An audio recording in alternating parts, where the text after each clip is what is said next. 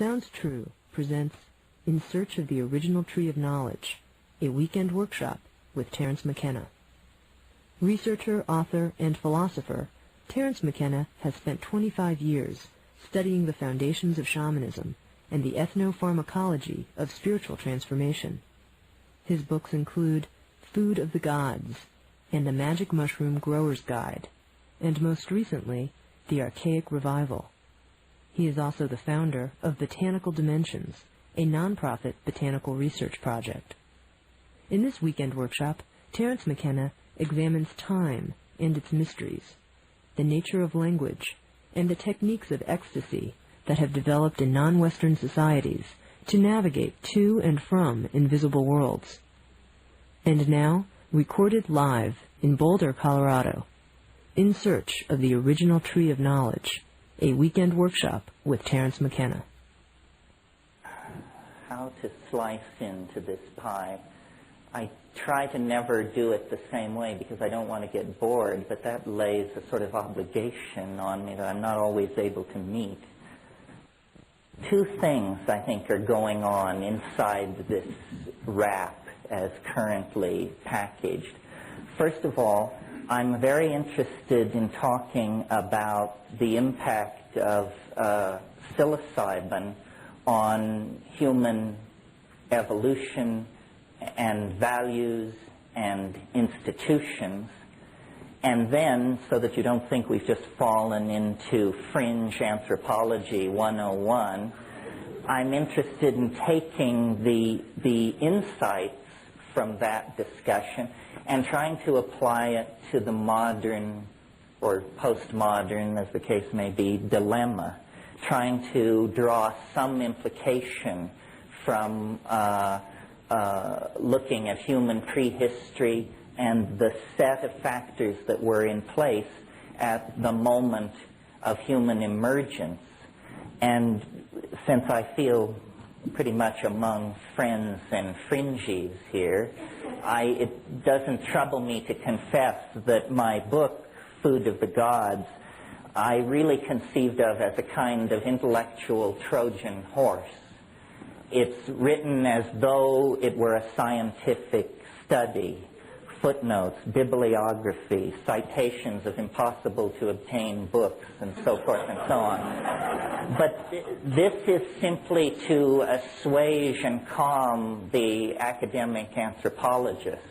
The idea is to leave this thing on their doorstep, rather like an abandoned baby or a Trojan horse, and they will open their doors to it and take it inside, only to discover that out of this very staid, rational discourse pour the self-transforming elf machines from hyperspace with their own agenda.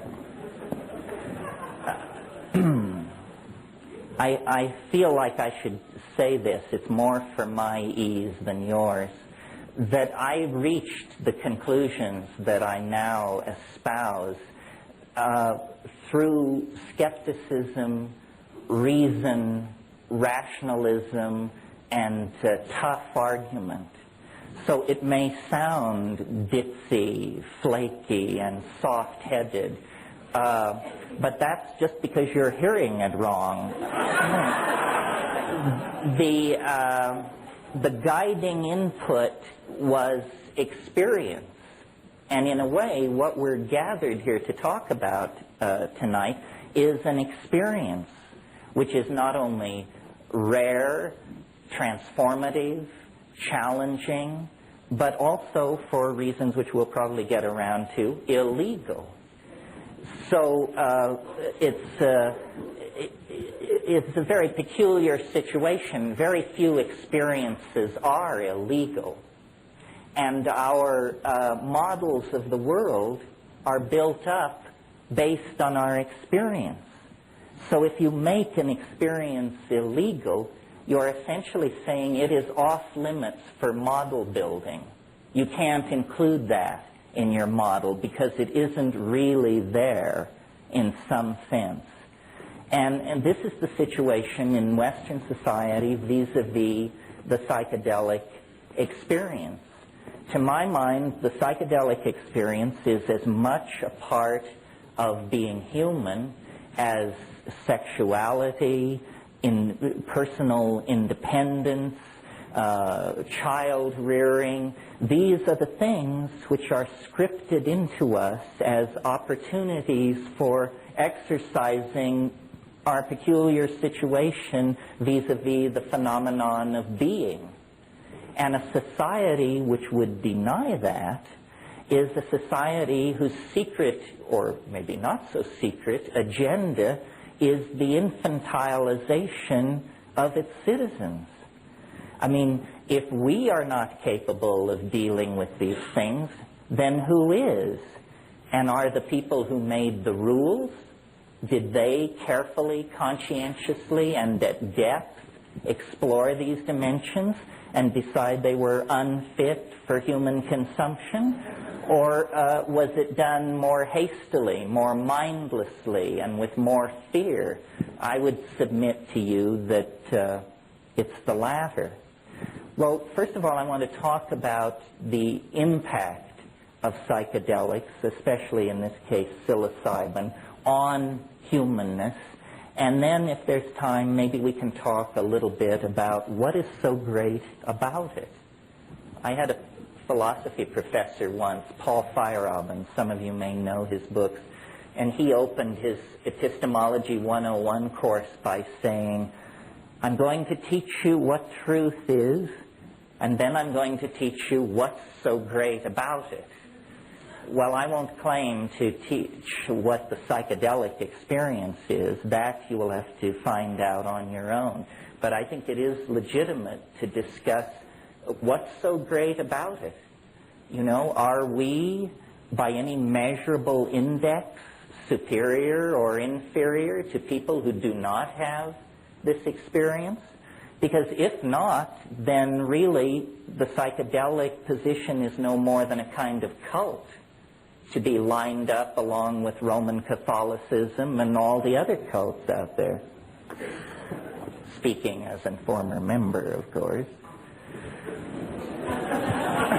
Well, my notion of the way to legitimate the importance of psychedelics is by showing, and I think one can show in fairly short order, that these things are not alien to the human experience or ancillary or the province of uneducated little brown people down in the rainforest or anything like that.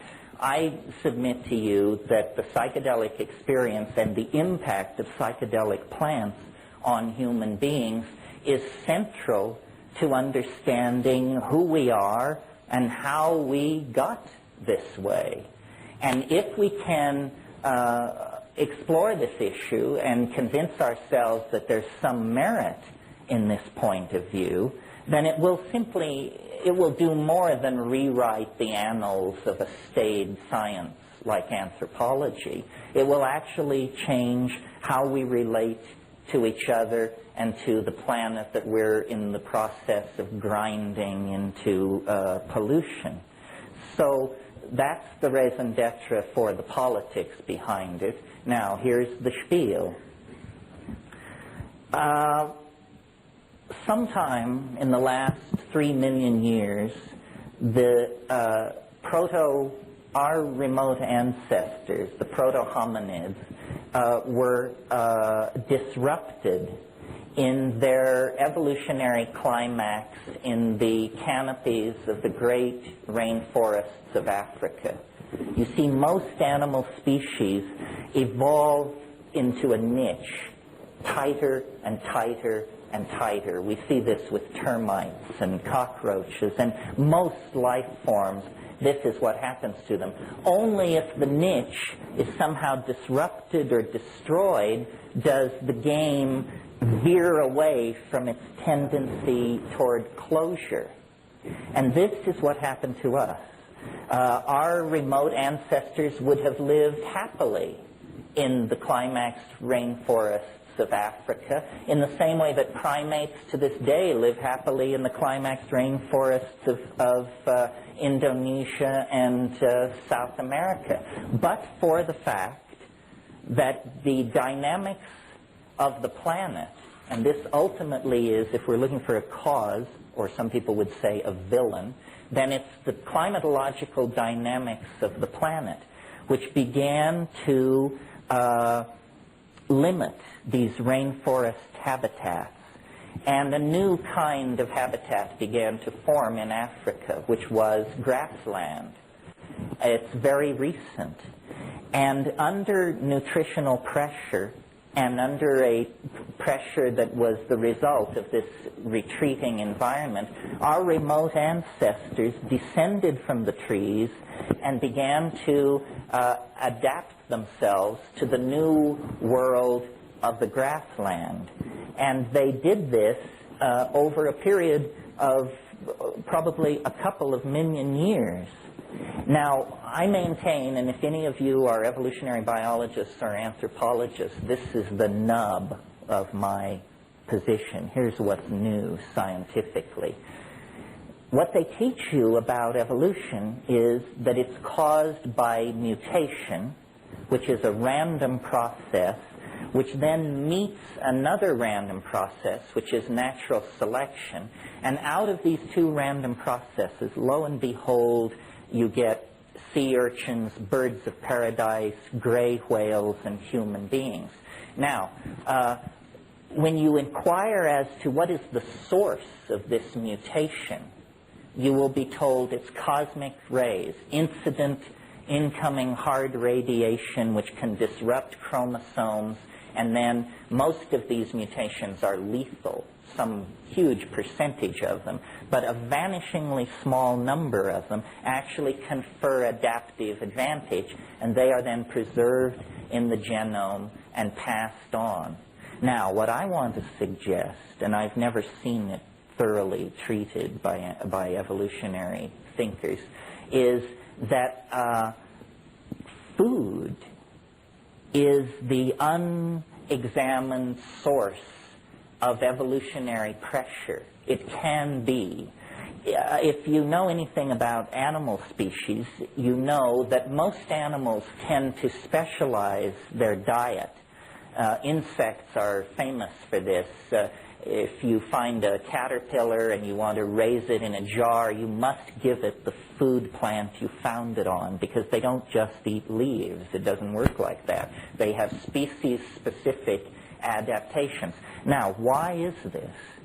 It's because it's a strategy to limit exposure to toxic and mutagenic chemicals that other life forms are sequestering in their tissue to discourage predation, essentially.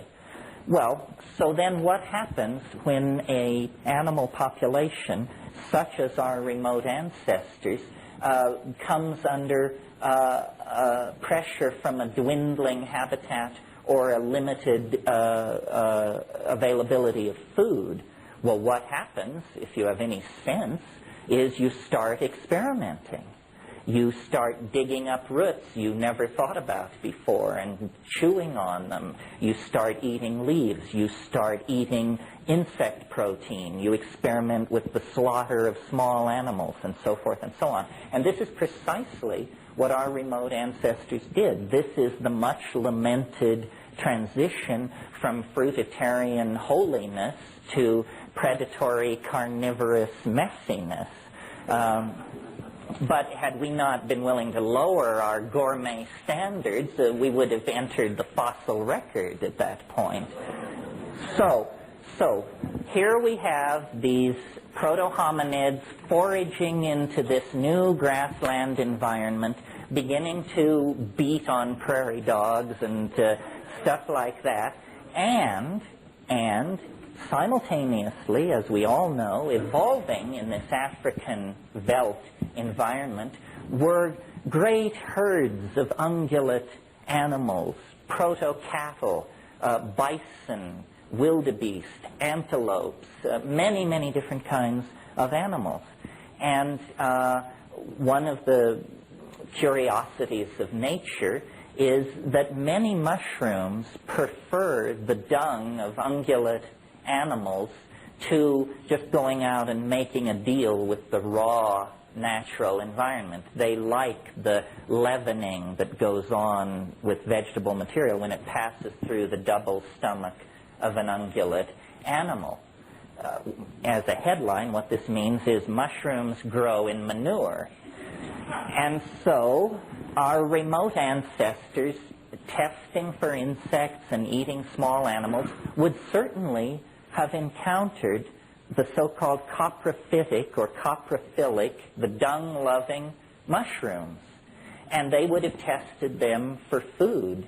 Years ago when I was in Kenya, I observed baboon troops in this very environment we're discussing, and their habit was they were very interested in cow pies because they had learned from experience that if you rush over to a relatively old cow pie and flip it over, there's a high probability of beetles or beetle grubs under there, and so these were vectors for food getting. Well, in the I did not observe mushrooms in Africa, but I observed mushrooms in the Amazon, and they can attain the size of a dinner plate. I've never seen them in cultivation quite that large. But, you know, you come out after a hard rain, and these things are landed like little flying saucers or frisbees in the meadows. They would certainly have been tested for their nutritional potential. And psilocybin, different from all other chemicals in nature, including, as far as I can tell, all other hallucinogenic chemicals in nature, psilocybin has a unique set of characteristics which implicate it, to my mind, very strongly in the catalyzing of the emergence of humanness out of proto-hominid and hominid organization. And it works like this. It's very relatively easy to understand as major scientific breakthroughs go. At least you're not going to be asked to do any partial differential equations this evening. Psilocybin in very low doses, doses so low that if you were to take a dose this low, you could conceivably forget you had done it and just go out and shop and fiddle around. But at doses so low that they do not register as a psychedelic experience, psilocybin imparts measurable improvement in visual acuity. Roland Fisher did this work in the late 50s and early 60s, and they built an experimental device where a person who could not be seen, by turning a crank, there were two parallel bars. And by turning a crank, this person could rotate one of the parallel bars so that it was no longer parallel. And lacking talking rats, they went to the next preferred experimental animal, which is graduate students. And they would sit a graduate student down in front of this device, give them a very low dose of psilocybin, and then put a buzzer in their hand and say, when the two bars are no longer parallel, push the buzzer. And Fisher collected large amounts of data which showed that the people who had taken the psilocybin, and the other people were given placebo, of course, could detect this deformation long before the unstoned subjects were able to do so. And Fisher, who was a totally straight European scientist, in fact a Viennese, when I talked to him about this stuff, he was very cagey, and he was funny. In fact, he said, well, you see, it's very interesting. Apparently here we have data which argues significantly that we are perceiving reality better with the drug than without the drug. Yes, yes. For him, that was a joke. I mean, he never did anything with it. It was just a throwaway line. But it stuck with me. And I don't think you have to be a rocket scientist to see that if you are a hunting animal in a situation of nutritional pressure, as our remote ancestors were, and there is a food in that environment which will give you better vision, then by God, the animals which accept that item into their diet are going to be more successful hunters than the ones that do not. And consequently, they will outbreed those members of the population that have some aversion to this exotic food. Either they don't like the look of it, or they don't like that it grows in manure, or they don't like the taste of it. But those who accept it as a dietary item will be more successful at getting food, and consequently more successful at raising their offspring to sexual maturity. And that's the name of the game in Darwinian evolution. You must raise your offspring to sexual maturity. Then the genes flow forward. If you fail in that, you get an F in the evolution game. Well, okay, so visual acuity, that's all very fine. But psilocybin has other properties which build on that initial pharmacological peculiarity. If you take slightly larger doses of psilocybin, and this is typical of many indoles, you get, with many of which are hallucinogens, you get what is called CNS arousal, central nervous system arousal. You all know this feeling. It's the feeling of 2 double cappuccinos in short order. It's that you do not sleep, you are very restless, you are very alert, your attention is scanning, scanning, scanning, and in highly sexed animals like primates, arousal means exactly what it sounds like. It means erection in the male animal. And now, isn't that interesting? That is a second factor feeding back into this increased success with offspring business. Not only are you a better hunter, but you're a more highly sexed creature. And you're having more of what straight anthropologists refer to as successful copulations. An amazing phrase, actually. Meaning, of course, that impregnation is a consequence of this sexual activity. Now, the other thing that psilocybin does, at or slightly above this arousal level, and this is very important for the argument, is it causes what I call boundary dissolution, and boundary dissolution in human beings, like you and me, means ego loss. And I believe that this would have promoted a social and sexual style based not on monogamous pairing, but on orgy. The scenario is fairly easy to imagine. It's that these remote ancestors of ours would take these mushrooms and they, probably at the new and full moon, the thinking is that ritual was originally lunar timed, and then they would, and we're talking about nomadic groups of people, probably no more than 80 to 100 people, and then there would be group sexual activity. Now, an interesting social consequence of orgiastic social styles, besides a whole lot of fun, of course, is it's impossible to trace lines of male paternity in that kind of a situation. You see, women know whose children are whose because they see the child come out of their body and they nurse the child. But men do not, in that situation, have their children, my children.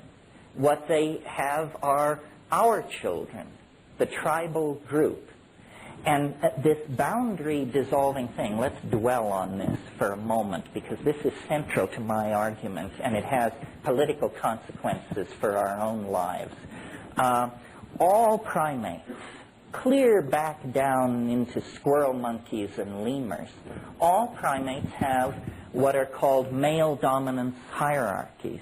And what this means is that the males with the longest claws, the hardest muscles, and the meanest dispositions take control of everybody else. Women, children, weaker males, everybody comes under the thumb of the alpha males of the pack. This is true, as I said, of squirrel monkeys, howler monkeys, so forth and so on. It is also true of us, sitting here in this room. This is a male-dominant society. I mean, there's a lot of complaining and hair-pulling about it, and there's a political alternative in the form of the women's movement and feminist sensitivities. But for most people, male dominance is the rule.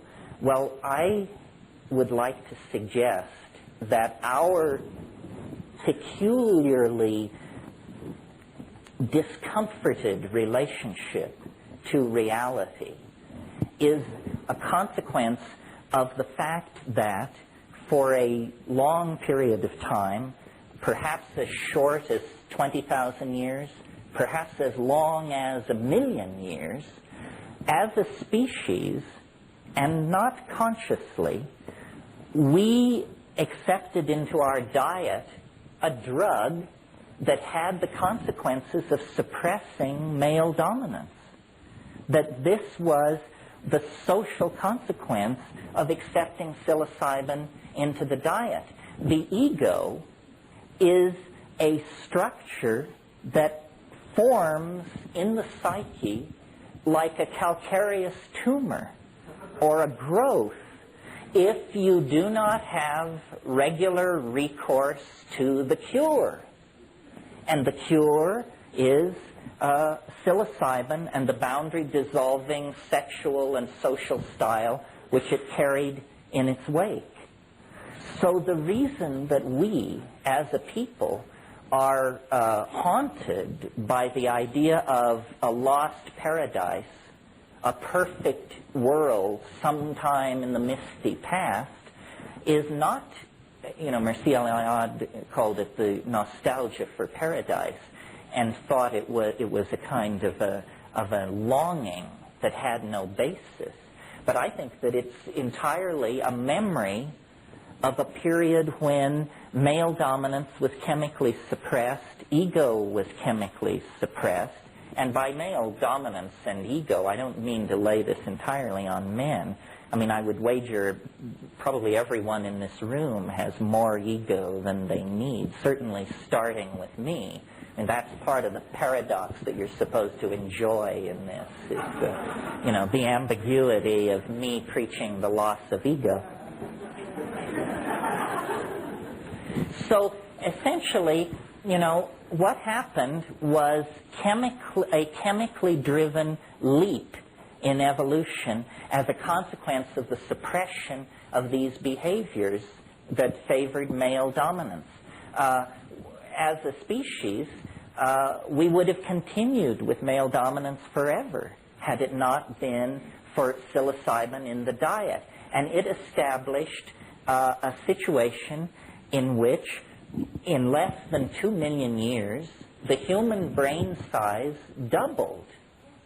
This is, without contest, the greatest mystery in the whole of evolutionary theory.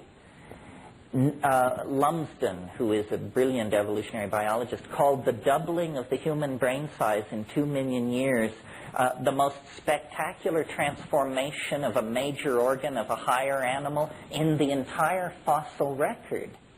Well, now, it would be spectacular enough if it were the liver of an otter or the pancreas of an elephant. But notice that it is the organ which created the theory of evolution itself and all other theories. So that we're getting a little tautological here, folks. There's something fishy going on. What was it that caused this explosive doubling in human brain size? Well, I maintain that it was the new behaviors that emerged with the suppression of ego and their reinforcement in this situation of nomadic pastoralism.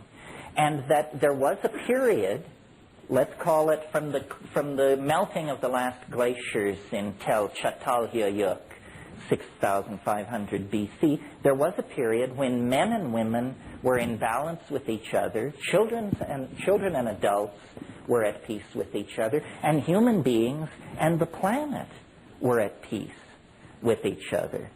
And then it was lost, and we fell into history. You know, the long slog toward Armageddon is what was initiated in its place. Well, now, if it was so wonderful, why would anybody ever let go of it? Why was it lost? Well, we have to go back to the very forces which created this situation. Remember, I said it was the climatological dynamics of the planet created the grasslands in place of the rainforest. Continuation of those processes turned those grasslands into desert. And where there once were water holes, running rivers, grasslands, and vast herds of animals and their human symbiotes, suddenly there was encroaching desert, fewer water holes. The mushrooms began to be seasonal, began to be located only in the rain shadows of mountains. The great mushroom festivals, which had been at the new and full moon, became solstitial, and then equinoctial, and then, biennial or something. Anyway, you get the picture. It was fading. And I don't think people took this lying down. No pun intended. I think that there was great anxiety about the fading of the mushroom and the loss of the sacrament. And so these people searched for a strategy for preservation.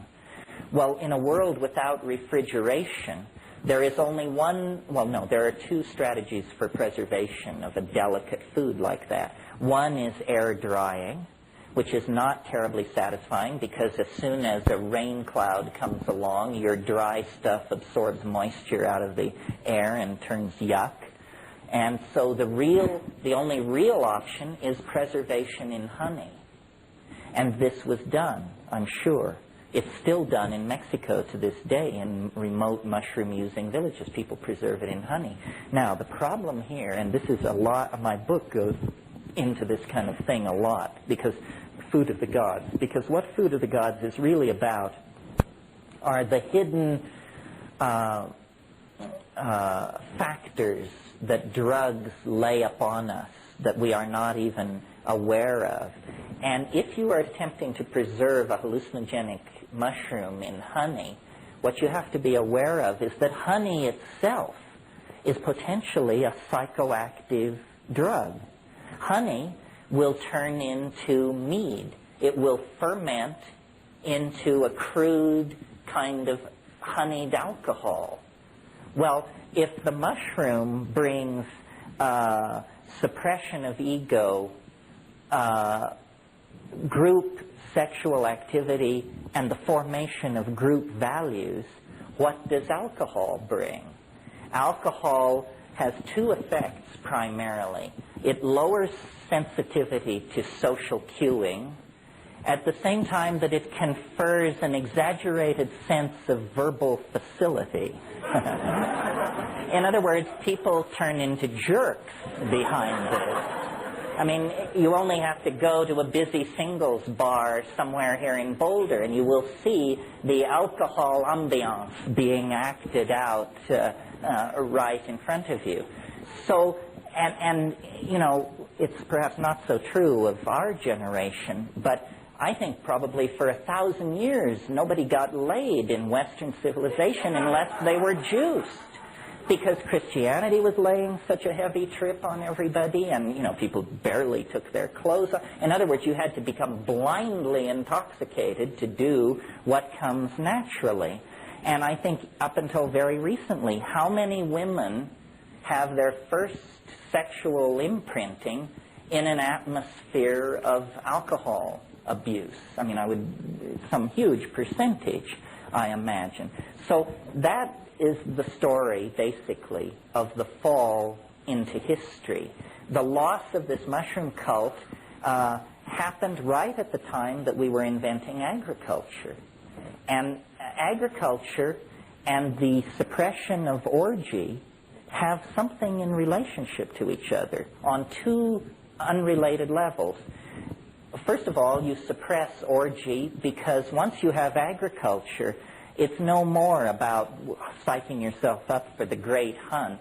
It's all about getting up before dawn and going out and hoeing the weeds out of the crops.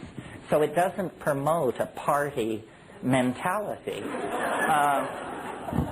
The other thing is that as human mental capacity was evolving, remember that exploding brain size, as human mental capacity was evolving, women in these nomadic groups began to notice a curious fact, which was every year they would return roughly to the same places they had been the year before, and in the discards from last year's camp, in the midden, they would discover food plants growing. And some brilliant woman or group of women put it together and said, aha, we buried food here last year, and now there is food here. Must be something about putting food into the ground gets you food. In other words, they were able to cognize a cause and effect relationship that were separated over many months of time.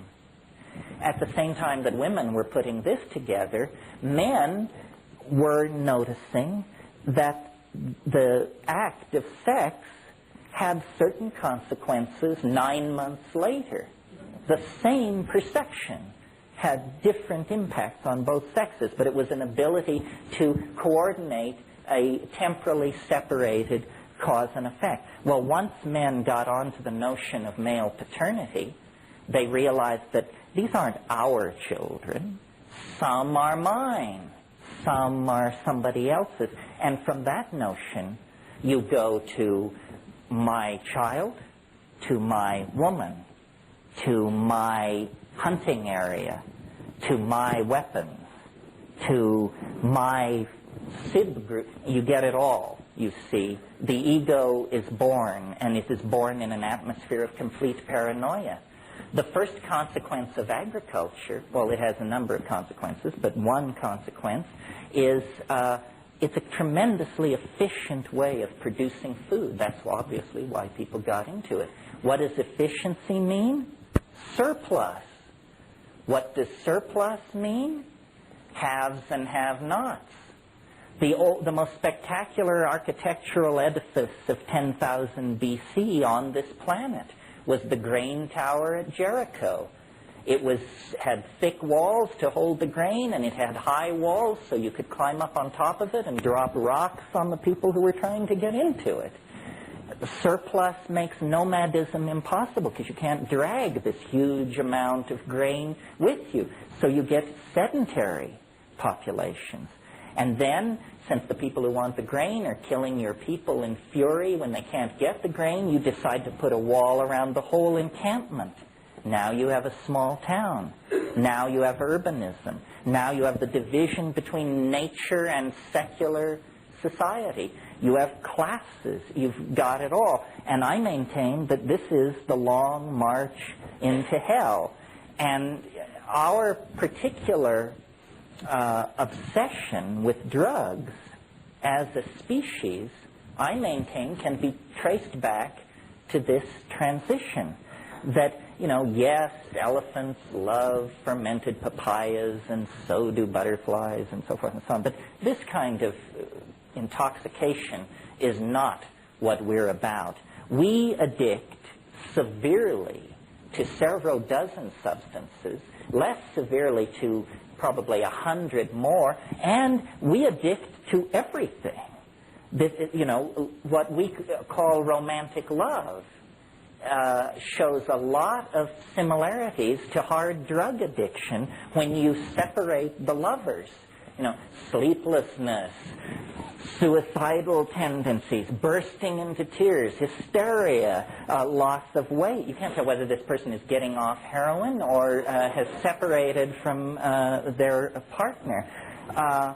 Well, if you take an individual who is alcoholic or has some kind of serious drug problem, current thinking is This can be traced to traumatic abuse in childhood. This is what happened to us.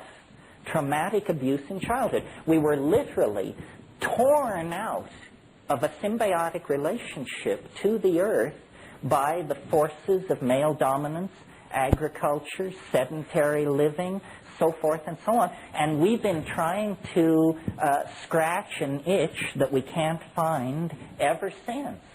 And it has, money doesn't do it, power doesn't do it, nothing seems to do it. We seem to be the unhappy monkey. And we take this unhappiness out on each other with a vengeance. And you see, what happened was when the mushroom faded, the million years of pharmacologically interrupted patterns of male dominance reasserted themselves. But it was no more a foraging monkey with this style. It was a creature with language, tools, music, social organization, and suddenly it got very ugly. And people weren't interested, and people began fighting over the women.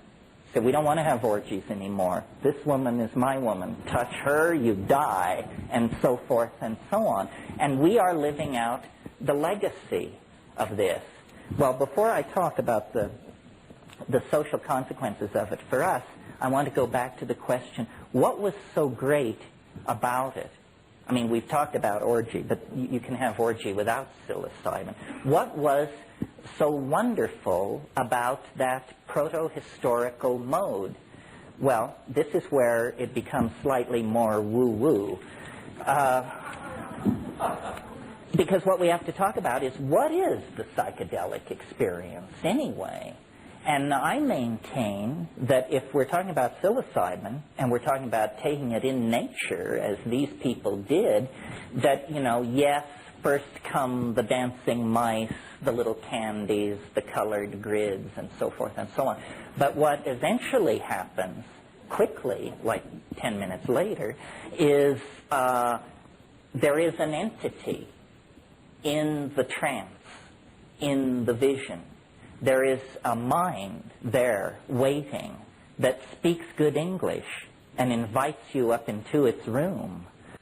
And once there, you realize that this is what all the hoopla about the Gaian mind and the rebirth of the goddess and all that is about. It's not a metaphor, folks. It's a headline in biology.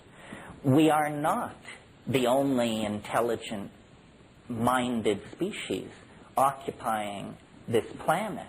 We may be the only bipedal hairless mammal with intelligence on this planet, but there is something out there spread through the grasses, the forests, the rivers, and the oceans. Our own emergence into intelligence took less than 2 million years. Life has been on this planet for 1.5 billion years, and we don't know how many strange pathways beckon. But at some point, a kind of mind came into existence, and it is real. It's what lies behind the religious impulse in our species. There really is somebody else sharing the local mind space. And I don't believe we're talking theology here. In other words, this is not, in Milton's wonderful phrase, the God who hung the stars like lamps in heaven. It's not about that. For me, that's a big question mark. But it is the goddess of this earth. It is the biological mind. It is that all boundaries are illusions, and that life is a thinking, feeling entelecky of some sort. And we are just like a little droplet that has somehow escaped from the river of cognition and now imagine that we're the only water in the cosmos. Not so, it turns out.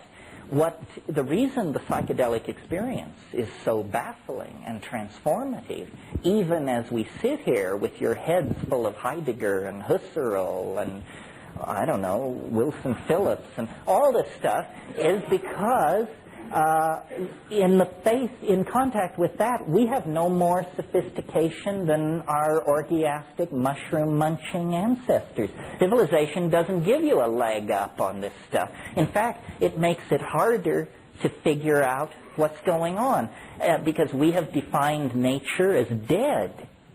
You know, atoms screaming through empty space, ruled by tensor equations of the third degree. That's our picture of what nature is. That isn't what it is. It's a mind of some sort. Okay, what is the implication of all this? Is this just some kind of fringo anthropological revisionism? No, it isn't, because the fall into history and its consequences is, at this point, a loaded gun held to the head of the entire planet. We are about to pull over the soup cauldron. And if we do this, then 2.5 billion years of evolutionary advance will be shot. Nobody else ever dropped the ball. So, you know, we appear to be vying for this peculiar honor. If we do not awaken to the consequences of ego, then we are going to run this system right over the edge.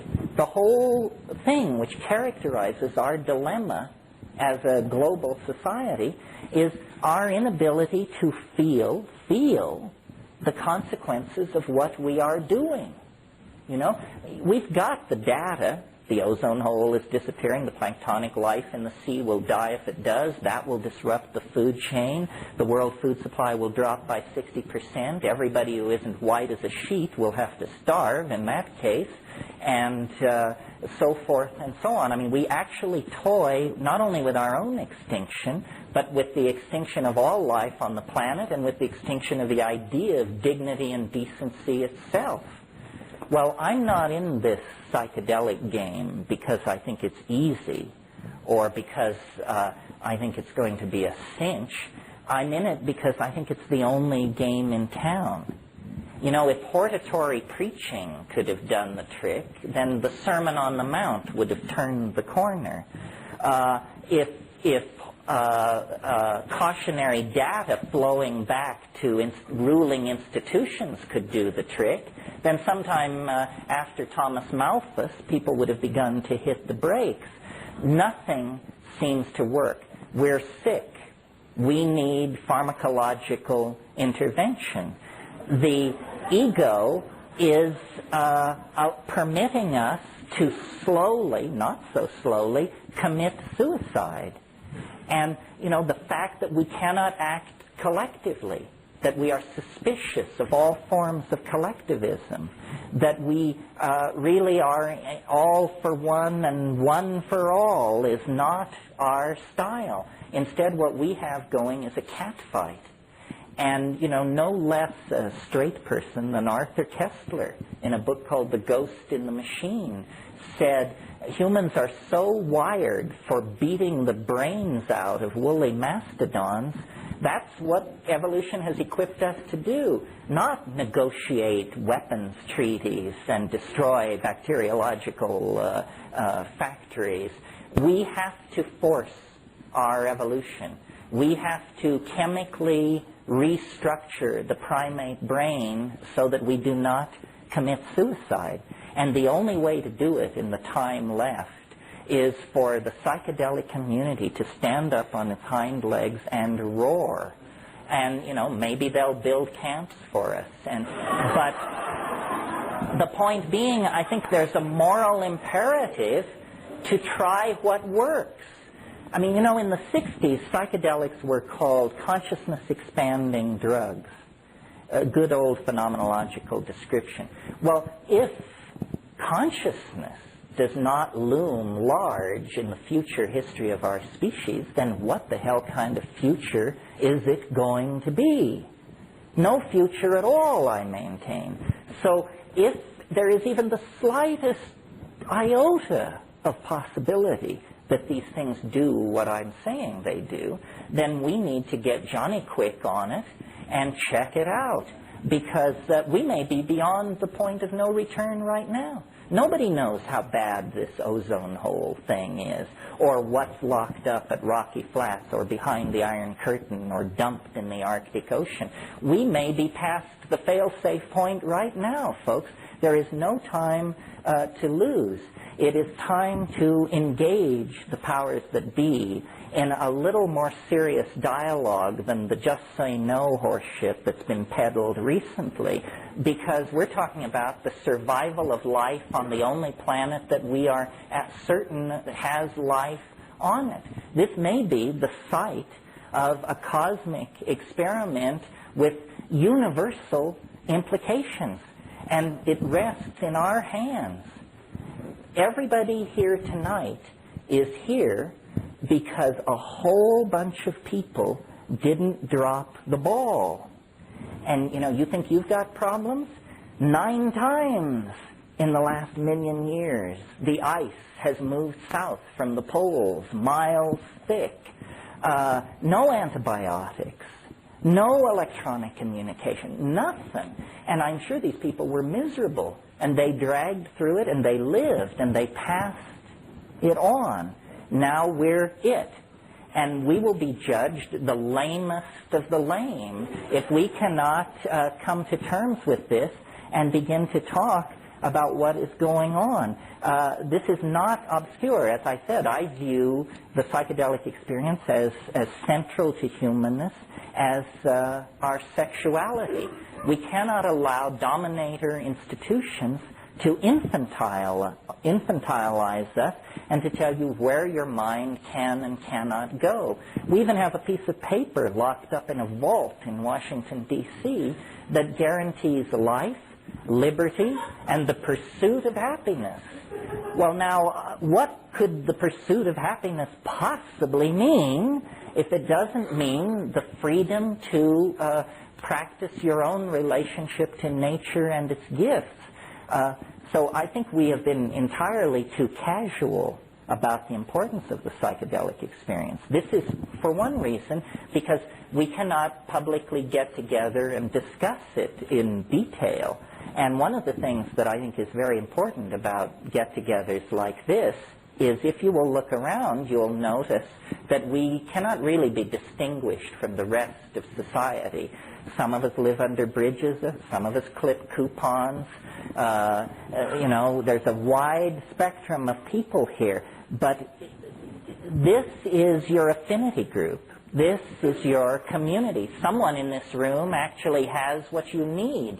And, you know, I have acted as a filter, so out of millions living along the Front Range, here we've gotten it down to 200. I can't go any further than that, folks. The rest is up to you. Well, I guess the last thing I want to say, and then we'll take a little intermission and then come back and do questions afterwards, which is my favorite part. But I want to just for a minute invoke the psychedelic experience without regard to the evolutionary forces that created it or the political institutions that suppress it and so forth, and just say, in case there's some soul in this room who's never had this experience, that this is extraordinary news. We are not talking about something like a dream. It is not like meditation. No, you can't get there by yourself. And Babaji is equally useless because you and Babaji are starting from the same place in this game.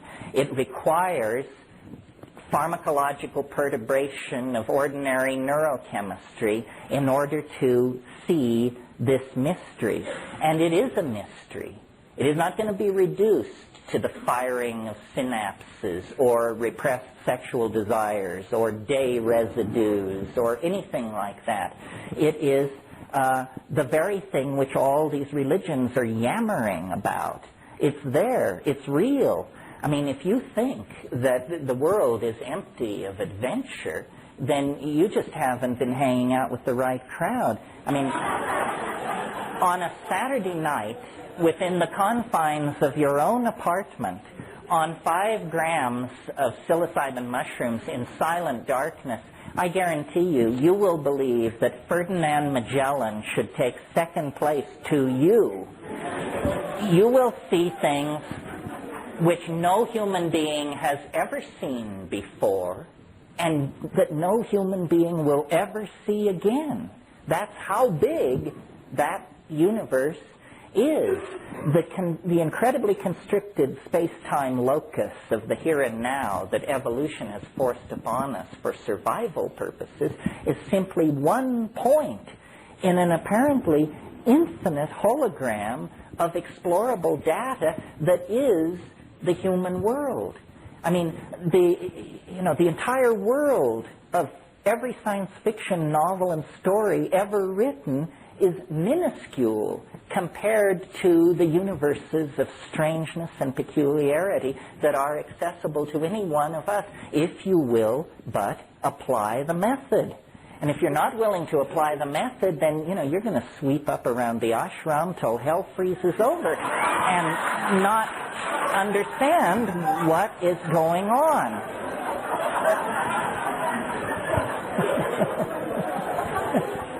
I mean, I think,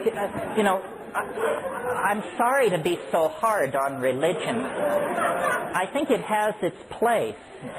Its place is the inspiration of ethical behavior. Religion should teach ethical behavior. But it has very, very little to say about the mystery of being other than that it's there. And that's not practicing religion. Practicing religion is dancing with the mystery, losing and finding yourself in the mystery. And people often say to me, well, how does this relate to other forms of spiritual work? Well, the answer is maybe not at all. I mean, I've certainly taken a lot of psychedelics, and I think I see no sign of spiritual attainment or ethical perfection or anything so la-di-da as that. I don't know what this is all about, but I do know it's ours. It belongs to us. We are the creatures of mind.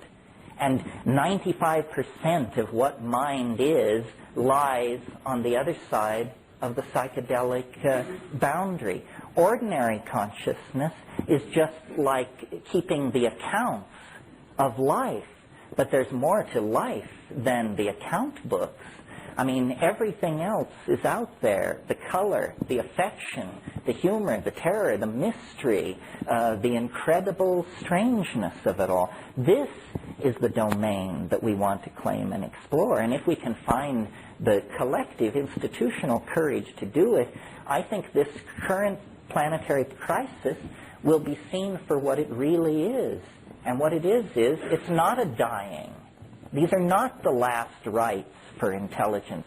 This is a birth process.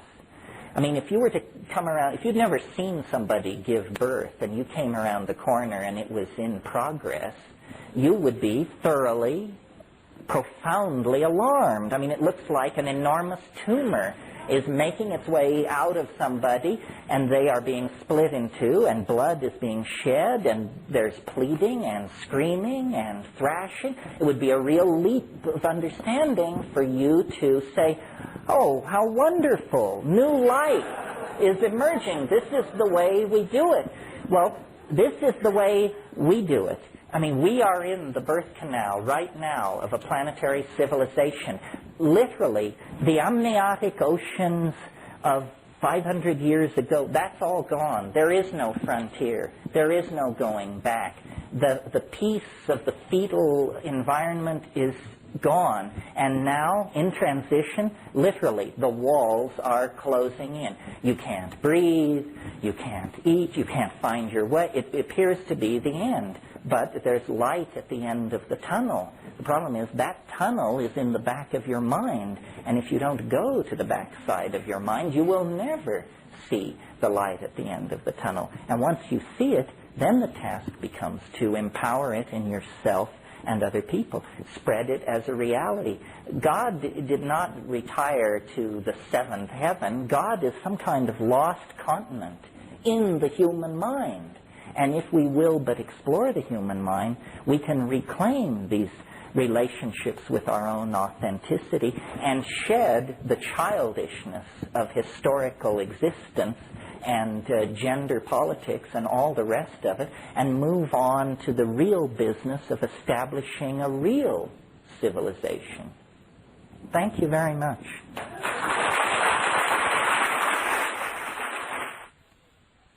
Does anyone want to ask a question, or is it all just perfectly clear, utterly convincing, and, yeah? Of psilocybin? Bad effects. Somebody once said, what's wrong with DMT? And I said, well, nothing unless you fear death by astonishment.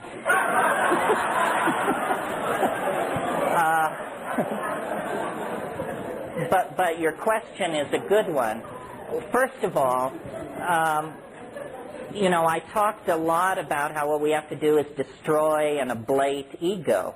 However, there is a very small percentage of us who have a hard time creating any ego whatsoever. And for these people, boundary dissolution is no problem. Their boundaries are dissolving all the time on them. I would say that they are at the contraindicated end of the spectrum. That if you're fearful already and fighting to keep from being overwhelmed by confusion at what's going on in your life at the paper box factory or something, then probably tossing in mega doses of hallucinogens is not the way for you to do it. Or if you do, if you're just bent on doing that, then I would say do it in the presence of some kind of professional. And how you find a professional in this legal climate, you'll have to discuss with me privately. I don't want to make it sound, though, I mean, it's a tricky thing. I don't want to make it sound like it's absolutely riskless. Physically, I think it's pretty safe, unless you are odd in some way. But you need to know, you don't want to find out you're odd an hour and a half into it. But the problem comes with the mind. If you are delicately balanced, if your whole life has been about not looking at that or that or that, then this is not your game. You should go back to watching Jeopardy and the kind of person who is called to this is a person who has an exploring soul. I mean, I am not a courageous person in the sense that you won't find me shooting white water. You don't see me, rappelling down the faces of cliffs. But from the time I was the tiniest little kid, I was into the weird. What's weird? Weird is the compass heading. And if you keep your compass always pointed toward the peculiar, the outre, the bizarre, the unspeakably alien, then, you'll find these places.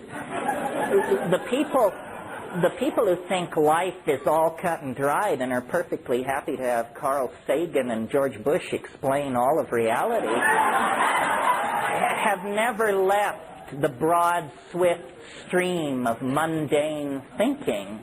But, off in the byways and tributaries, there's a wonderful alchemical saying, which I generally mangle, but I think it goes something like this. The tallest mountains, the oldest books, the widest deserts, there you will find the stone.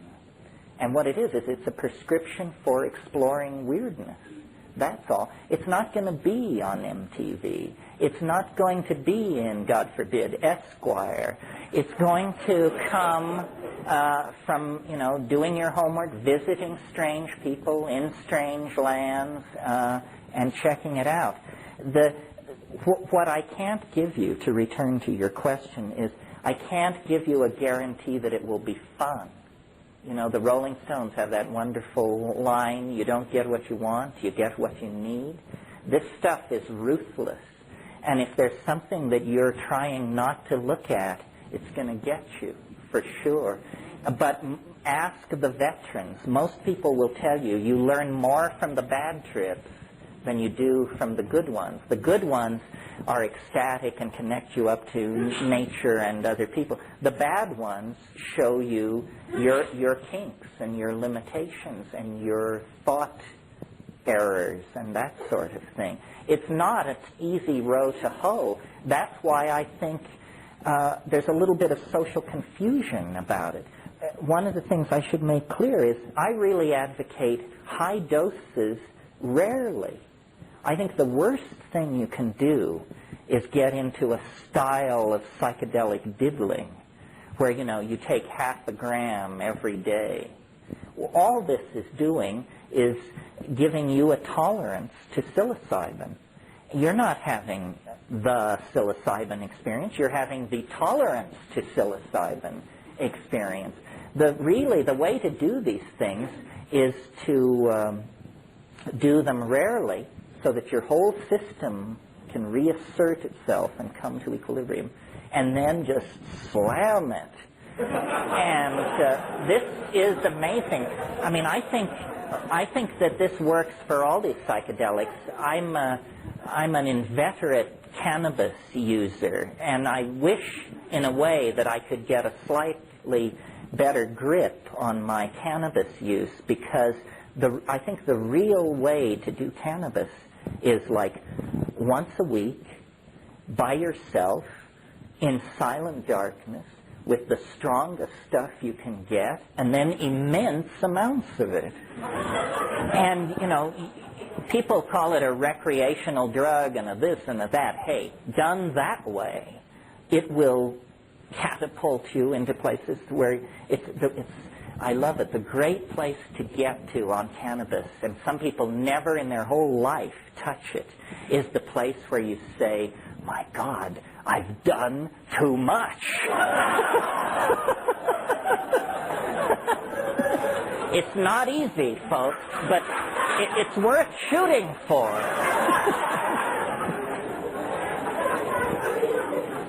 Basically, what you should do is, you know, do some homework, read some books, talk to your friends, and then hang on, Hannah. It's like, you know, it's very much like riding an enormous roller coaster. You know, once that baby rolls out of the station, do not stand up. Do not try to climb out of your car. Shut up and hang on with the faith that most people have lived through this. Somebody else. Yeah. The purple. Yeah, I have three real quick literary questions about your writing, and then one important question. Well, having just heard that I'm a pothead, please ask them one at a time.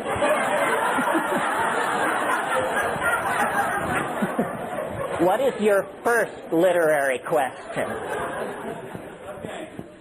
One of the assertions that you make is that low dosage was the typical evolutionary mechanism. My own experience is different than that. Many of my associates' experiences are different than that. And we believe that high dosage may have been a more common usage method. Well, I don't mean to imply that people first used it in low doses and then middle and then higher over time. What I meant to imply, I think they were using low, middle, and high doses from the very get-go, but they were using low doses to hunt, middle-range doses for orgy and ceremony, and truly high doses for this boundary-dissolving tremendum. Second literary question. Okay. When I read about Shell Hayek, I like you picking up on Mallard and Eisler, and I like your use of dominator and partnership terminology. That was wonderful. But I disagreed when you said that the cows were an indirect expression of the fungus found in the arctic. I found that to be kind of a leap of logic. But I'm kind of Well, I'm not wedded to that. First of all, Çatalhöyük, for those of you who haven't read the book or know about Çatal, was this immensely sophisticated civilization that existed in the 7th millennium BC. We're talking 6,000 years before zero. This civilization existed and was destroyed. And the characteristic of it is shrines dedicated to cattle. And in my book, I argue that this was probably the last outpost of this partnership society. But it was still, I think the real golden age of mushroom use was probably from about 30,000 years ago to about 15,000 years ago. And by the time Çatalhöyük comes along, it's a fading or yearly or seasonal thing. And that's the last question, the important one. One of the assertions that you made earlier was that these indole-based plant hallucinogens actually change people that use them. And the unfortunate thing that I observed is I can't agree with that assertion. It seems that as many people, it seems like only a really few people are changed by it. Only those who are predisposed to change. And I'd like, one of the questions you asked, does it make us better? Does it make us different? And I'm just not convinced at all. When I see people taking mushrooms and going around and doing shingus things and just being as jerky as they ever were, I mean, and going and using weapons plants, and, I don't see it happening. Well, my argument would be that people don't take it enough and they don't take it frequently enough. That there are a lot of people who really would rather not get loaded, but who feel they must take some psychedelic drug in order to keep membership in their peer group. So what they do, you can always spot these people because their first question at the get-go is, will I be able to drive? I love this question because, it indicates you've got a real tough nut on your hands. In every sense of the word, no, you will not be able to drive. One of the things that inspires me to do this is I want to get to the people who've taken 3 grams of mushrooms and the people who've taken 150 mics of LSD. And I want to convince those people that they never got close to what I'm talking about, even though they had a life-transforming experience and saw things totally differently. They never got close to what I'm talking about. And so what you have to do is convince people to take high doses, and then that's to break them through, and then frequently enough that they don't forget what the deal is. So I think if you take a psychedelic population and divide it into those who have done 5 grams and above, then you will see an exceptional slice, but not the dabblers. The dabblers don't count. And we all can be, or at times, guilty of this, I think. And then, is that your last question? Does that do it for you? Or do you want to be thought psychotic? You choose.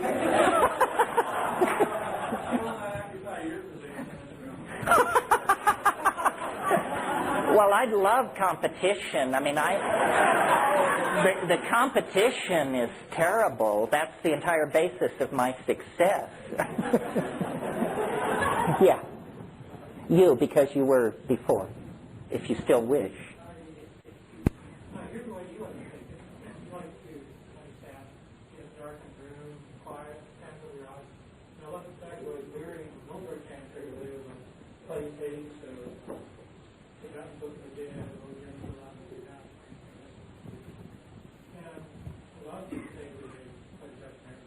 Right.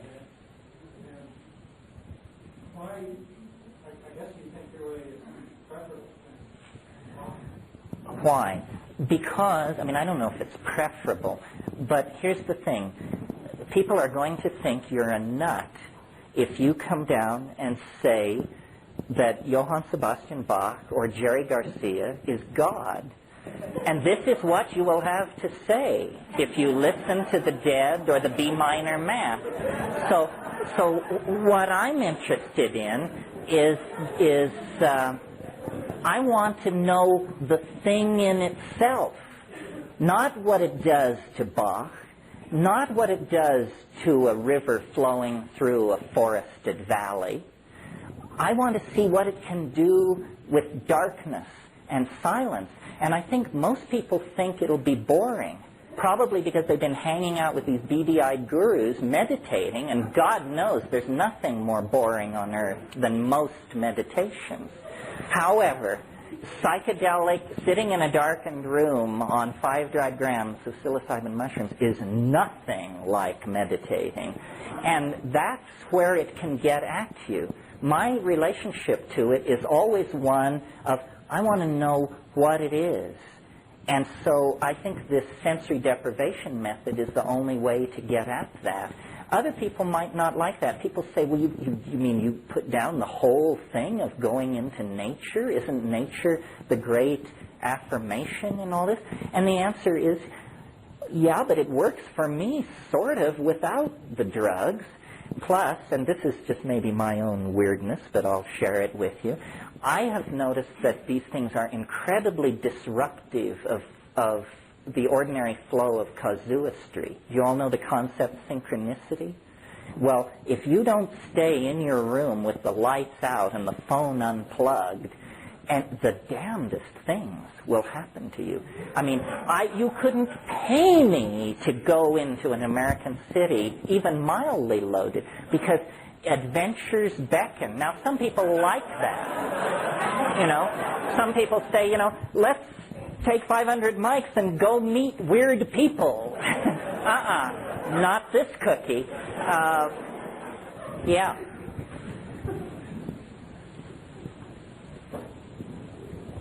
In response to your statement about what I find happens there is that you create an experience where you are taking in other people's dogma. You know, you're bringing in something that's already done, and I feel like the peak experience can create something new, and something new expressly from the depths of the being, which is why I also say the artist sometimes. But one thing that I did learn is that the high doses are very, very interesting. It would take me way far beyond the small doses. And I've experimented with both homeopathy and natural workshops in terms of making my medicine. But in terms of psychedelics, if you take that into, and my question is coming back forward, if you take that into a situation where you remove the whole molecular pattern that you do in homeopathy, do you think that there could be a more potent experience through that solution? Are you asking me, do I think a homeopathic preparation of a psychedelic would be effective? It would be homeopathically effective. I wouldn't expect it to be experientially effective. See, I would say that since what you do out here is a direct creation of what we are inside, that's the current paradigm I'm looking at, that if you do change it in the same manner that you change it in homeopathy, which is changing the experience so that you then create the real material side, that it would be even more potent and even more immediately effective in losing secondary reality. But don't you think that if that were true, and since in a high dilution like that no molecular trace of the original compound remains, that you have then just found the solution to the legalization conundrum? Because one thing that we're noticing in the field of civil medicine now is that we're getting a lot of political flack for having medicines out there, but homeopathy is seeming through unscathed as it has for many years. Because in a materialist world, it's assumed to be bogus. Right. Yeah. Well, this seems to me not an abstract proposition at all. Let the best homeopaths succuss the strongest hallucinogens and set them out, and let's give it a whirl. Over on this side, yeah. This question may be too personal and embarrassing to answer, but I'm just really... Oh, I can hardly wait. Why are you in jail? Why am I not in jail? Well, that's an interesting question. And number one, I don't know. Here's what I've come up with. Notice that I use big words.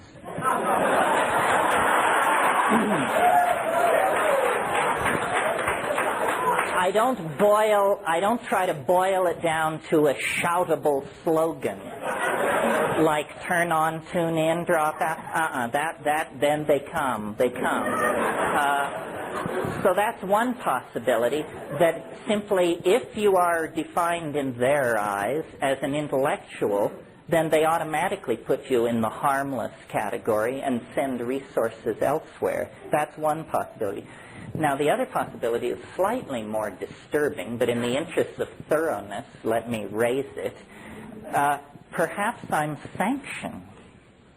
Perhaps they decided, we don't really understand what this stuff is, and we can't have a mass movement. But let one guy just kind of keep the pilot light on in case we ever change our mind about this. He will have kept the pilot light on. And the other possibility, which is probably too naive, but in the interest, again, of exhaustive thoroughness, maybe they just haven't noticed yet. You know, Tim Leary, who's a friend of mine, would address 25,000 people at a throw.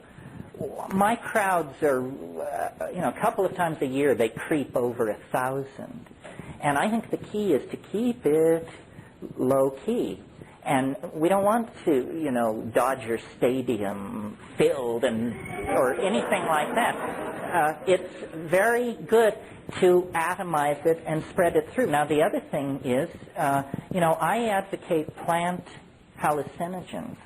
And people always say, well, what about LSD? I mean, didn't LSD change your life? Didn't it change all our lives? Why aren't you into LSD? And the answer is certainly yes and yes. The reason I'm not into LSD is not having to do with the effects of LSD, which I think are marvelous, but with the fact that a couple of enterprising second-year biochemistry students can produce 6 or 7 million hits in a long weekend. 6 or 7 million hits of an illegal drug. Suddenly, this is the realm of governments and criminal syndicates and revolutionary disruption of populations. My brother and I wrote Psilocybin, the Magic Mushroom Grower's Guide. If you work like a dog for 6 months, maybe you can produce 2,000 or 3,000 hits. So that's the thing. LSD had chemical qualities that made it terrifying to the government. I mean, anybody with $50,000 worth of backing and 2 years of biochemistry could turn themselves into a major threat to political stability in this country. So they slammed that. They're not going to put up with that. The thing I love about the mushrooms is, if you're a dedicated mushroom grower, you produce this piddling amount. And if they come and drag you away because it is illegal, all they get is you. No syndicate collapses, no pyramid disappears. So it's invasive and low-key and slowly spreading. The other thing is mushrooms are, this is a cultural thing, mushrooms are inherently non-threatening. They're absurd.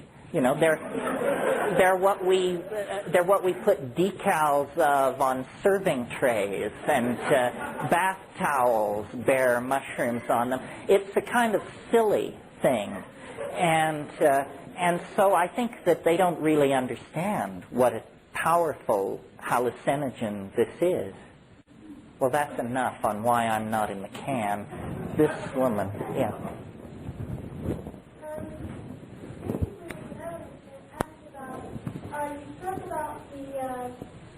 evolutionary process, and how it was disturbed by the absence of the mushrooms, don't you think that it would be a more creative and beneficial process if we worked on evolving our minds without using an external drug? What happens if the government does come in and decide to completely wipe it out, or if things happen where we can't access that same consciousness anymore, and then things, they just step backwards again? Wouldn't it be so much more productive to teach people how to get there without the drugs? Absolutely, if we could do it. I mean, I'm not yet convinced, see?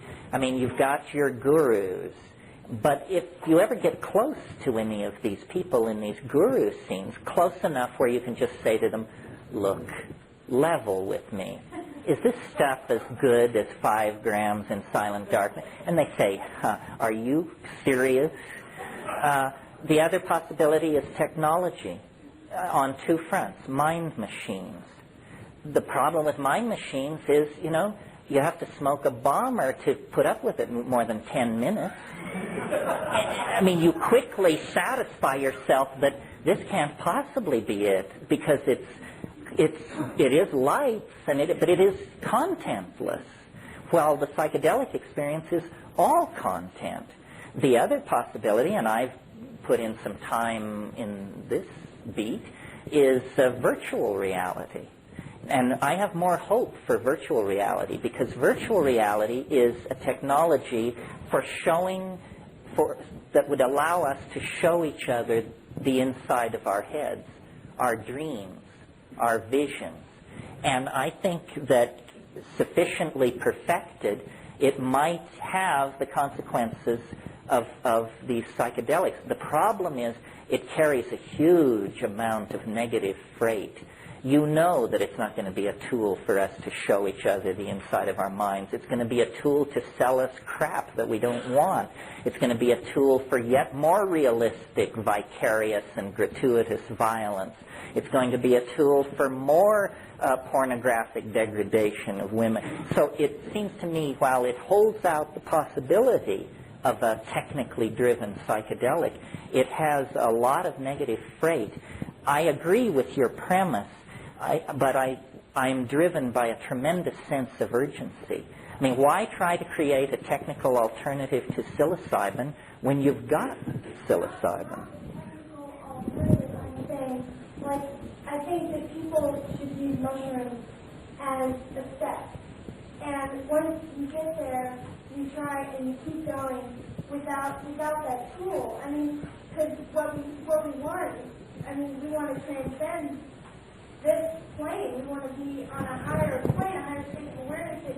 You're not going to get to that plane ultimately if you have to keep coming back into the plane to get the stuff, to get out of the plane again. Well, how about this? Maybe there's something wrong with that metaphor, because notice it has to do with planes and transitions. It's an inherently dualist metaphor.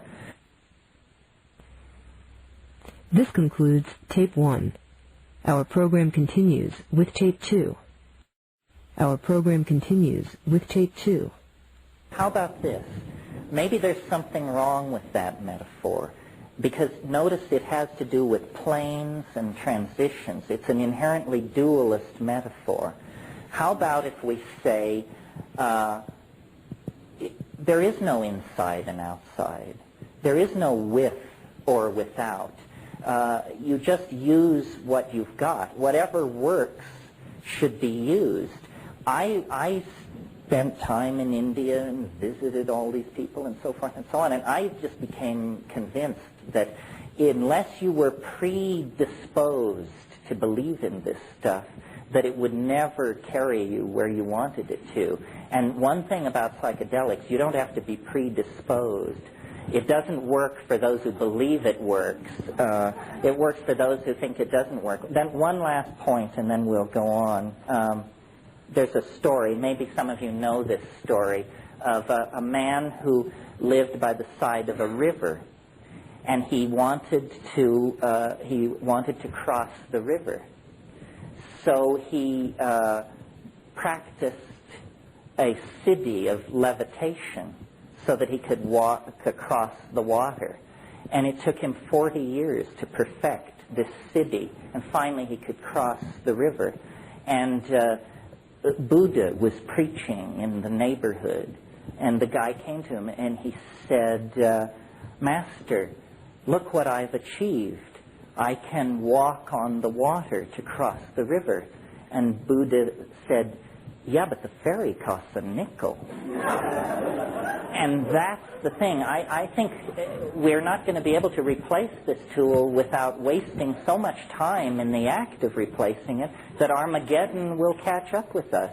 I think we have to humble ourselves so thoroughly that you have to admit that you can't get where you want to go unless you form a partnership with somebody whose idea of a good time is growing in a cow pie. And if you're willing to partner up with this humble member of the ecosystem, then you and it can fly to glory. Have at it.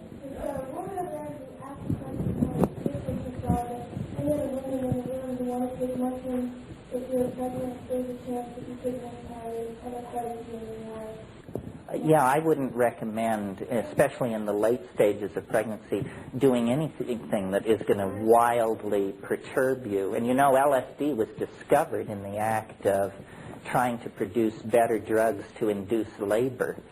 So that's excellent advice. Honor the fetus. Yeah.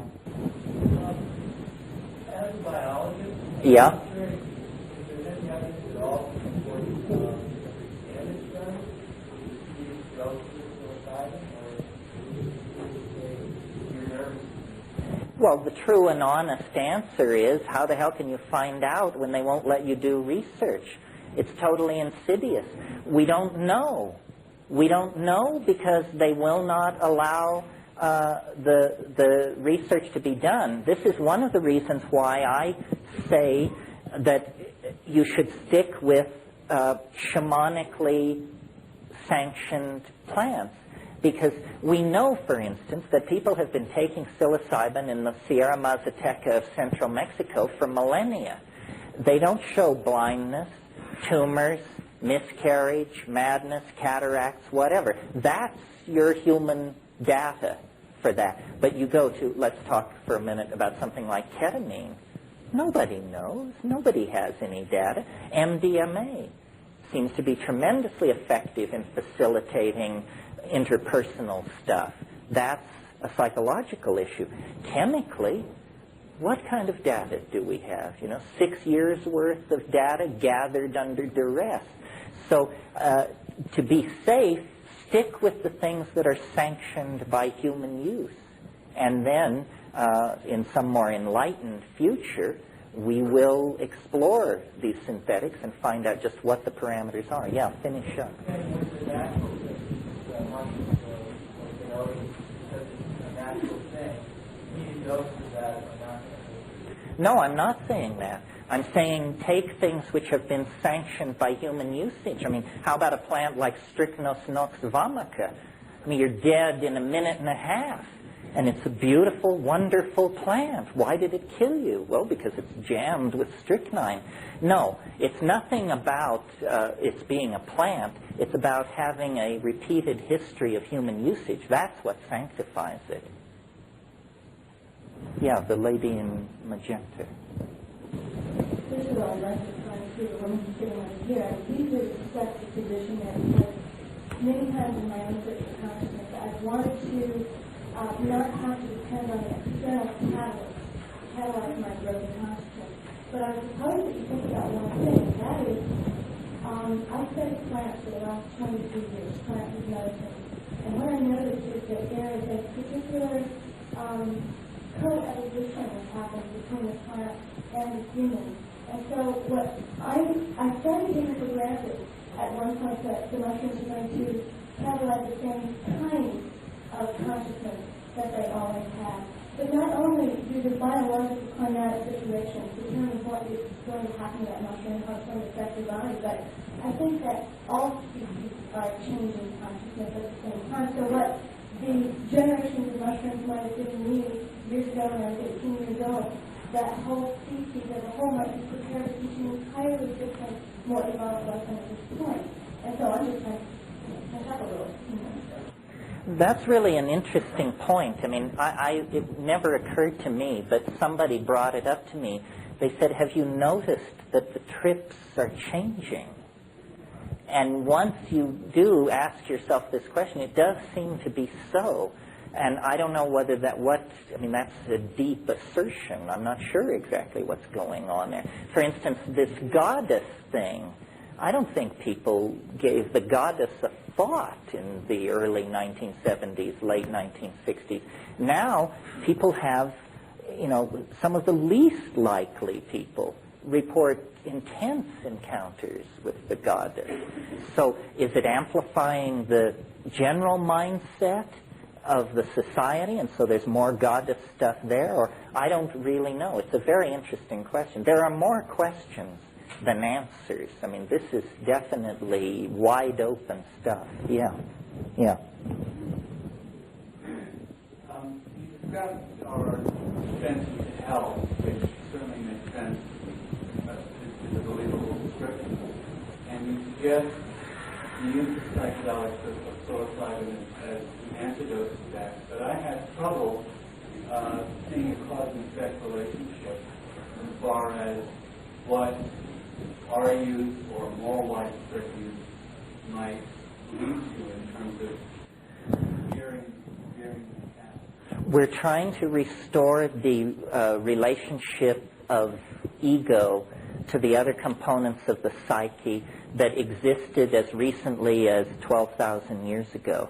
The ego has become a deadly growth in the historical societies, exacerbated by the phonetic alphabet, monotheism, modern science. This is like you're getting sicker and sicker and sicker as you lay these things on. And so the idea is that if we could restore the original diminished role of the ego that it had for that period, however long it was, that we could begin to solve our problems. Because the problems which face us, put very simply, are going to demand sacrifice. And sacrifice is what the ego doesn't want to hear about. I mean, when you go to somebody and say, look, to save this planet, we're going to have to redistribute income radically. That means everybody in this room is going to have less. We're going to have to honor a whole bunch of cultural positions that we previously just were going to bulldoze over, and so forth and so on. So it's the diminishing of ego by any means necessary that lies to getting any grip on our problems. I mean, if we continue as we are, I think we have probably less than 30 years before life is irreconcilably screwed up. You know, nobody believes that the future is rosy and wonderful. I mean, if you go to the people at the World Bank and the IMF and these people who are straight, suits, all of them, they have a set of curves which would stand your hair on end. When they propagate the curve of population, the curve of toxification of the environment, the curve related to the ozone hole disappearing, you see, it's finished in sometime in the next 50 years. They don't talk about this because they don't want to panic the vast numbers of people who just go to work and raise their kids and pray somebody smarter is doing something about all this.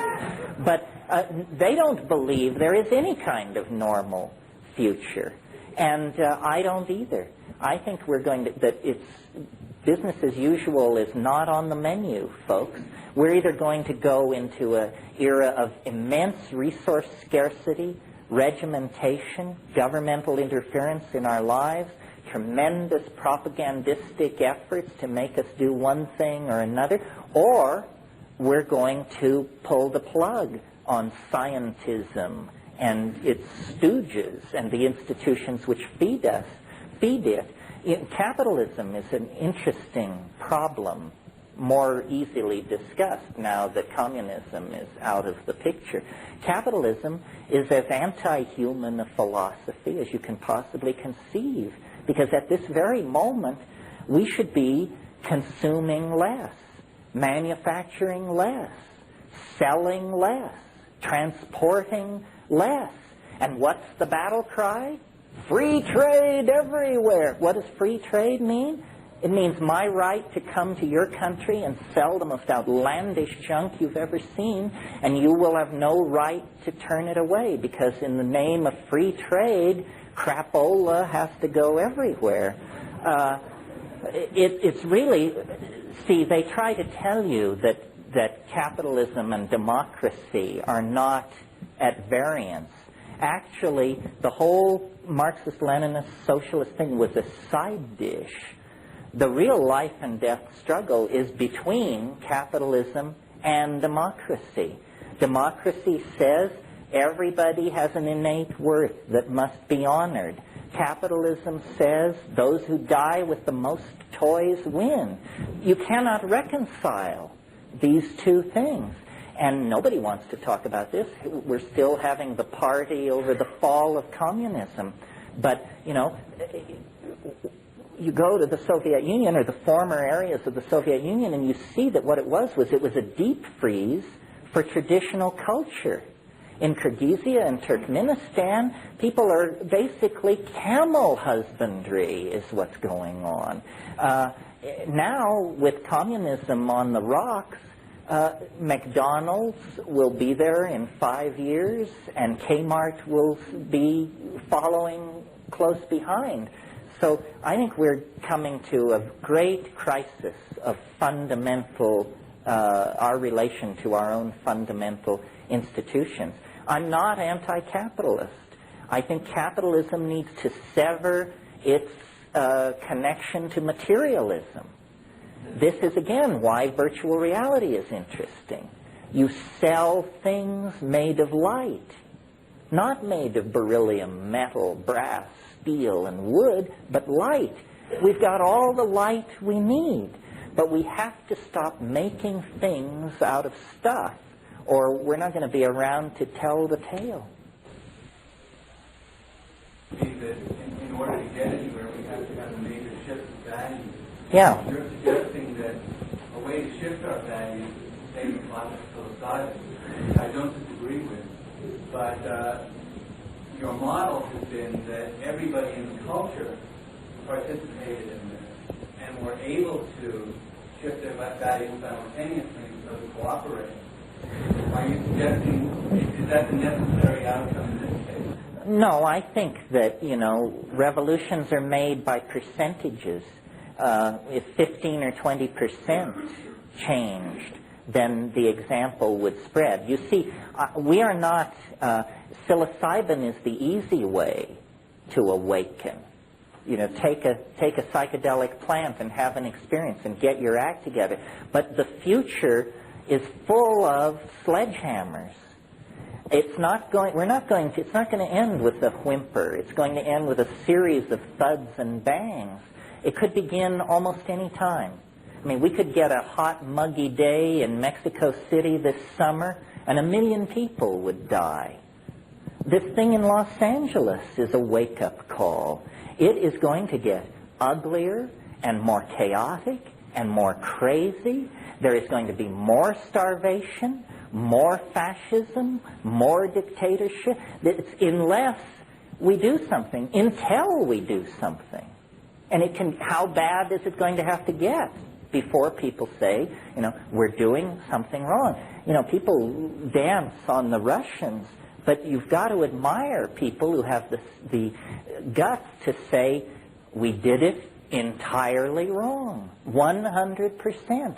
I mean, can you imagine in this country being able to say, you know, I mean, it may be coming. It may be coming. This character from Austin is a peculiar item in the mix. You know, I mean, I for years had a fantasy speech, which I always imagined that I would somehow end up giving, but it's the speech where you say, my fellow Americans, you have been lied to. screwed and abused by these two criminal parties for 100 years. And your only hope is to overthrow the Republicrats and create a decent world to live in. Well, no Republican can make that speech. No Democrat can make that speech and be credible. It has to be somebody who wasn't in bed with either of those forces. So I'm not at all pleased by who apparently will bear the mantle. But on the other hand, if change is what we need, then it's probably not going to be a candidate that you and I can embrace. It's going to be some oddball. So, we have to recognize it when we see it coming. Yeah. A couple things. First of all, it seems to me an attempt to place the spatial, a simple concept, which pushes experience. You have to realize what the functions are that go into that. You don't even know what this is. No, we don't know what it is. Try to place it into a temporal spatial mode. And it seems to me that it serves us better to leave the question open and have the experience, or let the experience tell us what it's about and where we need to go. Yeah, the great thing about it is it can talk. Secondly, I'd like to ask a question about time wave zero. Good for you. When I first saw you talk about that, it was on a video, it was made in Santa Fe, I believe, and I was fascinated by it, and I watched it closely, but as it got to the end of the tape, when I started getting interested in what the significance of a zero crossing was, the tape stopped. So I'd like to, I mean, it seems to be a decreasing function of time, which meant that a zero crossing had some singular significance, but I really wonder what, in real terms, a zero crossing is time wave zero. Well, probably half, at least, in the room haven't the faintest idea what this question is about. I've stayed away from this because this is the personalistic stuff where I've created a certain model of reality based on a new way of looking at time. And I don't want to go into it too much tonight, but I want to suggest something to you tonight, which is that, at the very beginning of this talk, we talked about mutation and natural selection, and the Darwin's insight was vast and deep. And what he offered was an explanation for how rainbow trout come to be, monarch butterflies, redwood trees, herds of elephants, so forth and so on. What it doesn't address is us. We are the weird bird on the block. I mean, yes, we're some kind of monkey, but when you stand us next to our nearest relative, it's very, very clear that it is not a very near relative. It doesn't look like us much, certainly doesn't act like us. What's the deal with human beings? And I think that, you know how all these religions, these Western religions, have built in this idea of the end of the world, and they're always running around expecting the Messiah or something. And this, to the scientific mind, is just the final proof of the pudding that these people have water between the ears. Because science just says, that's just ridiculous. I mean, but I wonder, I mentioned just a minute ago these curves that when you propagate them into the future, everything leads to the unimaginable, and it's all within the next 50 years.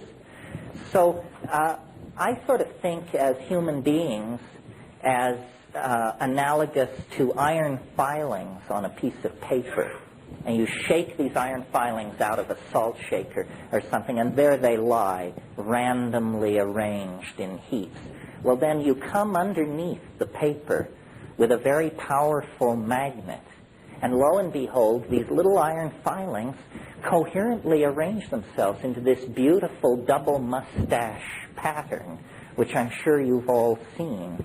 Well, I think that there is an enormous punchline to the historical process that very, very few people suspect, and that what history is, it's what happens to an animal who falls under the influence of a kind of strange attractor, and that we are being pulled into a well of transformative intentionality.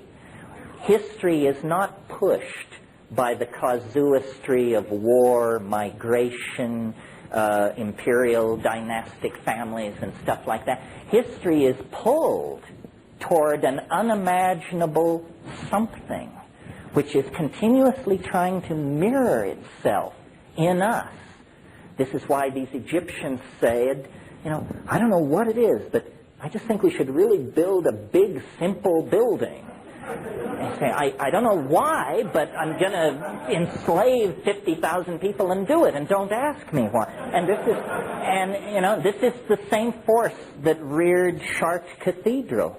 This is the same force that created the space shuttle. We are in a relationship to an unseen something which we keep trying to image with our mythologies, our religions, our technologies, our epiphanies. And I think that it's not so far away, that it isn't 10,000 years in the future. It is sometime in the next 50 years. And that this is what history was for. You see, history is an incredibly peculiar and brief phenomenon. I mean, viewed from the point of view of biology, it's less time than it takes for a new species to emerge. I mean, let's call history 25,000 years. In frame 1, you're chipping flint. In frame 2, you're hurling an instrument toward Alpha Centauri. Like that, this happened. Well, what's happening? It's that mind itself is being pulled out of this creature, and it's being given hands and languages and symbolic systems in order to image the unspeakable. The unspeakable, I call it the transcendental object at the end of time. It casts, it's in another dimension. It's in a kind of superspace. And what it casts into history is the enormous shadow of its immanence. This is what straight people call God. This is what all these visionaries are raving about. It's that when you sink beneath the surface of ordinary causality and mundane ho-humism, what you discover is this enormous transcendental object, which you could call it, the Sacred Heart of Jesus, or the flying saucer, or the Philosopher's Stone. It's all of those things, and much, much more. It's not only stranger than you suppose, it's stranger than you can suppose. And it has called us out of animal organization over a 25,000-year period. We hang in the balance, and then we meet it. And we're going to meet it. That's the light at the end of that birth canal of transcendence that I referred to. And now I see that our song is sung. Our time is done. Thank you very, very much for turning in.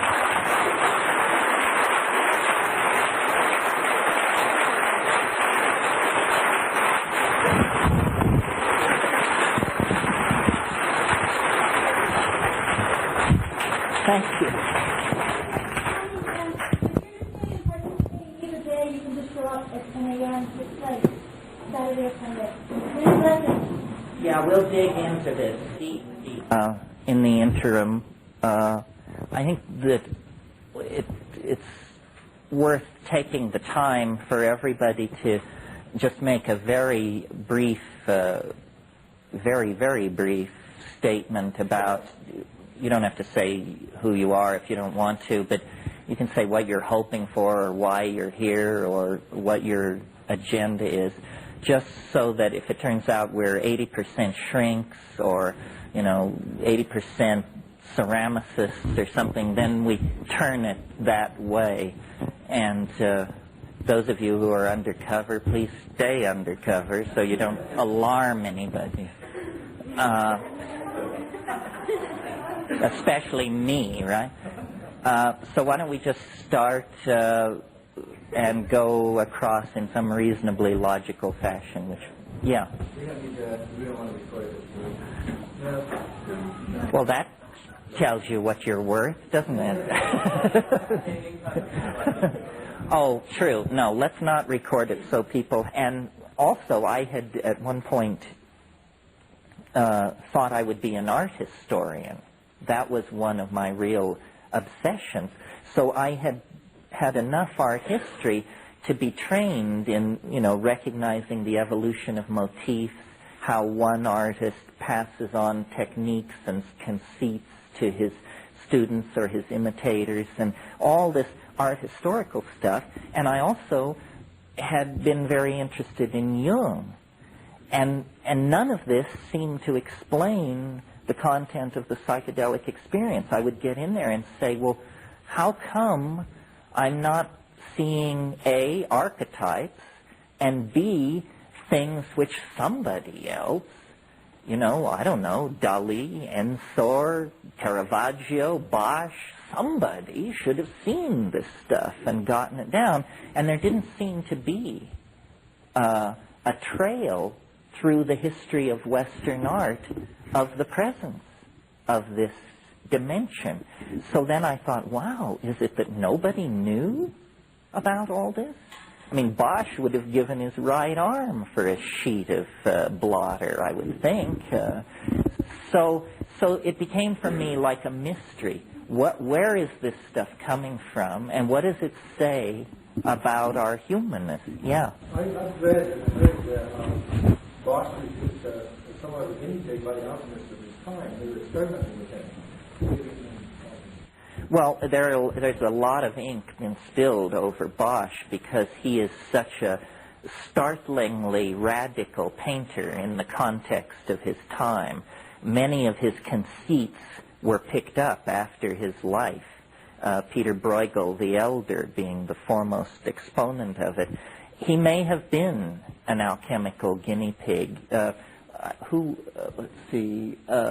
Fraser, I think, wrote a book called The Millennium of Hieronymus Bosch, in which he wanted to suggest that maybe Datura use, that there was a cult called the Brotherhood of the Free Spirit, which practiced ritual nudity, which begins to sound something like the orgies we talked about last night. It was a cult of printers, and it may be that the Garden of Earthly Delights was actually painted as an altarpiece for a congregation of the Brotherhood of the Free Spirit.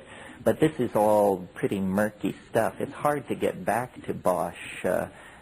He didn't leave any written records. We have his birth is recorded in the parish church of the village where he was born. We know he was born sometime around 1450, died in 1516, but the details are pretty murky. Well, not to belabor Bosch. So what I thought would be a reasonable way to do this morning is to take the most extreme psychedelic case and experience and describe it and talk about it a little, and then see what issues that raises. Because my experience with this stuff has led me to the conclusion that in a way, it's to be thought of, this other dimension, is to be thought of like a mandala. And different psychedelic compounds and generously different kinds of yoga and different kinds of techniques of all sorts land you in different parts of this mandala. But that what you're always trying to do is get to the center of the mandala. And it's simply my bias, my opinion, but I think the center of the mandala is probably the DMT experience for a number of reasons. And so I thought it would be interesting to talk about it this morning. First, let me talk about it physically. DMT is an indole hallucinogen, a tryptamine, and it's produced endogenously in the human brain. This is very interesting. Very few psychedelic compounds are produced in the human brain.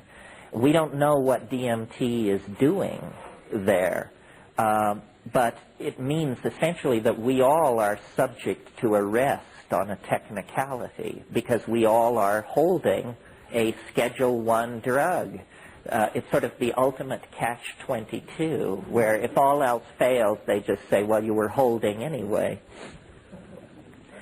The interesting thing about another interesting thing about it is that it's incredibly rapid in its onset and in its disappearance. The whole trip lasts about 15 minutes. This makes it a tremendous tool with which to challenge the critics of our position. Because if somebody wants to rise up in righteous wrath and condemn psychedelics, then you say, well, you have tried them, haven't you? And of course, they never have. It's like scientific denunciations of astrology. I mean, scientists love to denounce astrology, but find one who can cast a natal horoscope and I'll give you a hen's tooth. You know, so DMT overcomes this objection. The entire experience lasts 15 minutes. So you say to the critic, you know, you're not going to experience it, and yet you're going to carry on a pogrom against it. You won't invest 15 minutes to checking out what this is about. You know, what kind of scientist are you? So it has that social efficacy. Now, the fact that it is the strongest of all hallucinogens, at least if there are ones stronger, please keep them away from me. I mean, I don't think anybody needs to get higher than that. I certainly don't. I mean, I've at times come out of those places and said, this stuff is illegal. You know, it breaks cosmic law. Of course, then Tim Leary told me that cosmic laws are only local ordinances anyway, so it didn't really matter. Okay. Well, good question. Yes, it's the commonest of all hallucinogens in nature. It occurs in many grasses, Phalaris tuberosa, Phalaris arundinacea. It occurs in a number of leguminous plants, probably the most spectacular being Anodonanthera peregrina, this huge tropical locust-like tree from which the snuff called niopa or ipina is made. That's a tough way to get your DMT, let me tell you, because there's so much cellulose and other crap and corruption in the mix that you have to do like a tablespoon up each nostril. And the technique is you get a bamboo tube or a hollow tube about this long, and you pour in this tablespoon of this stuff, and then you squat down on your haunches, and you get a friend, and you put the tube up your nostril, and then the friend blows with the full force of his breath, blows the stuff into your head. Well, you fall, it's like being hit in the face with a 2x4. I mean, it's like you think he kicked you, and you fall over backwards, you scream, you salivate, you get back up on your haunches, and by this time he has refilled the tube for the other nostril. So, and then, after,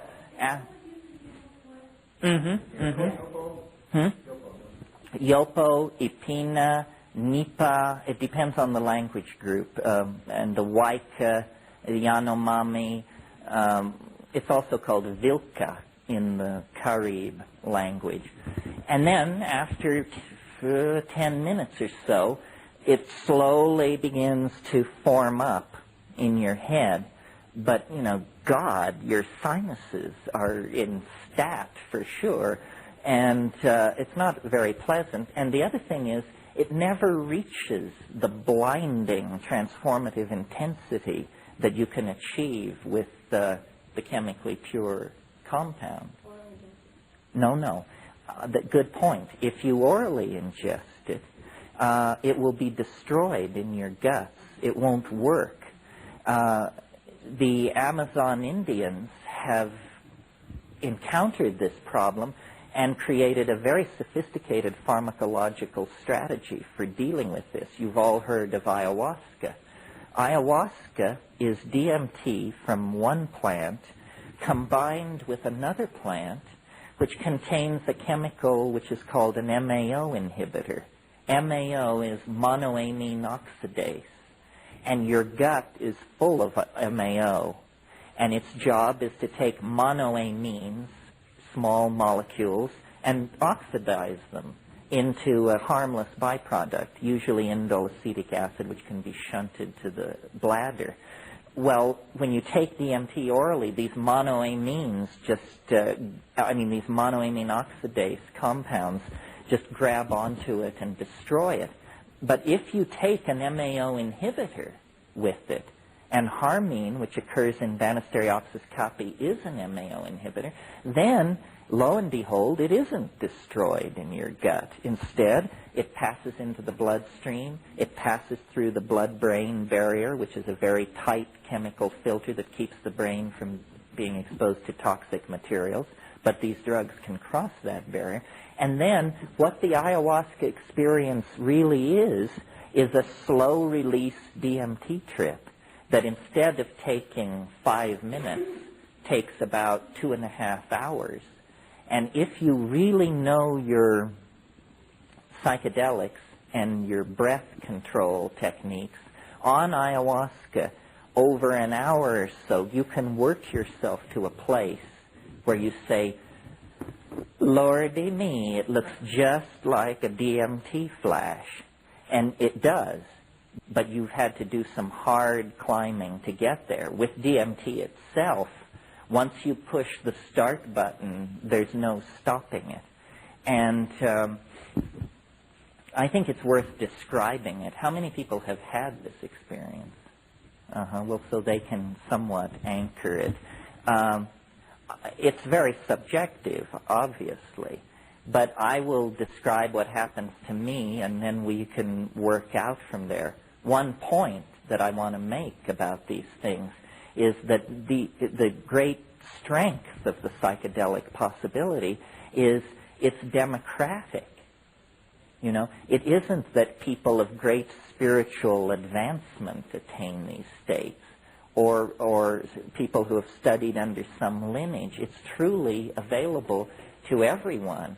And when I had my DMT experiences, I realized, you know, either I am incredibly special, which there's no other evidence to support that, or this is something which can happen to anyone. And that's the more interesting possibility. After all, if it can only happen to very, very special people, then that lets most people out.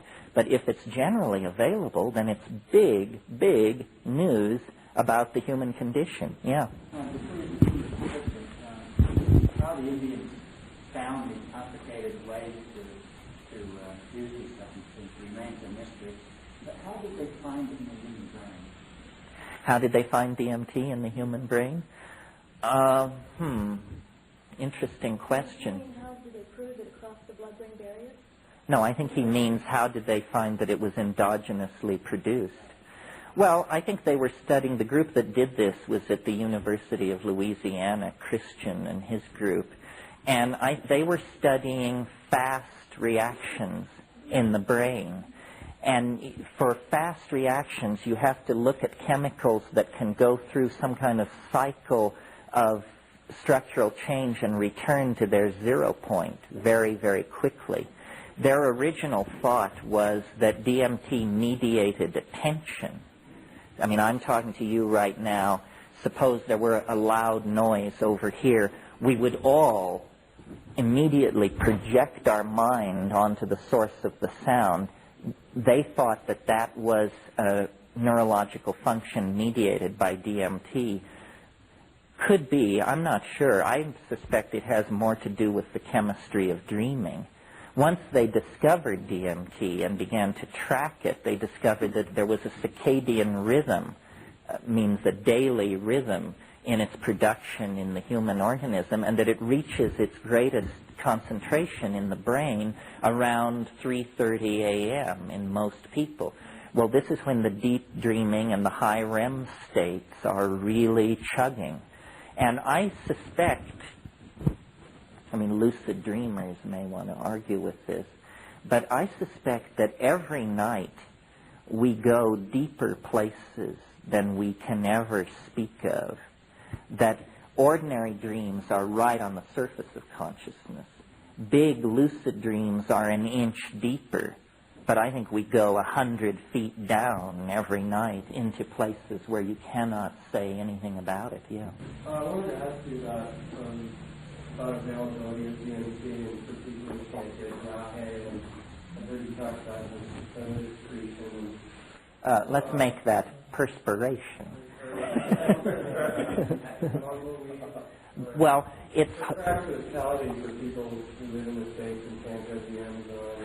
hard as hell to find DMT.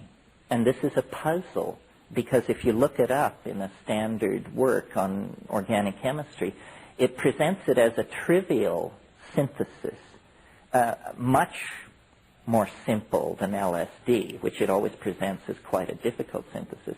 But when you actually talk to workbench chemists, it's tricky to make DMT. It's especially tricky to carry out the final crystallization. So what you're usually offered in the underground is some kind of muck, which looks sort of like maple syrup half gone to sugar. I wouldn't get near that, actually. It means they botched their synthesis. What you're hoping for is a white powder. However, in 30 years of chasing this all over the world, I've only seen it as a white powder a couple of times. Usually the synthesis has fallen slightly below that standard, and what you get is a pale yellow powder, sometimes a pale rose or pink powder, and then the real rough trade is orange. And this is what if you've seen it, this is probably what you've seen. It looks like orange mothballs, and it has the smell of indole, this very sharp smell, which if you're not a chemist and you've never smelled indole, when you reach in your mind for what is this like, you'll say, well, it's sort of like mothballs. Not quite, but it has that same sharp chemical, and this is what you're going to smoke, see. So a lot of people beef about that and say, well, it's like smoking burning plastic. Yeah, más o menos, but it is a little bit like that. The other objection to DMT that has been around since the 60s is people say it destroys brain cells. There's no evidence for or against this, but I would submit to you, and the people who are neurophysiologists can argue with this if they disagree, but I think an excellent index for the low toxicity of a drug is how fast it clears your system. And DMT clears your system in about 15 minutes. If you take some compound drug or whatever, and 48 hours later you're still taking hot baths and, wishing you could have a massage and sitting staring at the wall, then this drug is really sticking to your ribs. It means that your metabolic pathways have no way of dealing with it. They can't grab it here, they can't grab it there, and it takes a long time to leave your system. An example of this in the pseudo-psychedelic domain would be ketamine. Ketamine, the experience lasts about 45 minutes, but 48 hours later you can feel your knees suddenly go rubbery, or you can have what are technically called fugue states, strange states of disconnectedness from what's going on around you. This is not a very good advertisement for a drug. Here, this woman, and then you. I'm just curious with the ayahuasca, how much would you take that in the sense of experience? Well, less, because if you smoke DMT, the dose is approximately 50 milligrams, which is like the size of a kitchen match head. if you combine it with an MAO inhibitor and take it orally, you can probably get away with about 35 milligrams of DMT I don't know, 100 milligrams of harmaline. Now, harmaline itself is sometimes described as a psychedelic drug. I really think this is sort of misleading. You will have hallucinations if you take pure harmine, but only at doses approaching the toxic dose. Many compounds will give you hallucinations approaching the toxic dose. Bee venom, rattlesnake venom, stuff like this. That doesn't mean it's a hallucinogenic drug. It means you're dying. And you should take steps to correct the situation. Now, yes? You said that there was a short transit time, but how long did the memory of that experience last? Because that would indicate to me that there is still a presence, and perhaps a homeopathic dose at that point, in the mind, in the brain. Well, DMT, one of the things that has caused me to think that it might have a role in the chemistry of dreaming is that one of the frustrating things about it is you have this experience, without doubt the most bizarre, appalling, peculiar experience you could possibly have. That's at minute 2. At minute 5, you're raving about it. At minute 7, you can't remember it. And so it's literally like gold running through your fingers. You say, this is the most amazing thing. This is the most amazing thing. This is, what am I talking about? And you know how you can have a very engaging, complex dream, and the alarm goes off, and by the time your feet hit the floor, you're grasping for it. And it's literally melting before your eyes. That's a very DMT-like presentation. The way a dream melts away is the way a DMT trip melts away, at the same speed. Well, over time and using tricks, you can drag a certain amount of data out of it. And what I'll do is I'll describe a DMT trip, and it's a composite of maybe 40 of these trips, and then you can see what you make of it. So this is, I'll just describe it. I'll be the graduate student, you be the guy with the clipboard. You're saying to me, so what happened? Okay, here's what happened. I took one takes. Most people can get off in about 3 to 4 hits. Now, there's a trick to it. Hash smokers are greatly favored in this endeavor because you really need leather lungs for this. The great problem is that people will cough or not be able to hold it in. You take 2 hits in a situation where your clothes have been loosened and you can just flop backward when you need to. You take 2 hits. Now, many people miss the point because after 2 hits, you feel completely peculiar. You feel as though your body is undergoing some strange kind of anesthesia. All the air has been pumped out of the room. This is the visual acuity thing I talked about last night. The colors jump up. The edges sharpen. And at that point, people say, whoa, wow, it's really coming on strong. And then what you have to do is you have to take one more enormous hit. And this separates the intrepid from the casual, believe me. Because most people, and the facilitator doesn't want to lean on the person. You say, damn it, take the 3rd hit. And saying, no, I feel completely weird. Say, I know you feel weird, but take the 3rd hit. Well, if you can coax somebody into that, then what happens is you close your eyes and you see the ordinary warm brown back, closed eyelid scenario. And then these colors begin racing together. And it forms this mandalic, floral, slowly rotating thing, which I call the chrysanthemum. This is a place in the trip that you want to see as you go by it. The chrysanthemum forms, and you watch it for like 15 seconds. If it doesn't give way, then you didn't do enough. You have to do more. One more hit usually will do it.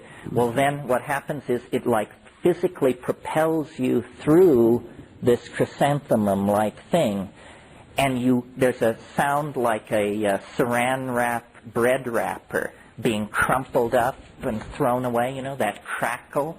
A friend of mine says, this is your radio intellecty leaving through the anterior fontanelle at the top of your head.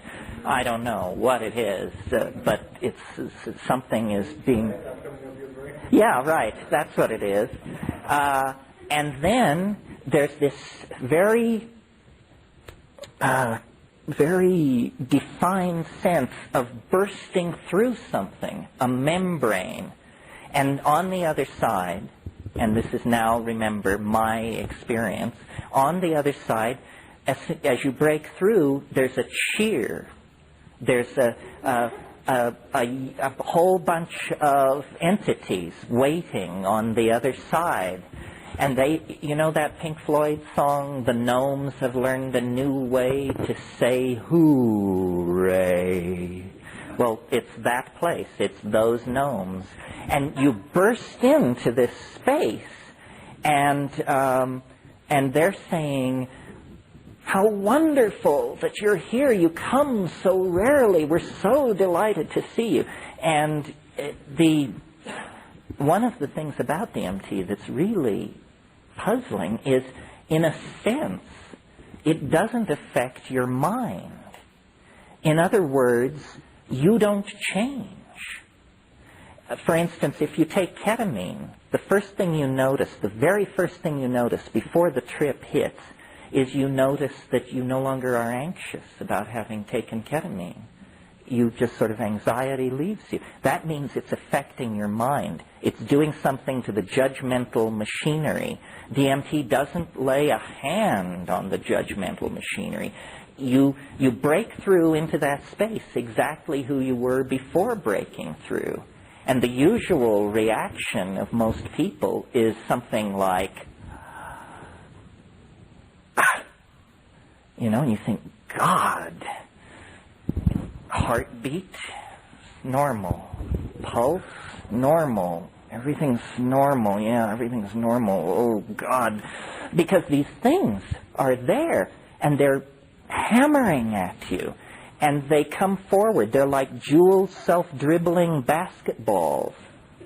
And there are many of them. And they come pounding toward you, and they will stop in front of you and vibrate. But then they do a very disconcerting thing, which is they jump into your body.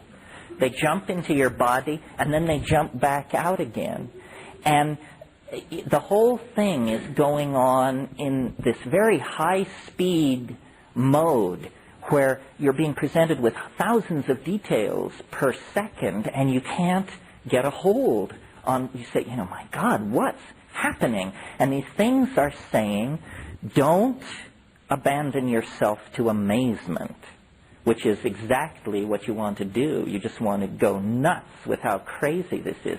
They say, don't do that. Don't do that. Pay attention. Pay attention to what we're doing. Well, what are they doing?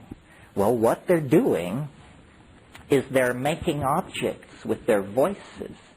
They're singing structures into existence.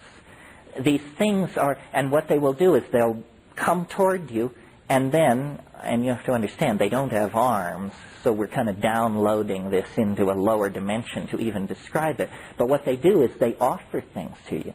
Say, look at this, look at this. And as your attention goes toward these objects, you realize that what you're being shown is impossible.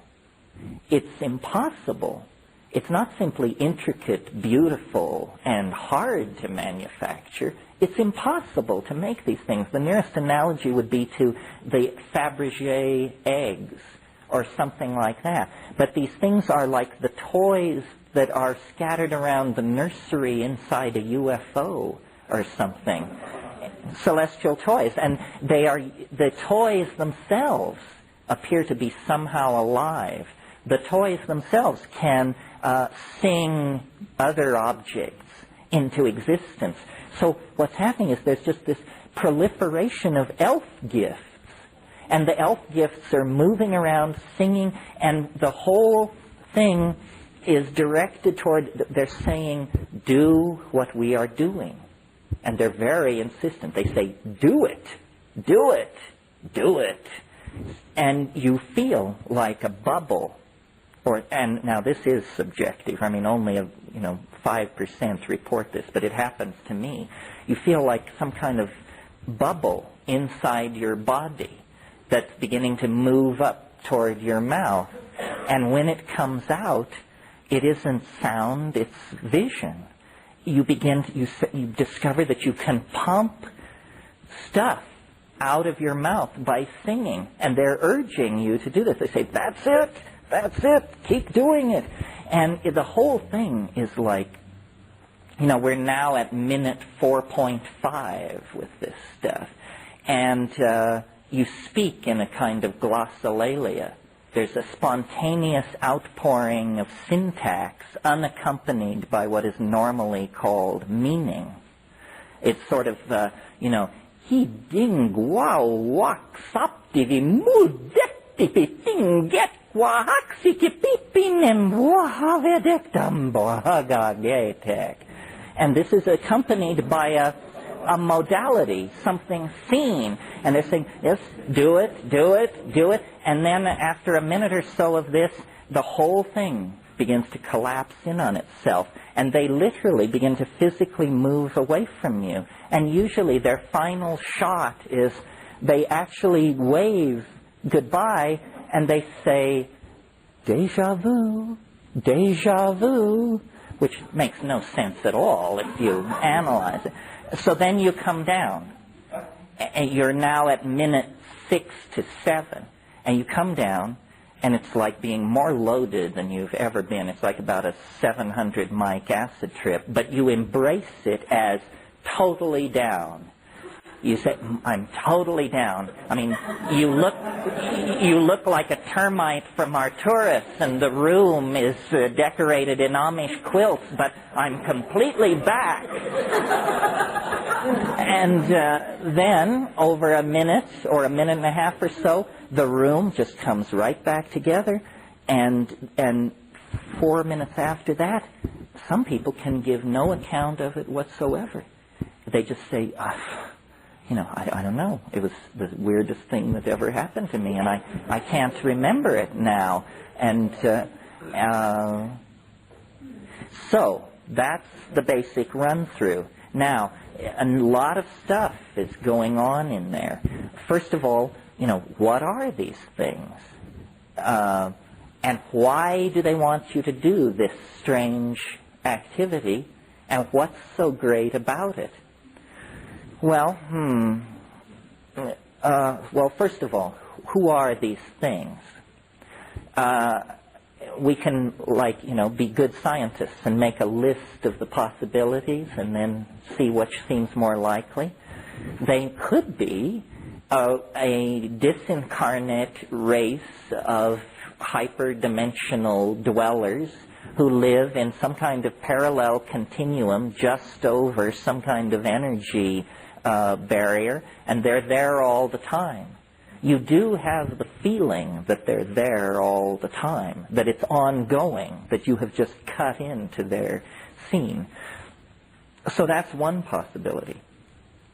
Another possibility is that behind all these psychedelics, and especially DMT, that this is not a drug at all, but it is essentially a pay telephone of some sort to aliens, good old National Enquirer type aliens who are using this as a communication domain. Say, we can't land on the White House lawn. That would create panic and hysteria.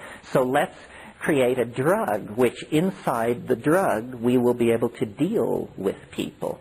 And I was hoping that John Mack, who's an expert on UFO abductions, would be here this weekend. I expected him because I think this whole abduction thing is not going to be illuminated until they start giving abductees DMT and saying, so is this what happened to you? Was it like this, or was it completely different?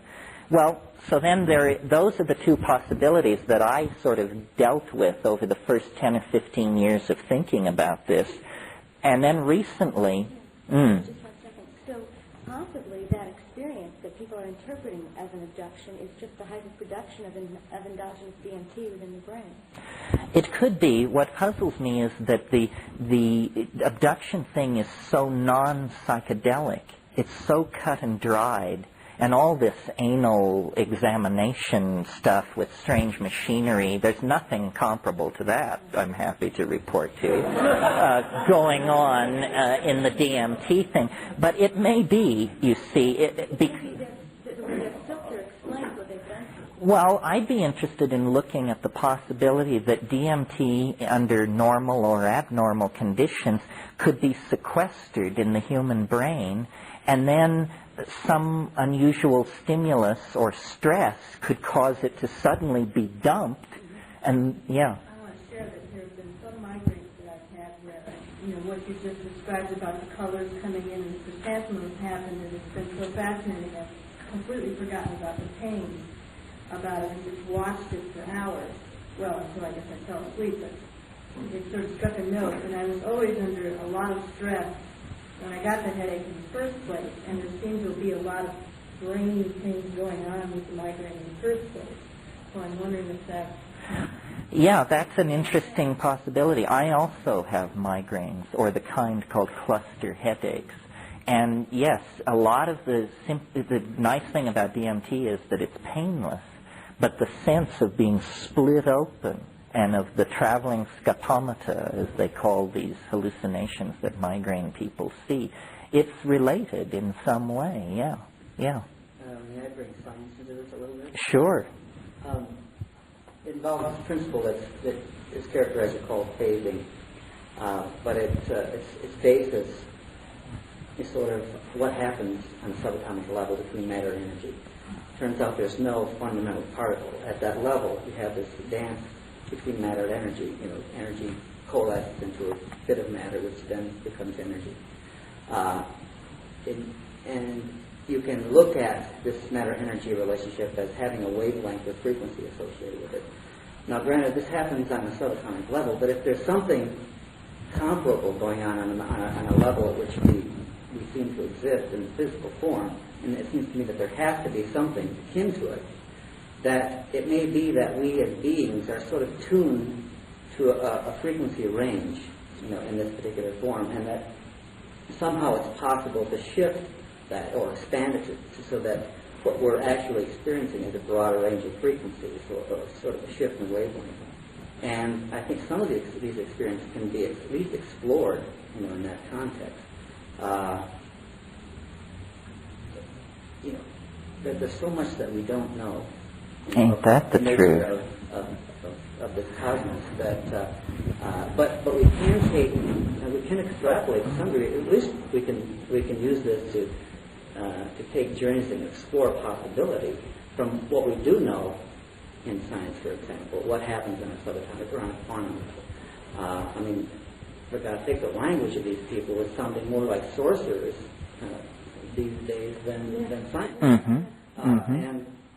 And we do seem to at least believe from the evidence that we see that there is this matter-energy interchange on a very fundamental level. Now, something akin to that is going on that level. There may be this principle of phasing in which we either shift our tuning or we expand it to include a larger spectrum. Yeah, I think that that's a very interesting avenue to pursue, this thing about frequency. Somebody told me one of the great things about this job is you hear a lot of weird stories. And somebody told me a story recently about, it didn't involve DMT, it involved LSD, but this guy and a friend of his took a quite large dose of LSD, larger than they intended, and they went to a party. And they were so loaded by the time they got to the party that they realized they could not function as partygoers. So they just moved into a corner and sat with their backs to the wall and watched this party rage in front of them. And after about 20 minutes of sitting there, they both simultaneously noticed, it was a dance party, noticed that the music was sounding really strange and everybody was moving very slowly.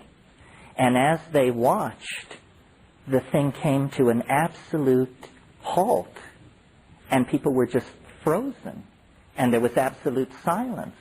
And at that point, the door at the other end of the room swung open, and an elf entered the room and moved among all these frozen people and then left by the door he came in. And they both saw this, and they said that they could tell that it was, that the people in the room didn't know it happened, because for them it occupied a microsecond.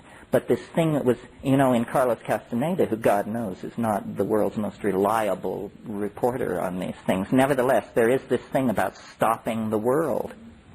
So maybe it's something like that, that there is, as you suggest, a frequency phase.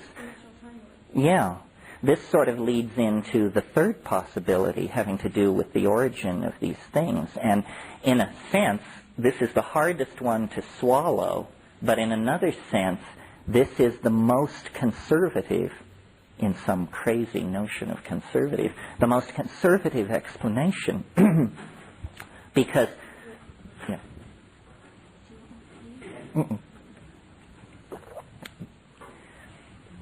Because we have no evidence other than the tabloids that this world is being visited by friendly visitors from Zenebel-Ganubi or Zeta Reticuli or the Pleiades or anywhere else. I mean, to my mind, the evidence that this is happening is vanishingly small and totally underwhelming. The other possibility that there's some kind of parallel dimension in which these things exist is also somewhat poorly supported.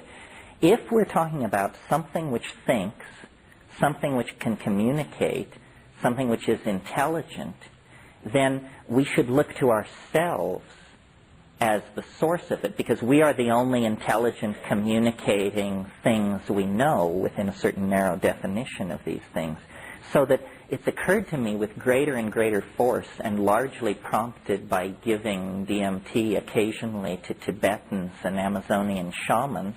And when you say to them, you know, to the shamans in the Amazon, when you say to them, what is happening with this stuff, and what are those little things in there, they say, oh, well, those are ancestor spirits.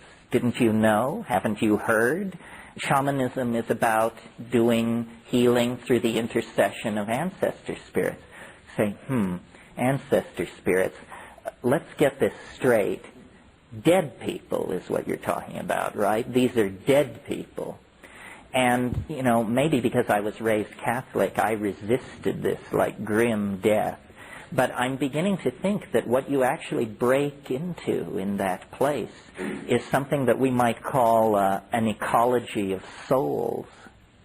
That is it possible to entertain the notion that at death you actually don't just become worm food, but that something survives in some other dimension, and that it has this bizarre character to it, and that this explains their peculiar affection for humanity and their involvement somehow in our fate. Well, this is, to me, fairly mind-bending as a possibility. If what is awaiting us at the end of the 20th century is the erasure of the boundary between the living and the dead, then we've all been too conservative in our projections of what is going on. Yeah. Isn't that one of the aspects of the returning of the Messiah, is the digital eye? Yes, that there will be some kind of erasure of the boundary between the two. Well, once I had this idea, I mentioned my Jungian and art historical proclivities, and so that means you always look back through tradition and folklore to try and find something analogous to this. Well, there ain't much, but there is one area that seems suggestive to me, and that is, as you all know, the Irish are a fairy-haunted race. They're also an intoxication-obsessed race, at least in stereotype. Well, it turns out that you probably all are familiar with the notion of purgatory. Purgatory is the place where you have to spend a lot of time before you get to heaven if you're not bad enough to go to hell. So you put in a few calculiochasms of eternity in purgatory, and then you get let into heaven. Well, I had always assumed that this dogma, I don't know, I hadn't really thought about it. I just sort of assumed it arose with early Christianity. But when I began looking into this, I discovered that the idea of purgatory was invented by St. Patrick. And it was invented specifically to convert the pagan Irish, because the pagan Irish believed in the land of Fae. They believed there was this nearby dimension full of the souls of the dead surrounding us all the time, and that certain people with the gift of second sight could see this. So Patrick just said to them, no, that isn't it. It's purgatory, and was able to push that on them so successfully that a later church council adopted it as general dogma for the church to use in converting the pagan Slavs as well. So it's an idea of a nearby dimension inhabited by disincarnate souls that is apparently very old, but very alien to our tradition, yeah. There is another notion that comes from quantum physics, and it's going to be a gross oversimplification, but it's kind of related, and it has to do with the quantum wave function, which is really kind of a dual wave. It has two parts to it. One part, and they both have a temporal or time-related aspect to them. One part, which is called the ordinary part of the wave, can be seen as a wave propagating forward in time. And the other half of the wave, which is called the complex conjugate, can be seen as propagating backward in time from some future state, some past state, some future state, emitting waves which at some point interact and produce what is perceived or experienced as the present state, which is really a dynamic process in itself. There is no absolute present, because as soon as you get out of your mouth, it's past. But the interesting thing is that what that implies is that what we experience in the present, whatever that may be, is somehow related to some future state and some past state. But it also means that neither future or past are fixed, and that we could sort of align ourselves with different tracks or vectors, and a slightly different vector, slightly askew, may produce something totally different than what our ordinary perception is feeding. Well, yeah, this could be. I mean, I've always felt that what biology is some weird kind of chemical strategy for amplifying quantum mechanical indeterminacy. That, macrophysical objects are not subject to quantum mechanical indeterminacy, but organisms apparently are, especially thinking organisms. We don't know. I mean, that's our perception. Our perception is that objects on a macro scale, large scale, are not subject to quantum fluctuations.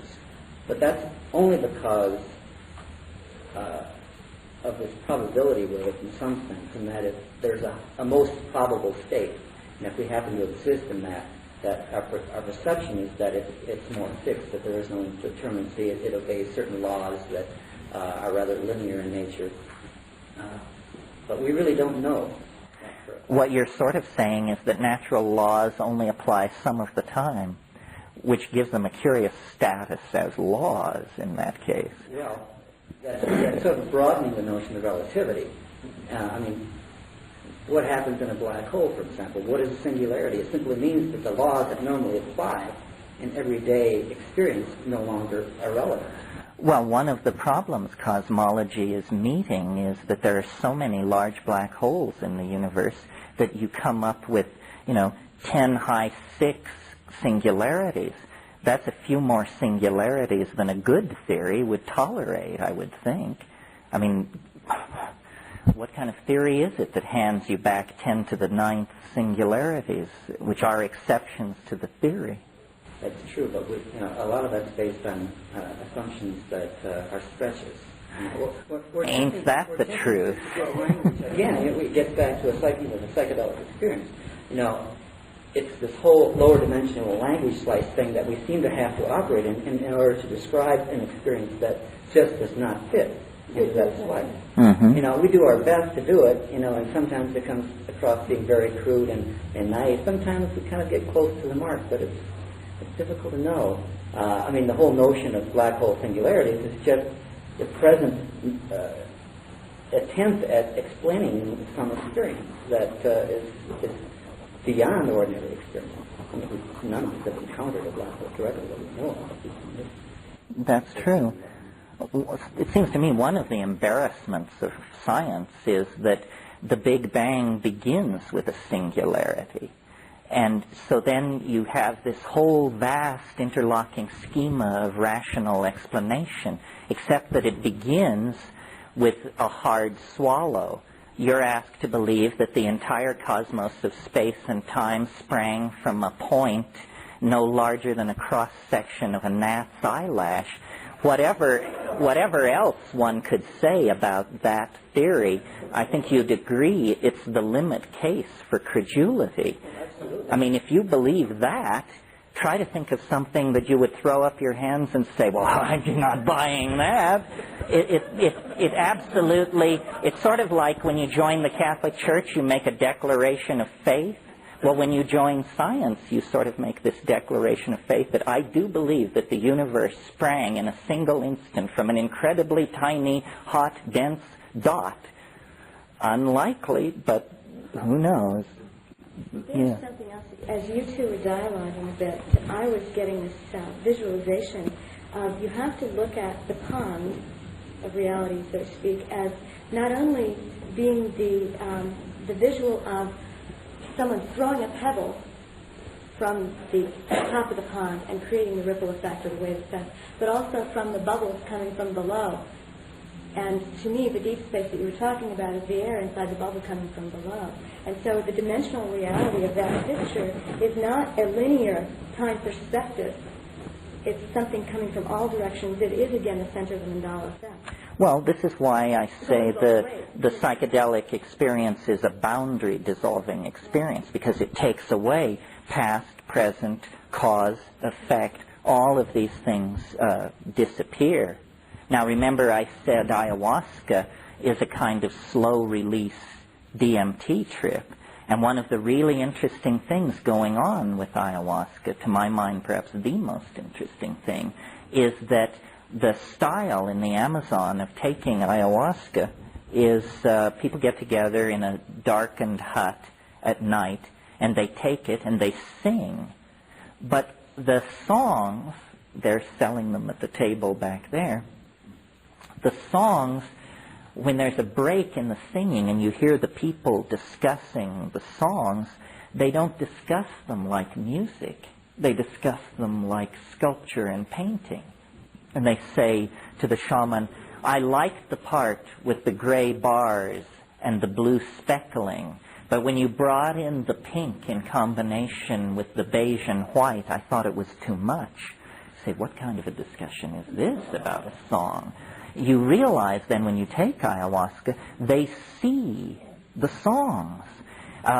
And now this is really interesting to me, because you remember in the DMT flash, they wanted you to use your voice to make objects. Well, then in the ayahuasca trance, you use your voice to control these colored modalities. And the whole thing is done that way. Well, so then what it must mean is that the neurophysiology of ayahuasca somehow allows for the ordinary signal processing, which is being shunted into the audio pathway in the brain, is instead being shunted into the optical pathway. This is what's called a synesthesia. These things have been fascinating for hundreds of years to people. But the synesthesia means that, color, sounds are seen.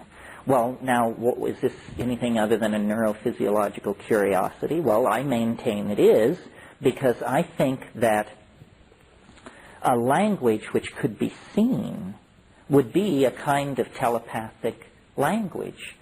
If you've thought much about telepathy, you might have naively assumed that telepathy is you hearing me think. That isn't what it is, I think. Telepathy is you seeing what I mean. And it's not something which happens dramatically. It is a function of eloquence. First you have the speaker who is boring you to death. Then you have the speaker who at least holds your attention. Then you have the speaker of whom it is said, she paints a picture. It means we're moving toward poetry. Well, it's possible to imagine a transformation of the neural processing of language. It may be a behavioral possibility. It may not even require a gene shift, where then we would see what we each mean.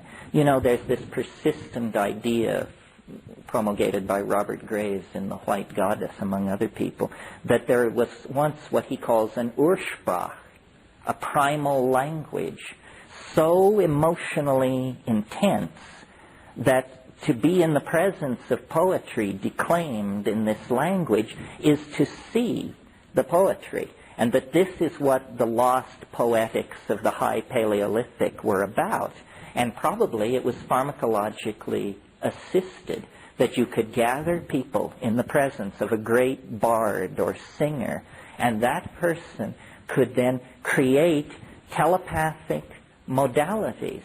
And that telepathic modality, that richer, more unifying language, was the thing which was suppressing the formation of ego. The ego speaks and hears through sound. The superego projects images and is perceived as images. Now, it's very interesting, at least to me, that in the pineal gland of ordinary human beings, there is a compound called adenoglomerotropine, which, when analyzed in inorganic, or just in the normal nomenclature of organic chemistry, turns out to be a beta-carboline closely related to harmaline. Well, is it possible that we are as close as a one-gene mutation away from a shift that would switch our processing of audio input into the visual field, and that then we would cross over into a realm of beheld understanding? And that this is the evolutionary leap that we're trying to make, that it's in the body, not in the technology. In the body, there is actually going to be a one-gene click to another channel, and then we will be able to see what we mean. And I maintain that if you can see what somebody means, you are that person. Contrast it to ordinary communication. Ordinary communication is achieved through small mouth noises. As primates, we have a throat and voice box arrangement that allows us to produce small mouth noises for hours, if necessary. I'm the living proof of it. But it's not a very efficient mode of communication, because what happens is I have a thought. I look in a culturally sanctioned dictionary, which I have copied into my head. I translate the thought into an acoustical signal using my mouth, which moves across space, which enters your ears. You rush to your interior dictionary, and you construct my meaning out of your dictionary. Now notice that this process rests on a very shaky assumption. It rests on the assumption that your dictionary and my dictionary were published by the same folks in the same year. If your dictionary is different from mine, you will not correctly reconstruct my meaning, and we will have what we call misunderstanding. Notice how among us as a species, one of the most bring-down things you can say to somebody is, would you please explain to me what I just said? Because it means, oh boy, here comes trouble. Now you're going to find out that, people didn't understand you, they horribly misunderstood, and the communication is very provisional. The amount of noise in the circuit is huge. Well, then contrast this to I utter something, and it condenses as a sculpture in the air, and you and I then become its observers, and we rotate this syntactical object, and we look at it, we regard it from many points of view. This is not ambiguous, or it's certainly considerably less ambiguous than this reconstruction from interiorized dictionaries. So perhaps what all this is about is evolutionary pressure on our languages to become visual, and therefore to become more unified and less riddled with noise, which creates misunderstanding, which creates horrible social realities. Yeah. I'm just in the middle of reading a book called Holographic Universe. Oh, Michael Talbot's book. Uh-huh. He was talking about visual experiences being about 50% based on meaning and additions internally to what's coming through visually. So it sounds like we still have a transmission problem, translation issue there. Yes, although what you could do with a visible language would be very challenging. I mean, we could do many things with it. It's not it's not a completely outlandish idea. In nature, it occurs. There's a wonderful phenomenon in nature which is worth talking about to sort of legitimate such a far-out notion, which is, as you all probably know, octopi can change color. This is one of those things you learn on those science specials on TV. This concludes Tape 2. Our program continues with Tape 3. Our program continues with Tape 3. Octopi can change color. Well, most people, I think, assume that they do this for camouflage. That would be a reasonable assumption. They don't do it for camouflage. Let's talk about octopi for just a moment. First of all, they're mollusks. They divided from our evolutionary line 700 million years ago. They're related to escargot. They have no backbone, for crying out loud. They're not even vertebrates. But what is always said in biology classes about octopi is that they're a wonderful example of parallel evolution because their optical system is very much like a mammalian optical system. Well, why is this? Well, it's because they evolved in an environment, the reef environment, that is an environment as dense with signals as a rainforest is. And an octopus is soft-bodied.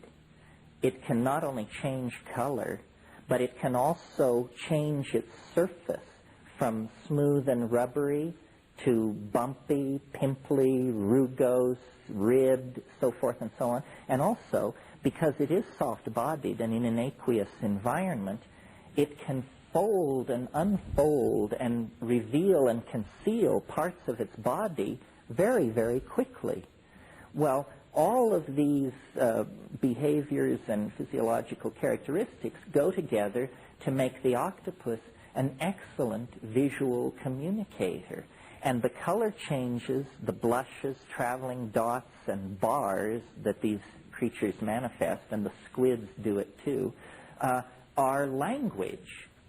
And if you're interested in this, there's a wonderful book by a guy named Monahan called Communication and Non-Communication Among the Cephalopoidea.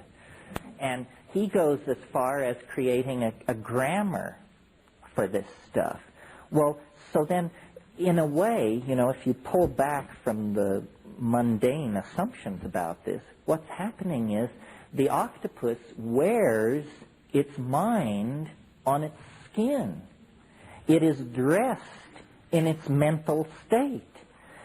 One octopus encountering another can tell its mood, how recently it's eaten, how recently it's had sex, whether it's ovulating, all by looking. And so the only way an octopus can have a private thought is by squirting ink into the water and then hiding inside it. This is essentially, it's correction fluid for misspoken octopi, you see. So, in a sense, this is what I think we are being beckoned toward, that we want to clothe ourselves in language. We do it to a degree in a funny way. I mean, if you want to think about virtual reality, this is a virtual reality. All this stuff, these fixtures, the architecture, the infrastructure, the road, these are ideas. It was an idea, and it has then been summoned into matter by the allotment of funds, the spending of money, the hiring of craftsmen, so forth and so on. Our whole civilization is an excreted set of interlocking ideas. Agreements. We're like coral animals. And we, somewhere, there's this naked, pulpy creature, but, clothed in denim, clothed in a harder shell produced by Mercedes or Chevrolet, moving around inside a larger environment produced by the state of Colorado, and so forth and so on. So I think octopi offer an excellent metaphoric example of what naked-mindedness would be. And some of these octopi, as I said, they evolved in the coastal reef domain, but that's a very competitive domain. Everybody in the ocean wants to be there because that's where the sunlight and the food is. So if you're smart, you'll try and evolve into a more hostile niche. And some of these octopi have become what are called benthic or abyssal. It means they exist in the parts of the ocean where light never reaches.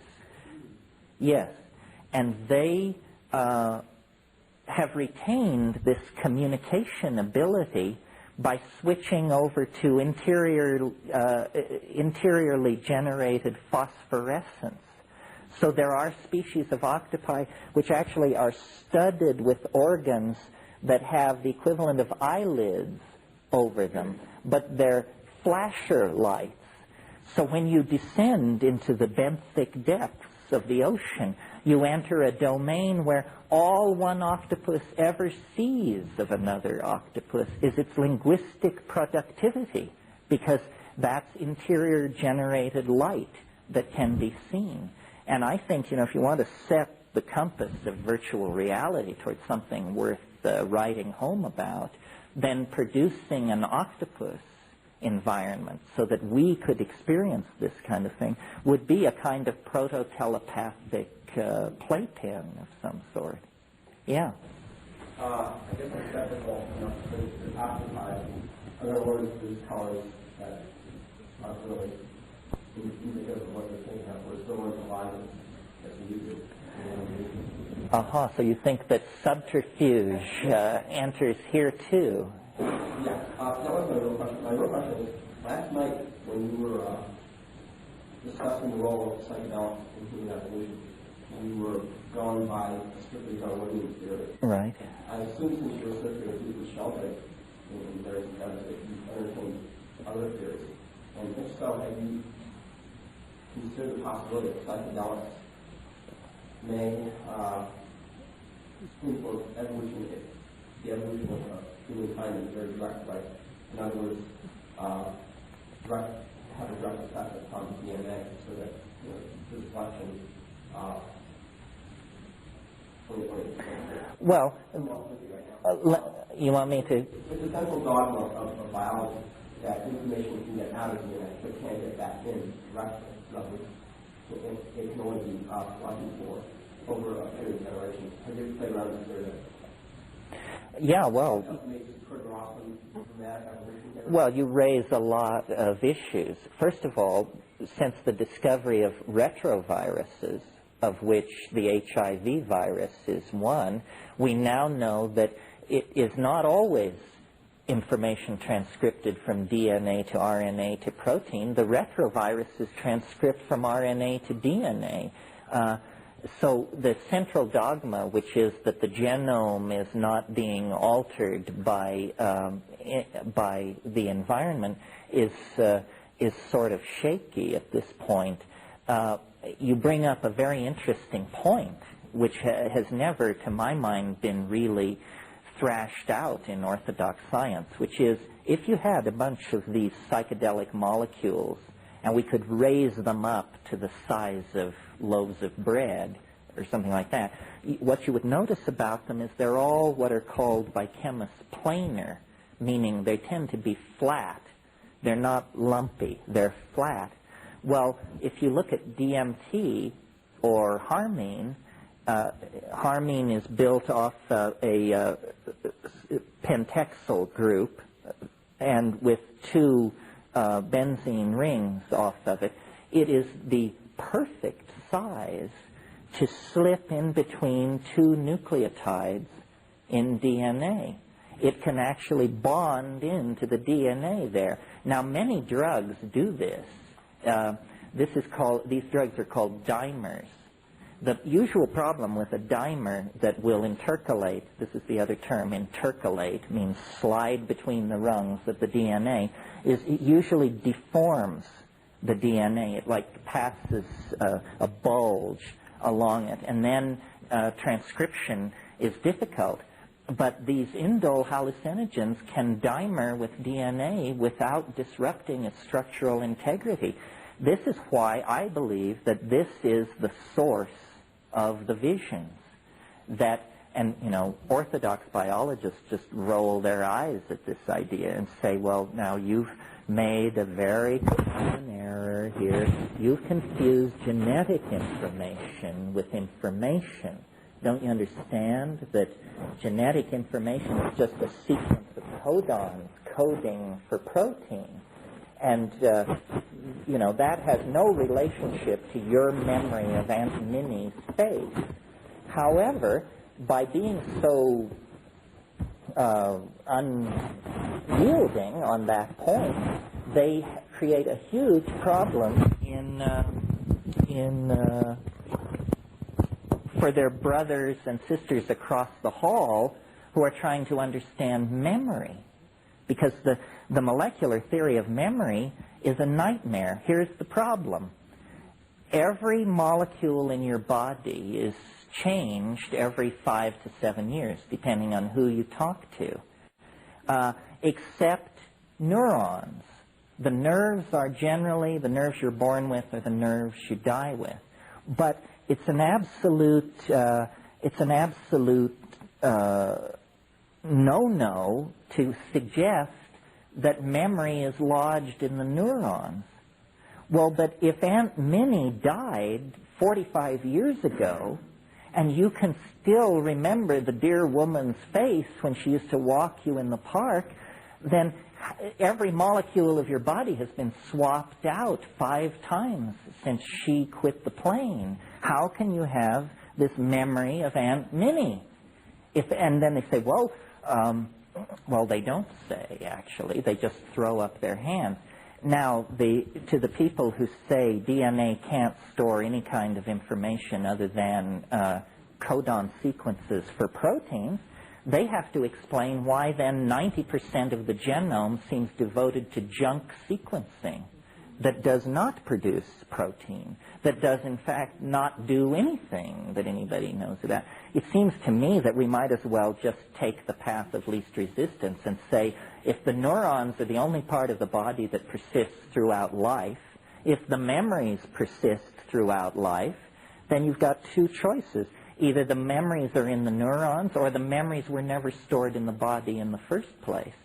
And if you believe that, well, then the obligation to explain just where they were stored is hard upon you, and the mechanism for retrieving them.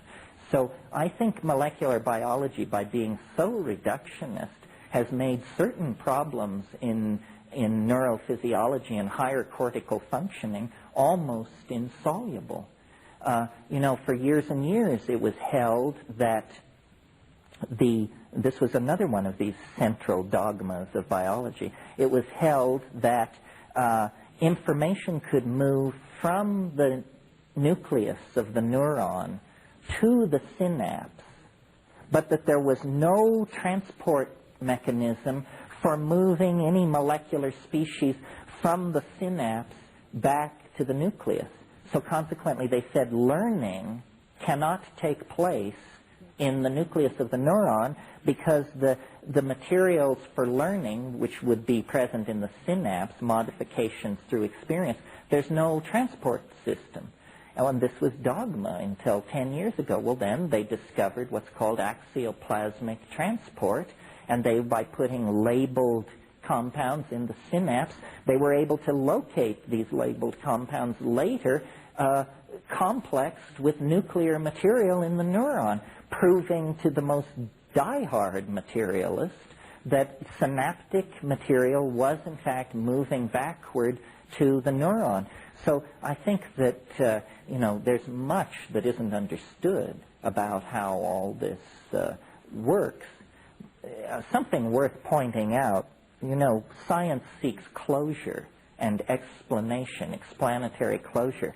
My brother one time made a little aphorism, which I think says it all on this subject. He said to me once, actually on a mushroom trip, he said, "Have you ever noticed how as the sphere of understanding grows ever larger, necessarily the surface area of ignorance gets ever bigger?" Seems perfectly clear. A simple-minded way of saying that is the bigger you build the bonfire, the more darkness you will reveal. Yeah. And also, any progress really comes from outside the context of the paradigm that's having the experience. I mean, it really, to my knowledge, almost everything that's really been advanced in science or philosophy, it's really something that's come from what's outside the context of the paradigm. Yes, well, some of you have probably read Thomas Kuhn's book, The Structure of Scientific Revolutions, where he shows, that it's never the way they tell it afterwards. The after-telling is always about the primary insight, the careful experiment, the gathering of data, the correlation. Actually, it doesn't work like that at all. It's entirely psychic, piecemeal, ruled by synchronicity. One of the most interesting things, I'll tell this story and then we can go to lunch, because I think, science has great pretensions about itself. I mean, it basically regards itself as a meta-theory. It regards itself as capable of passing judgment on all other theories. They are supposed to submit themselves to science to be told whether they're real or not. Yeah, like a religion. Well, how many people know modern science was founded by René Descartes in the early 17th century. What were the circumstances under which Descartes founded modern science? René Descartes was a 19-year-old basically ne'er-do-well, and he decided that he would go wenching and soldiering across Europe, which was a thing that young men of certain class did at that time. And so he joined a Habsburg army that was laying siege to Prague in the summer of 1619, and after they had taken care of the problem there in Prague, this Habsburg army began to retreat across southern Germany.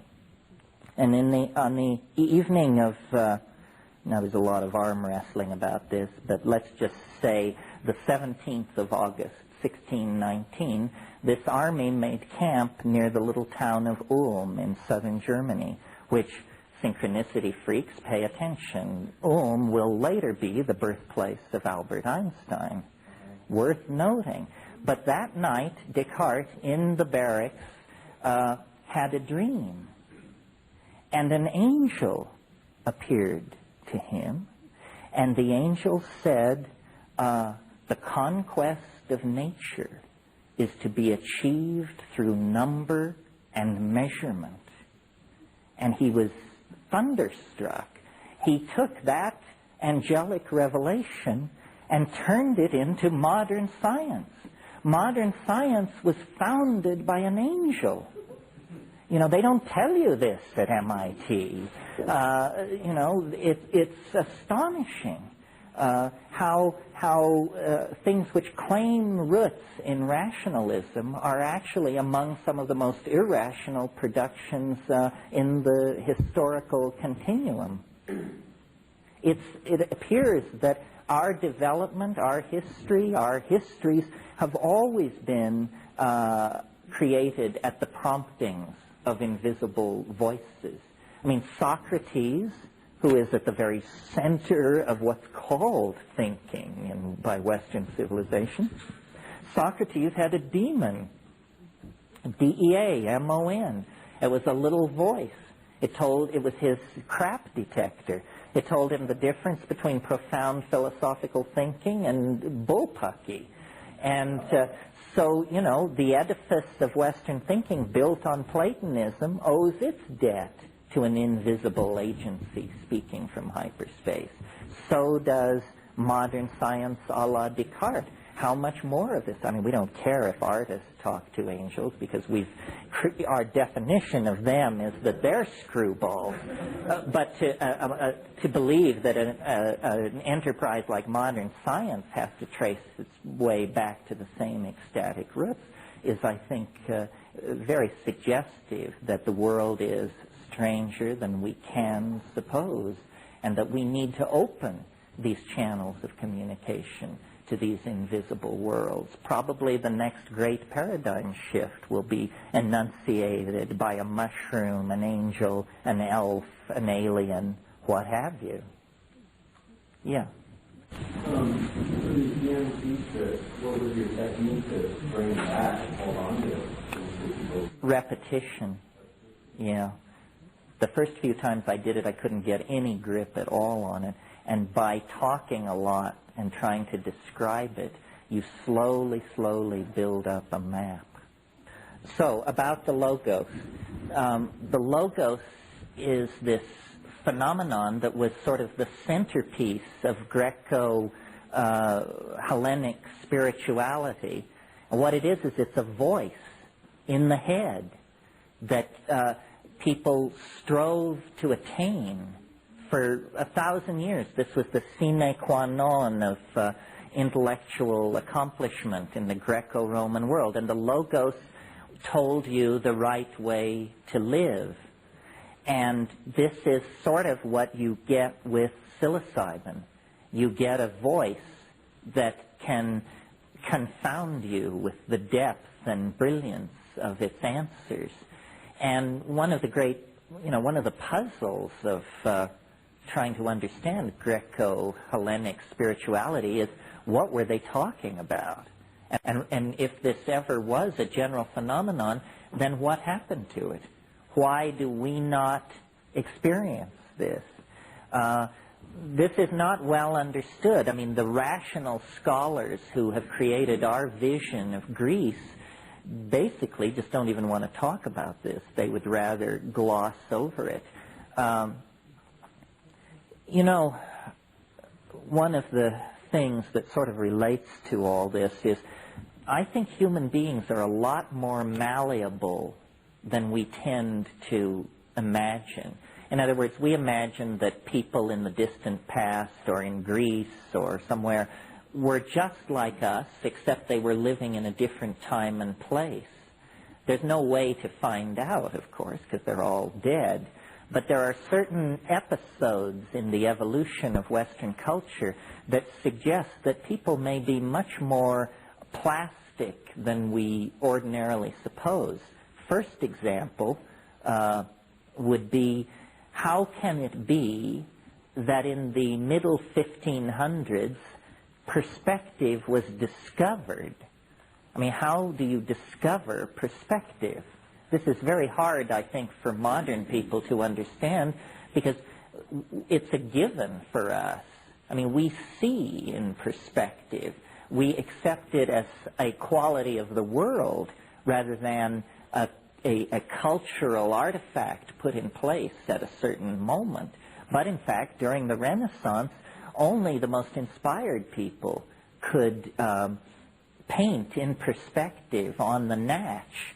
Most people, they had complex devices called perspectographs that would project over the scene a receding grid, and then people would essentially fill in the lines. Now, another example of this kind of thing that's not so well known, but that is an example that Marshall McLuhan makes a lot of, is St. Augustine, the great father of the Christian church. He had a reputation for being a very holy man, and the accounts of his contemporaries say that the way people would satisfy themselves that St. Augustine had a pipeline to God is they would bring him scripture, the Bible essentially, and open it in front of him and let him look at it, and then they would close the book and question him about what was there, and he could always tell them. And they were amazed. As far as we can tell, St. Augustine was the only man in Europe who could read silently. Nobody else could do it. It was regarded as a miracle. Now, we all read silently, and there may be a few unfortunate individuals among us who move their lips while they read, but that's the only vestigial trace we have of this previous cultural mode where everyone, to read meant to read aloud. No one could conceive of any other way of doing it. The Logos seems to me a kind of similar thing. It was a mental behavior, function, which for reasons which are probably complex and unknowable, slipped out of reach.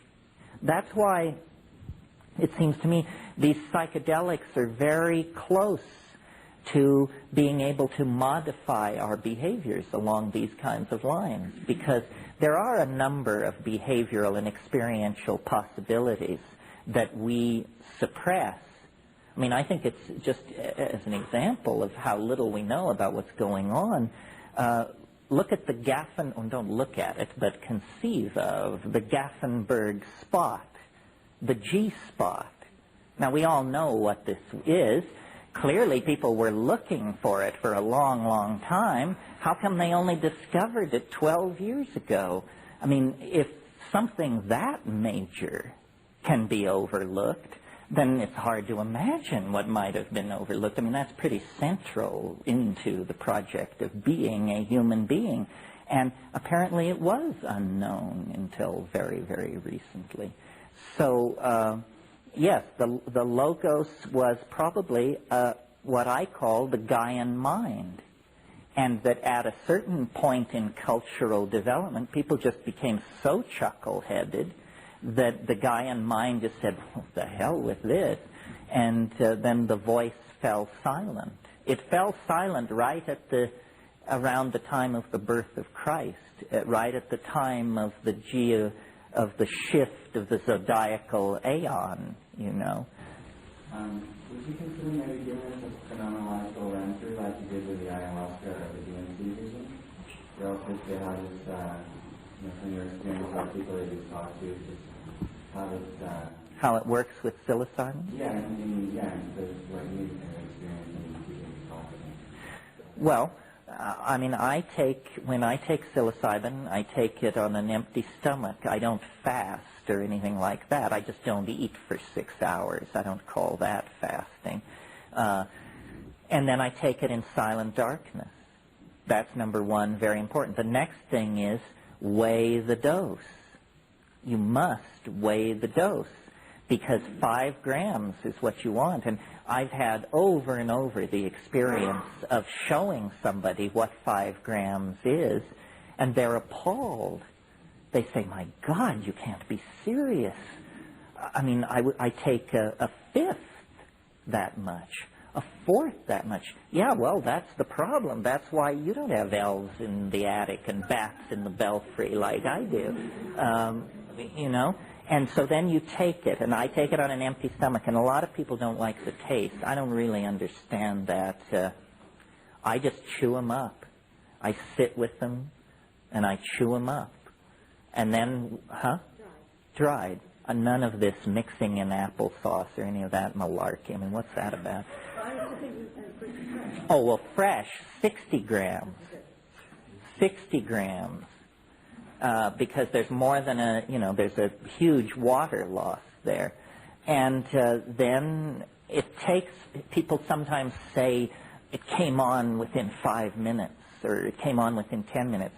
I don't know what that could possibly be about. First of all, it defies pharmacodynamics to imagine that it could come on that fast. For me, it comes on almost always at the 1 hour and 20-minute mark. I think it can come on sooner than that. I think I'm fairly resistant to these things. In the hour, after I take it, I sit, I roll bombers, and I carry out what all good Catholics know as an examination of conscience. This means you think about all the bummers that you're afraid are going to jump out at you as soon as you get loaded.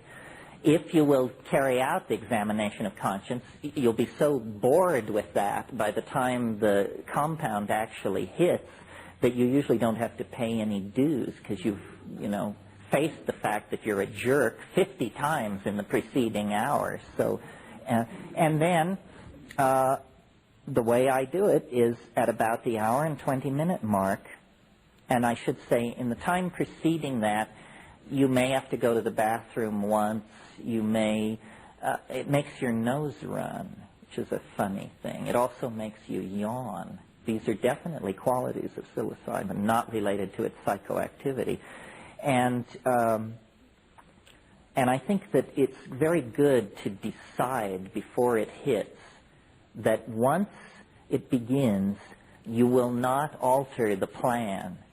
In other words, you decide ahead of time, I'm going to sit here and do this, because at about the hour and 15-minute mark, it will begin hitting you with stuff like, you'd really be more comfortable downstairs, or, it's awfully hot in here. Why don't you get up and adjust the thermostat? All this stuff. You say, no. We're holding the space and sit there. And then it begins to come on. And it comes, the image I have is like a jellyfish or a silk scarf or something like that. It just kind of drifts down and surrounds you. And at that point, I guess I pray. I say to it, I'm completely in your hands. Please don't hurt me. I'm yours. I'm completely committed. I've held nothing back, so don't burn me, please. And then there is a kind of, it's hard to describe, a kind of potential begins to build up. And you say, the rush hasn't begun, but you can almost close your eyes and see millions of little psilocybin molecules elbowing serotonin molecules out of the way and fitting themselves into the receptor site, and the electron spin resonance dynamics is beginning to shift, and the whole thing is about to take off. At that point, I smoke furiously, and that usually is all it takes.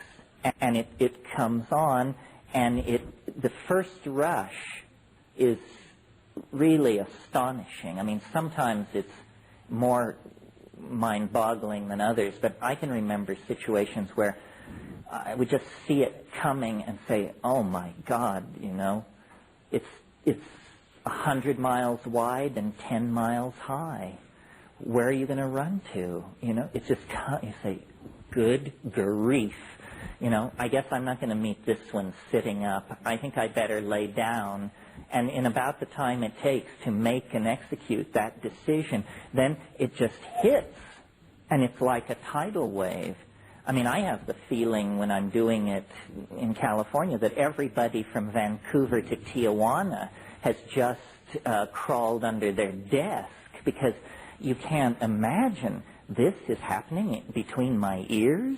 You know, it's more like an asteroid must have fallen in the Pacific Ocean and raised some enormous incoming wave. It's what it's sort of like. It's like watching a thermonuclear explosion through 50 feet of crystal clear glass. So, you know, you're perfectly calm. It's not getting at you. But the energy that is being released in your presence is awesome. And then and sometimes in that first pass, the linguistic machinery is burned out.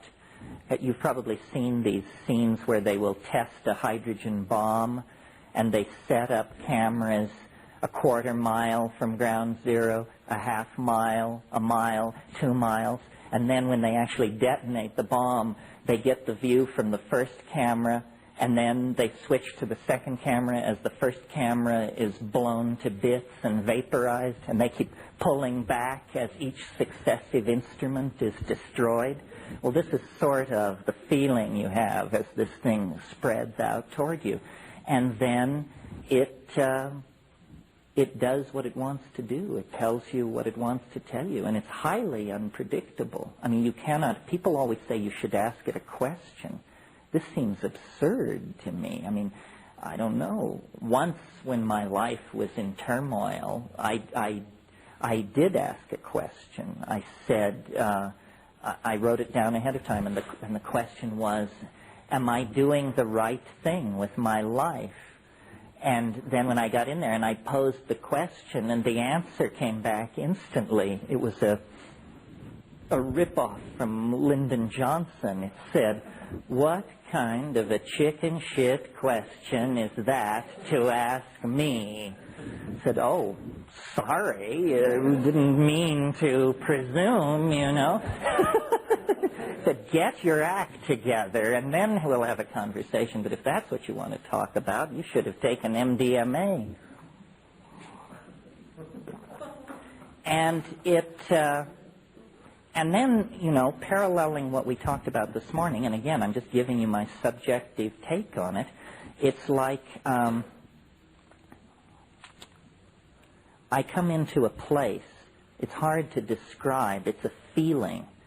And the content of the feeling is, now the elves are near. But they won't appear unless I invoke them.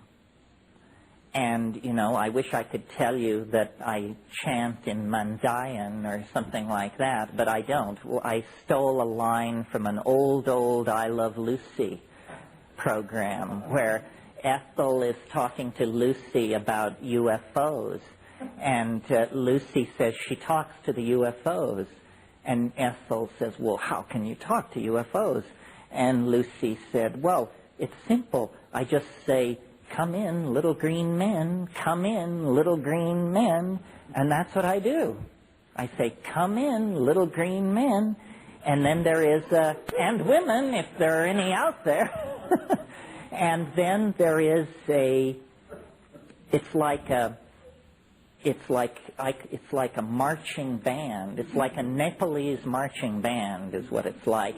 And it comes from a distance. Like there's a place in my vision that's small, a little dancing light and a little faint sound.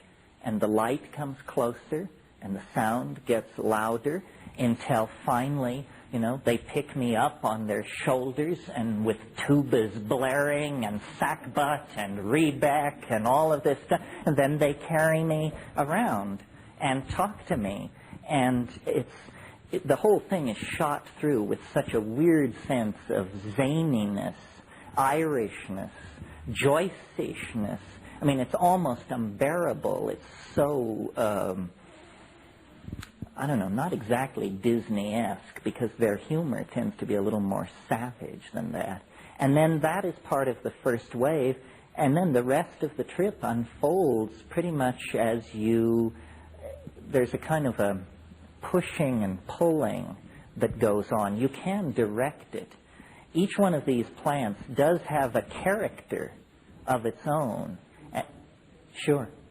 One of the most puzzling things about these plants is that they have characters that seem irreducible.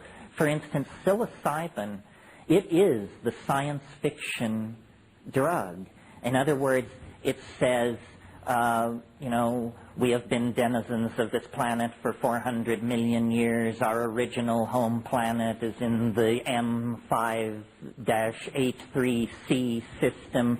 We are connected via hyperspace to all intelligent life forms in the galaxy. It shows you enormous machines in orbit around alien planets. It talks about the end of history and the collectivizing of humanity, and it's this enormous hortatory, salvational, dramatic, science fiction type scenario. Well, then you take ayahuasca, which in molecular terms is just a few nitrogens are moved around. I mean, it's basically the same thing, and you get a completely different message. You feel the energy of the rainforest and the rivers, and it's very feminine. You think about childbirth. You think about the continuity of generations. You think about the mystery of the meat. You think about tantric sexuality. It's all redirected back into the human and natural world in some way. And then, of course, DMT, which I described this morning, which the DMT elves are not from outer space, or they don't present themselves that way. In fact, one of the odd things about the DMT thing is that you have the feeling that this space that you break into, even though it's large, some people even refer to the dome of DMT. That tells you they really were there. But wherever this huge vaulted space is, you have the feeling, although it's hard to explain how you know this, but you have the feeling that you're way, way, way underground, which fits with the elf motif. You're in the hall of the Mountain King. You're under the hills with the little people who retreated under the hills. The character of these things is one of the most puzzling things about them. And how do you relate all these different species of gremlins to the logos that shows the cards? Well, that's a real question. The logos seems more. First of all, it doesn't crack jokes and do quadruple entendre puns and stuff like that. It's more like a wise and loving teacher. These DMT things are, it's a troupe of maddened elves, and they are just doing their own thing. And then with ayahuasca, though some people claim they contact an entity, it hasn't been like that for me. It seems to me that on ayahuasca, you become like a camera.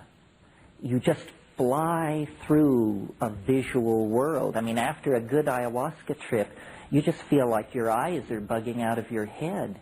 I mean, it's like buying prints on Madison Avenue, and you've just been looking and looking and looking, and you literally have to give your eyes a rest after an ayahuasca trip. And the ayahuasca visions are more,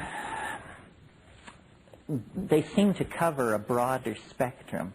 The psilocybin hallucinations tend toward this highly polished, machine-like, insect-like, outer space bit.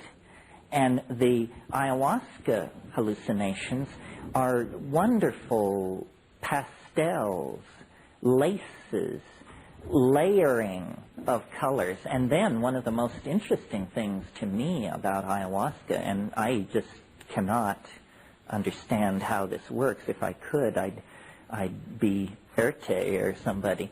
And that is that you, in the middle of the ayahuasca trip, you can suggest motifs. You can lead it so that, for instance, you can say to it, Art Deco. and suddenly there will be thousands of candy dishes, cigarette lighters, champagne buckets, automobiles, stained glass windows, doorknobs, silverware, all rolling in black space in front of you, all the perfect exemplification of this aesthetic, the Art Deco aesthetic. And then you can say to it, okay, Italian Baroque. And it just, like that, suddenly altarpieces, Madonnas, martyred saints, and fantastic scroll work and fleur-de-lis. And you can say, well, surprise me. And then you will get a coherent style, like Art Deco, like Italian Baroque, except that nobody's ever bothered to realize it on this planet. But it's as coherent. It's like, 20 years ago there was no such thing as Southwest as a style. This weird thing coming out of Santa Fe that I notice has planted its roots deep here as well. The turquoise and beige endlessness of feathers and hammered titanium and all that. Well, that's an aesthetic that has cohered in the last 20 years and come into being. There seem to be an infinite number of these things, as different as the bronzes of the Han Dynasty are to a Dali or a Pollock or a Bosch. And then you can say to it, going beyond the surprise me challenge, is what I always say to it is, I want to see more of what you are for yourself. And then it's like there's this low organ tone, and it begins to lift the veils, and the temperature in the room drops about 20 degrees. And after about 20 seconds of that, you just say, enough of how you are for yourself. Because you can tell what's happening is it's starting to reveal something so peculiar and so untailored for the human mind or eye that you become afraid. You say, can we go back to dancing mice, Art Deco cigarette lighters, and Baroque altarpieces, please? This is turning into deep water as far as I'm concerned. So, yes. What happens on higher than, if anything, higher than 5 grams per ounce? Oh, that's a good question. Good question. It requires a small detour into pharmacology. The concept, which all pharmacologists are familiar with, and which you should be too if you're going to deal in this realm, called LD50. This is not a pretty notion, but a necessary one. It stands for lethal dose 50. What does this mean? It means if we have 100 mice, how much psilocybin do we have to give each mouse to kill half of them? Do you see? LD50. Half the sample dies at the LD50 dose level, whether it's graduate students or rats. Now, when you're designing a drug, or when you're thinking about a drug, what you want is a drug with an extremely high LD50 opposed to its effective dose. So say the effective dose of psilocybin is probably about 0.5 milligrams per kilogram. And the LD50 is probably 200 milligrams per kilogram. The LD50 of psilocybin is 400 times the effective dose. This is a pharmacologist's way of saying this is very, very safe. A pound wouldn't kill you. I don't think. It might be getting close, but you'd have to eat in that range to die. Now, some drugs have horrendous LD50 to effective dose profiles. Unfortunately, and I hope I don't rain on anybody's parade here, MDMA has a terrible LD50 profile. The effective dose is 125 milligrams. You can kill yourself with 1,000 milligrams. So that's not good at all, because sure as hell some street person or some depressed person or some maniac is going to take 1,000 milligrams, and then you've got a stiff on your hands. So, yeah. I recently read some info on MDMA indicating that serotonin, depressed serotonin levels on MDMA,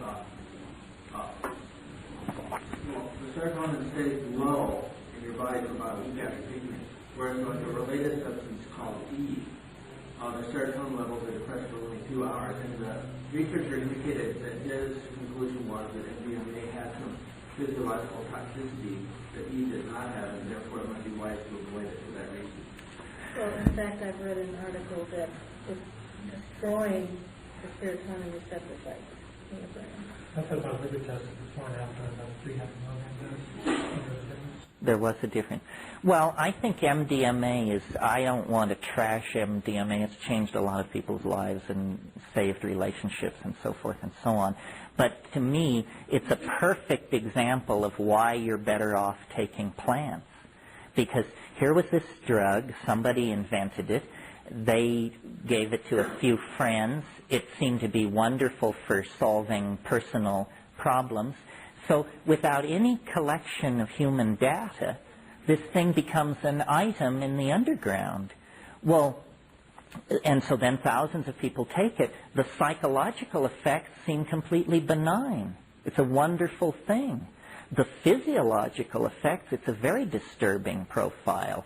It isn't exactly as you said. It's not that it destroys the serotonin receptor site. It's that neurons, are covered by these very delicate structures called dendritic spines. Now, nobody knows what dendritic spines do, but every neuron in your body has them.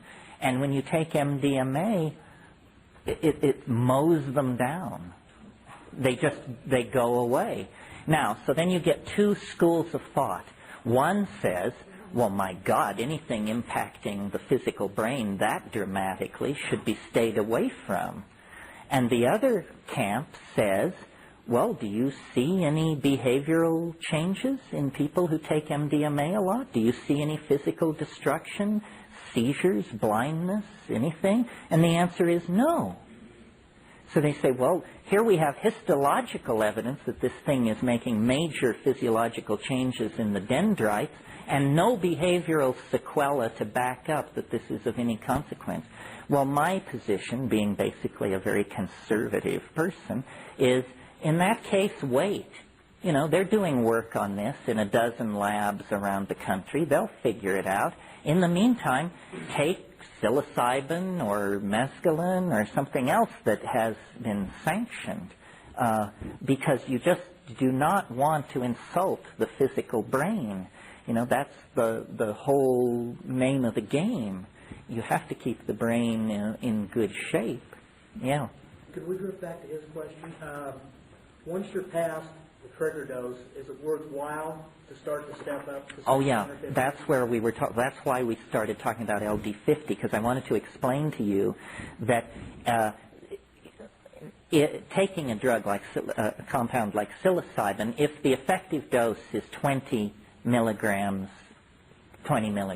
for somebody who weighs 135 pounds. Well, then, looking at the pharmacological data, they should be able to take 2,000 milligrams without any trouble at all. That's 100 times more. But in fact, what happens is, as you raise the dose, is that the psychological presentation becomes unbearable. It becomes so strange that you fear for your sanity, in a good old Edgar Allan Poe-ish phrase, you know. It gets stranger and stranger. And, you know, I've talked to pretty naive people who have overdosed. Usually the way these overdose situations occur is people are gathering mushrooms in the wild, and they start eating them, and then they just keep eating them. And then they realize they've eaten 4 times more than the effective dose. And this is where you get into places where you don't know what to say, because if you tell people, they'll throw a net over you. But you want to say because you're so personally disturbed. This is where the flying saucers land and the rectal examinations begin, and you're told that you're the Messiah, and it becomes quirkier and quirkier. So I think you have to, I'm very admiring of people who can take very high doses, but I find it quite challenging enough in the 5 to 7 gram range. A friend of mine says of psilocybin that every time he takes it, he tries to stand more, meaning more of the vision, because it is filtering itself. It's definitely filtering itself. This is why beginners almost never have bad trips, because somebody in there looks at your clipboard and says, oh, this guy has never done this before, so lay off the rough stuff. Just, bring him through the standard number.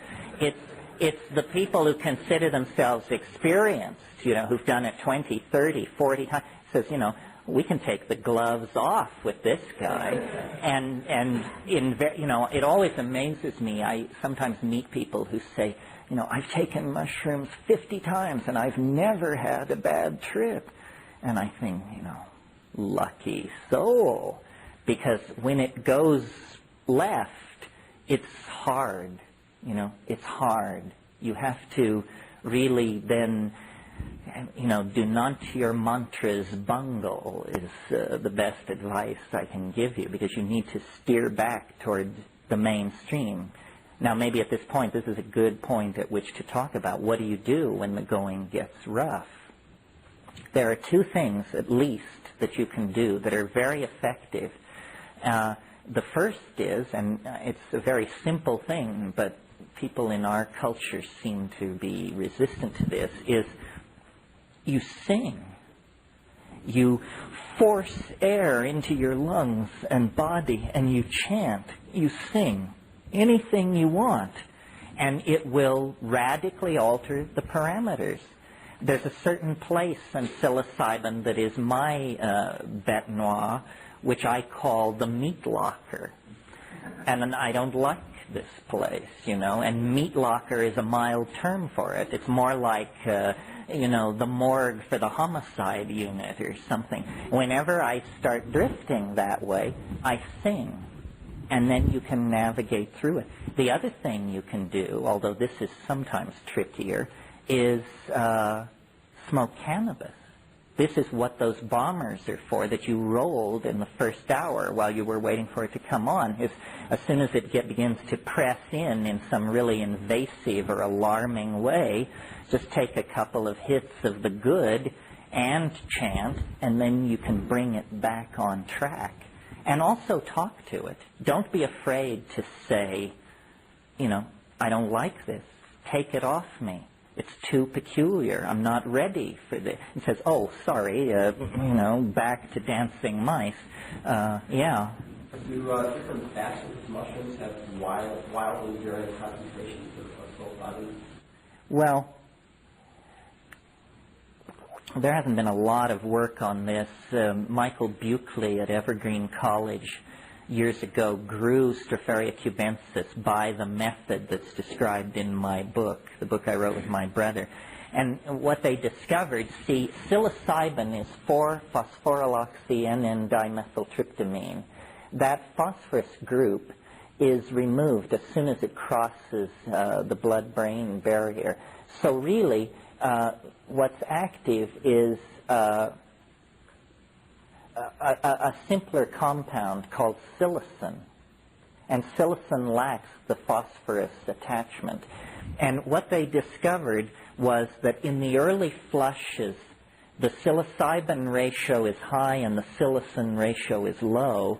And you all know what a flush is, right? And in the later flushes, the psilocin level rises and the psilocybin level drops.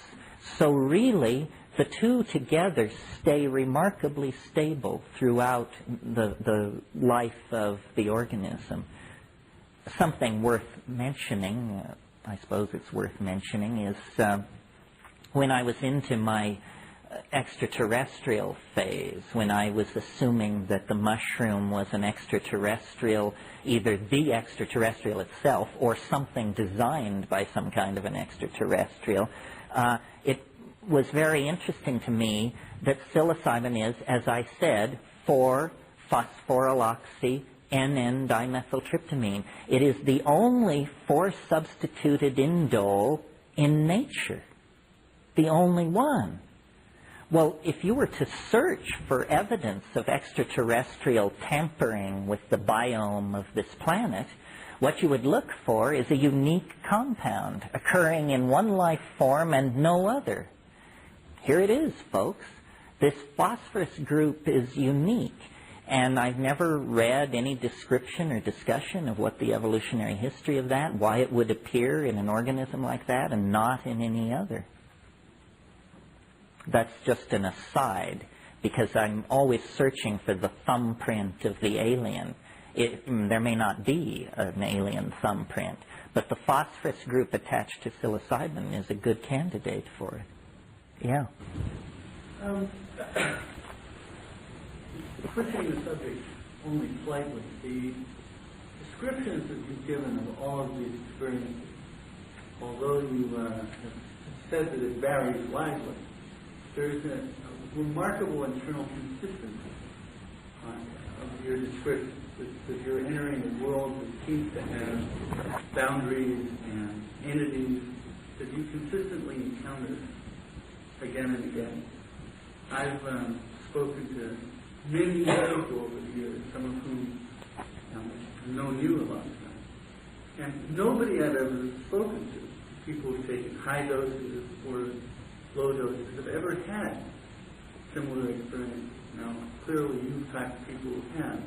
So I'm wondering... Maybe they were just being polite.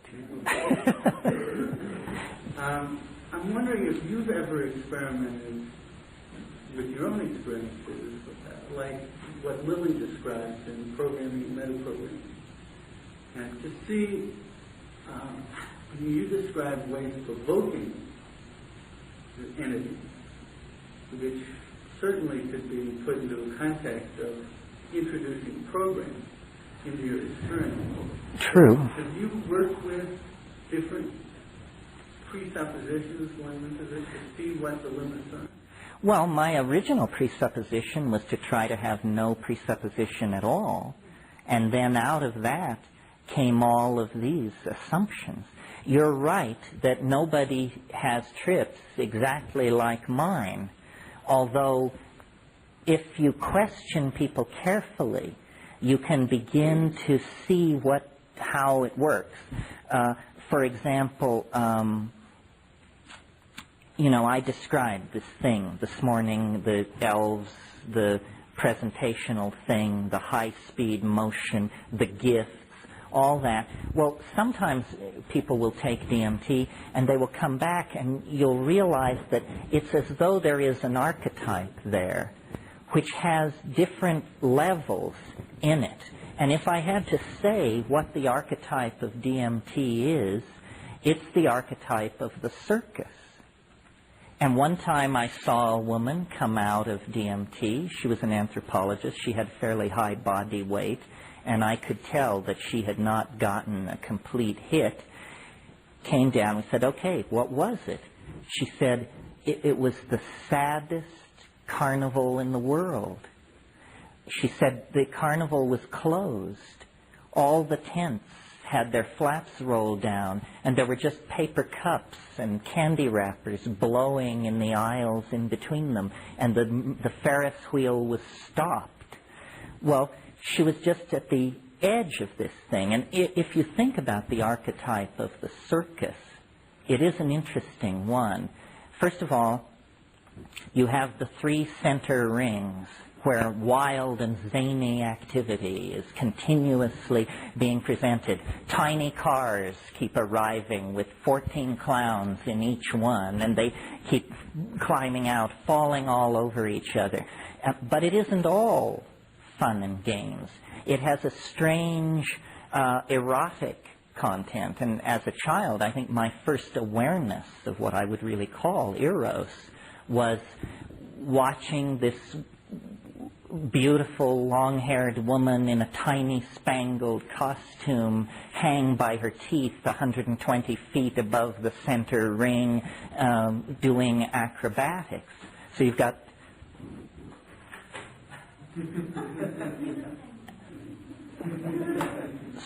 the clown, and you've got the lady in the tiny spangled costume, and then off from the center ring you have these dark alleyways where the sideshows are, the Siamese twins and the goat boy and all the rest of it, you know, and it has a very weird vibe about it. So it can land you in any of these places, but if you try and correlate people's experiences, it seems to me that it's pretty clear that through their own life history and their own programming, nevertheless, something is trying to poke through. Now, my DMT experience seems pretty radically different from other people's, although other people don't give any account at all. I mean, it's amazing how inarticulate people are. They come down, you say, how was it? And they say, it was far out. You say, you know, you don't get out of here with that rap. You know, how was it? And you say, well, they can't give a good account. On psilocybin, I think most people experience something very much like what I describe. Huge machines, a sense of danger to the earth, apocalyptic visions, the idea that someone will come and help.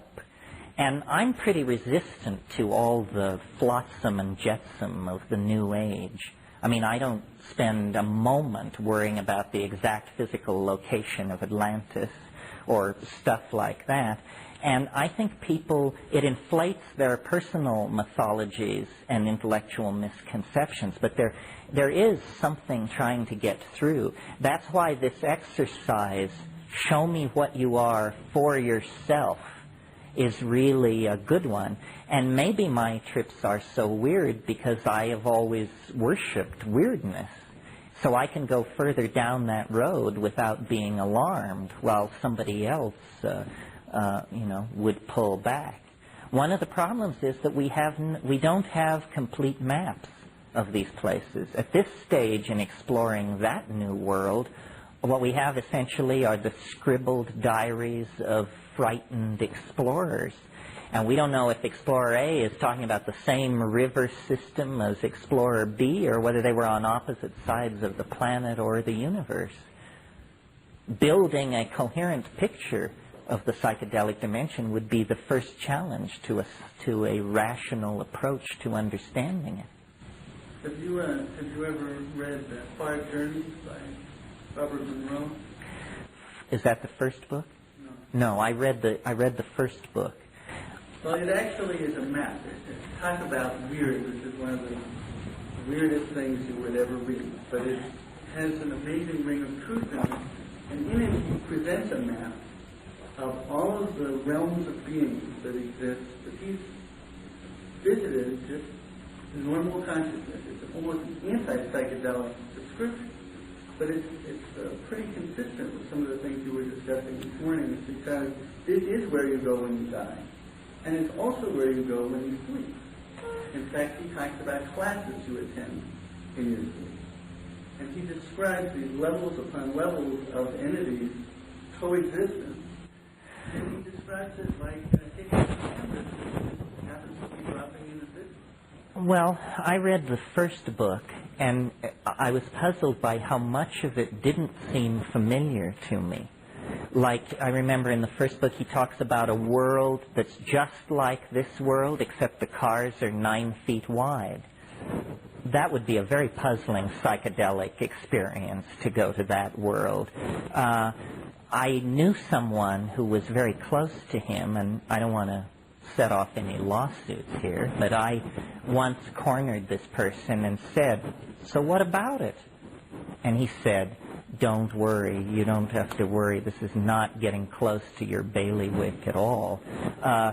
Buddhism of the Mahayanas has, a tremendously complex system of levels and entities, wrathful Buddhas and Dharmapalas and peaceful entities. And I think that that's pretty interesting as a phenomenological description of mind.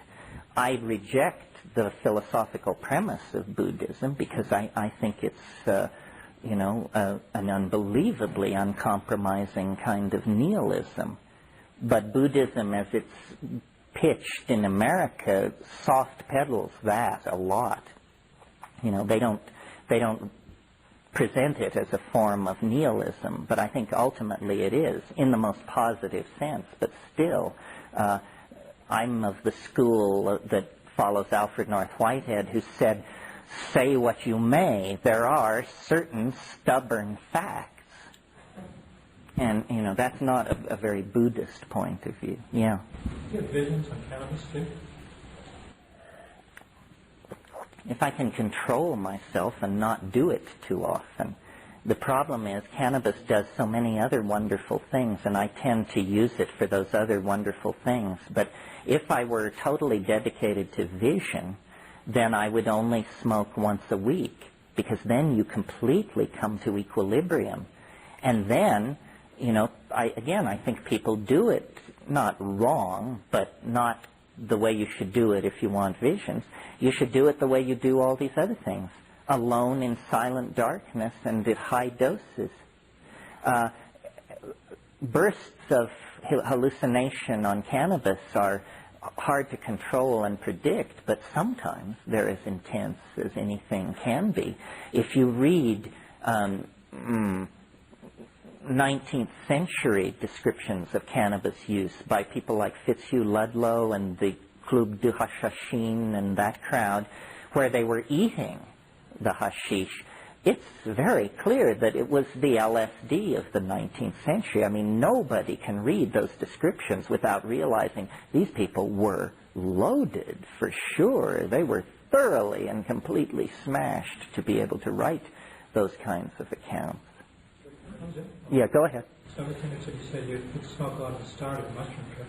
I smoke a lot at the start of the trip. It's tend to really confuse entry, and then eventually I kind of realize, it has an effect which, I'm not sure that's a good effect in terms of getting the learning, shall we say, from the more powerful chemicals. Well, you didn't exactly make clear to me what the effect was. It fuzzes you out going into... It depends on what you smoke, I suppose. If you have, very top-grade sensimilla, will do one thing. If you smoke Colombia, it'll do something totally different.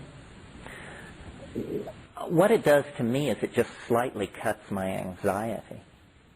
I'm able to let the thing unfold of its own. I don't know. I mean, I have a lifelong, intense relationship to cannabis. And I basically make my living out of being able to do feats of memory. And, cannabis is supposed to trash your memory.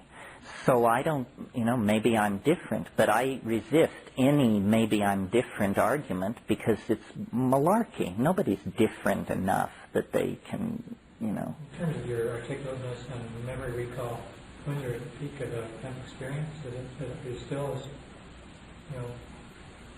speak as clearly then? I get really tongue-tied. No, more so.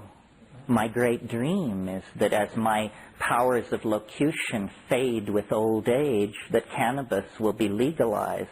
Then I can sit in front of you and smoke, and my career can be pushed 20 years further into the future.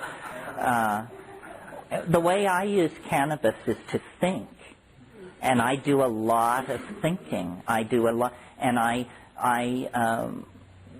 at night, before I go to bed, I smoke, and then I play the tapes of the day, and then I understand what happened. If I didn't have cannabis, I don't think I would be sort of at sea or a kind of a space case, because I never get what somebody really meant, really intended, really had in mind, till I play the tapes stoned, and then I see, that's what the agenda was, or that's what was going on. You can go to sleep afterwards? Oh, yeah. Yeah. And if I don't smoke, then I'm insomniac. Yeah. I don't know how far you want to go with all this, but I'm really interested how you compare it. And that's what it all really serves together what you talk about. Kind of complete that. Okay, well, LSD, again, you remember, I'm only speaking for myself because there is no other way to approach it. I found LSD very interesting, but ultimately kind of frustrating because I wanted visions. And to me, what LSD by itself does is it does a lot of slippery and hard-to-name stuff. It accelerates and changes the quality of thought. Well, basically that's it. It does something to the quality of thought. But I had been reading Aldous Huxley and Havelock Ellis and those people, and I kept saying, where are the ruins of alien civilizations? Where are the jeweled tapestries? And then, fiddling around with LSD, I discovered that if I would take it with mescaline, then it became the psychedelic experience that I was seeking. But in and of itself, it's kind of psychoanalytic. It's sort of like cleaning up your act. It often focuses you on your own personal stuff. And, I have to confess to you, I'm not that interested in my own personal stuff, probably because it's so horrendous. But I don't like personalized trips. I like cosmic vision information trips. And then mescaline is, you have to take a lot to get it to really do what you want it to do. And it being an amphetamine has not a very good LD50 profile. It's not like MDMA where 10 times the effective dose and you're in real trouble, but probably 40 times the effective dose and you'd be sweating bullets. So, and then just the nature of my life, I've not had as much to do with mescaline as these other things. I'm really a vision freak. And people say, well, there's feeling and there's insight and there's this and that. But the reason I'm so fixated on vision, or the excuse I give, somebody said it's because you're a double Scorpio. But to me, it's the proof that it's not coming from me. I can come up with insights. I can come up with funny ideas.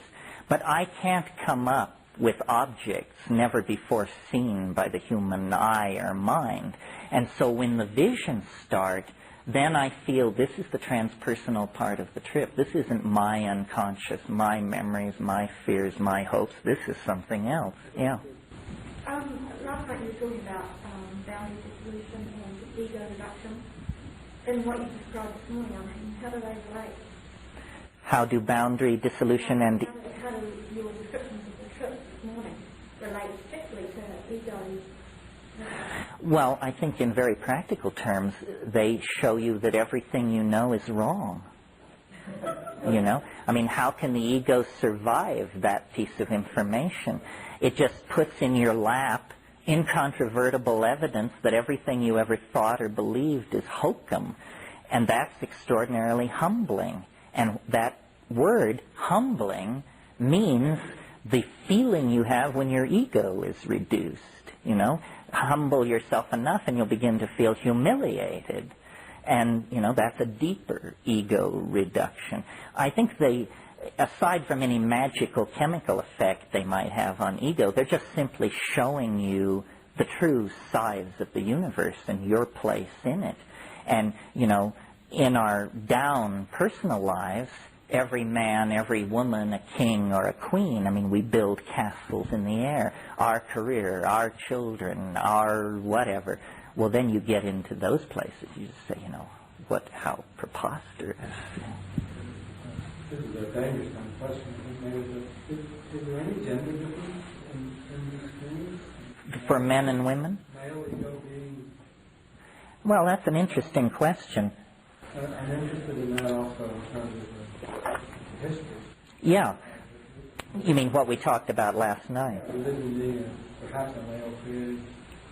Well, I think women, by virtue of the fact that they menstruate and give birth, are just inherently more chemically driven creatures than men.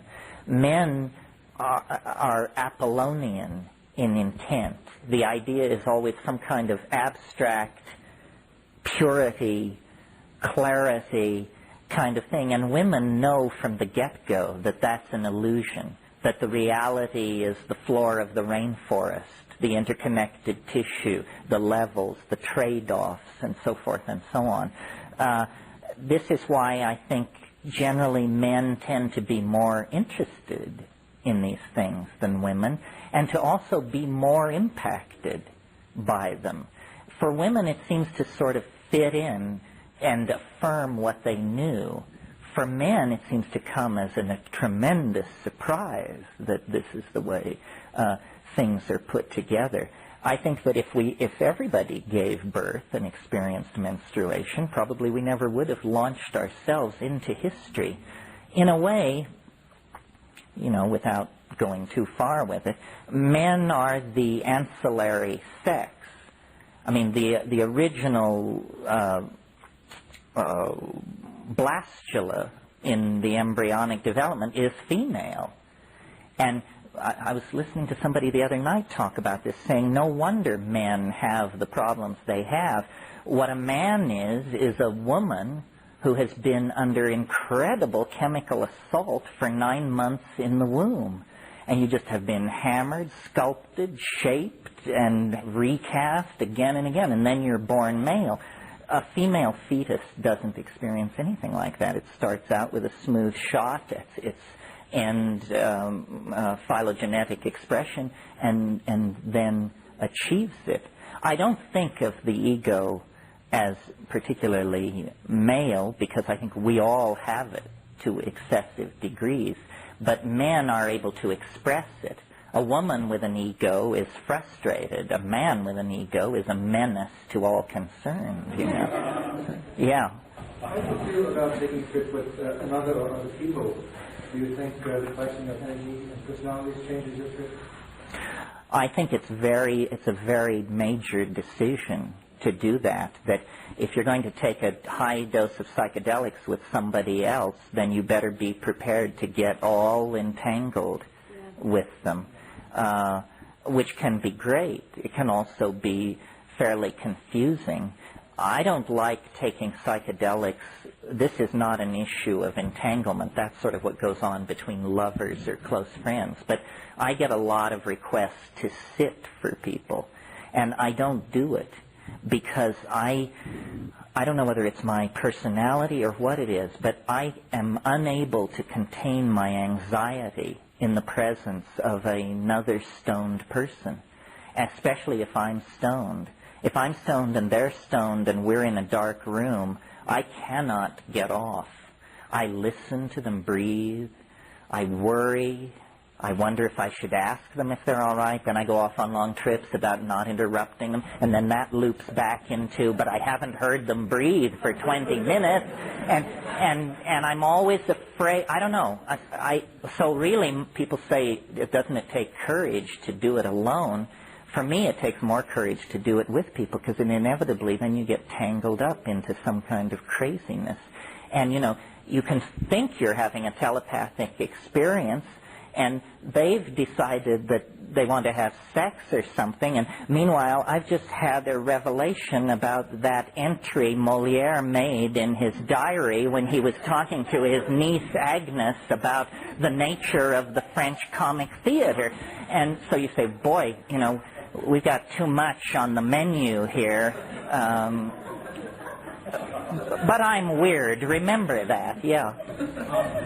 Okay, now, and we have heard about the common visions shared by people in ayahuasca. So, can you comment on this kind of thing and contrast it to what you're talking about, which is extremely high doses of one half? You mean the group mind on ayahuasca? Yes. And is that possible? Oh, yeah. No, it's very possible. It's very possible. I mean, you can sit with someone and play a little game where you will describe the hallucinations for 30 seconds, then they get to describe the hallucinations for 30 seconds. And you can absolutely convince yourself that people are seeing the same, that you're seeing the same thing. And, when you toss sex into the mix, it just goes over the top. I mean, I've had the impression, I don't want to trot it out as a position of mine or something that I assert as true, but I have had the impression, stoned on mushrooms, making love, that it's like perspiration forms on the surface of the skin, and there's some kind of electrolytic thing that goes on, and the boundaries dissolve between the people. I don't mean metaphorically. I mean that you become one organism, and that's pretty amazing. That's true. Yeah. Now, after I just said I don't like taking psychedelics with people, I guess what I should have said is I hate being responsible, because I don't mind taking ayahuasca with 30 people, none of whom speak English, in a hut up some river. But that's because I know that the old shamans are in charge, that I'm just a face in the crowd. Nobody's going to turn to me for explanation or help. I'll tell you an ayahuasca story just to give you an idea of the kind of stuff that goes on in these sessions. Years ago, in '76, Kat and I, it was before we were married, were in Peru, and we had found this shaman who was very good, and he had a following, and we were, apprenticing ourselves to him. And the style of these Peruvian mestizo people is that, cultures handle this differently, but they are never straight with each other. It's an incredibly masked culture, almost like the Japanese, but without the formality. In other words, if you think somebody's a jerk, you would never say that. That's the last thing you would say, because that's your true opinion. So we got into a situation with these people where this elder shaman, who was very respected, beloved even by these people, he had a nephew, a sobrino, who was an absolute jerk. This guy was into pimping a little on the side, and he was very ambitious to perfect his ayahuasca so he could go to Lima and charge yuppies a bunch of money for taking it and so forth. And he had this really awful habit, and I don't know what had gone on before we got there, but they would all get together to take ayahuasca. And these old guys, 80, 85 years old, the totally authentic dudes, would sing these beautiful ayahuasca songs. And he would sing against them. Can you imagine a scene like this where everybody's singing Row, Row, Row Your Boat, except one guy wants to sing 5'2", Eyes of Blue, and does. And the level of social tension in these meetings would just rise and rise, but nobody would ever say anything to this guy and tell him to bug out and can that crap. So one night, this had happened 2 meetings in a row. It was the 3rd meeting like this. Everybody hoped this guy wouldn't come. So then he showed up. So then we all dose. Then we get loaded. And the singing begins. And he begins his singing. And in the wave of hallucinations, and Kat was sitting next to me, he was sitting up on his haunches, kind of rocking back and forth on his heels. And I would look at him, and I could see he was going through these weird animal transformations. First he would become like a jackal. Then he would become like a monkey. And it was really intense. And I mentioned it to Kat, and she could see it too. Well, so then he kept, and we were also trying to tape these ayahuasca songs, so it was a double irritation to us that this guy was so out of control. So after a particularly long song by the old guys, with him just hammering against them, I could feel Kat, who has a real Irish temper, getting more and more pissed off at this guy.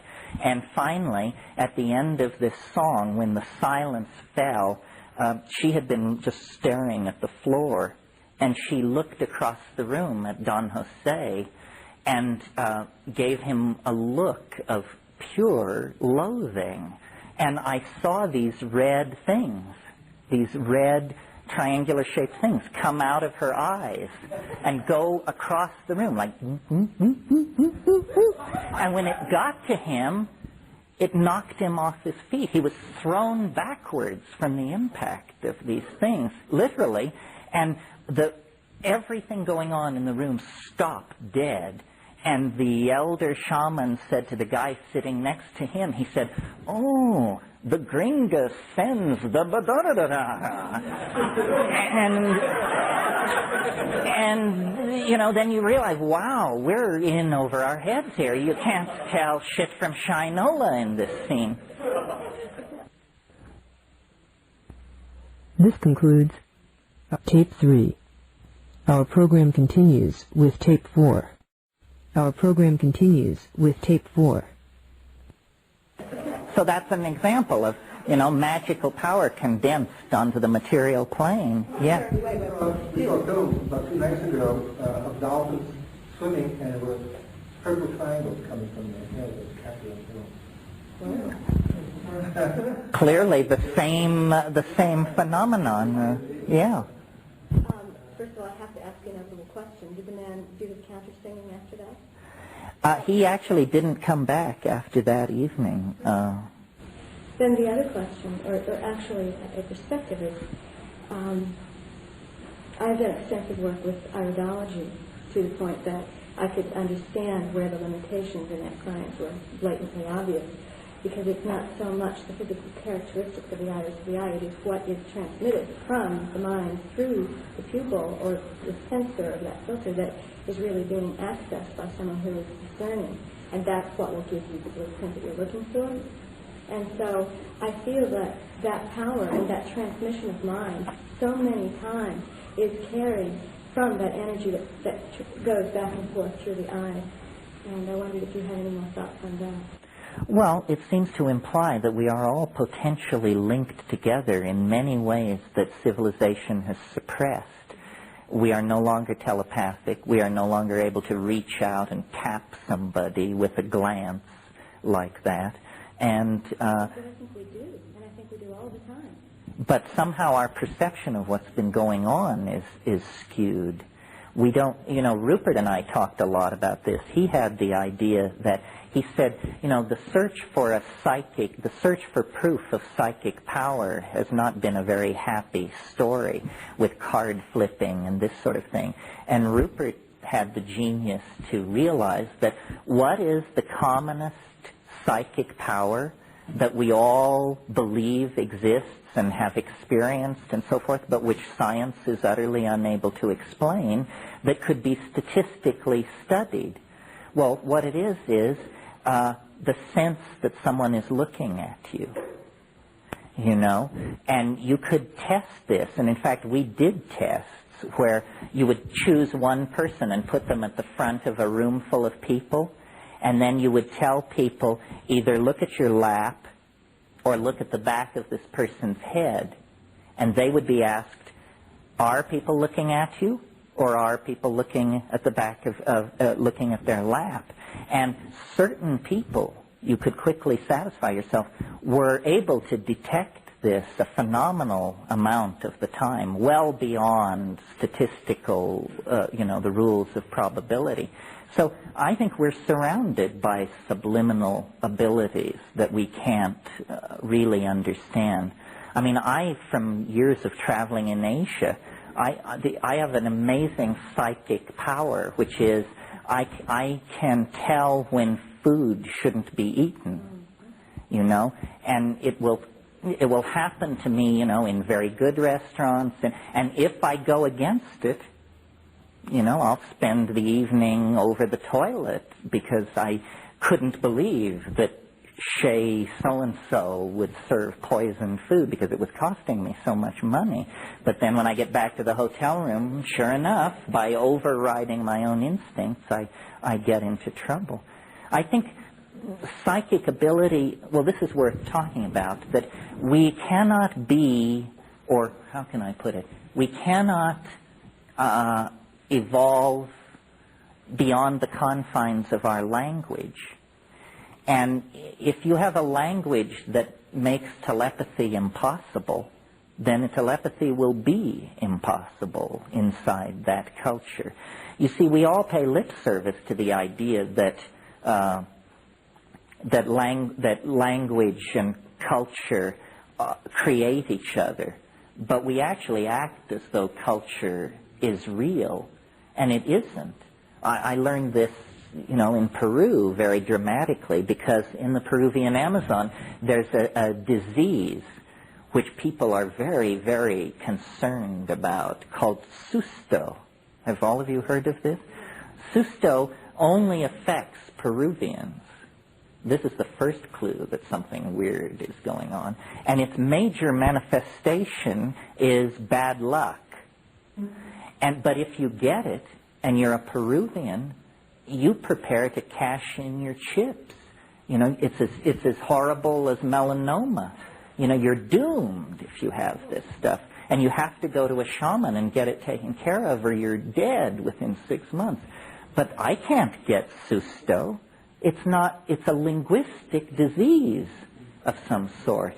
It travels around inside the confines of mestizo Spanish and nowhere else. But it's the evil eye, isn't it also, is the equation in the deep south of our country. Well, yeah, people have these ideas, yeah. And, like people say, well, magic is accomplished because the person the magic is being done to knows that it's happening, and therefore they unconsciously participate in their own demise. But I've observed these shamans in the Amazon, and they will go, if a shaman has decided to actually get somebody, then he will go to incredible lengths to conceal what he's doing, so that the person never knows and never knows how to blame. So it isn't some kind of psychological co-option that's happening. It's something a good deal more complex than that. Yeah. A while back you were talking about a period of time where magic kind of died out. And that made me think about some of the things you've been saying. For example, we have all these myths about fairies and elves and magic, and perhaps at one time the world was like that, but it is not like that now. Here you're talking about a social context that does not include telepathy, generates a culture without people experiencing telepathy. And yet we have all these myths, we have all the fairy tales, And now you're talking about self-transforming machine elves. Would you have any thoughts on this? Well, I'm not sure that you got it into a question that I can respond to. Try again. Okay, so our culture then is very science-oriented. And the whole idea of magic, things like the existence of elves, thin corn, people laugh at that unless they're on supposed fringes.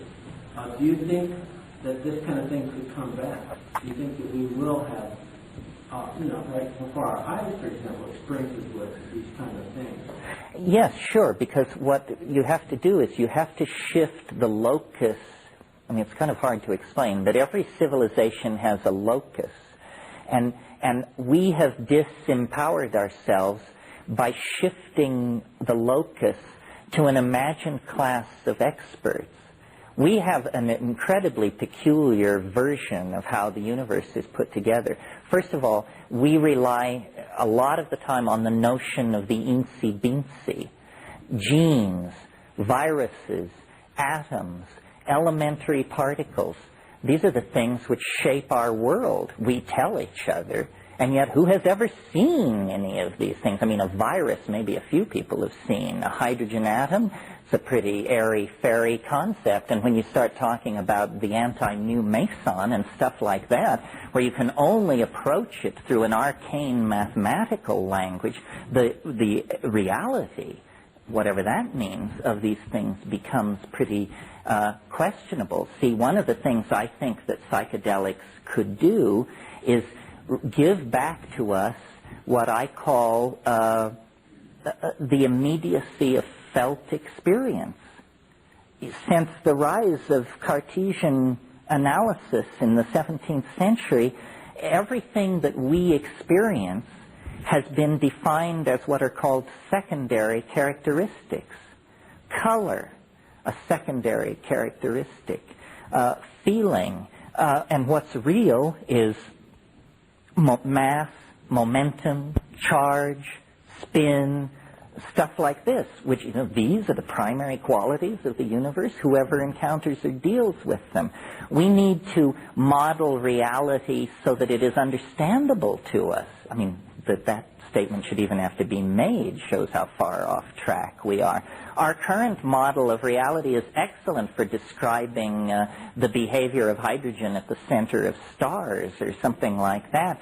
Terrible for explaining to you how you're supposed to stay tuned to your girlfriend. So somehow we have sold out to abstraction. And this is something about science, and the demonic power of numerical analysis and stuff like this. I think that part of what the psychedelic revolution is and why it is so politically threatening is because a psychedelic person does not believe anything they cannot confirm for themselves through thought, intuition, or feeling. And a non-psychedelic person joins up with the quantum physicists or the Hasidic Jews or some group of people who've already got it packaged and figured out. I mean, the UFO thing is a good example. Everybody's interested in UFOs and, are there space people, are there not? And I think most people think that the news will come, that the way you encounter a UFO, the way most of us will encounter a UFO, is that the president will call a press conference and say, that the time has come to speak frankly about certain declassified material and that, yes, in fact, it has been going on. I mean, that's not how it's going to happen. The way it's going to happen is on 5 grams in silent darkness in your living room, and that's real. If flying saucers were to land on the south lawn of the White House tomorrow, it would be minor news compared to what can happen to you a minute and a half after smoking DMT. We don't realize that we are not real unless we are the center of our own private mandala.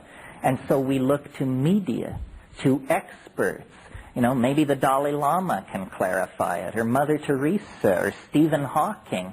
Well, forget all that. Those are just linguistic concepts as far as you're concerned. The only thing that's real to you is yourself and your immediate surroundings. And if we could empower that, our political problems would disappear overnight. We are infantile and we do love it. We don't really try to claim our existential validity. And those who do are called mad because they depart from the sanctioned paradigm. Over here, somebody. Yeah. But it just struck me that one of the things that you seem real good at is bringing that personal experience into language and being able to communicate it, which creates the same kind of reality that you appear to be declining of a shared linguistic reality where we can discuss the experience that we've had. Its value becomes elevated when we talk about it. Yes, well, it becomes real when we talk about it. I mean, one of the most satisfying experiences that I have as a public speaker is sometimes after speaking to groups like last night, somebody will come up afterwards and say, I thought I was crazy until I heard you speak. Now I know there are at least 2 of us. And the truth is, there are more than 2 of us. There are thousands. If you, it's a delusion if it happens to one person. It's a cult if it happens to 20 people. And it's true if it happens to 10,000 people. Well, this is a strange way to have epistemological authenticity conferred upon something. We vote on it, So I would like competition. I mean, I feel pretty lonely out here. I'm surprised nobody has followed me into this. There must be other people who can articulate these things as well or better than I can. But boy, they don't seem to come forth. And I really don't know why that is, because what I say is not all that exceptional. It's just the sum total of it is kind of eerie. But if we don't, that's why I was saying, we cannot evolve faster than we evolve our language. Our language is like the collective skin of our culture. So, until you say the words self-transforming elf machines from hyperspace, then there aren't such things. Once you say it, it has gained a certain kind of ontological currency. So weren't you arguing the opposite point, when you spoke about becoming a quantum physicist or a physics Jew? Well, language system. see, people are buying other people's experience. I mean, if you're not a quantum physicist, why in the world should you take those people seriously? They're talking gibberish. What power does it have over you, except that it comes presented on the platter of science? Say, you must believe this. If you don't believe this, you're not a well-educated, trendy, with it person.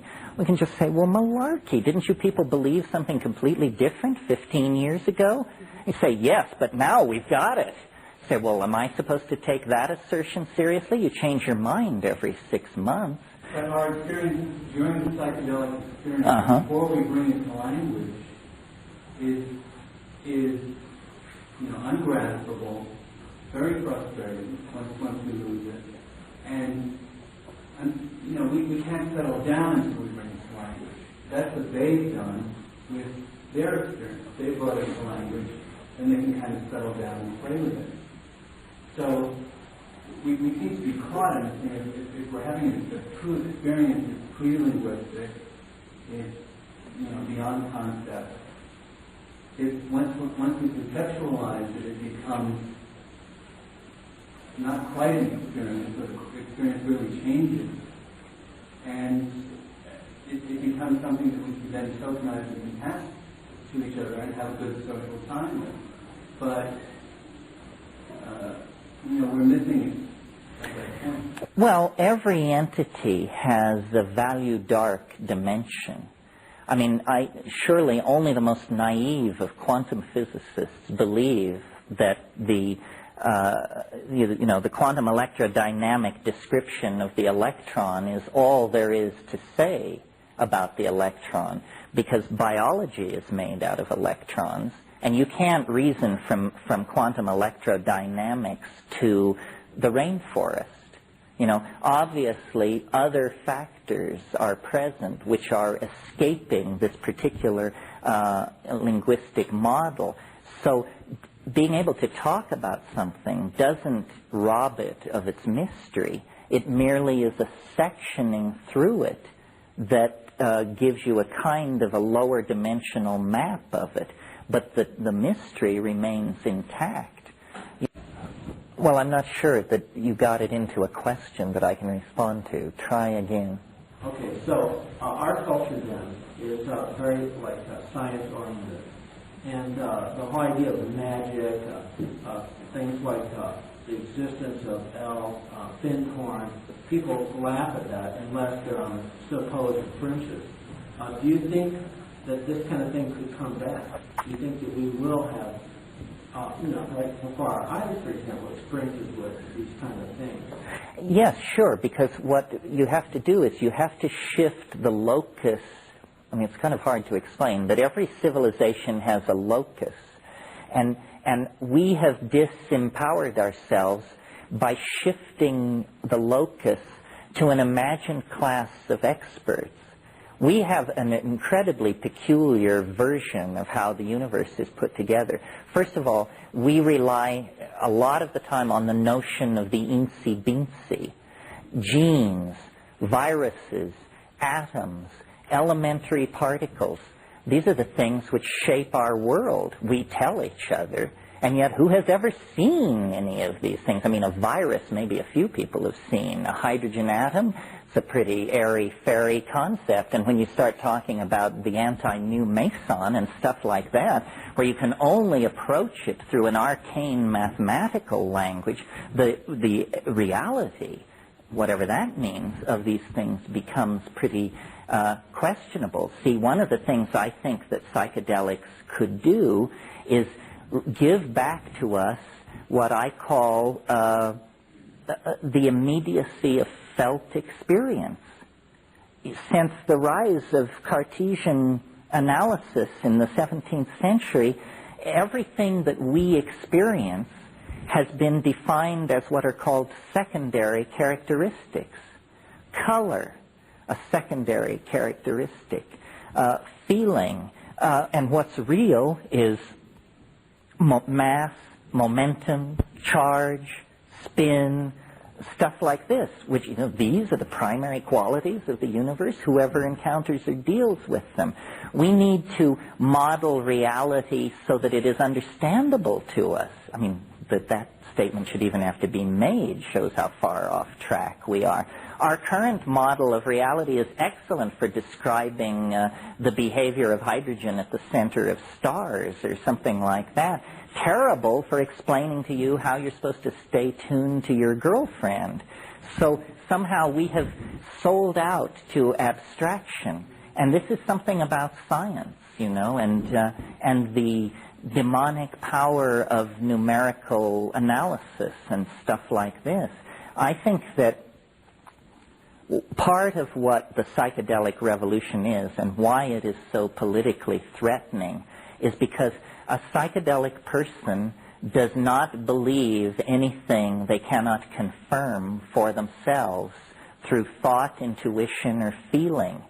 And a non-psychedelic person joins up with the quantum physicists or the Hasidic Jews or some group of people who've already got it packaged and figured out.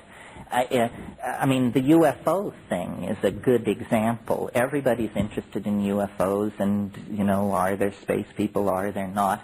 And I think most people think that the news will come, that the way you encounter a UFO, the way most of us will encounter a UFO, is that the president will call a press conference and say, that the time has come to speak frankly about certain declassified material and that, yes, in fact, it has been going on. I mean, that's not how it's going to happen. The way it's going to happen is on 5 grams in silent darkness in your living room, and that's real. If flying saucers were to land on the south lawn of the White House tomorrow, it would be minor news compared to what can happen to you a minute and a half after smoking DMT. We don't realize that we are not real unless we are the center of our own private mandala. And so we look to media, to experts. Maybe the Dalai Lama can clarify it, or Mother Teresa, or Stephen Hawking. Well, forget all that. Those are just linguistic concepts as far as you're concerned. The only thing that's real to you is yourself and your immediate surroundings. And if we could empower that, our political problems would disappear overnight. We are infantile and we do love it. We don't really try to claim our existential validity. And those who do are called mad because they depart from the sanctioned paradigm. Over here, somebody. Yeah. It just struck me that one of the things that you seem real good at is bringing that personal experience into language and being able to communicate it, which creates the same kind of reality that you appear to be decrying of a shared linguistic reality where we can discuss the experience that we've had. Its value becomes elevated when you talk about it. Yes, well, it becomes real when we talk about it. I mean, one of the most satisfying experiences that I have as a public speaker is sometimes after speaking to groups like last night, somebody will come up afterwards and say, I thought I was crazy until I heard you speak. Now I know there are at least 2 of us. And the truth is, there are more than 2 of us. There are thousands. If you, it's a delusion if it happens to one person. It's a cult if it happens to 20 people. And it's true if it happens to 10,000 people. Well, this is a strange way to have epistemological authenticity conferred upon something. We vote on it, you know.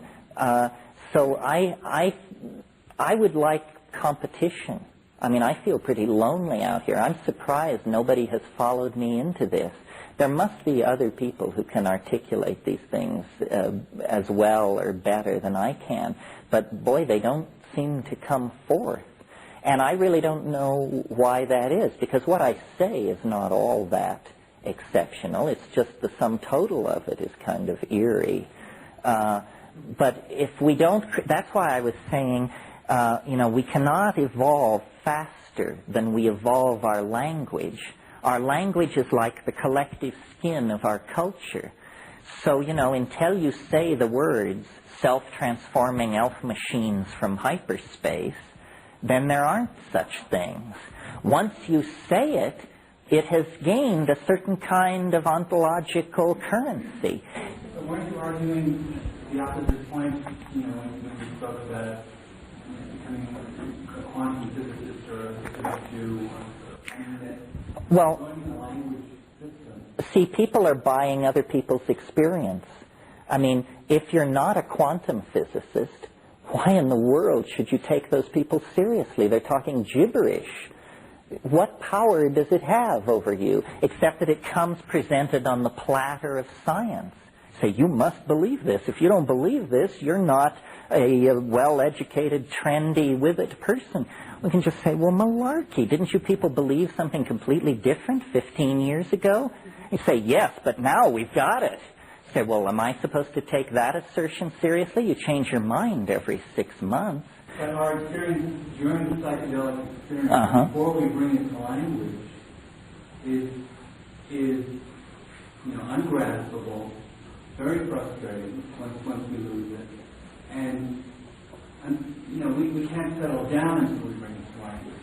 That's what they've done with their experience. They brought it to language, and they can kind of settle down and play with it. So we seem to be caught in it. You know, if we're having a true experience of pre-linguistic, it's, you know, beyond concept. Once we conceptualize it, it becomes not quite an experience, so the experience really changes. And it becomes something that we can then tokenize and can pass to each other and have a good social time with. But, you know, we're missing it at that point. Well, every entity has a value-dark dimension. I mean, surely only the most naive of quantum physicists believe that the quantum electrodynamic description of the electron is all there is to say about the electron, because biology is made out of electrons, and you can't reason from quantum electrodynamics to the rainforest. You know, obviously other factors are present which are escaping this particular linguistic model. So being able to talk about something doesn't rob it of its mystery. It merely is a sectioning through it that gives you a kind of a lower dimensional map of it. But the mystery remains intact. You know, Wittgenstein talks about what he called the unspeakable. And, you know, the unspeakable is the true domain of being. And then within that, there is a very small subset of those things which can actually be captured in language. But they're a vanishingly small set of the whole thing. Mostly it's all mystery. I don't know why this is so surprising to people. I mean, where is it writ large that bipedal primates with binocular vision are supposed to be carrying around in their heads true models of the cosmos? I mean, would you expect an apple tree or a monarch butterfly to have a true map of the cosmos inside them? No more than that we should have. So I think all knowledge is provisional. And I think the new science will honor this. This is why the rise in the use of the word model. They no longer believe they're giving a complete explanation of phenomenon. They just say, well, here's a model, and next year we'll get a better model, and we'll keep modeling, and our models will get better and better. But they will never be more than crude approximations to an unspeakable mystery. Do you find that tragic?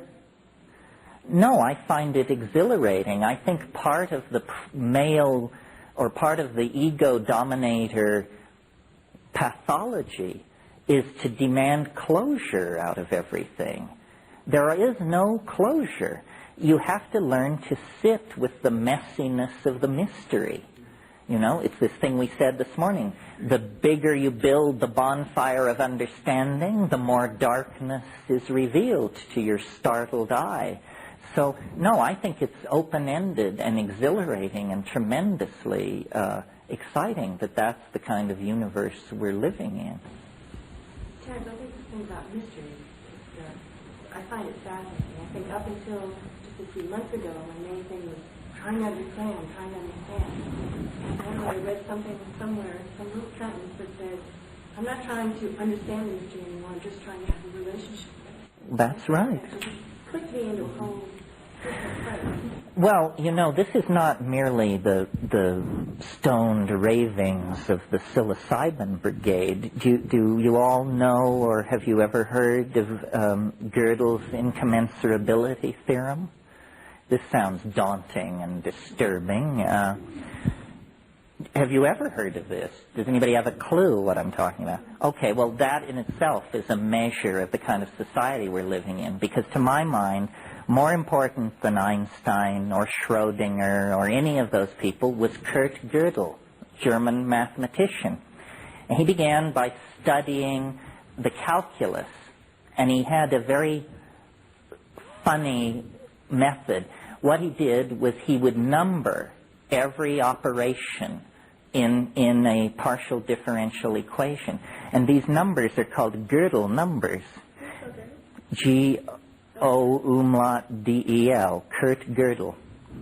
And what he showed, and I think this is maybe the most important intellectual step taken in the 20th century, he showed that any formal system will produce true statements which are not provable within the confines of the formal system itself.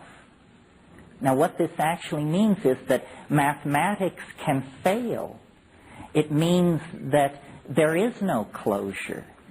He proved this logically, showed that closure is impossible, that everything, he showed it for arithmetic, the most secure of all intellectual edifices. Essentially what he showed was that 2 plus 2 equals 4 is a very strong tendency, not a law.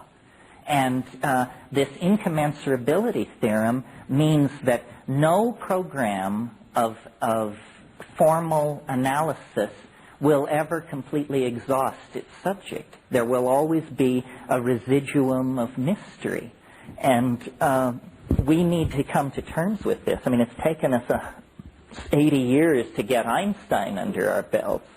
And that's a simple notion compared to what Gödel is saying, because what he's saying is not about, you know, the distortion of space-time near massive objects, but something which actually affects our own lives on a day-to-day basis. And, you know, if you live for closure, you're beating your head against a stone wall, and your head will wear out long before the stone wall will. There's a kind of an appreciation for the mystery needs to replace the attitude that the mystery is an unsolved problem.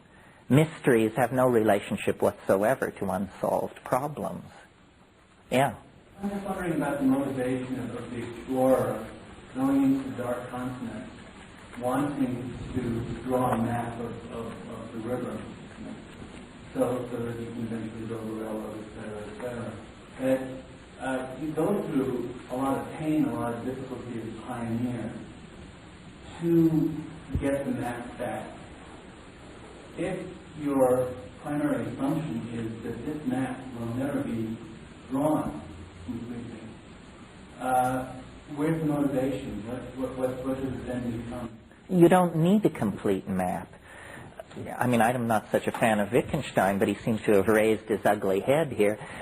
Wittgenstein used to say, we do not seek statements which are true. We seek statements which are true enough. That's this genuflection to the incommensurability theorem. That's as good as it gets, folks. True enough. Beyond that, there's just, the airy realm of metaphysics, which will never be plumbed.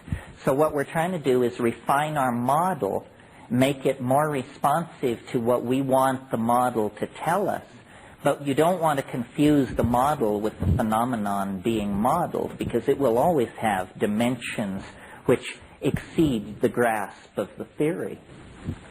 So that's what the probability of Salomon says, that there's a tendency for a particular state to exist. That's as good as it gets. Yes, although I have real problems with probability theory, which we'll probably get into tomorrow. I think that in a sense probability theory has made it almost impossible for us to think clearly about anything, because it contains certain insidious built-in assumptions that are purely assumptions. For instance, probability theory tells you that when you flip a coin, the odds of it being heads or tails are 50-50. If, in fact, that were true, the coin would land on its edge every single time. So what we need, you see, is not a theory of what is possible. That's science. If you want to know if something is possible, you find a scientist, and they're always perfectly happy to fulfill this function and tell you whether this is possible or not. What we completely lack as a civilization is a theory that explains to us how it is, out of the vast class of possible things, certain things undergo what Alfred North Whitehead called the formality of actually occurring. We have no theory. I mean, science can say, well, it's probable that it'll be this, but it's also 40% probable that it'll be that. You say, well, which will it be? You say, well, I just told you the probabilities. Say, that's not good enough. I want to know. Say, we have no theory of selecting among the probabilities. The other problem that haunts probability theory is that it assumes that time is an absolute flat plane. It assumes that no physicist tells you in his lab notes, please perform my experiment on Tuesdays, Wednesdays, and Saturdays, because it won't work any other time. In other words, the assumption is made that the experiment will produce the data predicted by theory no matter when the experiment is performed. In other words, it's assumed that the phenomena is time independent. But that's just an assumption that Newton got into. Proving that phenomena are time independent is absolutely beyond our intellectual reach. It can't be done. A curious thing about probability theory is, say you want to know how much current is flowing through a wire. Here's how probability theory finds out. It measures the current flowing through the wire with a meter. It measures it 1,000 times. It takes those values and adds them together. Then it divides by 1,000. Then it tells you this is how much current is flowing through the wire. You look at the value they've given you and you say, but we took 1,000 measurements and we never got this number. Say, well, that's because, you didn't average the probability. And, well, if we took 1,000 measurements and not one is the value you're offering, why should we believe that this is the amount of current flowing through the wire? Well, then there's a bunch of hand-waving and epistemic foot stamping and so forth. Science is an incredibly fragile edifice, which if it weren't for its ability to hand its findings on to technologists who make pretty things, it would have to take its place somewhere to the left of, homeopathy. acupressure, something like that. In other words, it is not a meta-theory. It has not got truth by the jugular. It has a bunch of fishy mathematical formula which it's flailing you with. But I don't think, I think that serious revision of probability theory is going to have to take place. I think you've given probability theory much more than is really there. Inherently, what it's all about is simply acknowledging the fact that there are variables in anything that we can't know, and we don't know. It's really nothing more than that. Which brings you back to just the access in the present moment. Well, but for instance, if the odds that the coin comes up heads or tails are 50-50, why doesn't it land on its edge every single time? I don't see how it's related to landing on its edge. It's simply what happens with a coin, where it ends up lying, basically, whether it's face up or down, right? Well, another thing probability theory says is that chance has no memory. And so they always, in first-year statistics, they say, if you flip a coin and it comes up heads 49 times, what are the odds it will come up heads the 50th time? The answer is 50-50. But any gambler would tell you that, if it comes up heads 5 times in a row, bet on heads, for crying out loud. So there's something... I'm not an acolyte of probability or statistics, because I think a lot is done or inferred from them that just doesn't exist. I agree. At the same time, really all that's at the basis is the notion that there are things going on here that we can't know, even though that's not acknowledged by most people who are practicing it. That's the reality, probability of statistics. But don't you think the other assumption is that time is a non-inputting, it's not variable? That you don't say the odds of the coin coming up heads or tails are 50-50 in Canada, but 48-52 in Bolivia. That's one of the variables that's sort of smeared out simply because it can't be characterized the way people who are doing that like to tend to characterize things. But underlying the whole thing is still the notion that you're dealing with unknowables. And I'm not saying that those who are deeply immersed in practicing probability and statistics hold this view, but the reality is underlying, the sort of underpinning the whole thing is the notion that there are things going on here that we can't know. Oh, well, I don't have any trouble with that. I understand why science latched on to probability with such a vengeance. It's because, thanks to William of Ockham, there is this notion called Occam's razor, which is this idea that is most simply stated as hypotheses should not be multiplied without necessity. So since the idea that time is a flat invariant is the simplest assumption, try it first and see if it works. But I maintain that, science has, in certain areas, been very slow to make progress in the social domain, in econometrics, in the multiple body problems and stuff like that. Well, I think this is because this simple assumption that time is an invariant has to be re-examined. I would offer a new definition of science. Science is that field of human endeavor which studies phenomenon so crude that they are time invariant. The hydrogen atom cleaves from the oxygen atom the same way every time. But love affairs don't come apart the same way every time. Bankruptcies don't occur the same way every time. These are complex compound phenomena that are then influenced by the temporal variables and the variables embedded in the environment around them. Now, the problem is, these are the things we're interested in. Love affairs, bankruptcies, and the establishment of empires. Very few people have a passionate interest in the dynamics of the water molecule.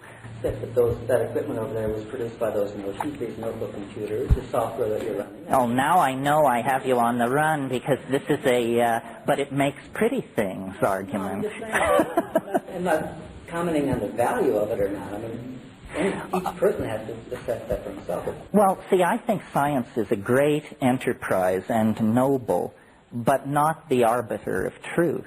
No, I'm not arguing. There are no arbiters of truth. The truth of the Tarot, the truth of quantum physics, these are truths in the supermarket of truth. But there's no top end to that process. There may not even be one truth.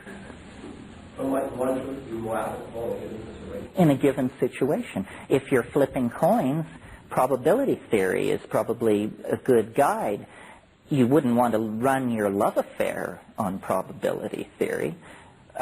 So you have to choose the domain. You have to recognize the applicable models, the applicable tools for whatever domain you're looking at.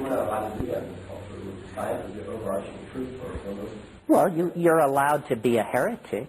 You just don't get paid well. That's the price you pay for that. Still, yeah. Kind of tying into what you were talking about last night about how messed up everything is since our ancestors got away from the mushroom celebrations and all that. It seems like you were saying that we are tied into time and we're being pulled towards a certain something, like this dimension being destroyed, or we're not really being able to live. And I'm wondering, is that, it seemed like you looked at that as bad, and then on a different perspective, it's good because we're discovering that we're being pulled towards something that's maybe bigger and more wonderful. How does that tie in? Are you saying that this is bad, what we're discovering, so we need to hang on to our past? Or are you saying No. No, I don't think it's bad. I'm entirely in support of whatever the universe is in the process of trying to do here. I think that history is ending, and that it was a temporary perturbation of the system, and that we can anchor ourselves through this chaostrophe, or whatever it is, by going back to archaic models. But I think that, and this is what we'll talk about tomorrow when we get the computer, because I don't merely talk about it, even though I've been flailing the mathematicians. Ultimately, I too come to rest with a fishy formula. I think that the universe is I think that there's something that has been overlooked by science called, and I'll name it, it's called novelty. The universe is a novelty-conserving engine of some sort. From the very first nanoseconds after the Big Bang, novelty has been conserving itself and building newer and deeper levels of novelty on novelty already achieved. So that, in the first few, you have the Big Bang, then you have this era called the pre-physical era. It's brief. It lasts the amount of time it takes light to cross a distance equivalent to the diameter of the proton, electron, something dinky for sure. That's called the era before physics. Then physics begins, one jiffy after that. And the original universe was so hot that it was a plasma of free electrons. So since it was a plasma, there was nothing that you could call atomic physics, because the ambient temperature was so high that electrons could not settle down into stable orbitals around nuclei. As the temperature of the universe fell, atomic systems crystallized out of that plasmic environment. Well then, further cooling of the universe leads to more complex kinds of bonds, and the cooking out of complex elements from stars. The original universe was made entirely of hydrogen.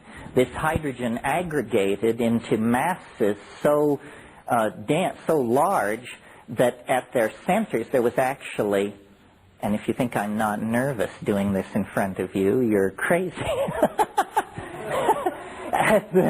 these aggregates of hydrogen at the center, it was so massive in temperature and pressure that fusion could actually begin, and fusion cooked out heavier elements, iron, sulfur, and eventually carbon.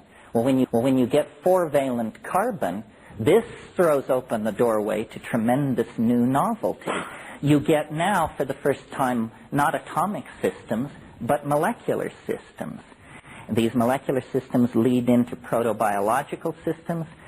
Protobiological systems lead into prokaryotes, then eukaryotes, then true higher multicellular animals, then mammals, then human beings, then electronic culture, then the big surprise. Now, the thing to notice about all this is that novelty keeps building on novelty already achieved. It crosses biological lines, atomic lines, molecular lines. It is a law of the universe, I'm proposing, that novelty is conserved. And so then what we represent is the kind of ultimate nexus of novelty.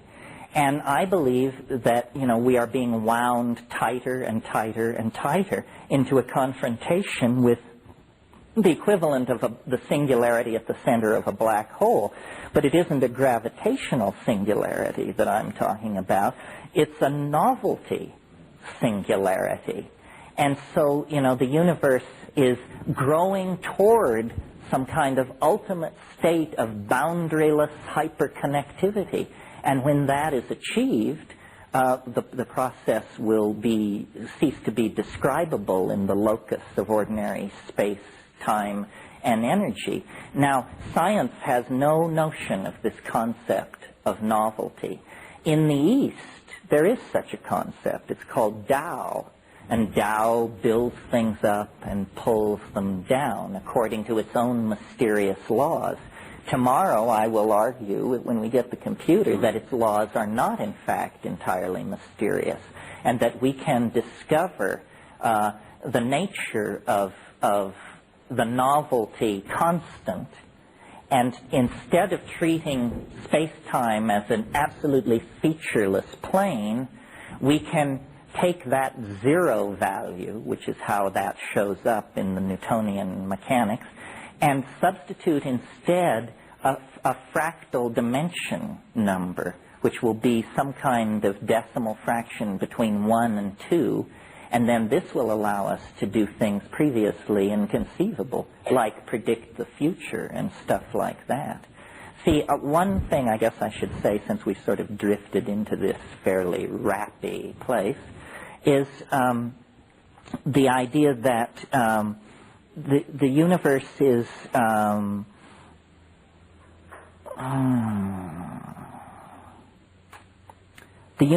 growing toward itself.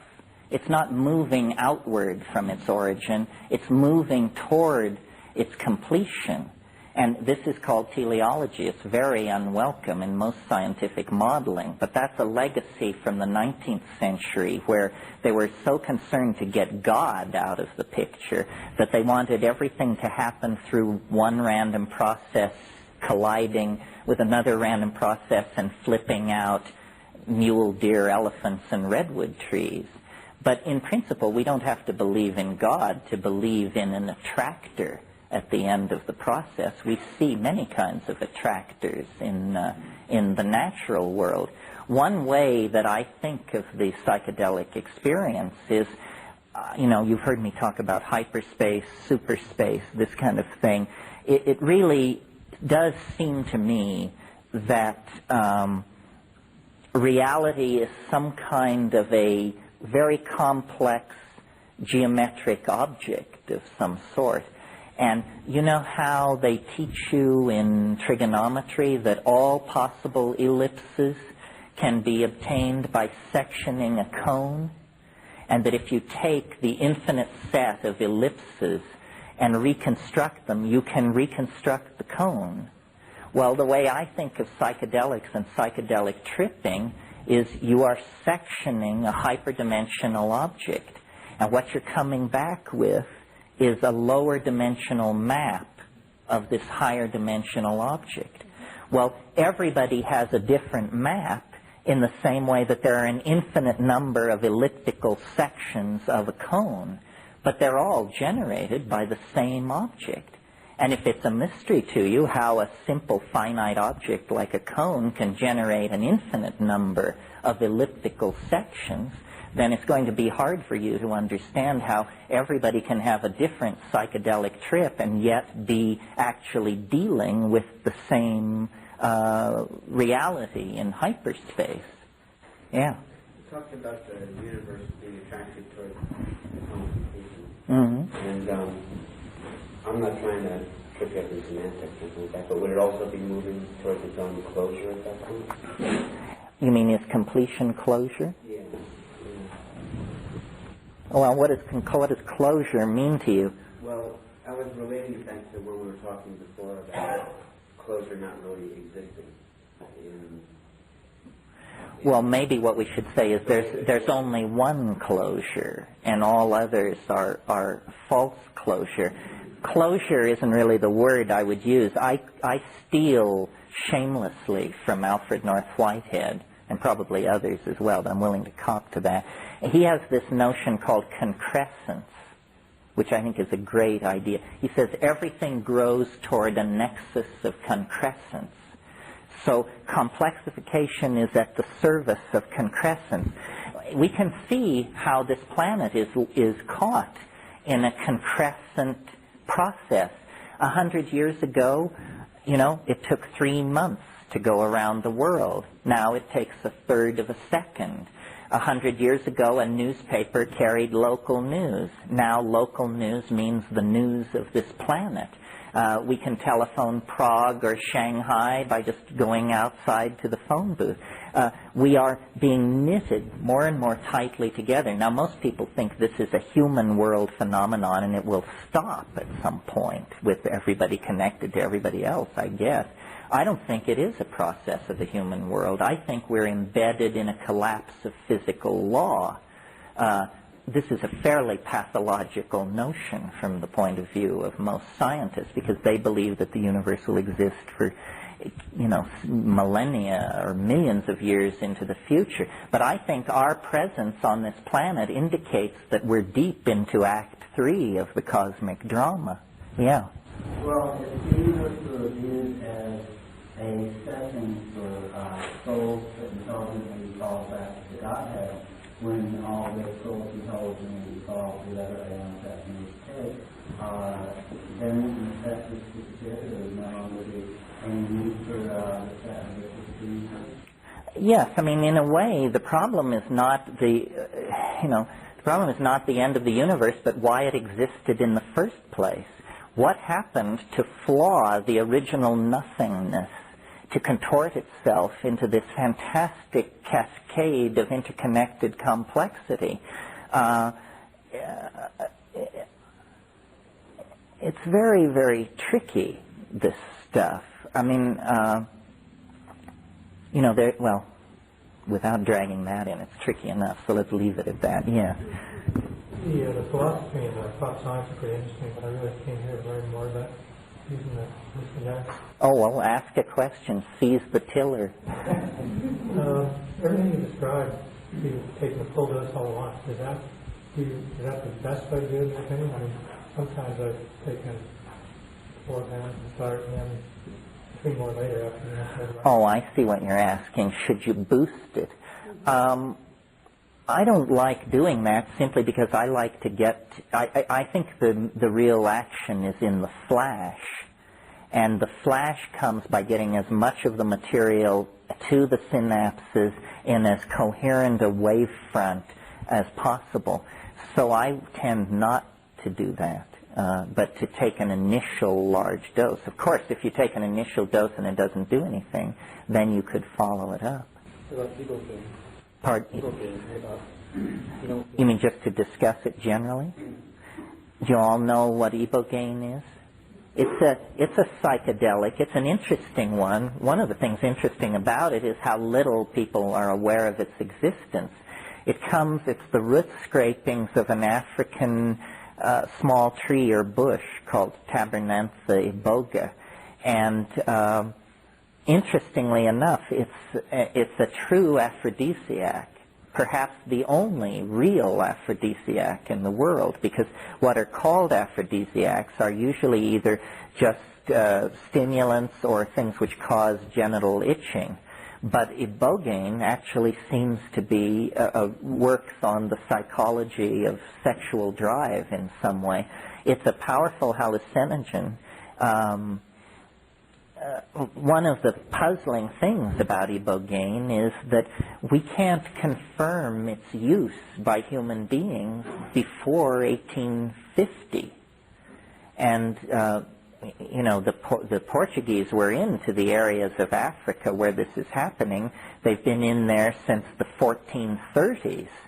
So it probably is a new pattern of drug use that has arisen, and it's a major force among the Fang people of Zaire and Gabon, holding back Christianity and mission culture. And it's a visionary hallucinogen, without doubt. ibogaine. Probably in the future, eventually society will get around to exploiting this particular one, just like it does everything else. Does that mean with this name common? The drug is ibogaine. The plant it comes from is Tabernantha iboga.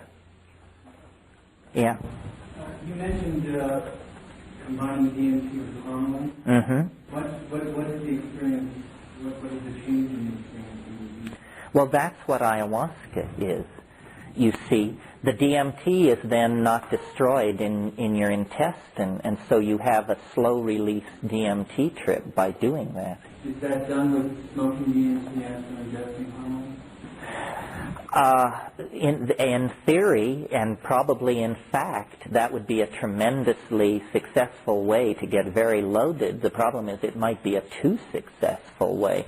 You want to be very careful with these MAO inhibitors. There are MAO inhibitors that drug companies have produced where a single dose inhibits all the MAO in your body for up to a month. This would be murder if you got around some DMT on that. The nice thing about harmine is that it's fully reversible in 4 to 6 hours. So it's a gentle MAO inhibitor. But yes, this is the strategy. This is why you could conceivably take the seeds of a plant like Pergamon harmala, which grows around here, more or less, and contains harmine, and combine it with a plant like Desmantha selenoensis, which contains DMT, and come up with a North American pseudo-ayahuasca of some sort. People are doing this, but, you know, if you think it takes courage to just do these compounds naturally, imagine the kind of courage it takes to diddle with recipes and to do your own bioassay, which you must do because the cook must taste the soup. Terence, what was the first plant? Not the beginning, but the other one? Pergamon harmala, P-E-G-A-M-U-M, Pergamum harmala in the Zygophyllaceae. Yeah. I was trying to get through the information at the time. I'm wondering if you and then ever tried to experiment again. If not, why not? And what else would you do? Well, we never tried the experiment again because Dennis felt that he'd really made the maximum contribution to the effort. There are many experiments, though, which could be tried, which would put no human being in danger. For instance, you could use square wave generators, which are acoustical generators, to try and drive these drug molecules into DNA in vitro, in a test tube.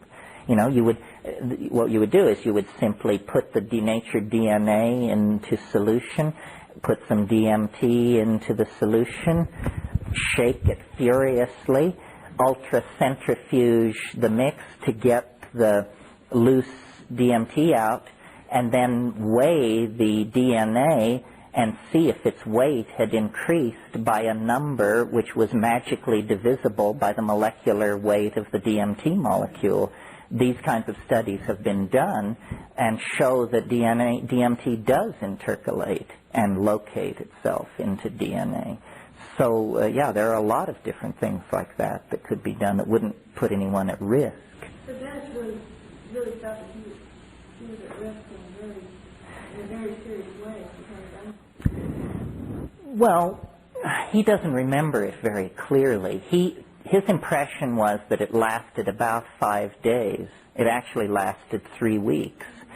So the real stuff that would have alarmed him, he fortunately was too out of it to see or remember. But I was there throughout the whole thing and saw it. And I think it would be nice to understand the parameters of the effect a little more clearly before we charge off and try that particular trick again, yeah. Well, this is what's being referred to is in True Hallucinations, which is a tape set which will be published as a book next year. It describes an expedition to the Amazon in 1971, which was really where we got the whammy. I mean, I'm still running on what happened from, the 28th of February 1971 to the 21st of March. The rest of my life is pretty much throwaway. But I don't know, it was weirder than flying saucer abduction, because now there's a whole form for it. It was hard to say. Something was waiting for us down in the Amazon, and as soon as we started taking these mushrooms, it began making suggestions about how you could use the mushroom and your voice and certain other materials present at hand in that environment to essentially, well, there aren't even words to say what it was, condense the soul into three-dimensional space, or create the Philosopher's Stone inside your body and then give birth to it, or, in other words, some radical transformation of the ontology of being human was held out as a possibility. And it all came down to an experiment that he wanted to perform that seemed to me so unlikely to have any effect whatsoever that I felt it was perfectly all right to let this experiment go forward, because I would have bet dollars to donuts that nothing would happen. Instead, all hell broke loose at the conclusion of this experiment, and he claimed at the time that what he had done was bonded into my DNA enough psilocybin in a superconducting kind of bond, which, if you know how superconductivity works, a superconductive bond is very hard to disrupt. It's not like an ordinary chemical bond. And he felt that you could do what he called bell the cat, that you could actually hang a transceiver around the neck of the Logos itself. And from then on, it would talk to you constantly in the confines of your own mind. And it just seemed so wildly improbable to me that it went forward. But in fact, at the conclusion of the experiment, something changed in me. And I essentially became who I now appear to be. But before that, I wasn't. I was sort of a wastrel and undirected person of some sort. And then tomorrow you will see, when we get the computer, what the bottom line of this is, because what was eventually revealed was a kind of mathematical mandala of space and time that rested on for its veracity on the fact that it made prediction of the future possible. And tomorrow afternoon I will display this thing for you, and you can judge for yourself whether this is the product of a pathological incident or, in fact, an intellectual leap comparable to Newton's laws of motion or something like that. I think, in principle, all this is possible. I think transforming, part of what human history's conclusion will be is what I call turning the human body inside out. We want the soul to become visible, We want the body to become an idea freely commanded in the imagination. And then at that point, as James Joyce said, man will be dirigible. That was as close as he could get in 1939 to saying you'll turn into a flying saucer. You know, he knew it was an airship, he knew it was oblate, but he thought it was a dirigible. Anyway, enough about La Chirera. Maybe we'll get into that tomorrow. Yeah. I just have a matter of clarification about the ayahuasca. Uh-huh. You said that it hits the DMT and the harmony. Yes. What's the vine? The vine has that? No. Good point. The vine contains the harmine. Another plant contains the DMT. This makes ayahuasca unique among these shamanic tools because you see all the rest of them, peyote, mushrooms, San Pedro, ibogaine, morning glories, and whatever else, cannabis, are simply plants which you ingest. Ayahuasca is a drug, a product, something made by pharmacologists. I mean, pharmacologists who wear penis sheaths, but pharmacologists nevertheless, you see. So suddenly, the human dimension enters into it. Not all ayahuasca is alike. Ayahuasca depends on the personality of the person who made it. So it's not about a relationship between you and a plant. When you take ayahuasca, between you and the plants, there stands a human being.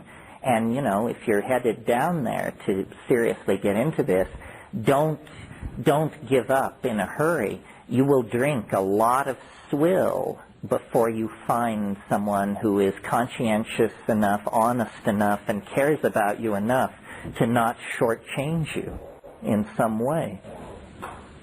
Something used to be called telepathy? Telepathine, yes. Ayahuasca was discovered by Richard Spruce in 1853, and then in the early years of the 20th century, the German ethnographer Theodor Koch-Grünberg brought a lot of it back to Berlin, and Louis Lewin and his group characterized an alkaloid, which they named telepathine.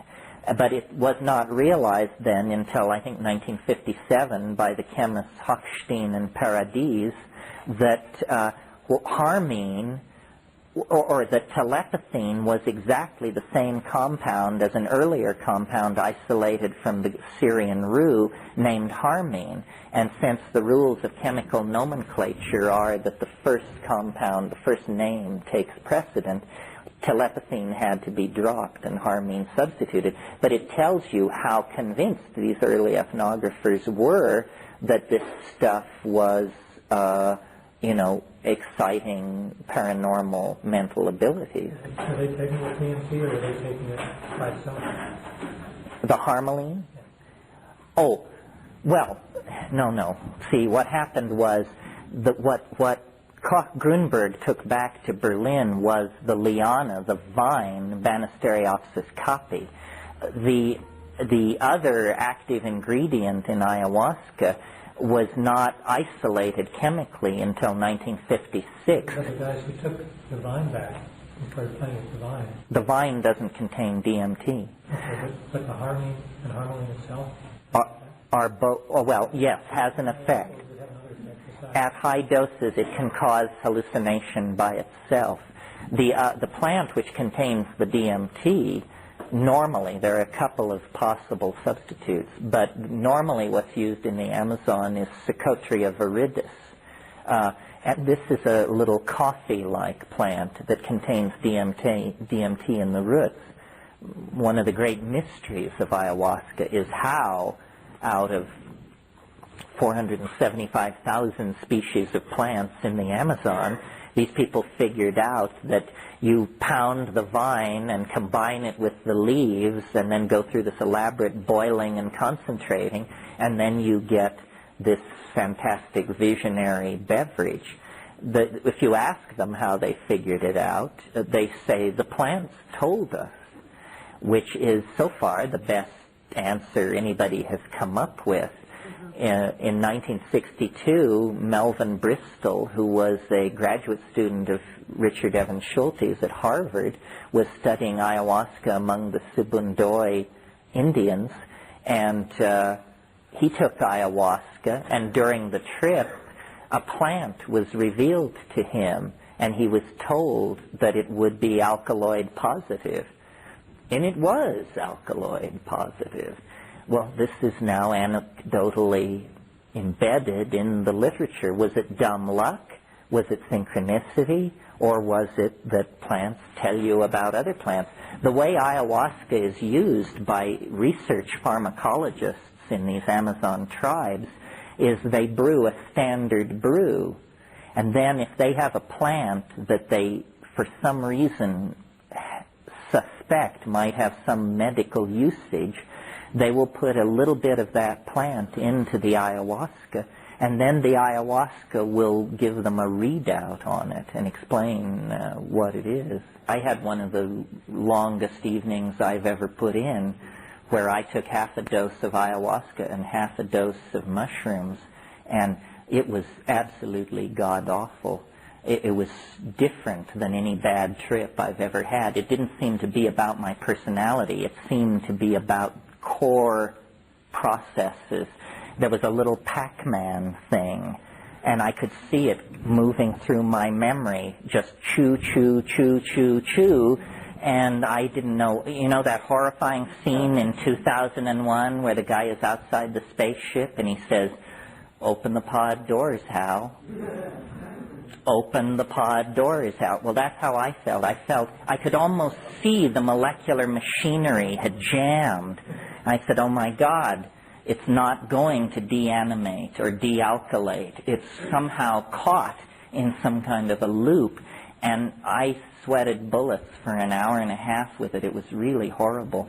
And then it finally released and let me go.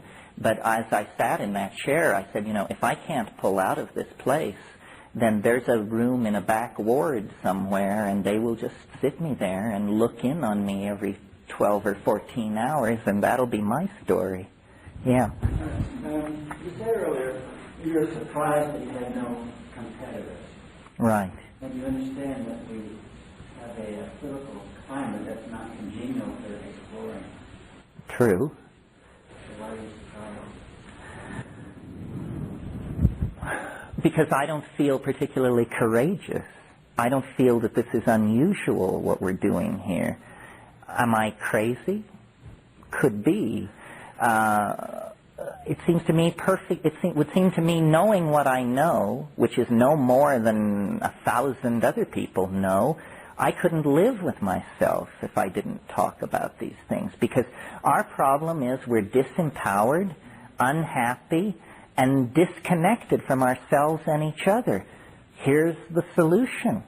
How can you, it's a political obligation, or it's a moral obligation to try and at least inform people. They don't have to take it, but they should at least have the facts of the matter in front of them as they live their lives. So I just do it because I couldn't do it any other way, and I'm puzzled that nobody else feels this imperative, because the people I talk to, 1,000 people have told me psychedelics were the most important thing that ever happened to them. But not one of those 1,000 people ever said, and I've scheduled a speaking tour to do the same thing that you're doing. So I don't know. There's fear and paranoia. I hear there were even people who were afraid to come to this for revealing their interest. Wow. Well, either I'm crazy or they are. I don't know. See, I think that is, you know how if you confront certain, butterflies or deer, there are certain kinds of animals that if you move slowly enough, they can't tell you're there because they're set up for edge detection. And if you move slowly enough, they don't register the edge transiting. So you can actually walk right up to them and grab them if you know how to do it. Lizards are like this. Cats. So I think that by moving with stealth, rather than going to Harvard or Berkeley and inviting the freshman class to pour into the street and smash bank windows, that we can actually slip this thing along. I think that eventually such desperation is going to strike straight institutions that they will come to us and ask. They're going to try everything when the going gets rough. And when they finally decide to drop all their pretension, we'll be perfectly willing to have a dialogue. I'm sorry to hear that people felt that paranoid about it. I don't think the political climate is that repressive. I think people are doing the work of the man for the man by being that paranoid. When the book From Chocolate to Morphine was published, this author suffered counter pressures. Well, counter pressures. His book was banned in Florida, but for crying out loud, look at the Russians. They were able to toss out the Communist Party. Well, now that's a pretty scary thing to go up against. We don't have anything comparable to that in terms of its depth of penetration into our lives, and yet they were able to do that. I think, there's more to life than hiding out. You've got to make the grand gesture at a certain point and then let the chips fall where they may. Brave words, oh boy. Do you have something for your audiences, an organization or something that they can support in raising consciousness and changing legislation? Basically, I think people should see these kinds of meetings as a tremendous opportunity to form local alliances. The last thing on earth we want here is a Terence McKenna cult. That would just be the stupidest resolution of the whole thing. The whole message is, you don't need me or Tim or anybody else. Just, take a little metaphysical responsibility upon yourself. Realize you are the microcosm of the macrocosm, and then get with like-minded people and proceed.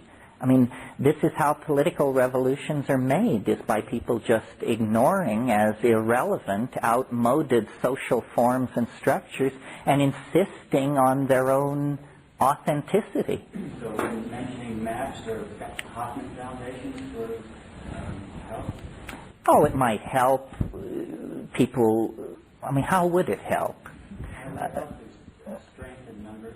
Strength in numbers. Well, I think people should support psychedelic communities, archival projects, legalization moves, yes.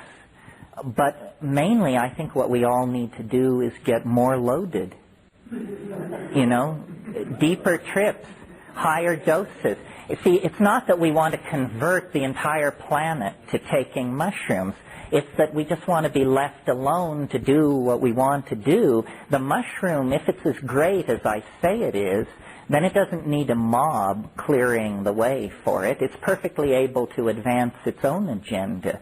The thing is just not to yield to fear. Because, as I said, if you yield to fear, you do the man's work for the man. And that makes you the man. So what you have to do is just say, well, this is what we do. And eventually it will change. I mean, gay people is a good example. I mean, in our own lifetimes, we've seen this go from, an unspeakable crime against nature, which decent people took care to not even be informed of, to, a political subculture with its own agenda and its own press and its own political clout. Well, we are not as under the thumb as gay people were, say, in the early 50s or something. If they can do it, we can do it. If black people can go from slavery to a legitimate claim on full social integration into the body politic, then we can do it too. But not if we... No, in America, nobody gets nothing unless they demand it. So as long as we bow our heads and hide our stash and are looking over our shoulder, well, then they've got us on the run. But we just have to say, look, this is it. This is who I am. If this doesn't jive with your political agenda, adjust your political agenda, because this is who we are. Well, now let's knock off and regroup for tomorrow on that point. Thanks very much. Well, before we get into this morning's rigid agenda, where were we yesterday, and I recall there were hands up. Do the people who belong to those hands still have the concerns that went with them?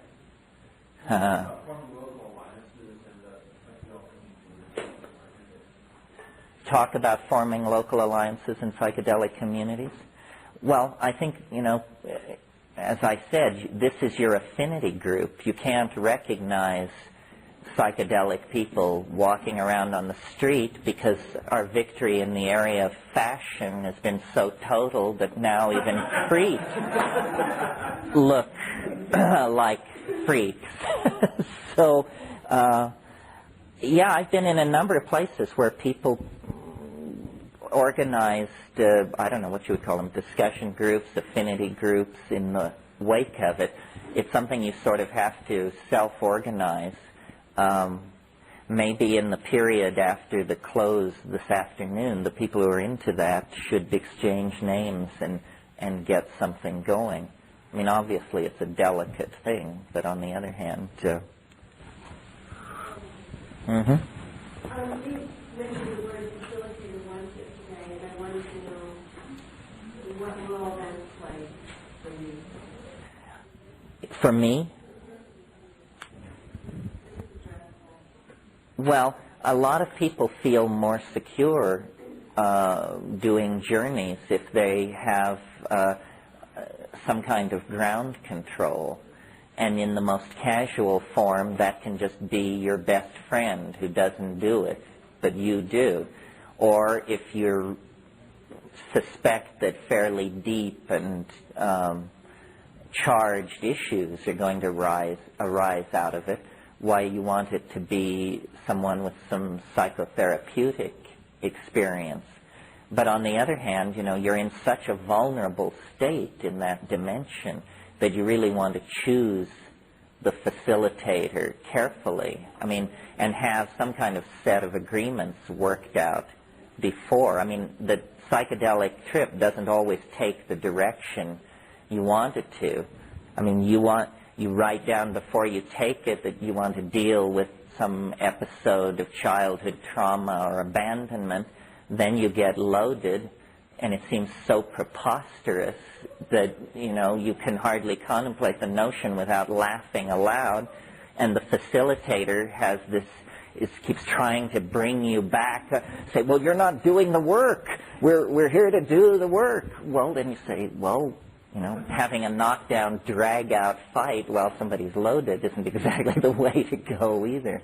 You sort of have to feel into that issue. As I said yesterday, I can't get where I want to go in the presence of somebody else because they hold me to the surface. If I were to have, my idea of the perfect facilitator situation is that they're 2 rooms away and you have something equivalent of a beeper. And then, you can beep them and they'll come in and pat you on the head and tell you that it's all right if you need that. But otherwise, they stay completely out of it. It's really nice to follow your own thought, And I think we change in the presence of another person. We create a persona. And it takes a lot of energy to maintain the persona.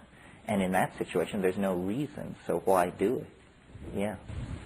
Similarly, if you visited so frequently through psychedelics, have you been in a situation where you can do it without them? I don't know, you're tired or meditation? Well, not exactly. I mean, people always say, can you do it on the natch? And I sort of feel like if I could do it on the natch, I'd be alarmed enough to check myself in for some serious mental health care. It's too radical. You don't want to be able to do that on the natch. It's a wonderful control on it to know that it won't happen unless you take the stuff. Because it's not a mood shift or a subtle refocusing from foreground to background. It's an absolutely ontology-peeling breakthrough.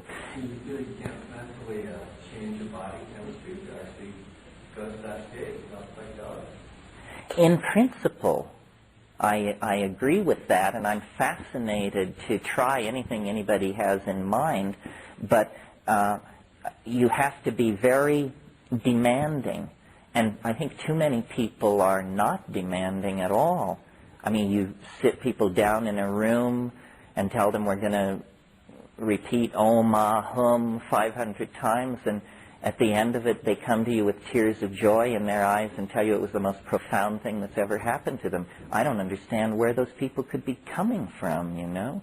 I mean, it's, I can sit down and, like, think about being stoned on DMT, and I can give myself the butterflies with that exercise, but not much else. So that's as far as I get, you know?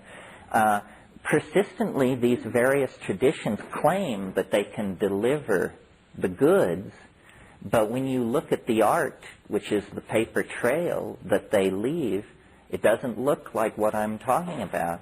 You know, I mean, I went through, I once, for a while, I was a professional art buyer for Tibetan art, thangkas and that kind of thing. And I interiorized all of that iconography, but it isn't very much like what we're seeing. And, you know, there are a number of highly idiosyncratic artists scattered through the history of art. Gustave Moreau, James Ensor, we mentioned Hieronymus Bosch,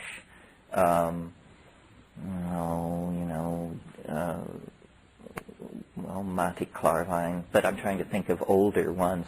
But not, these seem to be unique visions, but not exactly the vision that seems to come out of this stuff. Part of what's so interesting to me is how alien it is. How if the artist is supposed to be the antenna of society, anticipating the visions which will later become the paradigms, then they're not doing the job very well in this psychedelic domain. Yeah. Or did you have a follow-up? In other ways, so it takes a lot of distance. And if you do get to that level, it's kind of like you sculpted your present moments when you're at that level and you skated at it. Whereas, I don't know, I feel like sometimes as you're going in and you come back, you're going in, come back, you're always back to where you started from. Well, but this is where the action is. You know, it has to make sense in the world. Now, I don't want to suggest, I mean, I think, like in the case of psilocybin, I have no doubt whatsoever that if you take 5 grams of psilocybin every 4 days for, let's say, 40 days, then you will have nothing whatsoever to say to the rest of us. You know, if what you see, the thing is, in the spiritual quest, all these methods, yoga and mantra, and then, you know, all the new versions of this, the whole stance of the spiritual quester is accelerator to the floor all the time. When you switch over to this method, it's the brake pads that are going to get the work out. We psychedelic people do not strenuously exert ourselves to attain peculiar states of mind. We strenuously exert ourselves to keep the states of mind from becoming too peculiar. Why? Because it can become so peculiar that I don't know what. Yes, that's it. It can become so peculiar that it is unspeakable. And if it's unspeakable, it's just dropped out of the social contract, you know. So really, the reason to maintain it is so that you can get back into the sociological state and communicate. But what I'm thinking is that I'm sure that there are people who have pursued it to the point that they just walked out of its existence and didn't come back. Yes, well, that's what I wanted to say. If you want to be the guy on Cold Mountain who is covered with hair, who the village people occasionally see when the mist clears, when he descends to the lower levels to cut wood, you can become that Taoist immortal. You know, what I like to say about psychedelics is once you get to this, it's no longer about seeking the answer. It's now a tougher go. Now you have to face the answer. And it's so easy to seek, you know, this rishi, that roshi, that geshe, that guru, and all the wonderful people, and the gossip and hijinks around the ashram, and all that malarkey. But once you get to this, and it's just you and it, you know, it's a whole different ball game. Your way to get to keep on and go to your life. Well, we're talking, there are two things. The experience and the wisdom and maturity that comes from the experience. You don't have to keep dosing to do that, but to attain, maintain, and work out the implications of that. But you have to keep dosing to keep encountering the unspeakable thing that is the source of all that maturation and so forth. My gosh, everybody's agitated here, yeah. But I wondered if, in your experience in the Amazon or otherwise with shamanic culture, if you found that they were able to do this without the drugs, or whether they were even interested? No, largely not. In the Amazon, I mean, I discussed this with people, and they said, no, you know, you must, the plant is the teacher. I mentioned, or maybe I didn't, but there's an interesting book called Hauma and Harmaline by Flattery and Schwartz, and it discusses the ambiance of the religious attitudes of early Zoroastrianism, and they believed in what they called the Menang existence. And we're talking, you know, 2000 BC here, and they believed there was no possible way of accessing this spiritual dimension except drugs. That was the entire way to do it. And I think it's a kind of pharmacological and energy barrier. It's good that these things are isolated from ordinary experience by the formality of having to take the compound. If they weren't, it would be flooding in upon us all the time, and we would have a hard time indeed. Yeah. Well, you speak about people taking the psychedelics repeatedly and gaining experience from that. And then there are these other people, like, for example, mystics and Hindu sadhus and so forth, who practice meditation. I read somewhere recently that when the people in the Amazon take ayahuasca, it is recommended they, as an initial effect come on, that they practice mind control. And what I haven't seen very much is the combination of, like, you know, mental practices so as to and the combination of that plus taking the like psychedelics, like psilocybin. And you talked a little bit about this, about what you do in preparation for the experience. But why don't you? This concludes Tape 4. Our program continues with Tape 5.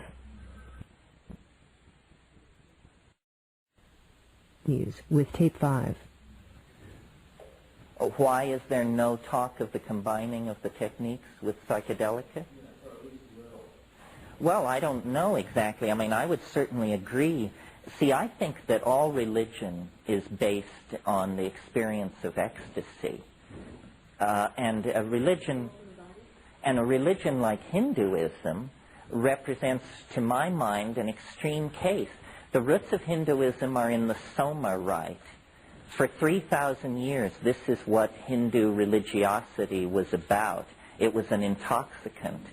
And without the intoxicant, there was no connection to the mystery. Well, then, for some reason, it became tremendously hierarchically structured and constipated and dogmatic and, well, certainly dominator, if not outright fascism. And so I think all these religions have their roots in this irrational experience, but they constantly want to turn it into a real estate operation, and they do. And so, but in answer to your question, all these techniques work with psychedelics. You know, mantra, yantra, magical invocation, raising the kundalini, all of these things which seem so totally obscure from this level of consciousness, it just becomes of course it works. So it seems to me the lost ingredient is the psychedelic.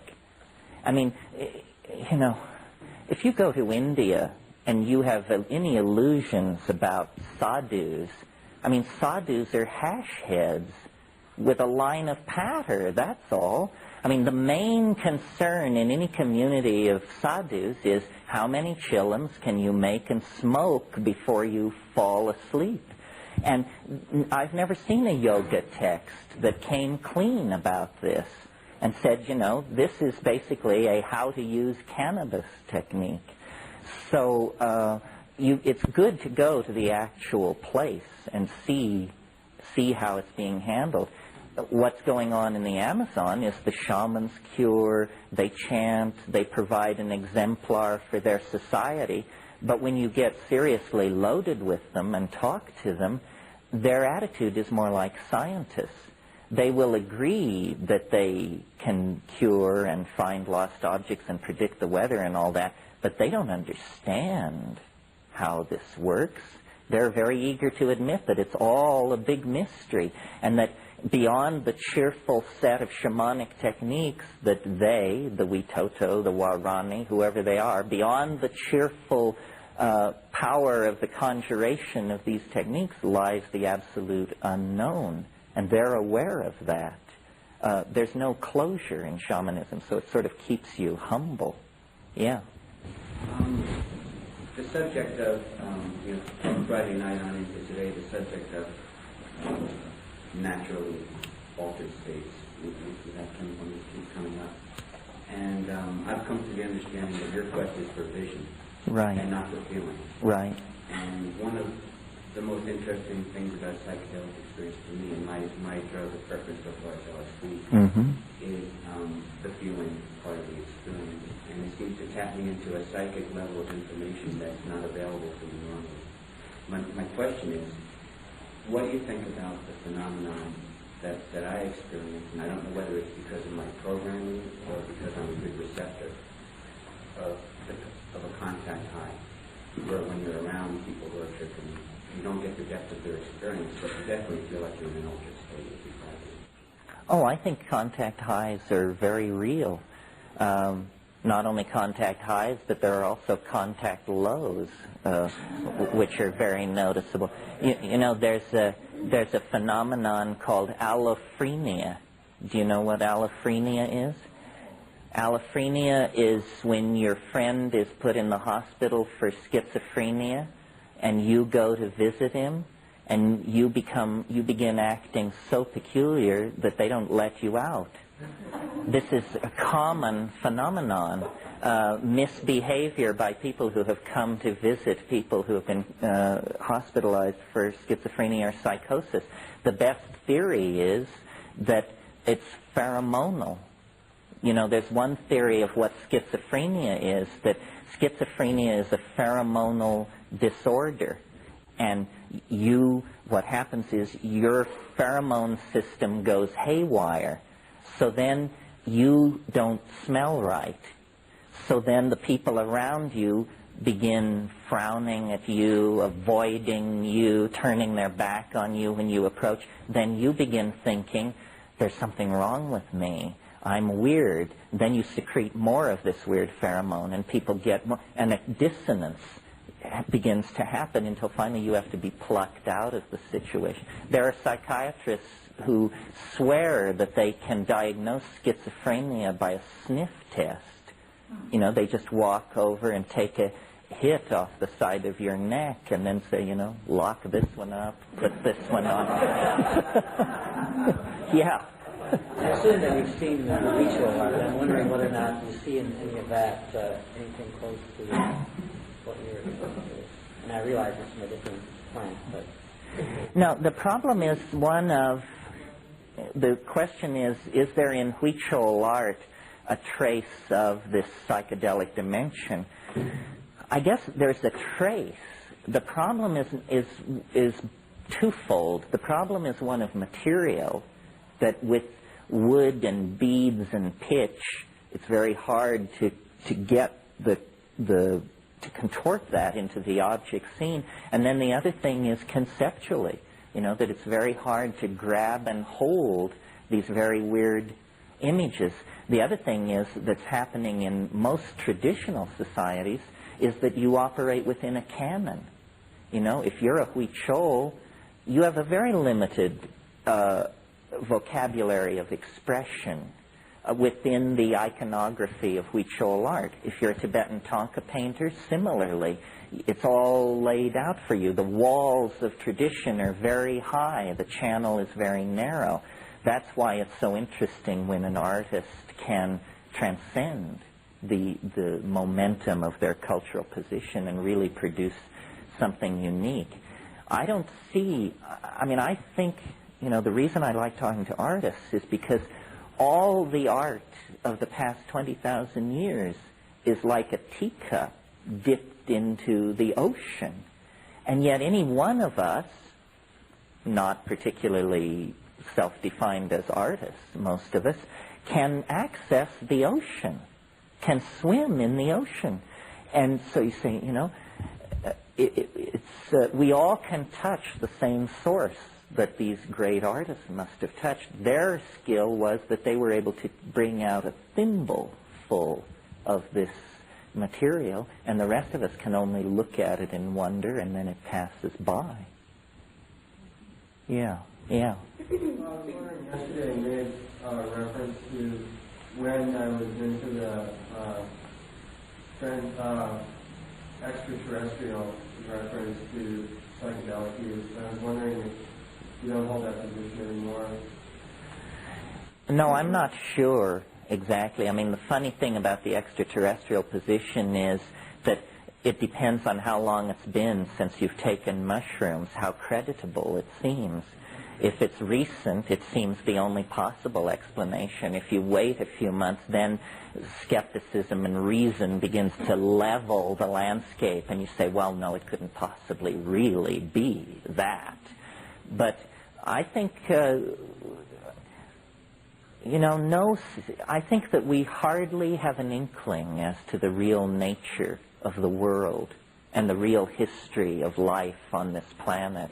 And, we don't know how narrowly channeled the manifestation of organic intelligence is. Does it always have to be in a body? Does it always have to be in a body that stands upright with binocular vision? I think the real task with dealing with extraterrestrials is to know when you've got one. It's completely silly to search the galaxy with radio telescopes for a radio civilization. To my mind, that is as chuckle-headed as deciding you're going to search the galaxy for a decent Italian restaurant. It doesn't work like that. So, if you think about the mushroom, try to think about it objectively, it looks to me very much like a good candidate for an extraterrestrial. First of all, DNA has been known to us only since 1950, less than a century, and we're already involved in this thing called the Human Genome Project. Well, what that means is we are taking control of the scripts that write human beings. It seems to me anything we would recognize as intelligence would pass through a phase of self-analysis where it would realize that it was made out of DNA and would then sequence itself. We're about to do this ourselves. Well, that means that most extraterrestrials will be the product of their own reflexive design process. In other words, an extraterrestrial that can cross the gulf between the stars must surely then be able to control its own form. Well then, if you look at the mushroom, it's a curious combination of artifact and entity. It looks sort of manufactured. There's very little fat on that system. I mean, first of all, fungi are primary decomposers. This means that they are at the very bottom of the food chain. This makes the kind of vegetarianism espoused by Buddhists look like an orgy of slaughter, you know, because if you're at the very bottom of the food chain, that is the only place that is absolutely karma-free. So there's the mushroom occupying the karma-free position in the food chain. Well, then it's, you know, we've been reading about these huge mycelial clones spread under acres of soil in Michigan and Wyoming. Well, those things, what that is that's a cobweb-like network, and in the case of a psilocybin species, filled with neurotransmitter-like compounds. Can you imagine how many synaptic clamps there must be in a 1,500-acre mushroom clone? If brain size is any relationship to intelligence, then hang on, Hannah, because it means that this thing spread through the forests of the Midwest has, you know, a brain approximate in weight to a couple of dozen gray whales. The other thing is then the spore looks perfectly designed to sustain itself in outer space. If you want to store spores for longevity, you create conditions as close to the conditions in outer space as you possibly can. High vacuum, very low temperature. The casing of a spore is one of the most electron-dense organic materials in nature. So electron-dense that it approximates a metal. Well, global currents can form on the quasi-metallic surface of an airborne spore, and they act as a further repellent for hard radiation. So, and, you know, percolating through the galaxy at an ordinary rate typical of stellar material, a mushroom species could percolate from one side of the galaxy to the other in under 400,000 years. Well, that's lightning speed compared to the size and age of the universe. If we were to gain the power to design ourselves, I think after a whole bunch of you know, Madonna and Robert Redford clones, we would probably move on to becoming something very much like a mushroom.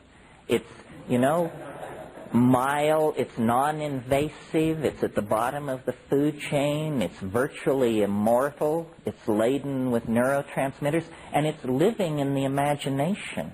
And this, you know, brings me to a favorite subject of mine. This is where we have to go. We have to enter into the Blakean divine imagination. That's where our future lies. At this point, our relationship to this planet as infant to child is a relationship of impending toxemia. We have to be parted from the mother to save the mother and to save us. And there are not that many possibilities. Where are we going to go? The political geniuses who run this planet have made migration to the stars virtually impossible. I mean, don't kid yourself. It isn't only a matter of announcing a program. Our short, stubby fingers couldn't assemble something like a Saturn V moon rocket. That was made by a generation of people now deceased. Americans in this era are, you know, rather dull-witted people who have a good deal of trouble even running a third-world economy. So we're not going to the stars. You can forget that. So then where are we going? Well, nanotech Is that a possibility? Can we download everybody into a supercooled cube of gold ytterbium alloy buried 500 feet deep in the center of Copernicus? And then we'll go there and leave the Earth and dance forever in the hallways of the astral imagination. That's one possibility. Another possibility is there a way to diffuse consciousness into the environment? Can we become dolphins, caterpillars, gray whales, and mosquitoes, and just sort of defocus ourselves? And I mean, all of these are, of course, wildly radical notions. But on the other hand, we're headed straight toward a brick wall at about 5,000 miles an hour. We have to figure out something pretty astonishing in a hurry. Yeah. Yes, another thing about the function of the brain of the mushroom, you'll notice that it's shaped nice and for re-entry into the atmosphere. The heat shield. Yes, precisely. Yeah. That your children kind of jumpstart an evolution from your consumption of hallucinogens? That's a funny question.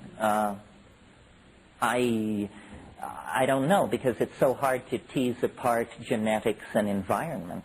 I mean, they certainly have had a jump start on evolution by virtue of hanging out in the space that our lives have created. You know, I think children need lots of attention, lots of nurturing, physical and spiritual. I guess I would say so. Certainly they haven't been programmed with the fear and misunderstanding that is in the society. We just got through anti-dope week at our school, which is an incredibly painful experience at this particular school, because I don't think there's a person associated with it who believes it for a moment. But it's like we all have to study fascism because we live in a fascist state. A teacher made a statement that LSD caused brain damage, and my son dared to challenge this. And the guy said, "Well, who told you it doesn't cause brain damage?" "No, not my daddy." He said, "Well, Albert Hoffman told me it doesn't cause brain damage." End of discussion.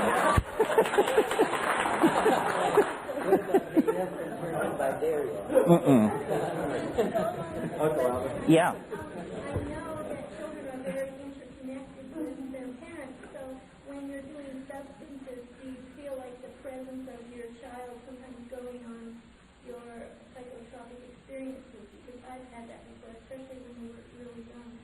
Yes, well, when children are very young, you know, all kinds of psychic phenomenon happen. And, you know, I think nursing mothers, and their relationship to their children is intensely telepathic. I remember when my daughter was not very old, she must have been like about 3.5, and I had a dream, and it was a very unusual dream for me and very highly realized, and I dreamed of an orrery. Do you know what an orrery is? It's a model of the solar system made of gears, and you crank it, and there's the sun in the center, and the planets go around it. But this was a huge orrery. I dreamed I walked down a hall, and I opened a door, and I walked into this room, and there was this orrery, and these planets were circling around the sun inside this room. And I was awakened by my daughter crying, and I went downstairs, and she said there were planets circling around inside my bedroom. So, and, you know, that's a very specific and rare image for an adult or a child to have. So, yes, I think that our chuckle-headedness is the main barrier to our encountering all kinds of special abilities that move around us all the time. We are truly the prisoners of our limited conceptions. Yeah. Well, sort of ties into what you're just saying, and also back to some of the questions about why you don't want to take it every day for 40 days in a row. And it's more on a psychological level that what causes, I've worked with someone who has done drug therapies in Mexico, and also have a little story about Jung, and many of the people who have gotten into a situation of psychosis are people who have used drugs, and the general principle behind that is that people have experienced something that they cannot integrate back into their psyche or whatever, even if it's the ability to say, well, that was then and this is now, and therefore you get psychosis.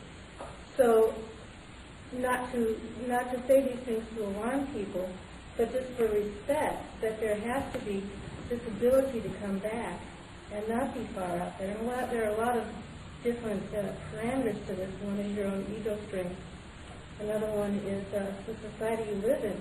If you're a shaman and you can say these things and have them be accepted, then you're fine. And it doesn't have to be drugs. Jung used to, when he was older, he used to sit in a chair and just go inside. And when he came back, he would have this litany of things that he would say so that he could come back and function. He would say, I'm Carl Gustav Jung, my wife is so-and-so, my children, I have this many children, this many grandchildren. Each year. Yeah, he would do all this. The reconnect affirmation.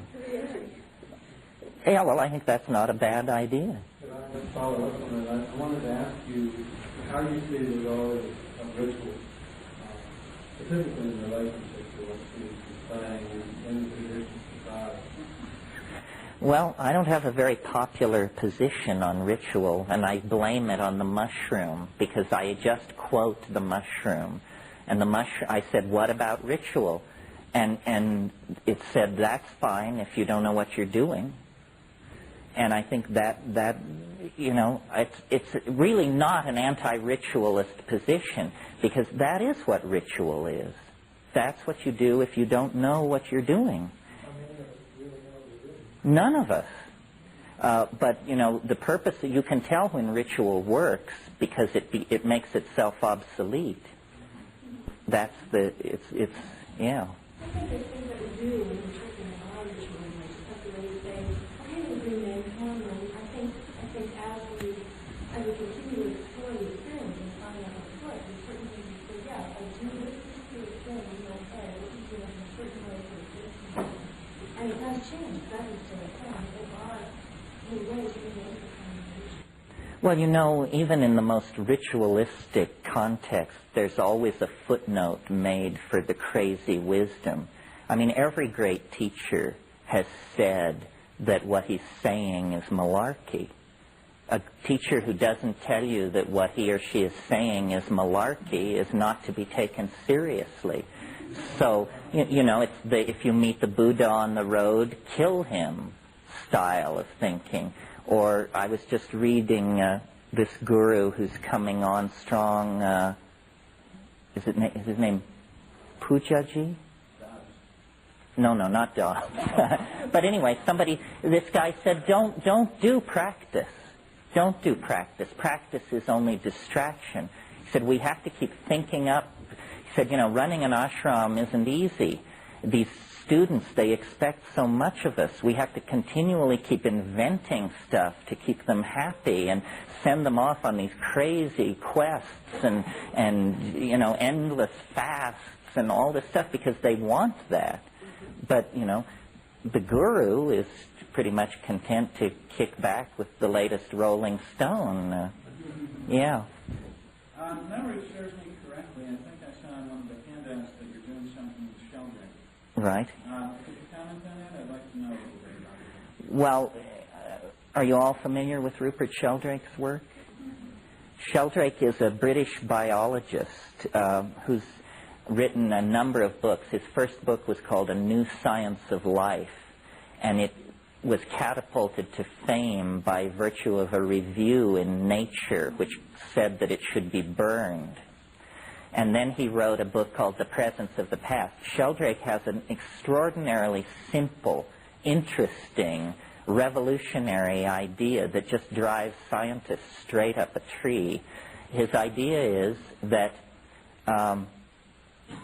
once something happens, it's easier for it to happen the next time. Yes, simple. But it takes then forms which drive people crazy, because he asserts, based on that if you teach rats to run a new kind of maze in Australia, then rats in Massachusetts should be able to run this maze faster than if the rats in Australia hadn't learned it. Because once something has occurred, then it has a momentum in time. He calls this the theory of formative causation, or morphogenesis. And it explains a lot of things which are otherwise very difficult for biology to explain. But it raises also a bunch of issues that are pretty tricky. And so Rupert and I have been close friends for years, and even longer. I've been tight with a mathematician in Santa Cruz named Ralph Abraham, who's a chaos dynamicist. And Ralph and Rupert and I did a book together called Trialogues at the Edge of the West, which will be out at the end of the summer from Bear. And we'll all get together at Esalen the end of August and do a bunch more of these public three-way dialogues, which are pretty spirited, because we're very different people from each other, but all psychedelic and all interested in paradigm recasting. So that's what it's about. And it'll be out in midsummer. End of August for that Esalen thing. Anybody else? Yeah. I wonder about the reason of two things. And the plants in places you gone. Uh-huh. And how people that live there experience and their relationships with plants. And the other thing is, you're going to do this feminism is related to people. It's a necessary thing for special people. How do you know about that? Well, feminism is a necessary thing for a successful future, because the archaic world was so dominated by, well, that's a bad choice of words, isn't it? Was so characterized by an awareness of the feminine and the boundary dissolving and the organic. The whole problem with the world is that we cannot feel the consequences of what we are doing. You know, I mean, recently we had paraded in front of us the figure of Jeffrey Dahmer as who you don't want to be like. And yet, Jeffrey Dahmer, to me, was an absolute paradigm of global civilization, because his problem was that he couldn't feel the consequences of his actions. And this is what we are doing. I mean, we are lacerating ourselves by cutting down the rainforests and poisoning the oceans. This is not some airy-fairy, save the redwoods kind of mentality that protests against this. This is our own atmosphere, our own environment that we're destroying. It's a slow suicide, not so slow at the rate that we're carrying it out. Well, somehow we have to reactivate the maternal, nurturing, caring circuitry that kept the tendencies that have evolved in this fatal direction at bay for a long, long time. And, you know, you can call it ego, you can call it male dominance, you can call it the phonetic alphabet, whatever it is, it has to be stopped, because the planet is imperiled by it. And my analysis of it is that the only way to do it is to dissolve the boundaries that culture and language and tradition have allowed us to create. And they are largely boundaries that suppress women, not because men hate women, but because men hate the feminine. And they want to control and hold it back. It's threatening. It's devouring. I mean, the fact that the French refer to orgasm as the little death tells you, you know, what a weird kind of ambivalence haunts our relationship to anything which dissolves us out of the knot that we have tied ourselves into. So I'm a kind of non-feminist feminist. I mean, I think most feminists are feminists because they think women have gotten a raw deal. I'm a feminist because I think mankind is headed for suicide if we don't return to a more intense expression of the feminine. So it's not a political agenda for me to liberate an oppressed group of people. It's a collectivist agenda necessary to save everybody and everything on the planet. Yeah. One of the things that's implicit in your general work is that there exists allies in the form of the plant. And when we look at the drop from partnership to dominator society, in my mind, one of the things that would become implicit with your thesis would be that there are not only allies, but there are malevolent entities out there that the dominator force becomes so powerful. And then when I get into that line of thought, I get into this whole demiurge, clash of the titans kind of notion. And sometimes the allies notion is very attractive, but in my mind it always implies there's malevolent forces out there just as there are benevolent ones. Well, of course, maybe my view is limited. No, I mean there are malevolent and benevolent forces in there and out there, but I don't see the world really as a struggle between good and evil in some kind of Manichaean situation. It seems to me that we confer value, that nature is neither good nor evil, and that must then include all these allies. It's just that we confer judgment. This is because when you begin to get down toward the bottom line, we don't know what the bottom line is. For instance, we're headed toward a great historical bifurcation where we're going to have to make some really hard choices. And most of the time in the so-called New Age, they try to fuzz all the distinctions and make you think you're never going to be slammed to the wall and have to make a choice. But the choice that's coming up for us is fundamental. It is, are we to become the caregivers, the nurturers, and the gardeners of the earth, or is the earth, I put it this way to somebody the other night. The question was, is the earth our mother, therefore to be cared for into her old age, nurtured, revered, and loved? Or is the earth our placenta, therefore to be examined for signs of toxin and then buried under the apple tree? In other words, what is the true nature of human beings? Are we to be integrated into nature and to celebrate it? Or is nature a demonic and titanic force that is imprisoning spirit and holding it back from its full unfolding in worlds of alien light and higher dimension so far from here that it's a miracle that even rumor reached us of the possibility of salvation? This is a tough choice because one path leads to radical renunciation of technology, radical pairing of population, and an attempt to come to terms with this small liquid planet on which we find ourselves. And the other direction says, forget it.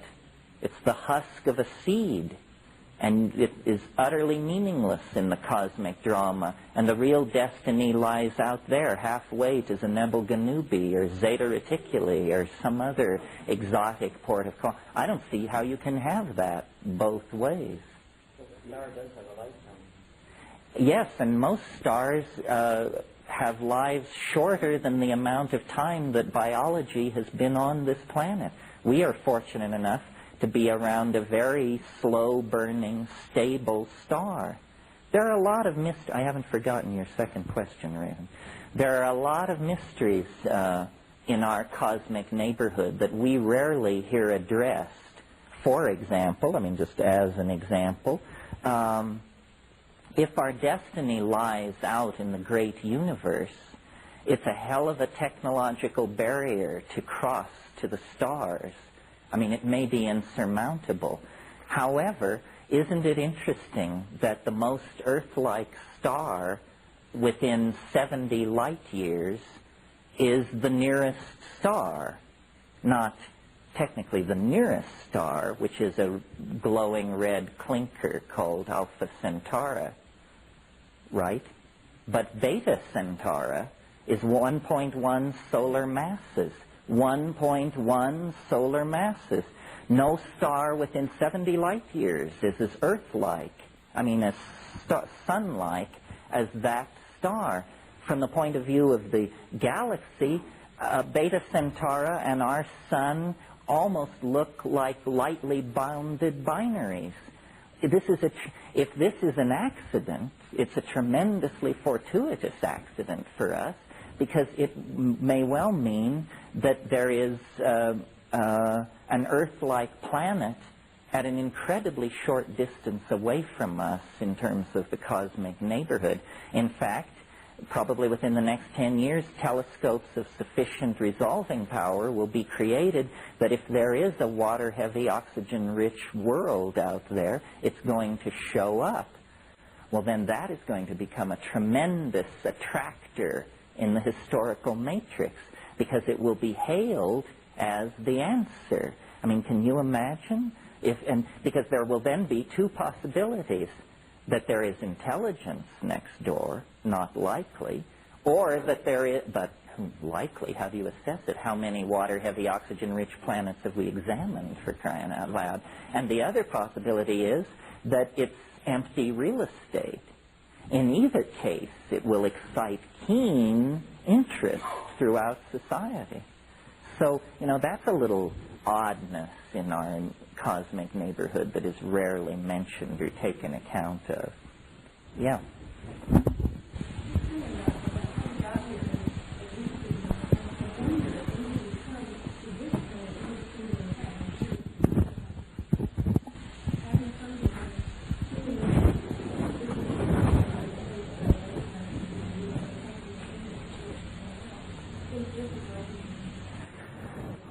Yes, although I leave that to the Jeremiah Sitchins of the world to work out the details, there is, after all, a fossil record that is pretty clear, in spite of the ravings and rantings of these Christers.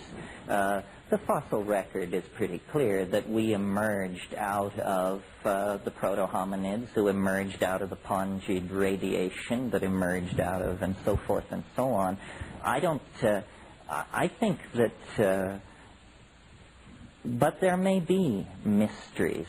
One question that I'm surprised nobody ever seems to ask in these weekends, when I tell the cheerful story of the descent from the trees, the ape encounter with the mushrooms, and so forth and so on, is nobody ever asks, well, but who put the mushrooms in the path of these binocular, bipedal, evolving primates?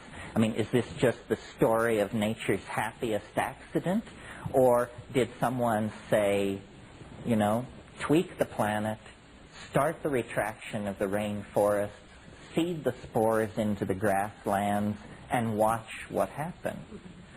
Because then we come down out of the trees, brainless as a wombat, and begin testing food sources, and lo and behold, here are these things which are obviously designed to be seen. Mushrooms are a form of display. They're designed to be seen. They demand to be eaten. And the consequences of that, are to lead a species to the brink of starflight. Well, is that just a coincidence, or is there a mind behind all of this? See, I think that the problem I have with all the extraterrestrial scenarios and all the channeling and all the abducting and all the stuff that goes on is it's all too B-movie.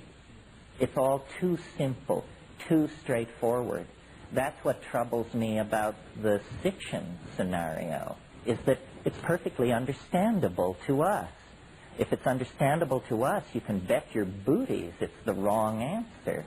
It's going to be weirder than that. It's not about mineral extraction or even diplomatic goodwill. I had a professor years ago, his cosmology went like this. You know how there are bacteria which you can introduce into gold slurry in low-grade gold ore, and the bacteria will concentrate the gold, and then you just wash the gold out of the bacteria, and it's a mining technique that's very efficient for poor-yielding gold ore. So this guy's idea was that someday UFOs would appear over every major city on Earth, and they would just load up all the plutonium and fissionable material and take it away and say, thank you very much. This mining operation is now concluded. You people can go back to hurling shit at each other in the treetops as far as we're concerned. We have real application for this fissionable material. You people were going to use it to blow each other up. What a bunch of dummies. And farewell and good luck. So that's one possibility. Yes, then I insist on getting to these plants. You mentioned a book called Something in Harmony by Fletcher? No, Haoma, H-A-O-M-A, Haoma and Harmeline by, by Flattery and Schwartz. And it's published by the University of California Press, Near Eastern Studies Division, publication number 23. Yeah, isn't that a grabber? Well, what I thought we should talk about this morning, since we seem to range wide and free, is the practicum of all this, which is, how many of these vision plants are there, and where are they, and how do you obtain them, and how do you use them once you obtain them? So I thought, how many of you have ever seen, here, let me get with it.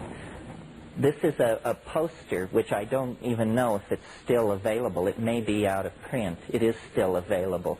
And it's a very good ethnobotanical course in hallucinogens on one sheet of paper.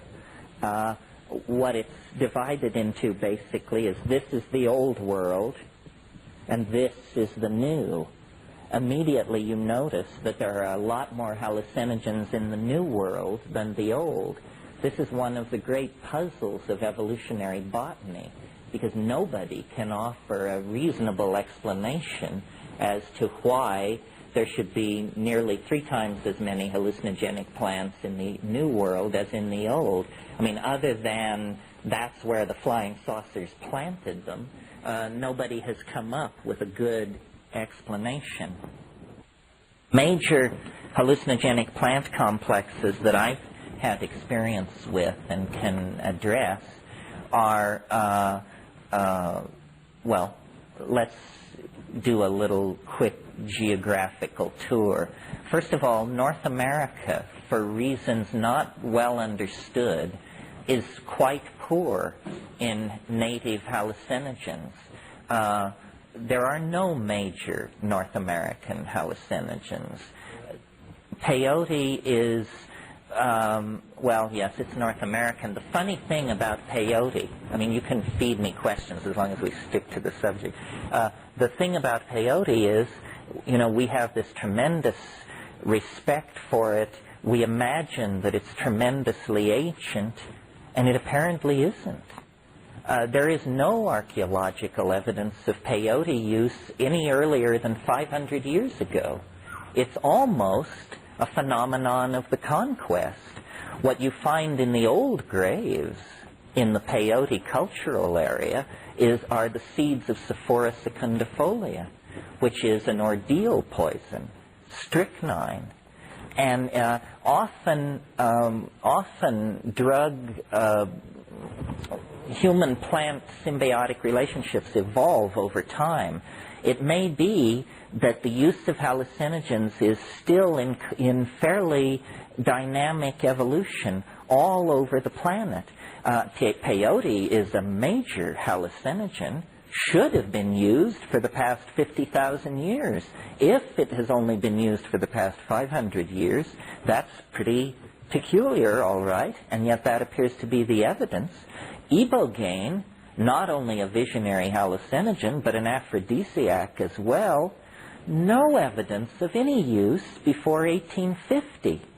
And yet, in an area where the Portuguese had been trading for the past 500 years and writing cultural descriptions and interviewing the people, I mean, if it was there, it would have been mentioned. So that this is a puzzle. Ayahuasca use, we assume, is millennia old, but on the other hand, archaeology is a real miserable proposition in the Amazon because the climate is so degradative. So we can't really know. But aside from peyote and whatever its history, North America seems to have only minor hallucinogens that have been utilized shamanically. Another puzzle about culture and attitudes is, as you all know, the Northwest Coast Indians, the Kwakiutl, Shimsham, and Tlingit language groups have an extraordinarily evolved shamanism, and were the people who developed that X-ray vision style of art. Well, their cultural area has the densest number of psilocybin mushrooms of any place in the world. No cultural evidence of psilocybin use. No evidence that these people even knew these things were there. I mean, I know this challenges the tradition of the all-knowing Aboriginal, but, that this is what the data seems to imply. Now, in Southern California and across portions of the Southwest, there have been Datura religions, which are very old, apparently. The so-called Talach religion. I don't recommend Datura.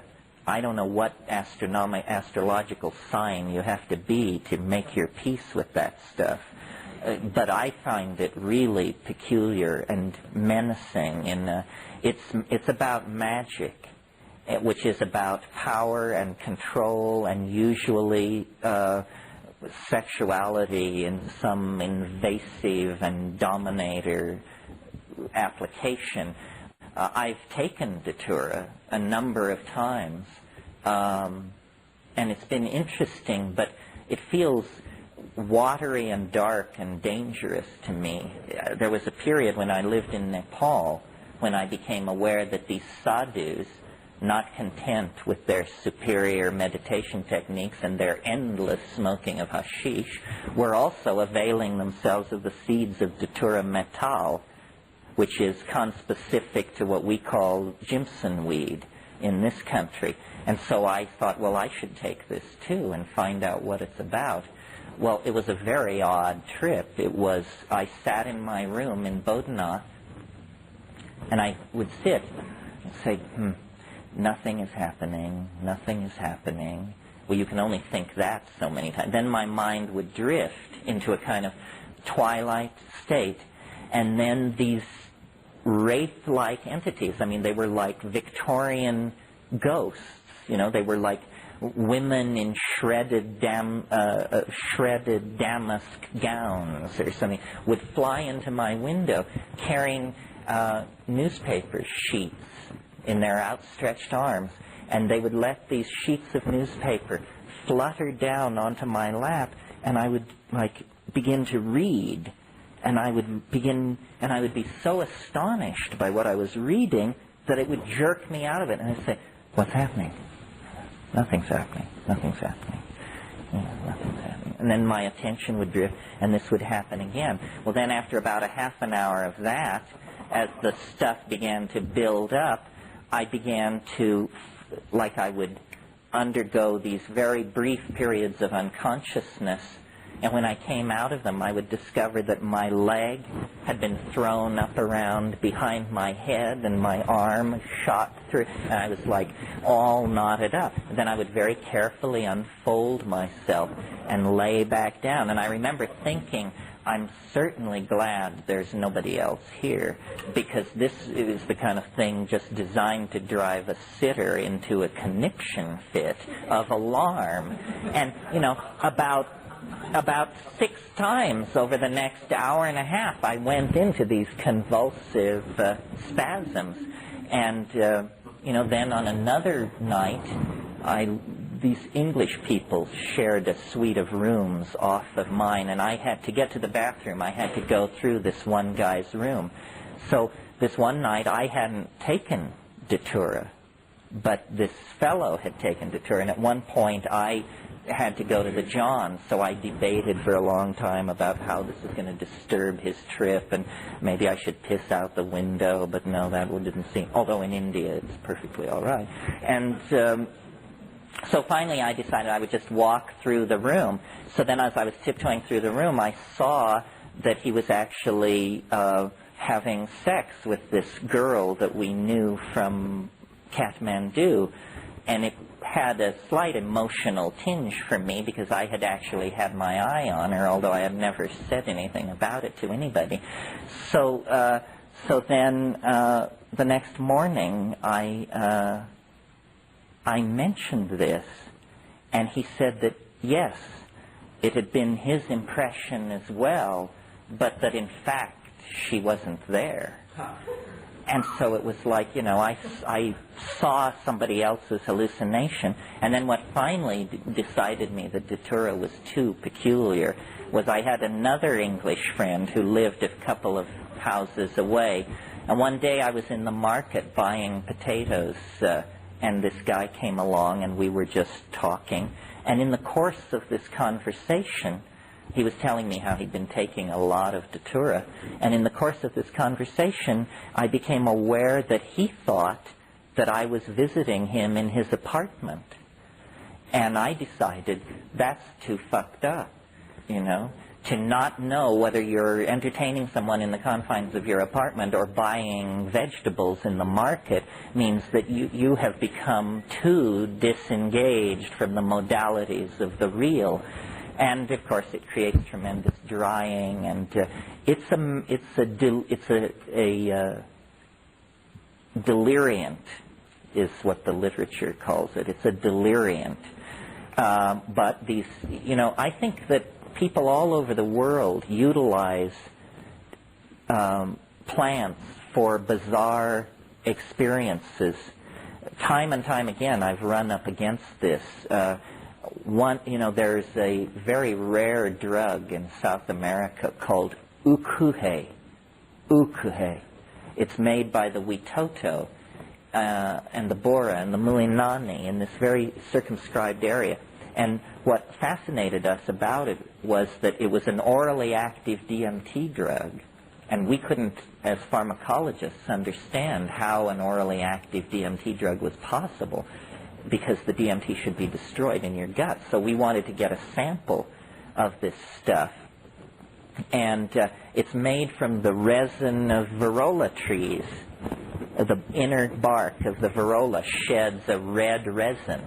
And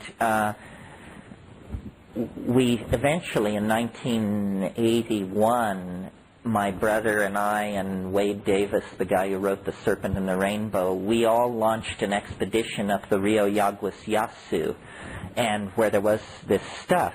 And we would do what we called bioassays, which means somebody has to test this stuff, because we would get samples from these shaman, and we would draw straws for who got to do the bioassay.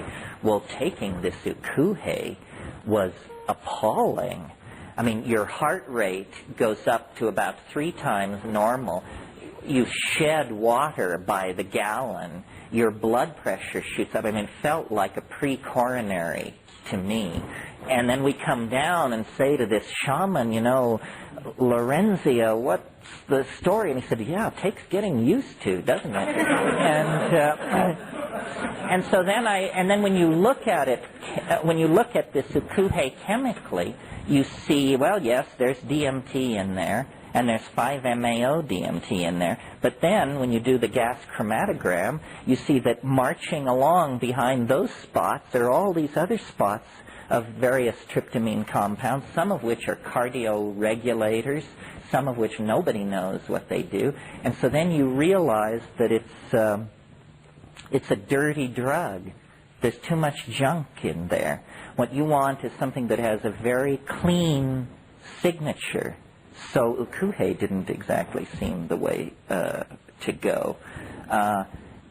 I think that this is the real situation with Amanita muscaria, probably the most discussed, uninteresting drug in the world, because so many people have tried to hang so much on it.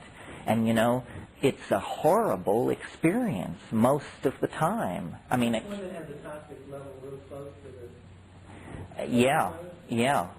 And occasionally you'll meet someone who says, well, you're just wrong. It's wonderful. I've taken it for years. I love it. And I, don't know. First of all, it's genetically variable. It's geographically variable. It's seasonally variable. And it fluctuates at various times in its process of maturation.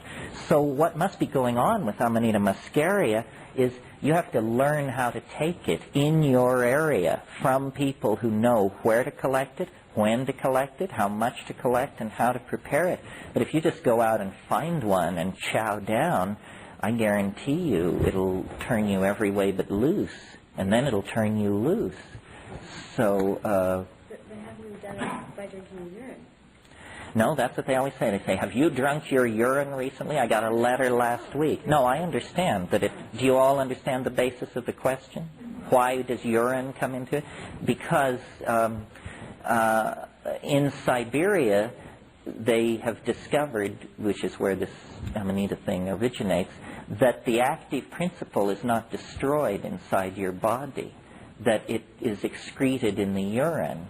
And the true aficionados of this stuff believe that the so-called second pass is better than the first pass. And so you have to, they drink the urine. One of the great hazards of Siberian shamanism is stepping outside of the yurt on a snowy night to take a leak and being pitched head first into the snow by frantic reindeer who butt you out of the way to try to get to the yellow snow because they're so completely hooked on Amanita that nothing stands in their way of this stuff. I thought you were going to say that your students. Oh, your students pushing you out of them. Well, I've never hung out with the Yakuts. Maybe they are a pretty wild-eyed gang. An example of how a very ancient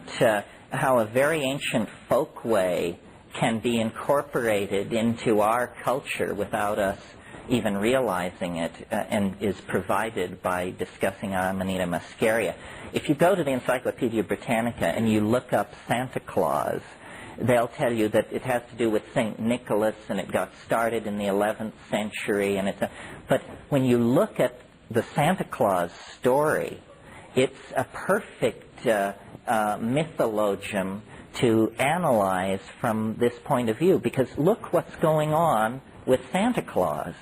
First of all, Santa Claus's colors are red and white, the colors of the Amanita muscaria, for sure. Santa Claus lives at the North Pole. What does this mean? It means that Santa Claus lives at the Axis Mundi, where Yggdrasil, the magic world ash of Welsh mythology, has taken root. Santa Claus flies. This is what shamans do. Santa Claus is the master of the reindeer, the animal most associated with the Amanita muscaria. Santa Claus is aided in his work by troops of elves. And what is the work of Santa Claus? To build toys for children. Remember the DMT thing, saying, look at this, look at this. Well, those were off-duty elves, clearly. So here are all the motifs. And I believe that for children in our culture, that all the Christer stuff is not what Christmas is about. Christmas is about standing in front of the tree on Christmas morning with the gifts arrayed and the twinkling lights on. Well, that tree is the tree that the Amanita muscaria forms its symbiotic relationship to. It's always spruce or pine that it has a mycorrhizal relationship to. So the number of motifs relating Santa Claus to a cult of Amanita muscaria. There's almost nothing but relational motifs there, and yet if you suggest this to people, they just back away in horror, you know. Well, these hallucinogenic plants seem clustered in the New World in two areas. The first area is the Sierra Mazateca of central Mexico and related areas. And there you have a number of things overlapping. You have a mushroom area of multiple species where, unlike the Kwakiutl Shimsham Tlingit language area, in this central Mexican language area, they absolutely did use and discover these mushrooms, and we have these things called mushroom stones that go 2500 BC. So the mushroom religion is truly archaic in Mexico. In the same cultural area, you have the morning glory seeds that come from Ipomoea purpura and related hybrids. Are you all familiar with these? This is a psychedelic plant that you can grow yourself and take. Don't buy the packages of seeds and take them, because a benevolent government has made sure that they are soaked in horrendous poison so that you can't get loaded on them. But you can grow a crop out of them that will be toxin-free. And this is a tremendous visionary intoxicant. It takes a couple of hundred of these seeds, but in that same area, strangely enough, there's another morning glory, Turbina coriambosa. It used to be called Rivia coriambosa, that as few as 13 seeds will flatten you. Now, it's interesting, as long as we're talking about morning glory seeds, to note that per unit volume, by weight, probably the strongest plant hallucinogen in the world is Hawaiian baby woodrose. And yet there is no record of any culture ever utilizing that. There are 13 species of argyria. It's called Hawaiian baby woodrose, but it has nothing to do with Hawaii. It's native to India. There are 13 species of argyria scattered from southern India out to Fiji, and all contain ergot-like, LSD-like compounds, like chinoclavine and so forth. These, I got started on morning glory seeds because they were available, but don't sell this stuff short, folks. I mean, it'll give you a ride that you'll never forget. And the baby woodrose, even more so. Be very careful with the Hawaiian baby woodrose, because it contains cardioactive glycosides. And, if maybe 6 seeds will do you, 12 seeds might well plant you. And 12 seeds will fit on a tablespoon. So this is nothing to start choking down in large amounts. Yeah. Yes, and could be extracted in a fairly simple filtration system. Yeah, good point. Yeah. Dry? Do you grind them up? Well, they are dry. They're little crescent-shaped dry things. Yeah, grind them in a brawn grinder, and applesauce is the favorite carrier for these disgusting things, or milkshakes. But it would be good to look into doing a little chemistry. The emetic in the morning glories is ester coumarone, not the cardioactive glycoside in argyria nervosa, but in Ipomoea purpura, it's ester coumarone. And you could devise a simple chemical system for removing that. And I think LSD, have you ever had what's called woodrose LSD? Well, it's wonderful. It's unlike LSD. It's more like psilocybin because it is highly visionary.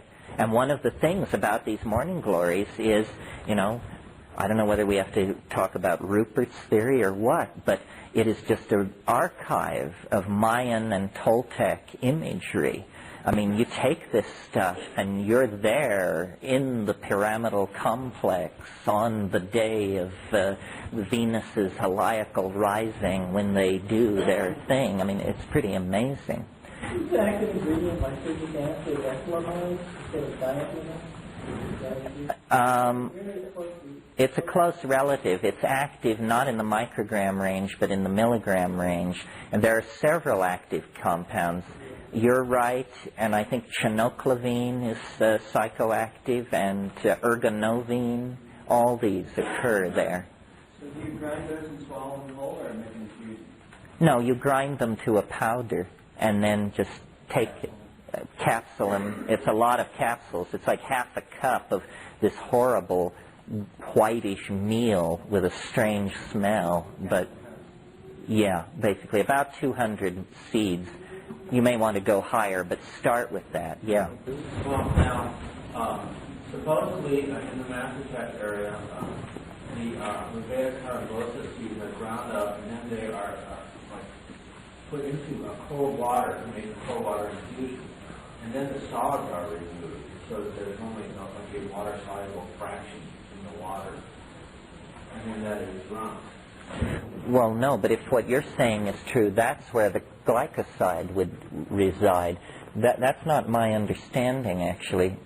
What? I just remember a picture of a woman doing that in a book like by Schultes or something like that. Well, maybe the caption got mislabeled or something, because the way they do it where I've seen it is they take the little seeds and they grind them on a metate to powder. Then they put it in water, as you said, and they shake it and leave it and come back an hour later and shake it again and do that for a while. And then the stuff precipitates to the bottom, the matter, and the liquid fraction is poured off and discarded, and they take the solid matter and they let it dry in the sun until it's no longer runny, but it's a kind of like the consistency of oatmeal or Play-Doh or something like that, and then they make a little tiny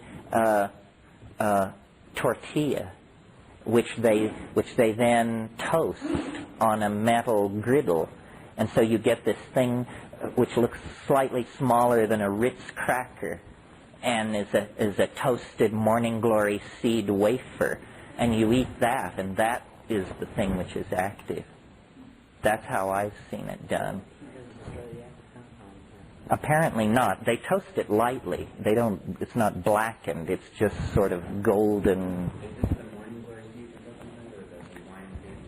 No, it's one species of morning glory, Turbina, previously called Revea coriambosa. The other one, the morning glory that you have to take a couple of hundred seeds for, is used in that area as a hallucinogen, but it's also used to induce labor and has a whole role in midwifery and like that. Okay, because I got confused. I thought we were talking about this cardiovascular regulation. No, that's the Hawaiian wood rose, and it has no history of human usage, so you're on your own. It's worth talking about maybe for a minute that, there are hallucinogens are like hotel rooms.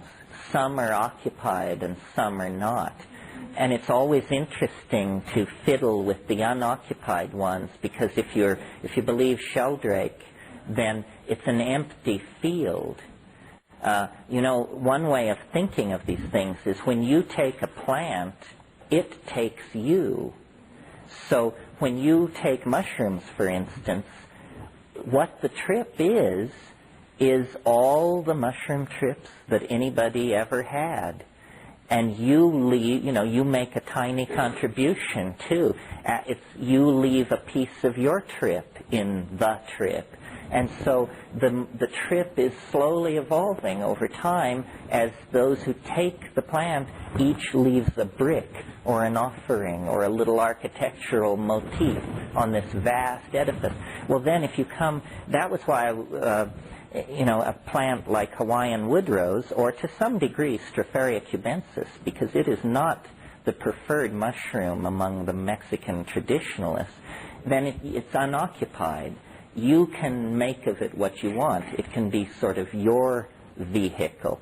And this is why, a drug like ketamine, which is a new drug, a drug without 1,000 years of input, my impression of where you go on ketamine is it's like visiting a new office building that nobody has rented offices yet. I mean, all the water coolers work, and there are these recessional distances with fluorescent lighting, but, there are no hurrying secretaries and crowded offices and chatter around the water fountains. It's just empty. It's empty because not enough people have left their initials on the walls, yeah. What is the variety that's common, mushroom that's common in the Yucatan, in Mayan?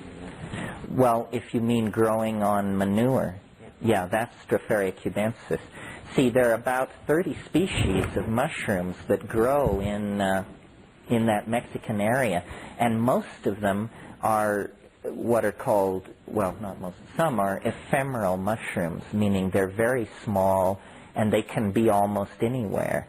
And then there are some larger ones, too, that can be almost anywhere. Stropharia cubensis is the only one of the good ones that locates on cow dung. Now, there are other mushrooms which grow on cow dung that contain psilocybin, but they also are more sickening. There are species of Panaeolus and species of Caprinus. If you collect a mushroom off dung and you want to know whether it's a Panaeolus or a Caprinus or a Stropharia, just keep it around for a few hours. If it's a Stropharia, it will just sort of be around. If it's a Caprinus or a Panaeolus, it will do what's called autodigest. It will turn into a slimy mess. And can you tell from the spore print? No, you can't tell from the spore print, but you can tell from the macromorphology of it if you know mushrooms. They're easy to tell apart. I think I have the spore print and I don't have mushroom. Yeah, well, that's tricky. You need somebody who really knows their stuff. Mm-hmm. Are you implying that there was a way that, like a similar water process for the Hawaiian wood rose seeds to remove the stuff? Or? It was more speculative, but I think it would be worth trying. Yeah. But I thought that the urging alkaloids was water soluble. Some are and some aren't. But it's the one that's the water soluble that are the psychoactive. I'm not sure about that. I've read some more about synthesizing LSD, and it's apparently hard to get to the starting points. I heard if you get a bunch of morning glory seeds and stuff in lighter fluids, and I heard that gets you halfway there, and then you get there. Yeah, that sounds right. Pet ether is a good one. So is chloroform. Have any of you read The Road to Eleusis? Yes. That's about the Eleusinian mysteries and argues, it's by Wasson and Hoffman and Ruck, and argues that the mystery at Eleusis was a kind of ergotized beer, that they were gathering ergot off paspalum and making an ergotized beer. And the only way they could have done that for 2,000 years, stoning thousands of people each September at this cult site without the thing getting a reputation for being toxic or causing convulsions, is if they had some way that was very efficient of separating the dangerous alkaloids from the hallucinogenic ones. So that may have been a water fractionation technique as well.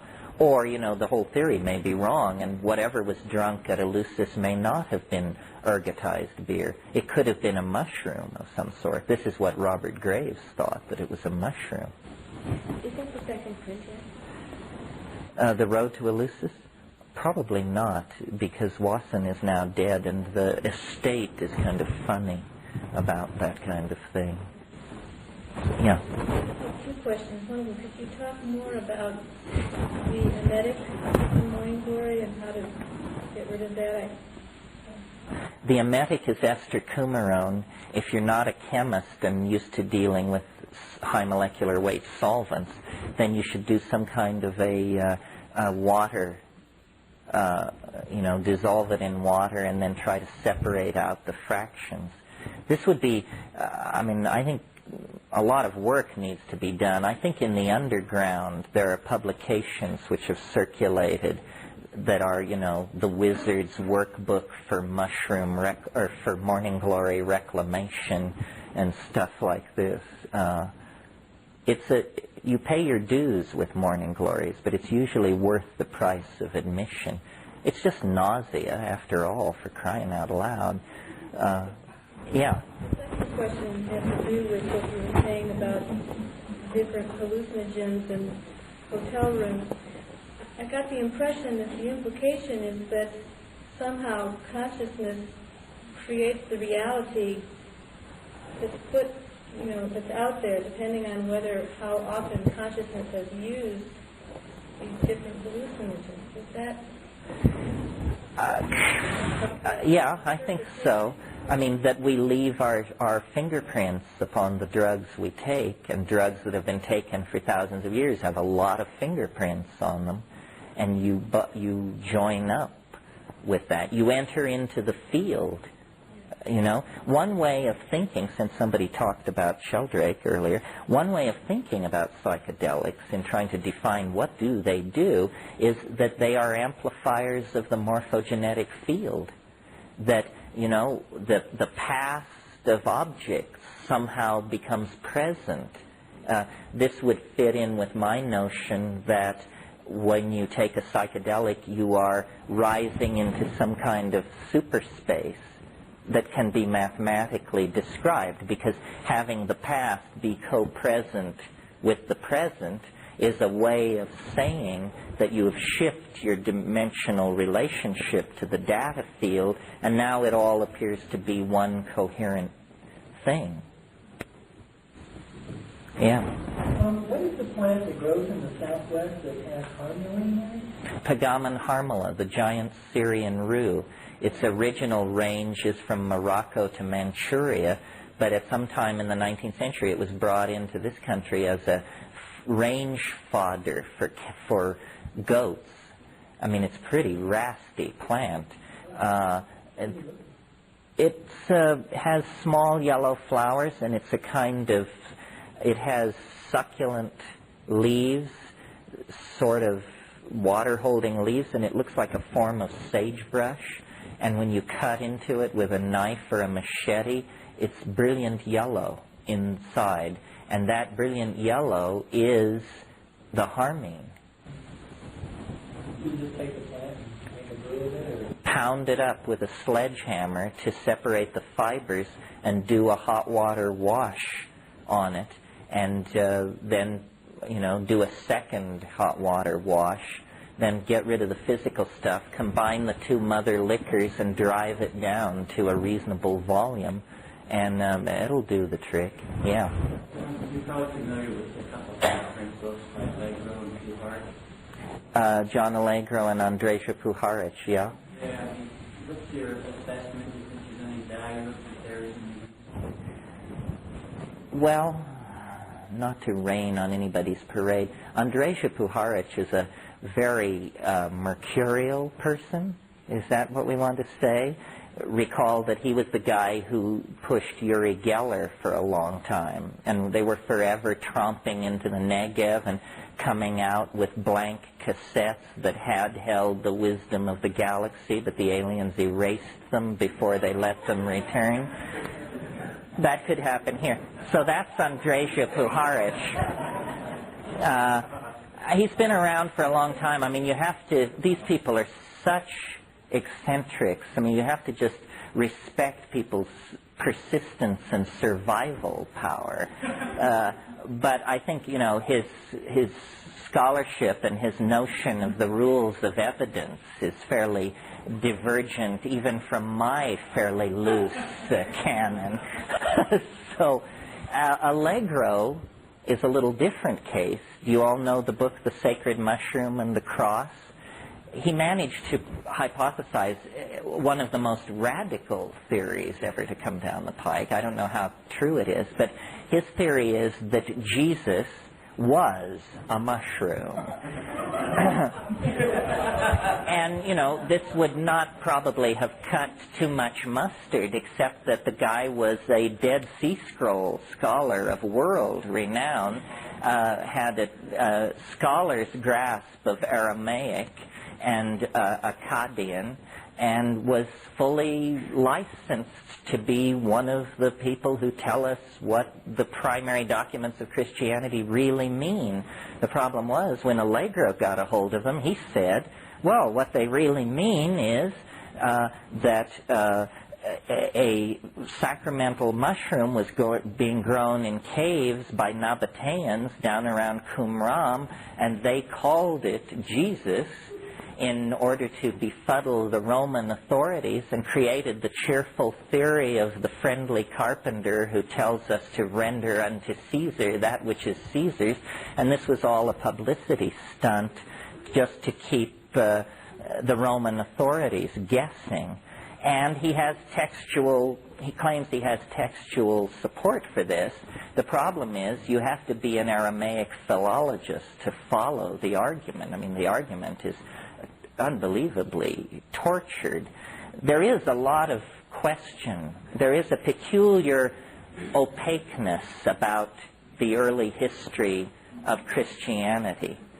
I mean, if we are to try and take it seriously and understand what happened there, then it must be that, first of all, if we believe Christ was a real person, then he must have been born in 6 BC, because there was a conjunctio maxima of Jupiter and Saturn at that time, which is a good astrological event to hang the nativity on, which means then that the crucifixion would have occurred in 27.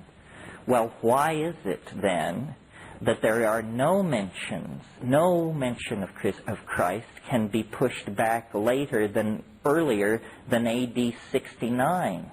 What was going on between 27 and 69? The Gospels are not contemporaneous, and the mention in 69 is not even a sure thing. It's in Suetonius, and he says Jews have recently come to Rome agitating in the name of their leader Crispus, and that's the reference.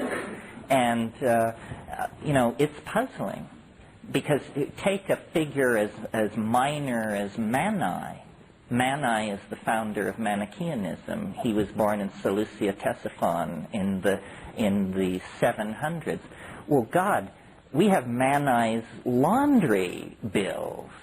I mean, we know how much he paid in taxes, the nickname he had for his dog. I mean, we have a lot of data on Mani, and so why a figure like Christ should be so peculiarly swathed in ambiguity if it was a real person with these people eager to chronicle it is a little hard to figure out. Didn't Mani have a big religion going in his own lifetime? I mean, kind of a big organization. Whereas Christ just had 12 guys. Yeah, I mean, Mani got right with it. I mean, he cultivated the court. He knew how to get his thing going, yeah.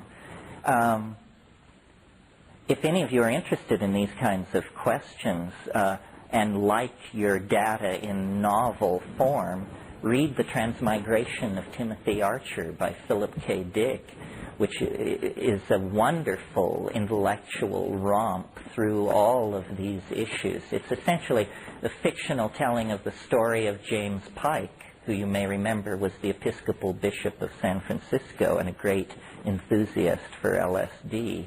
And he died in the Negev under very mysterious conditions. He parked his car, and with a roadside map and a bottle of Coca-Cola, in 115-degree heat, started walking toward the Dead Sea, and dehydrated and died. And he was very close to John Allegro. I'm not given to conspiracy theory, but you must have been following this whole hassle about the Dead Sea Scrolls. Well, a lot of people think it's because what is written there is incommensurate with Christianity as it has existed for 1,700 years, and nobody knows what to do with this stuff. I mean, it's the equivalent of what do you do with the doctrine of the resurrection if somebody comes up with the mummy of Christ? Well, that's the kind of situation that these Dead Sea Scrolls may place Christian hermeneutics in. John Allegro's book? No, John Allegro died recently.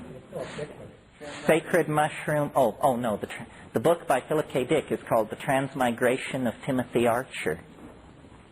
Yeah. Are you aware of Edmund Bordeaux-Zeke's translation? Oh yes, he's another one. But his really tweaking volume was called How the Great Pan Died. Right. And it was an expose of Jesus Barabbas versus this supposed Jesus. And so it's, yeah. Yes, well, the empire never died, which is Philip K. Dick's motto.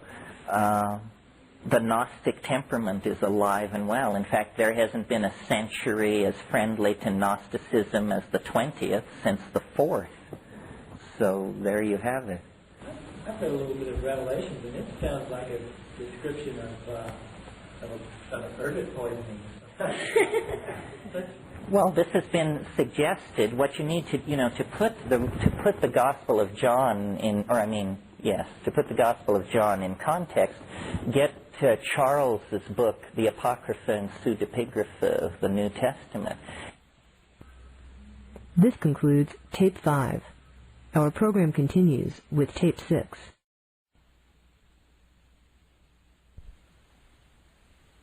With Tape 6. And then you see everything that the Church Fathers tossed out.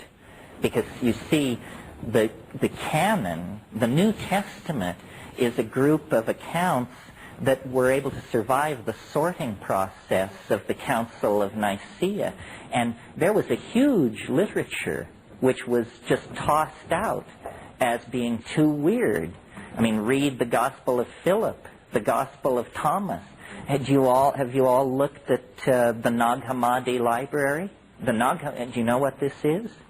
The Nag Hammadi Library is 42 texts which were dug up in Upper Egypt in 1948 at a Coptic monastery called Chenobaskion.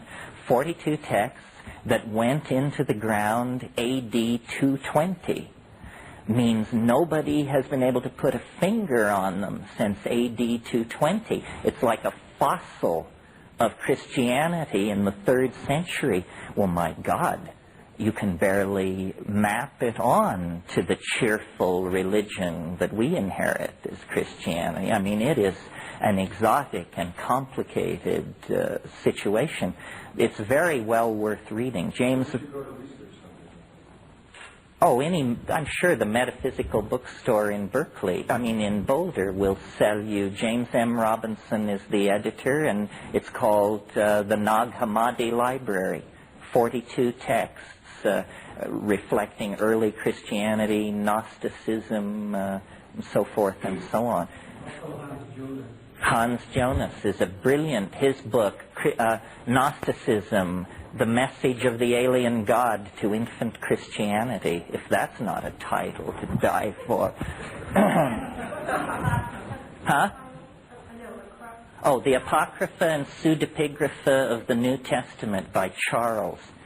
And it weighs in at about 35 pounds, but theological libraries will have it, but it's in the locked case. You don't want seminarians mucking around with this kind of stuff. I might mention the Urantia book, too, which has about 2,000 pages on the life of Christ and covers those years after 30, I guess after 20 years. That's right. The Urantia book is a very spectacular and early example of channeling before it was even named. Very interesting. Of all the channeled material, the Urantia book, for pure grandiosity, puts everybody else to shame, right? They talk about seeding the planet.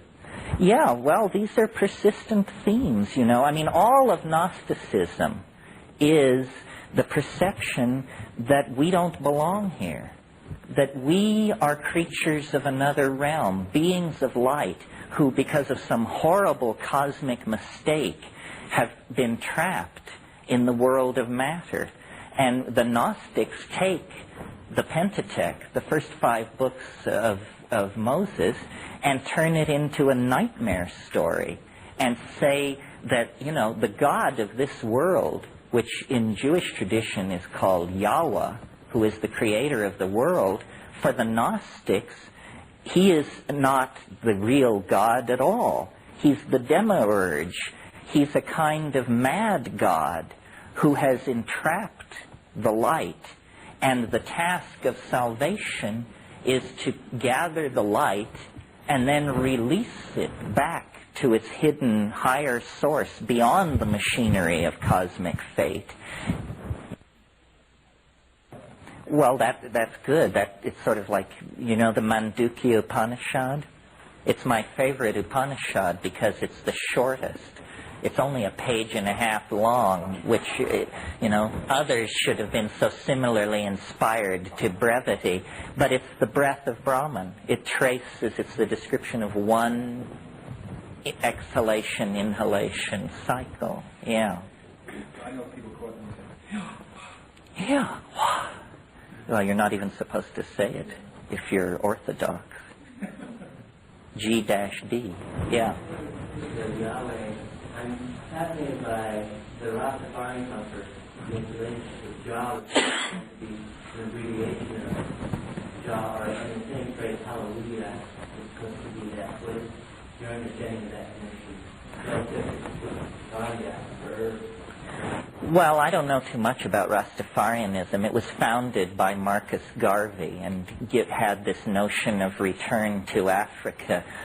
You know, syncretism is always with us. Gnosticism was characterized by syncretism. The whole late Hellenic religious efflorescence was largely syncretic, and certainly that's what we have now. I mean, you know, the New Age, you go to these fairs, and the people who are talking to the Pleiades have the booth next to the people who are talking to Zenebel-Ganubi, and both have world plans from the Saussurian Allfathers, and the two plans are different, and you just, you know. Gnosticism is alive and well in the whole academia. I mean, you've got guys like Marvin Minsky and Hans Horvath who want to download the human brain into a computer and, you know, kind of come pure information. So if that's not releasing people matter, good information, I don't know what is. No, I agree. There are two sentiments loose in the world, and you're going to not get through this life without taking sides. You know, do you believe that our destiny is in another dimension made of light on the other side of the universe? Or do you believe that we should, you know, clean up the rainforests and save the planet? You want to be very careful with your political agenda. One of my sub-interests, which sort of has a relationship to this, but it's oblique, is asteroidal impacts.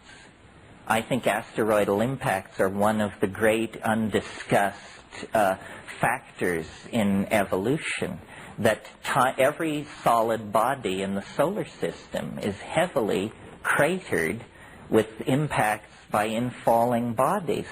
There's this thing down in Arizona that only happened 50,000 years ago. It was a piss-ant-sized object, and everything within 800 miles of the impact point died instantly. It dug a hole half a mile into the ground. It was a nothing burger. This thing which came down 65 million years ago, they now think on the Yucatan, it killed everything on the earth larger than a chicken died. You know, I mean, you want to talk about ecotastrophe. I mean, we have never, you can't even conceive of what it's like when something like that happens to a planet.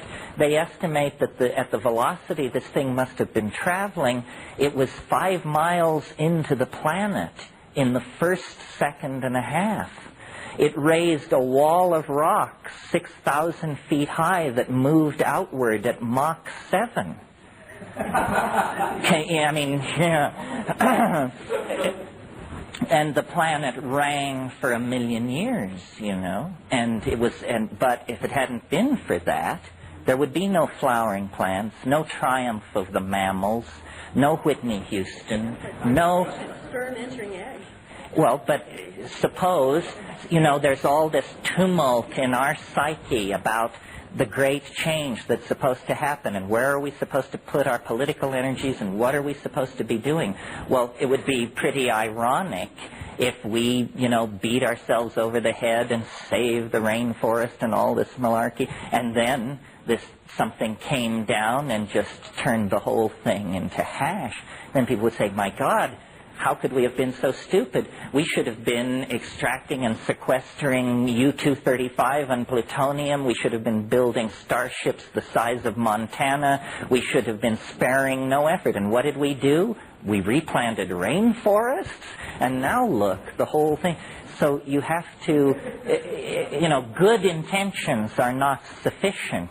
You have to locate where the threat is coming from and act accordingly. There are no points for good intentions in the game of evolution.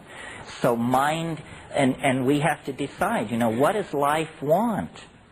Is it that life at its most basic level senses the finite duration of the star's life, and so it wants to use this moment of sunshine to build something that could carry us out into the mainstream of the galaxy, to the denser star fields?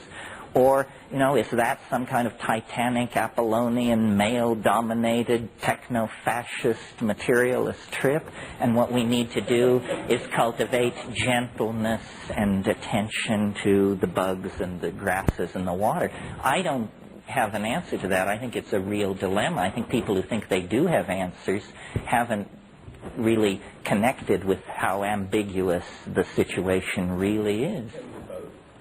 How can you do both? What says the mushroom? Well, no, some people can do anything behind those. Well, what the mushroom says is it's a total apocalyptarian. I mean, it says, rouse your camels, pack your tents, we're moving out. This has been fine for a while, but ahead lie worlds of unimaginable challenge at great distance.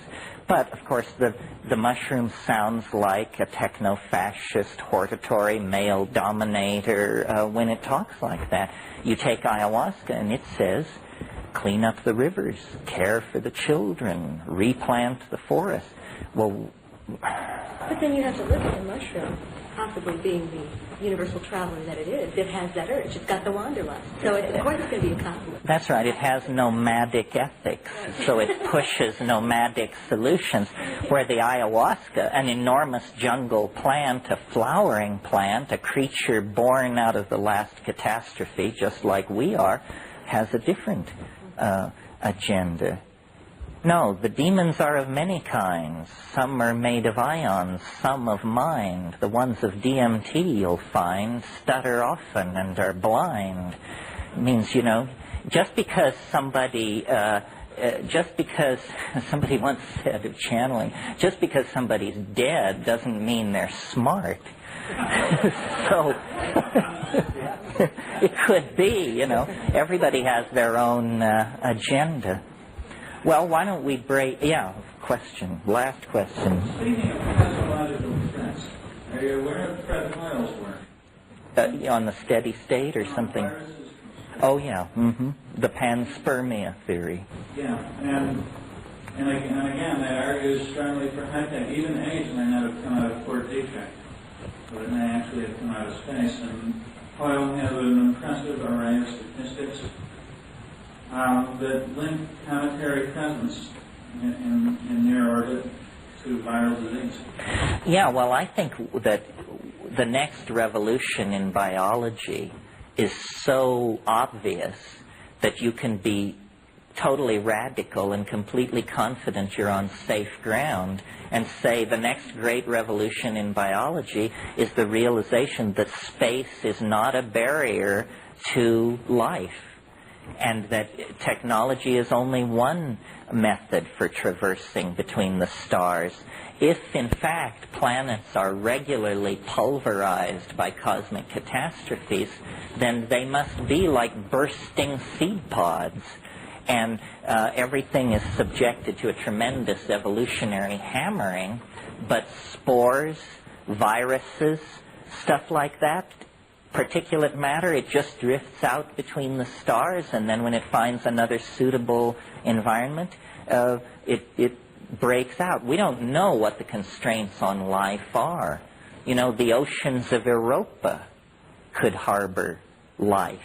You know, these hot vent, sulfur vent organisms that we find in the deep oceans here, they could survive in the oceans of Europa. If there were hot sulfur vents at the bottom of those oceans, those organisms wouldn't bat an eye. Europa is covered with ice, but underneath the ice is water, and there are fractures. You know, the exotic chemistries and pressures and temperatures of the Jovian environment could produce life. We don't know what the constraints are. If cometary environments are a better place for life to arise than a warm pond on a newly condensed planet, well, then all bets are off as to what, you know, planetary surfaces may be unlikely places for life to get going. It's hard to say. Who's to say there aren't gaseous creatures on gaseous planets? That's right. We don't know. You could have life at temperatures and pressures where we couldn't exist for a microsecond, like at the bottom of the Jovian atmosphere, something like that. No, there's more mystery than anything else. The notion here is, I've always felt that the psychedelic experience should be good for something in a very practical sense, and I always felt that there was something that you should be able to learn that was very hard to bring out. And we talked a little bit yesterday about this strange episode that happened in the Amazon, where instead of an ordinary trip, it was locked in for weeks and weeks, and then people differed as to whether it was a transformative incident or a psychosis or what exactly it was. But what happened was, or what I think wants to happen in every psychedelic experience, is that there is a totality symbol. You know, Jung tried to get his patients to make mandalas because he said they were totality symbols.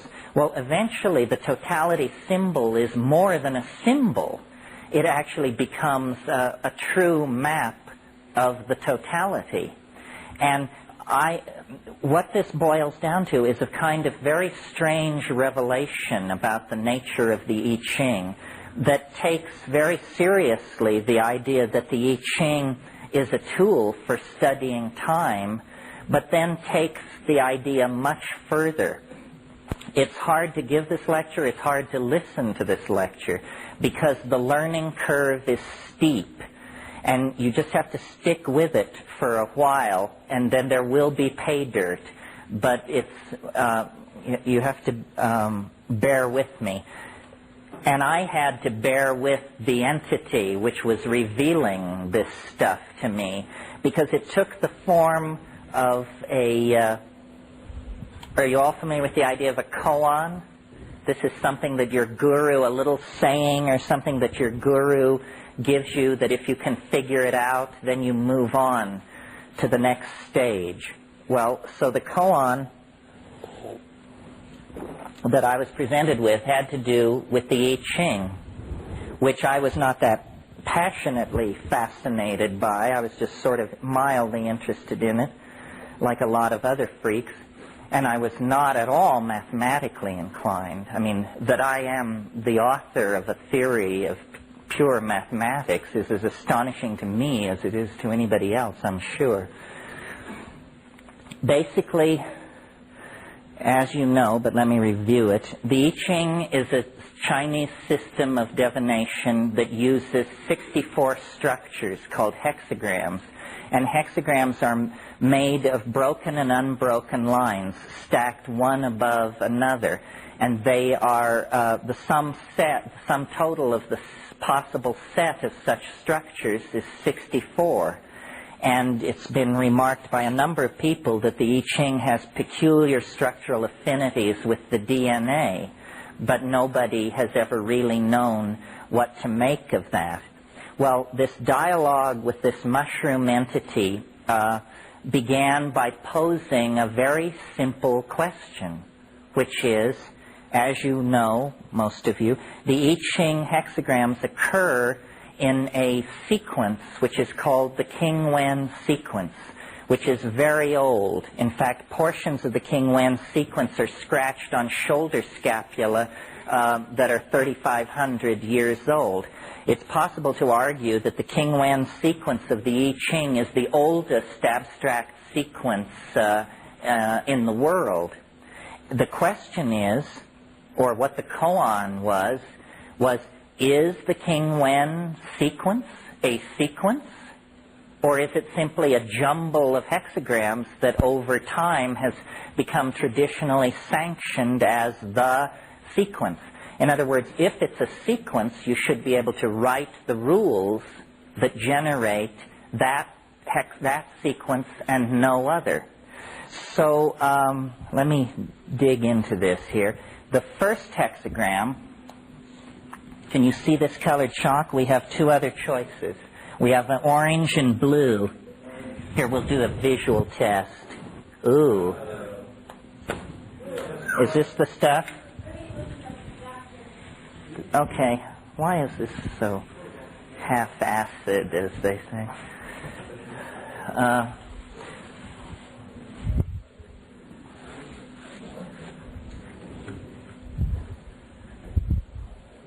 So here's the first hexagram. It's called the creative, and it's made of 6 lines. This is no news to anybody, I hope. Here's the second hexagram. It's called the receptive, the yellow. Okay, let me do these this way, and then I'll switch.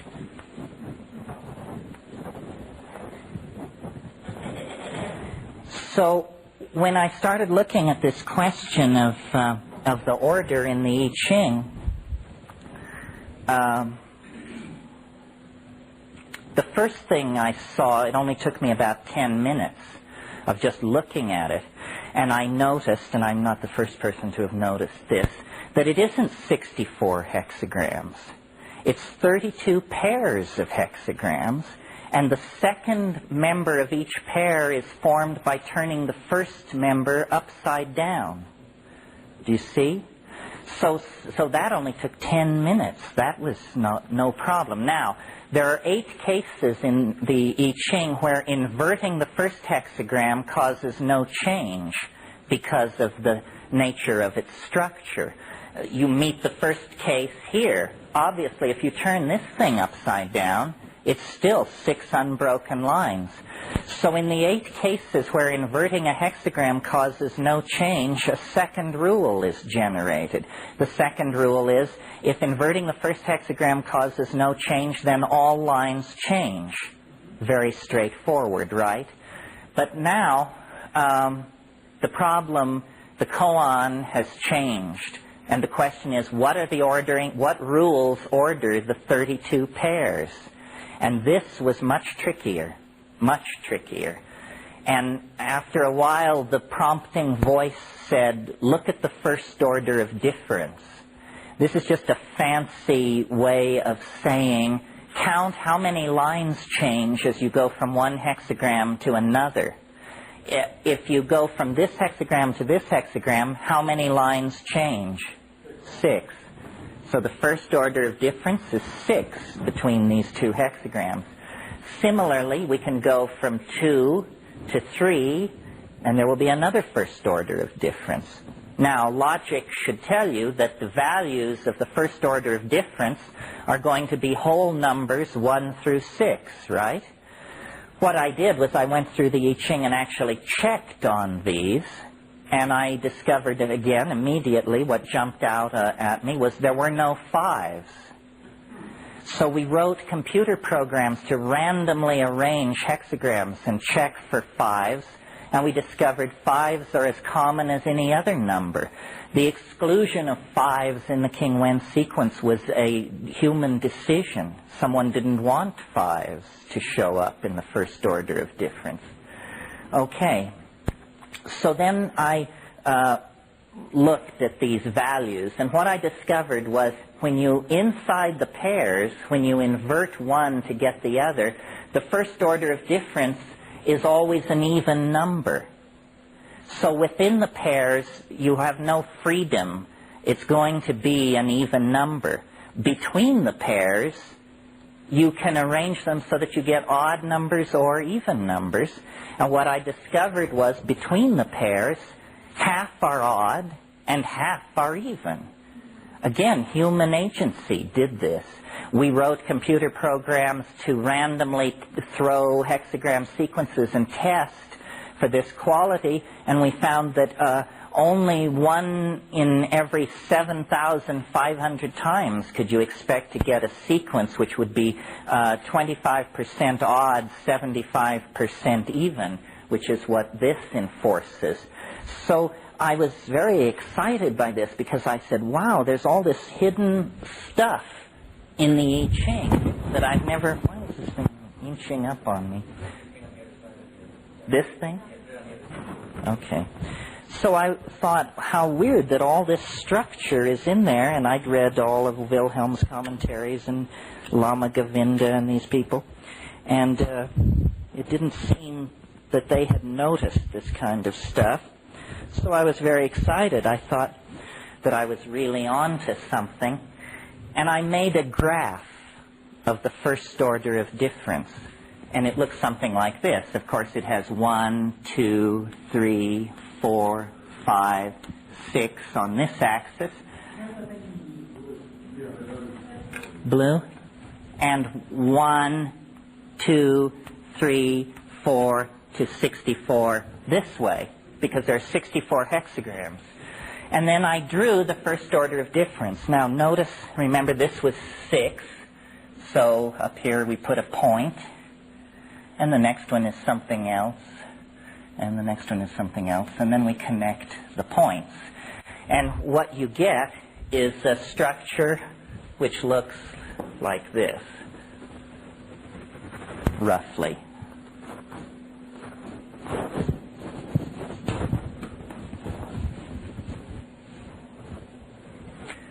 In other words, it looks stochastic, it looks random. It doesn't look like you're on the track of any kind of order here.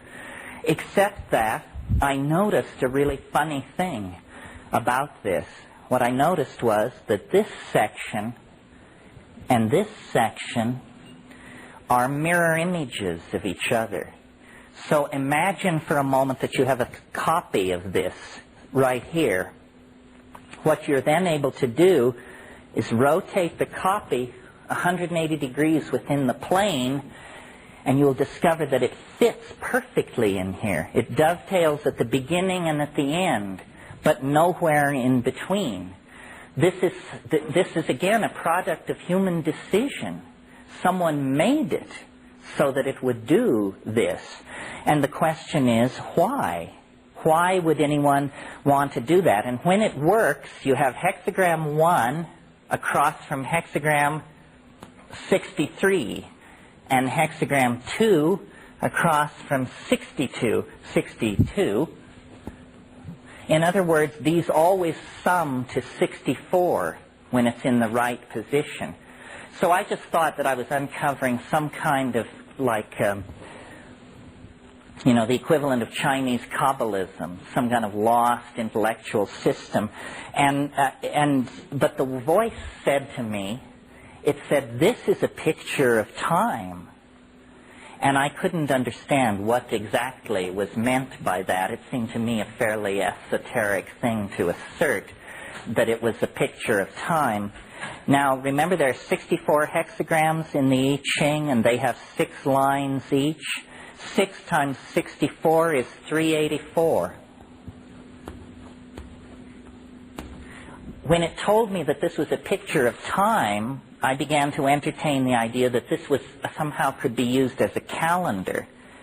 So then I said, well, what it is it's the whole I Ching running one way and the whole I Ching running backwards the other way, combined into this peculiar structure which has 384 data points in it, which are the lines or so-called yao of the I Ching. Now, 384 is 19 days longer than the solar year length. So if you had a calendar of 384 days, it would precess against the equinoxes 19 days every year. So it doesn't seem a good candidate for a calendar if you're trying to keep solar dynamics central. But I discovered something weird about this number, 384 days. Now think of it as days. And that is that peculiar things happen when you multiply this number by numbers that are inherent to the structure of the I Ching. When you multiply this number by 64, you get a day number, which when you break it down into years is 67 years, 104.25 days. Now, what's interesting about that number is that it is 6 sunspot cycles of 11 plus years. There's also a major sunspot cycle of 33 years. So it meant each line in a super hexagram made by multiplying this number will be associated with one sunspot cycle, and the trigrams inside the hexagram will be associated with the major sunspot cycle. Well, when you take 67 years, 104.25 days, again by 64, you get 4,306 years plus some days. This number is very close to twice the amount of time that it takes for a zodiacal era, such as the age of Pisces or the age of Aquarius. They last roughly this long. Well, if you take this number by 6, not 64, but 6, which is a legitimate number because it's built into the I Ching, you get 25,000 years, roughly. This is the precession of the great year, or the equinoctial year, as it's called. So I thought, wow, this is really far out. It's some kind of multi-leveled resonance calendar. Oh, and I forgot to say about 384 days, this was central, excuse me, that this is 13 lunations. A lunation is 29 point something days, and when you multiply that number by 13, you get 383.89. So I said, aha, what this thing is it keeps track of the moon on this level, it keeps track of the sunspots on this level, and it keeps track of the great year of the zodiac on this level, all naked eye astronomical phenomenon, not hypothesizing any advanced technology, but hypothesizing an advanced intellectual point of view. Well, so I thought I was finished, and that somehow it wanted to tell me about a Neolithic calendar in ancient China for some reason. But there was more. Popeye had spinach. I have this. The prompting voice said, this structure which you have created, and by the way, some of you who are scholars of the I Ching, remember in the second half of the Wilhelm Baines translation, there are a whole bunch of very ancient sayings that nobody knows what they're talking about. They're so esoteric. And the most mysterious of these sayings is the saying which says, the forward-running numbers refer to the future. The backward-running numbers refer to the past. Well, in the I Ching, there are no forward or backward-running numbers unless you do something like this. And then, look what you get. 1, 2, 3, 63, 62, 61, 60, 59. You get forward and backward-running numbers. So I said, wow, we're digging this thing out. The I Ching is not an oracle as it's been done at country fairs for 3 millennia. The I Ching as we possess it is a piece of broken machinery. It's as though you had, the main gear out of a machine, and you're trying by archaeological reconstruction to rebuild that machine. So I was sort of stuck at this point, and the prompting voice turned on and said, this structure which you've made, which is the entire I Ching running forward and backward against itself, which would place it then at the top of a hierarchy, should be placed at the bottom of a hierarchy. Treat this thing as a single line, it said. And I was calling this at that point the simple wave. It said, treat the simple wave as a line in a hexagram. Well, when you do that, bear with me, folks. Remember, I said the learning curve was steep. However, it's not long. Oh, yeah. What color? Yellow? Yellow? Let me see. Okay, well, so if we treat this module as the bottom of a hierarchy, then we want to treat it like a line. So what do you do with lines in I Ching land? You stack 6 of them on top of each other. So I'm going to symbolize this thing with an S. Okay? So here's what I did. I took one of them, and another one, and another one,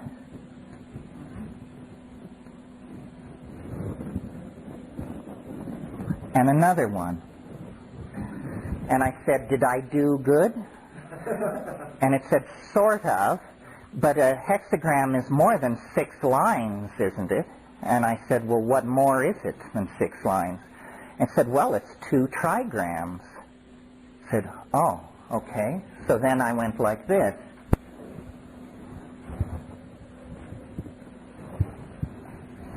Do you see how I superimposed the thing over the 6, 2 larger ones, which were superimposed over 3?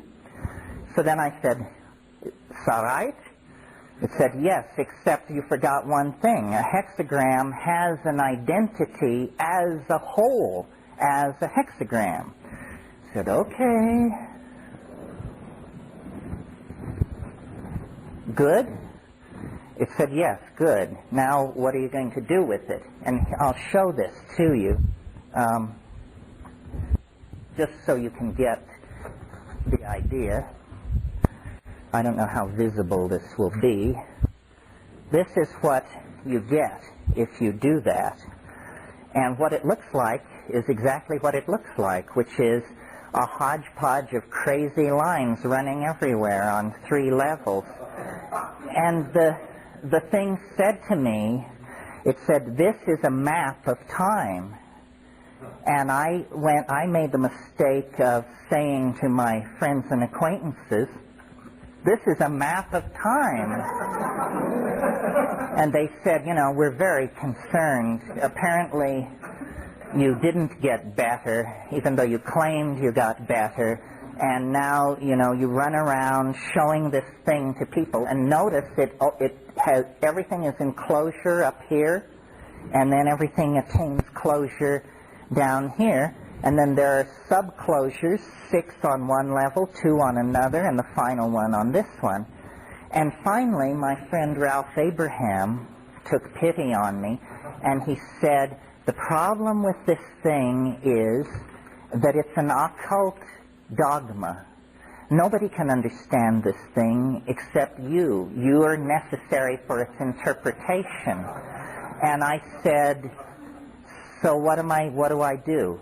And he said, you must learn how to change this into a more orthodox mathematical object that mathematicians can then discuss with you. And I was completely stuck. And I sat with it for 2 years, because it just seemed I'm not a mathematician. I had no clue as to how to do that.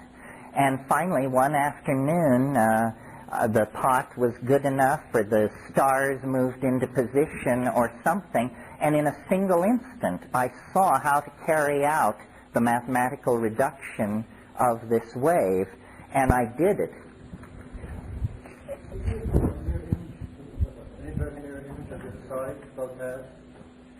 On this? Yeah, look at it. Well, if you look at it closely, you'll see that because they are at different scales, it isn't that one side is exactly like the other side. Yeah, there are dissimilarities. So I finally figured out how to mathematize and conserve all the qualities of that wave, and I put it into an ordinary Cartesian object, which I doubt you can see, but you don't really have to see it anyway. All this is, see what that is? It's just a one level, it's an ordinary graph of some sort. Huh? Is that the sum of the multiple? It's the sum of certain qualities. There was skew, parallelism, angle of approach, crossover. There were about 5 things that I felt were important, and I figured out how to mathematize them all so that this, which is an ordinary Cartesian graph, is in fact a topological equivalent of my occult diagram. And, yeah. Each one of those points is a summation of these factors? Yeah, right. So then, and then I started saying to people, this is a map of time. And they said, is it? Well, where are we? And I said, well, in order to know where we are, we would have to know where the end point is. If you have a wave, you have a wavelength. So we have to find the end point. So then I began collecting historical data and fitting curves to it, trying to define the end point. Now remember yesterday at the close of the day or in the afternoon, we got off on what appeared to some people to be a tangent about novelty and science and time, and whether it was whether it should be viewed as a flat plane or a fractal or something like that. Well, what the thing was telling me was that novelty is something which can be charted in time, and that these waves were actually pictures of the ebb and flow of novelty, that this wasn't charting stock prices or population rise or average temperatures. It was charting the ebb and flow of novelty through time. And that, como? Novelty is newness? Novelty is, how about density of connection? As opposed, if complexity can be quantified, then you say complexity ebbs and flows. I mean, if we had a device which measured complexity, and we measured this point right here, as opposed to this point an inch behind my finger, I'm hoping it would tell us that an inch behind my finger is a more complex environment than this point right here. So space and time is then seen to be a medium with density, densification of complexity embedded in it like raisins or something, yeah. What are the boundary conditions for that graph? In other words, how did you establish origins and the endpoint on that particular graph? Well, until you scale it against time, you don't have to. I mean, I think... You didn't scale it on that graph. That's all I'm asking. Well, I think if I understand your question right, remember how I said that over here it was at closure? It goes like this. And that's both lines. They're running, that's both sides of the graph. They're perfectly superimposed over each other. At this point, they cease to be superimposed. One goes that way and one goes that way. And then you start getting this kind of stuff. And then when you come down to the end, they fall into closure again. Yes, it's a thing of fate. Exactly, you got it. Okay. What would be the beginning of time? Is that some fall from the Garden of Eden where we Well, to this point, we haven't discussed this thing scaled against calendrical time. We're just trying to look at it as a mathematical object. Then what I realized was, if these are if this thing has 384 points in it, and this has 6, then what the thing was telling me was you have to map the wave back over itself. So you take all 384 points and you cram them into this space wandering up this hill. Then you go to this space and you cram all 384 points in here, and you create a fractal infinite regress. Do you understand? Say you understand. You will understand. Okay, so then that was the time map. It was saying novelty can be described by an infinite fractal regress that is contained in the I Ching. Now, the main objection that I was meeting from people who wanted to lock me up was they were saying, now, let's get this straight. You want to revise modern physics based on a pattern which you found in an ancient Chinese book of divination. Is that correct? And I could feel the force of that criticism, because that's how I think, you know, where somebody from some nut piece of data then wants to build castles in the air. And so I created a metaphor which is satisfying to me. I hope it's satisfying to somebody else, trying to explain why we should seek a law of physics inside the structure of the I Ching. And here's the metaphor. Think of sand dunes. Picture them in your mind. Since this is the New Age, you may even close your eyes if it helps. Picture sand dunes. Now, notice that sand dunes look like wind. Sand dunes look like wind. And sand dunes are made by wind. So now let's analyze the situation. Let's think of wind as input. And let's think of sand grains as bits inside a computer. So when the wind blows, the program runs, and the bits rearrange themselves, and they arrange themselves into a lower dimensional slice of wind. Essentially, wind, which is a pressure variant phenomenon, variable in time, turns into a pictorial phenomenon, variant across the pictorial surface. Do you see how that works? Well, now, sand dunes created by wind bear the impression of wind.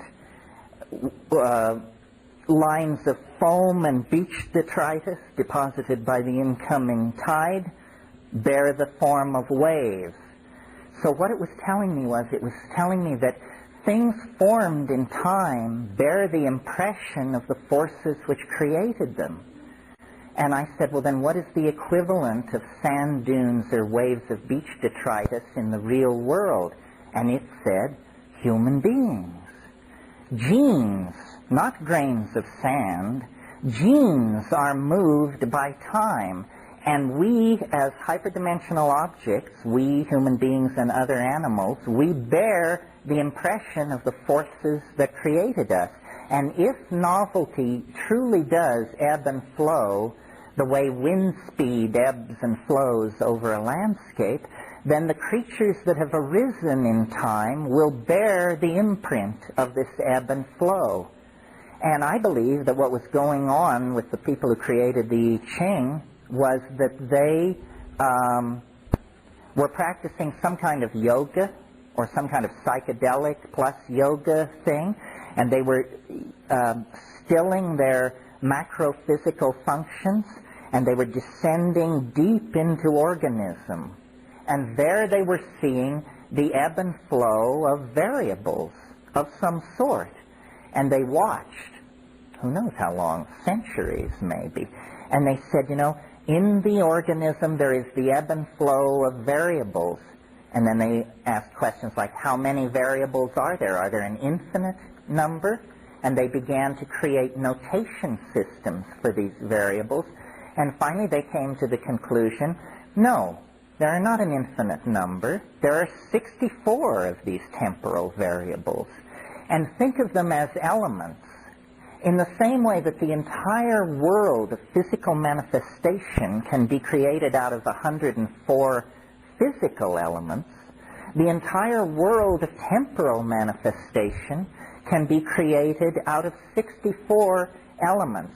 And so the way I think of reality, having survived this experience, is you have hexagrams moving on many levels. Let's say you have a hexagram which rules this 10,000-year period.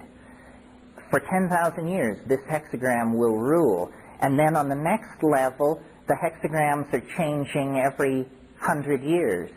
And then on the next level, every 10 minutes. And on the next level, every 15 seconds.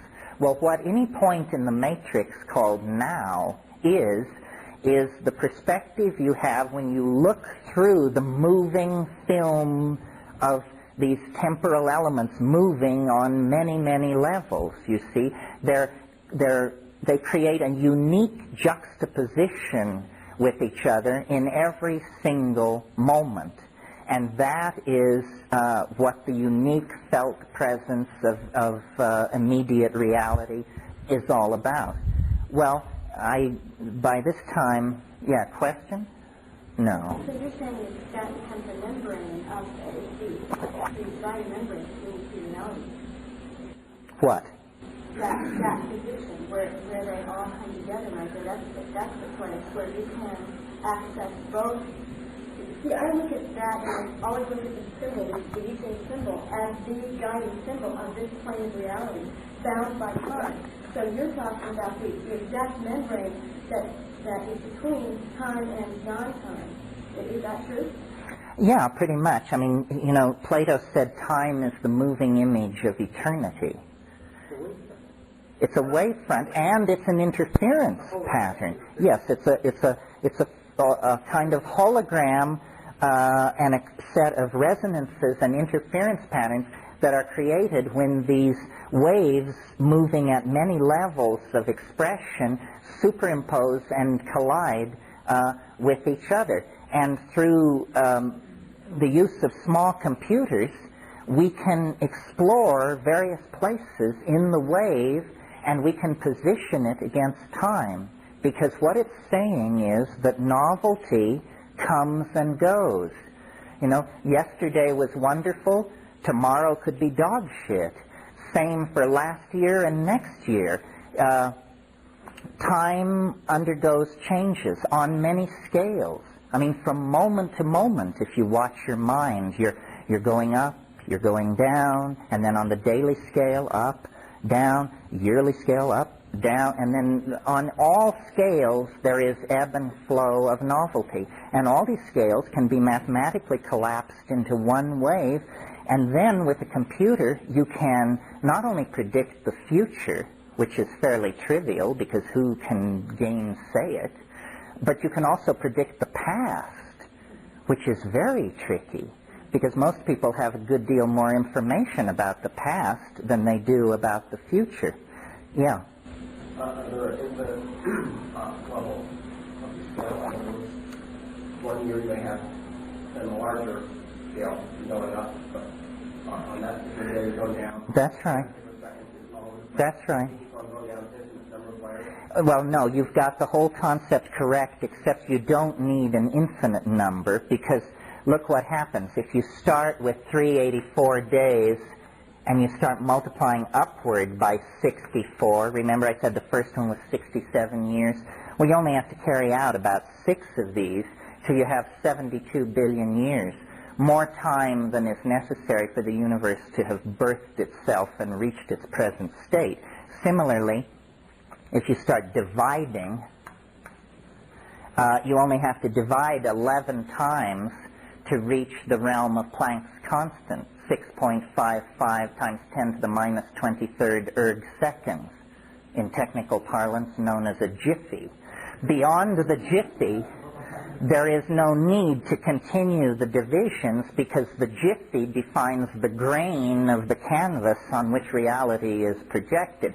So what we have are, a cosmology of roughly 22 levels. At the highest level, it's 72 billion years. At the lowest level, it's in the realm of Planck's constant. And we're somewhere suspended in between. And these things are coming and going on every level. Yeah. Well, the way that you arrive at these conclusions doesn't, I don't follow it well, to say the least. However, it seems to me that you'd be able to use this model. You see some difference in the wave trends around the time of Shadow Hive compared to the Third Reich. Absolutely. Do you see differences like that? Yes, I'm hurrying us toward the more fun part of this, and I think that we'll do it now. What we're going to do now is look at the wave placed against history with my end date, December 22nd, 2012, although the machine will accept any end date. And the idea that you should be asking yourself is, this clown claims that this thing describes the ebb and flow of novelty, but does it in fact fit my intuition of the ebb and flow of novelty? Now, here's the good news. The next part of the lecture does not depend on anything that's been said in the first part. You don't have to understand anything I've said in the last half hour to appreciate the neatness of the next level. Lucky for us, eh? Is that any way to That's fine, I think. So now, because, some people aren't interested in this. You tell them you can predict the future, and they say, well, predict it. And then you predict it correctly, and then they say, great. It never enters their mind to ask the question, how did you predict it? Which is what I, out of obligation to intellectual fairness, feel that I should expose you to. Now, let's look at the wave. F. Now, let me explain the rules of the game here. There are 6 billion years currently on screen. Today is over here at 98.8%. This is the last 6 billion years. And let me explain to you how you interpret the wave. And if you want to take a moment and rearrange yourselves, the rest of it is going to be fairly close focus on this thing. So don't be shy and don't make yourself uncomfortable. The end date. I got it by fitting historical data to the wave and seeing. I had certain intuitions. I mean, for instance, I said, well, if I have a wave which describes historical novelty, by God, it better do well on the Italian Renaissance. It should do well on the 20th century, and it should do well on the golden age of Greece. If a theory of novelty incorrectly predicts those episodes, it's a pretty worthless theory of novelty.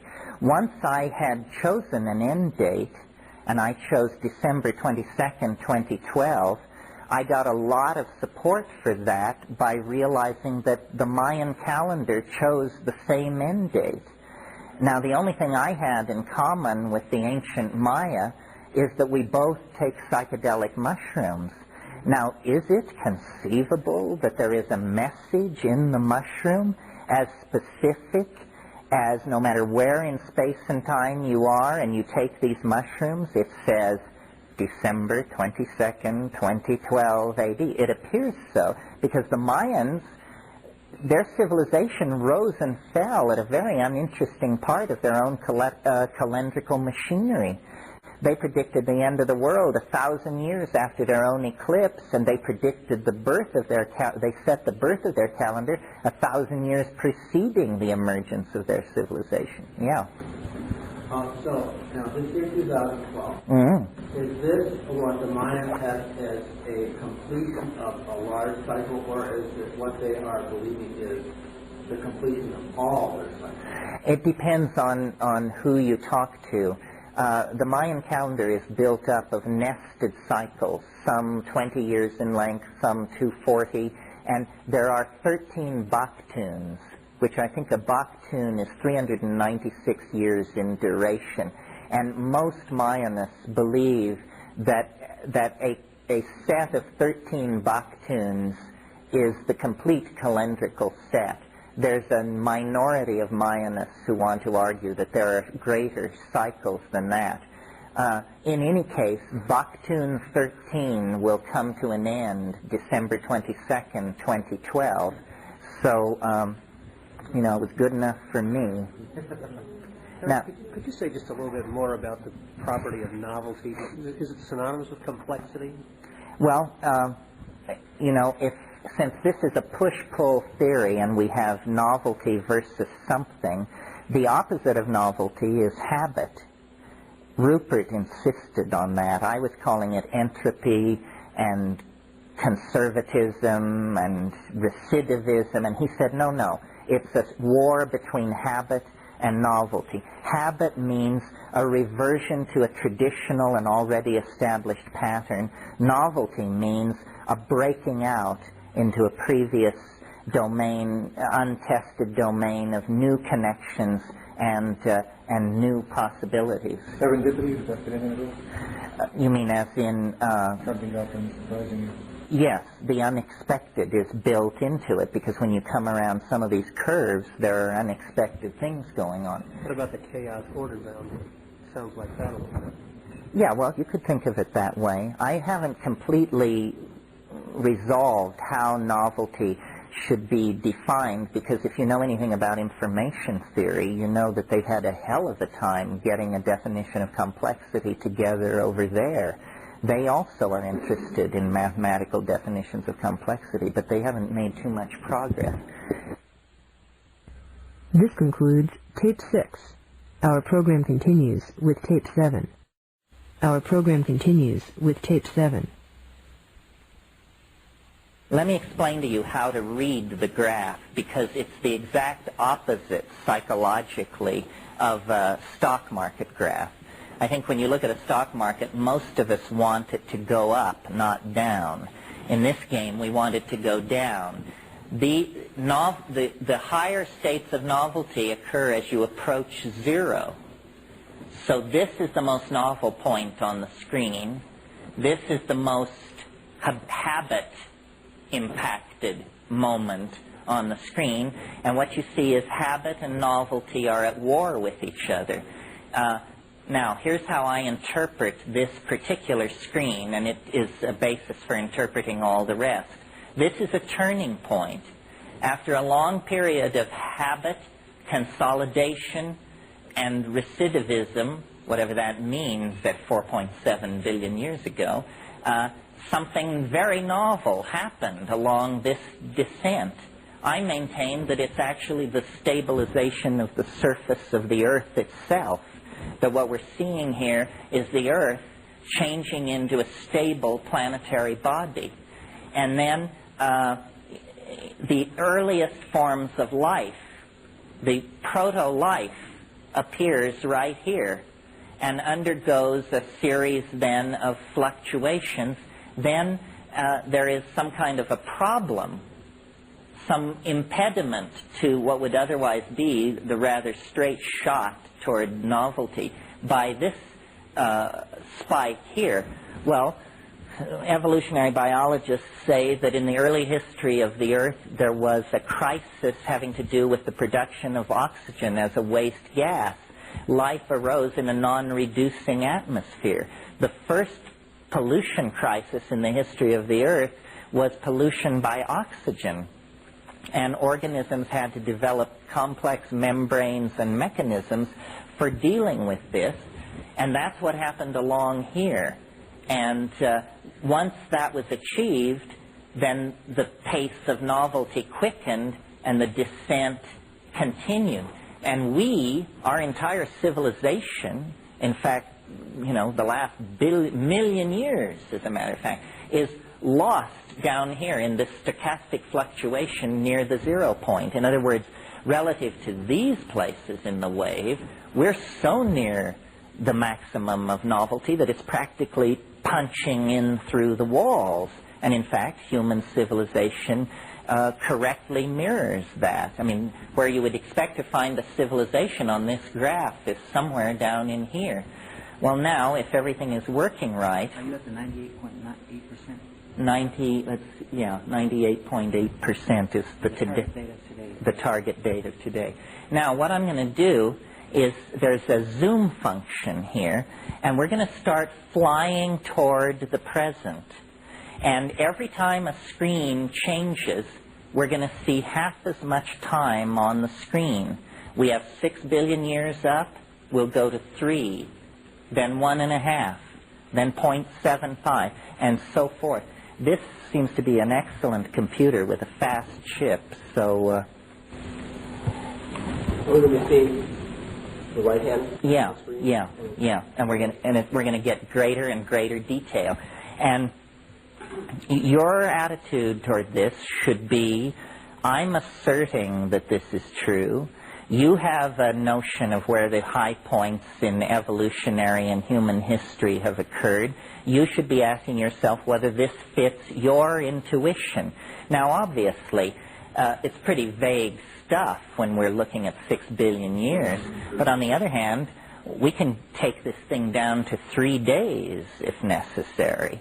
And we know where the great changes have come in the last 1,000 years. It's not that ambiguous. So let's test the zoom function.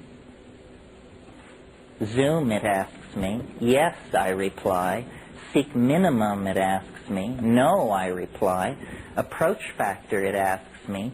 And I'm going to tell it 2 in order to have the screen each time. It would accept any number, but 2 seems rational for demonstration purposes. Did you select a time span too? No, it's going to slice the time. It's going to slice it each time and rescale. I'm just coming up with minute and hour and day instead of year. So is the origin of time here also like the origin of the universe? You would presume so. So the Big Bang would kind of like be in the middle of the novelty scale? The Big Bang would be, no, the Big Bang would be very high because there's no life, there's no atomic systems, there's no molecules. It's a very low complexity situation at the birth of the universe. That's not the graph that before that. Yeah, no, yes, that's right. The Big Bang is somewhere up here. Okay, now before I do this, let me locate escape. Okay. This is such a pleasure to do it with fast machines. Okay, there's 3 billion. See how detail is coming up as time is lost? And if anybody wants me to stop it at any point, I will. Just read off what it is as it goes along. Here's 750 million years. This is virtually the entire history of life on Earth. And in fact, of higher life, I'm sorry, organisms, not multicellular life. This is the history of multicellular life.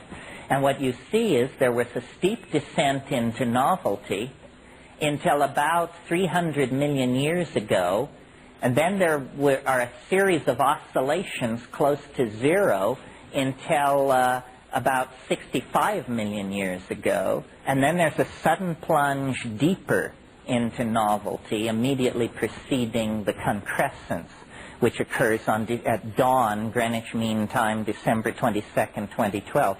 One thing about this theory, it's not vague.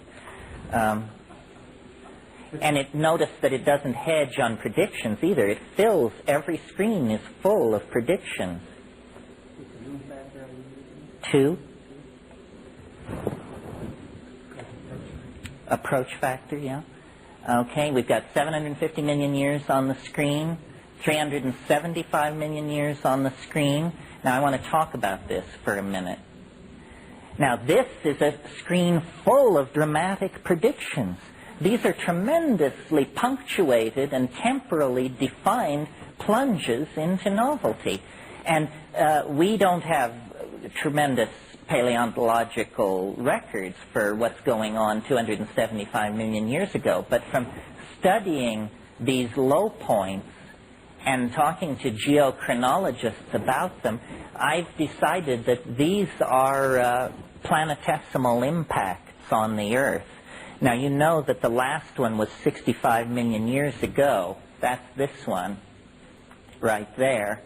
But there were others. There was one, this one, 220 million years ago. Can you define when? Oh, asteroid strikes on the Earth. I think you said there was one closer to 65 million years. Oh, well, there was a little tiny one in Arizona. Those happen all the time in cosmic terms, every 100,000 years or so. But this thing that happened 65 million years ago was a planet shatterer, and they're rare. They're rare. Okay, so I'm suggesting that these are asteroid impacts, which then evolution has to restart, reclaim its territory, and then there is something else happening. They may not all be asteroid impacts. They could be, enormous episodes of volcanism on the Earth, such as the Deccan Traps in India or something like that. Now let's start the thing again. And that was how many million? 350? What we're looking at now, 375. Seek minimum? No. Approach factor 2. Go for it.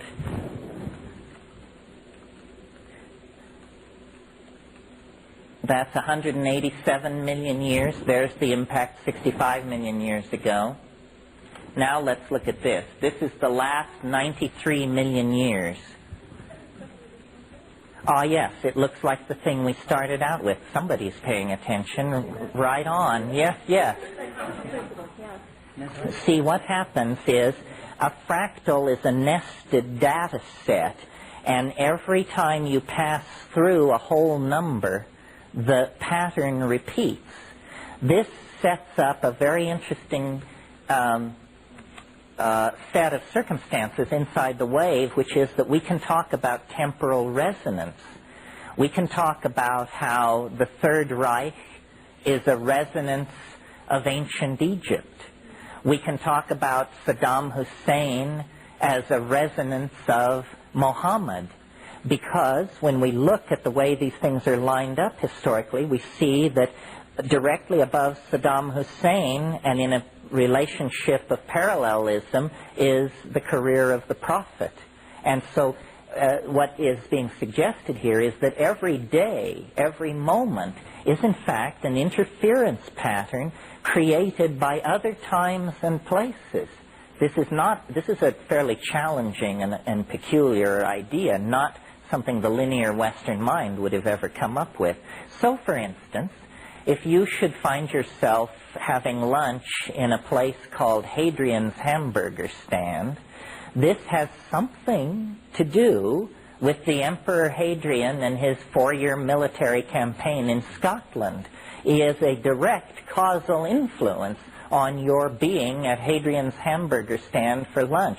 I like to say Rome falls 9 times an hour, and you have to be perceptive. You have to be paying attention to the ebb and flow of your own inner thoughts. But if you are, you feel the fall of Rome. You also feel the age of exploration, the birth of Buddha, the fall of Carthage. It all happens 9 times an hour. It also happens twice a day and once a year. Yeah. Have you got any correlation with astrology? Sometimes. Yeah, it is very similar. That's right. If you check in the extent with astrologers where the planetary positions were at 2 events in history. Yeah, we've never tried to do it scientifically, where you would actually keep track, but major astrological conjunctions are often reflected in major ingressions into novelty. Terence, interestingly, have you or anyone else that's aware of this ever tried to convolve this with say, Einstein's field equation? No, because I'm not smart enough to do that. I think it would be a fascinating thing to do, because what you're doing is you're input using as one of the variables this entire system. That's right. And what it would produce would be fascinating. I think God has chosen you for this work. About Saddam Hussein just makes me ask, what are the historical antecedents of Reagan and Bush? Oh, well, Ronald Reagan was, his historical antecedents were the last 6 Roman emperors before the fall of Rome in 475. And Bush's antecedent is no. I think Bush gets to be Justinian. You remember somebody said history always occurs twice, first as tragedy, then as farce? That person had a good intuitive... So now, let's go into this a little more. How much time do we have? Oh, 93 million years. Okay, so here's the asteroid impact, and dead on, I mean, 65 million years is right there. To the degree that we can date these two events, it's a winner, it's a bullseye. And, it was a huge setback for organic life. As I said this morning, nothing larger than a chicken survived it. The mammals began their radiation, and these are, just different vicissitudes. I'm not sure what to make of this spike here, but I haven't really spent a lot of time on that period from 40 to 36 million years ago. Somebody else may have a notion as to what this represents. The recovery, though, was fairly rapid. Which it was. Evolutionary biologists say, that forms quickly reoccupied all the niches. And remember, if this hadn't happened, we wouldn't be the planetary rulers that we are. We'd still be little furry creatures trying to steal eggs out of the nests of the saurian masters who ruled the planet. Why? Because all the dinosaurs were killed in this impact, and that allowed these little egg-stealing, rodent-like furry creatures to undergo an explosive evolutionary radiation, leading directly to our own vast superiority over the rest of nature. Oh, well, that's a whole different scale. You see, the dinosaurs died off 65 million years ago. The ice ages are a phenomenon of the last 5 million years. And we'll see the ice ages, but not there. Right now, those ice ages are down in here, somewhere lost in the detail. Let's go back to our zoom. We'll get there, won't we? Oh, yeah, we'll get there. I'm waiting for you to get to my writing spot. Don't worry. No, we don't want to seek the minimum. The approach factor should be 2. Okay, 93 million years on the screen, 46 million years on the screen,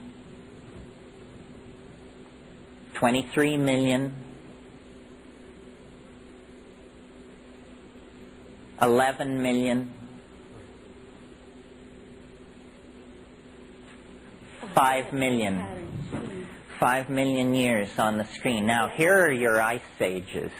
Here they are. You see, when the ice is in place, species are bottled up and gene transfer is impeded. This constitutes a non-novel situation. Then when the ice melts, these gene pools re-encounter each other and you get proliferation of form. We're getting excellent agreement here. This is the melting of the last glacier. Maybe. I'm not... The last glacier was about 13,000 years ago? Yeah, I think it's actually over here, still lost in detail. But these are, you know how evolution is described as punctuated? How it isn't that evolution proceeds smoothly, but there will be a climax stasis, and then suddenly many new species. Well, these are the punctuated evolution. This is actually a picture of punctuated evolution, and the high numbers of species are down in these troughs, and the low numbers of species are on these ascents close to the changeover points. So again, the paleontological data isn't that clear, but at this scale of resolution, we're getting good agreement between data and theory. Are these different nests identical in both amplitude and phase? Do you know? I mean, in other words, can you take the section that you're looking at, superimpose it over the other nests, and have it overlay identically, or phase shifts? Well, they are topologically equivalent, but not numerically equivalent. Right. Amplitude is going to be different. Yeah. The whole wave is actually degenerating. That's right. It's a damped oscillation is really what we're I just saying. wonder if are there any phase shifts, because that's one of the things that an FFT could, I mean, this is an ideal wave for an FFT, and it's relatively easy to do. Yeah, well, I hope you'll be on it by Monday afternoon. Okay, let me restart the Zoom. No, I'm restarting the Zoom. Zoom, yes. I have a question Okay. about magnetic poles. Yes, these could very well be magnetic reversals. Yeah, they very well could be magnetic reversals. And what we're looking at is I'm suggesting they're ice ages. It was suggested that they're geomagnetic reversals. Geomagnetic reversals and ice ages may even have links to each other. Do we see anything there that might indicate the increase of human constructed rain? Well, we see that over here, a steep descent into novelty going deeper than we've ever gone before, and that would probably indicate that an animal or an organ has appeared of a density of complexity greater than anything which preceded it. So I would say yes. How ago is that? Well, let me start the Zoom and we'll get over in here on a big scale and then you can see. Okay, we're going to go from 5 million down to 2 million. Now let's discuss this, because this is the domain in which we evolved. Our story is on screen at this point. It's said that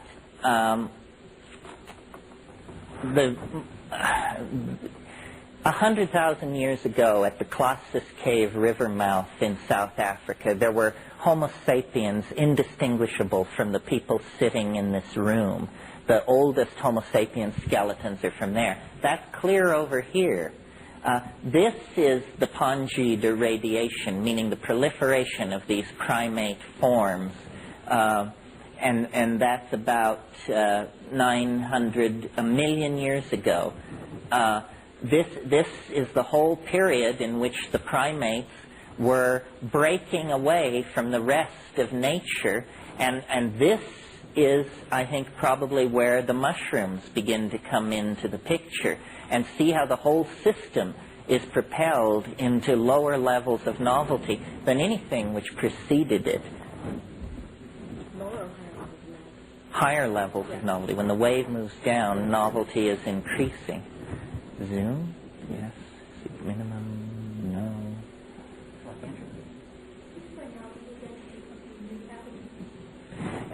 That's one way of saying it, or increased density of connection, or it means something happening which has never happened before, which allows novelty to build upon itself. We talked about this a little bit yesterday, about how the early universe was very simple, and then came ordinary chemistry, and then organic chemistry, and then life, and then complex life, and then higher animals, and then primitive human beings, and then language and culture, and then computers and particle accelerators, and all of this representing steeper and steeper descents into novelty, headed toward a confrontation with novelty at infinite density, not millennia or billennia in the future, but 20 years from now.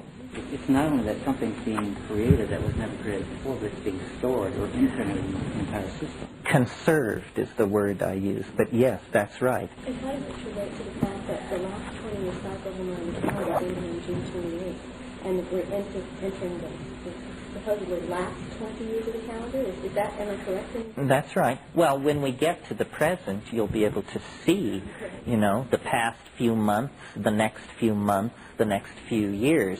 We approach it this way because I want to convince you that there's something sort of woo-woo about this thing.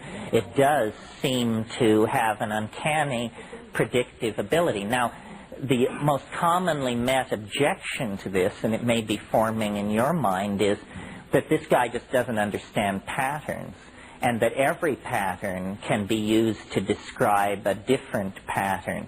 But I resist this, because notice that this whole set of correlations is dependent upon this zero date which we inputted. If we shift the zero date, then all the other predictions would be thrown off. Well, now, naturally, if we shift the zero date 50 years, it's not going to have a hell of an effect on an event 175 million years ago.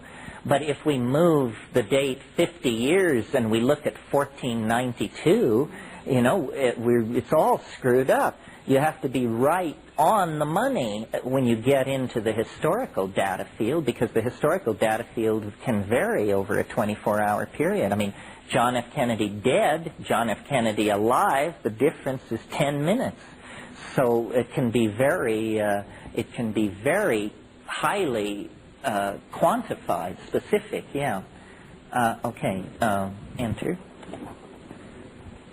That's 2 million, roughly 3 million years on the screen. 1.5 million years on the screen. 700,000. Let's look at this for a minute. This is the last million years.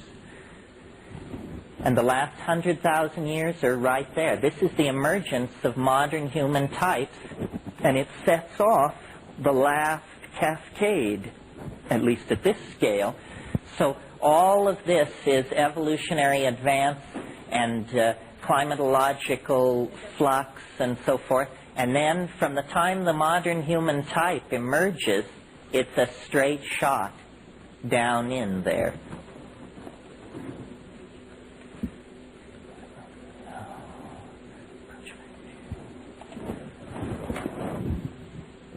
Now, obviously, we all know more about time as we get closer to the present. This is 366,000 years. It's 100,000 years up there. There's the last 200,000 years.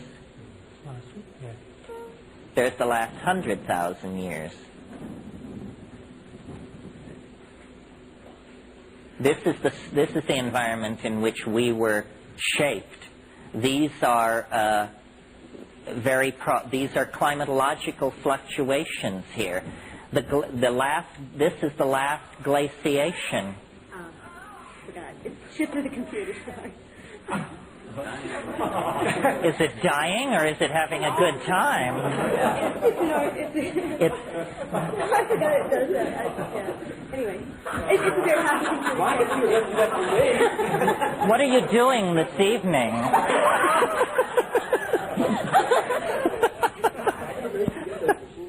You can't. When Harry met Sally, remember that orgasm in the restaurant? Remember the orgasm in the restaurant when Harry met Sally? Vaguely. Okay, this is the last 91,000 years. The glaciers melt here. The glacial melt begins around 19,000 years ago. And as you see, it's just a straight fall from there to the moon flight and to H. Ross Perot and to all the rest of it. And these are, again, episodes probably of glaciation or flux in the incidence of incoming cosmic radiation. It's hard to say what it is. Oh, yeah, we can go down. We can take it down to very small. I mean, understand that the program does many wonderful things which we're not doing. I'm just doing a simple demo, but obviously all this stuff has got to be about something.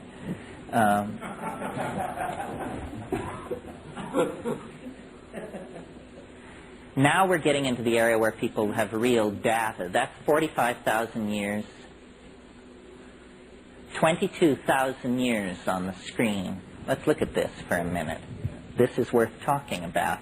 Now the pressure begins to come on. It's all very well to predict interglacials that may or may not have occurred. Predicting assassinations of dynastic families is a little trickier. Here's the glacial melt begins. And species, this is the descent, this is where the mushroom paradise existed in its fullest expression from about 17,000 years ago to about 10,000 years ago. Well, now what is this sudden interruption of the descent into novelty here? I maintain, based on the archaeological record, that it's what is called the Tanged Point Technocomplex. Do you all know what that is? It's, does anybody know what it is? Tanged Point Technocomplex means that before this point, when an arrowhead is found, you find one. It means it was lost by somebody who was hunting. Around 10,000 BC, you begin to find large numbers of arrowheads all in one place without chipping fragments. This was not an arrowhead factory. This was the site of a battle between human populations. War is invented here because agriculture is invented here. You're looking at the end of the partnership paradise. The era of orgy gives way to the era of anxious monogamy, warfare, agriculture, egohood is born. Now, somebody asked about, who asked about Çatalhöyük? Somebody. Çatalhöyük, bottom of this stab here. The fire that burned through Çatal level 5A occurred in 6500 BC. We know this from charcoal dating. It's right there. It's on the money. See, somehow this whole Tang Point Technocomplex bummer was overcome, and there was a steep descent into novelty. And Çatalhöyük was the product of that, but then it was destroyed, and there was a rebound into chuckle-headedness for a while. And then right down here in the bottom of this thing is where the Great Pyramid is sitting. You know, the Great Pyramid was finished in September of 2970 BC. Why this should be so controversial, I do not understand, because there are grains of charcoal between the unmoved stones. That charcoal has not been anywhere since the day that stone was set in place. And it's 2790 BC. These people who want to push it back and say it's 10,000 years old, well, the obligation to prove is on them, because the carbon radiological data argues. You see, there's some tendency in the New Age, which I don't understand very well, that wants to make everything older than it is. You know, the pyramids are 50,000 years old, Atlantis rose and fell 100,000 years ago. The miracle is how new everything is. The pyramids were built day before yesterday. Charlemagne was king of France early this morning. It's all very, very recent. I mean, the emergence of mind out of non-mind is an event practically on top of us. Now let's start it up, and we'll get really down to the...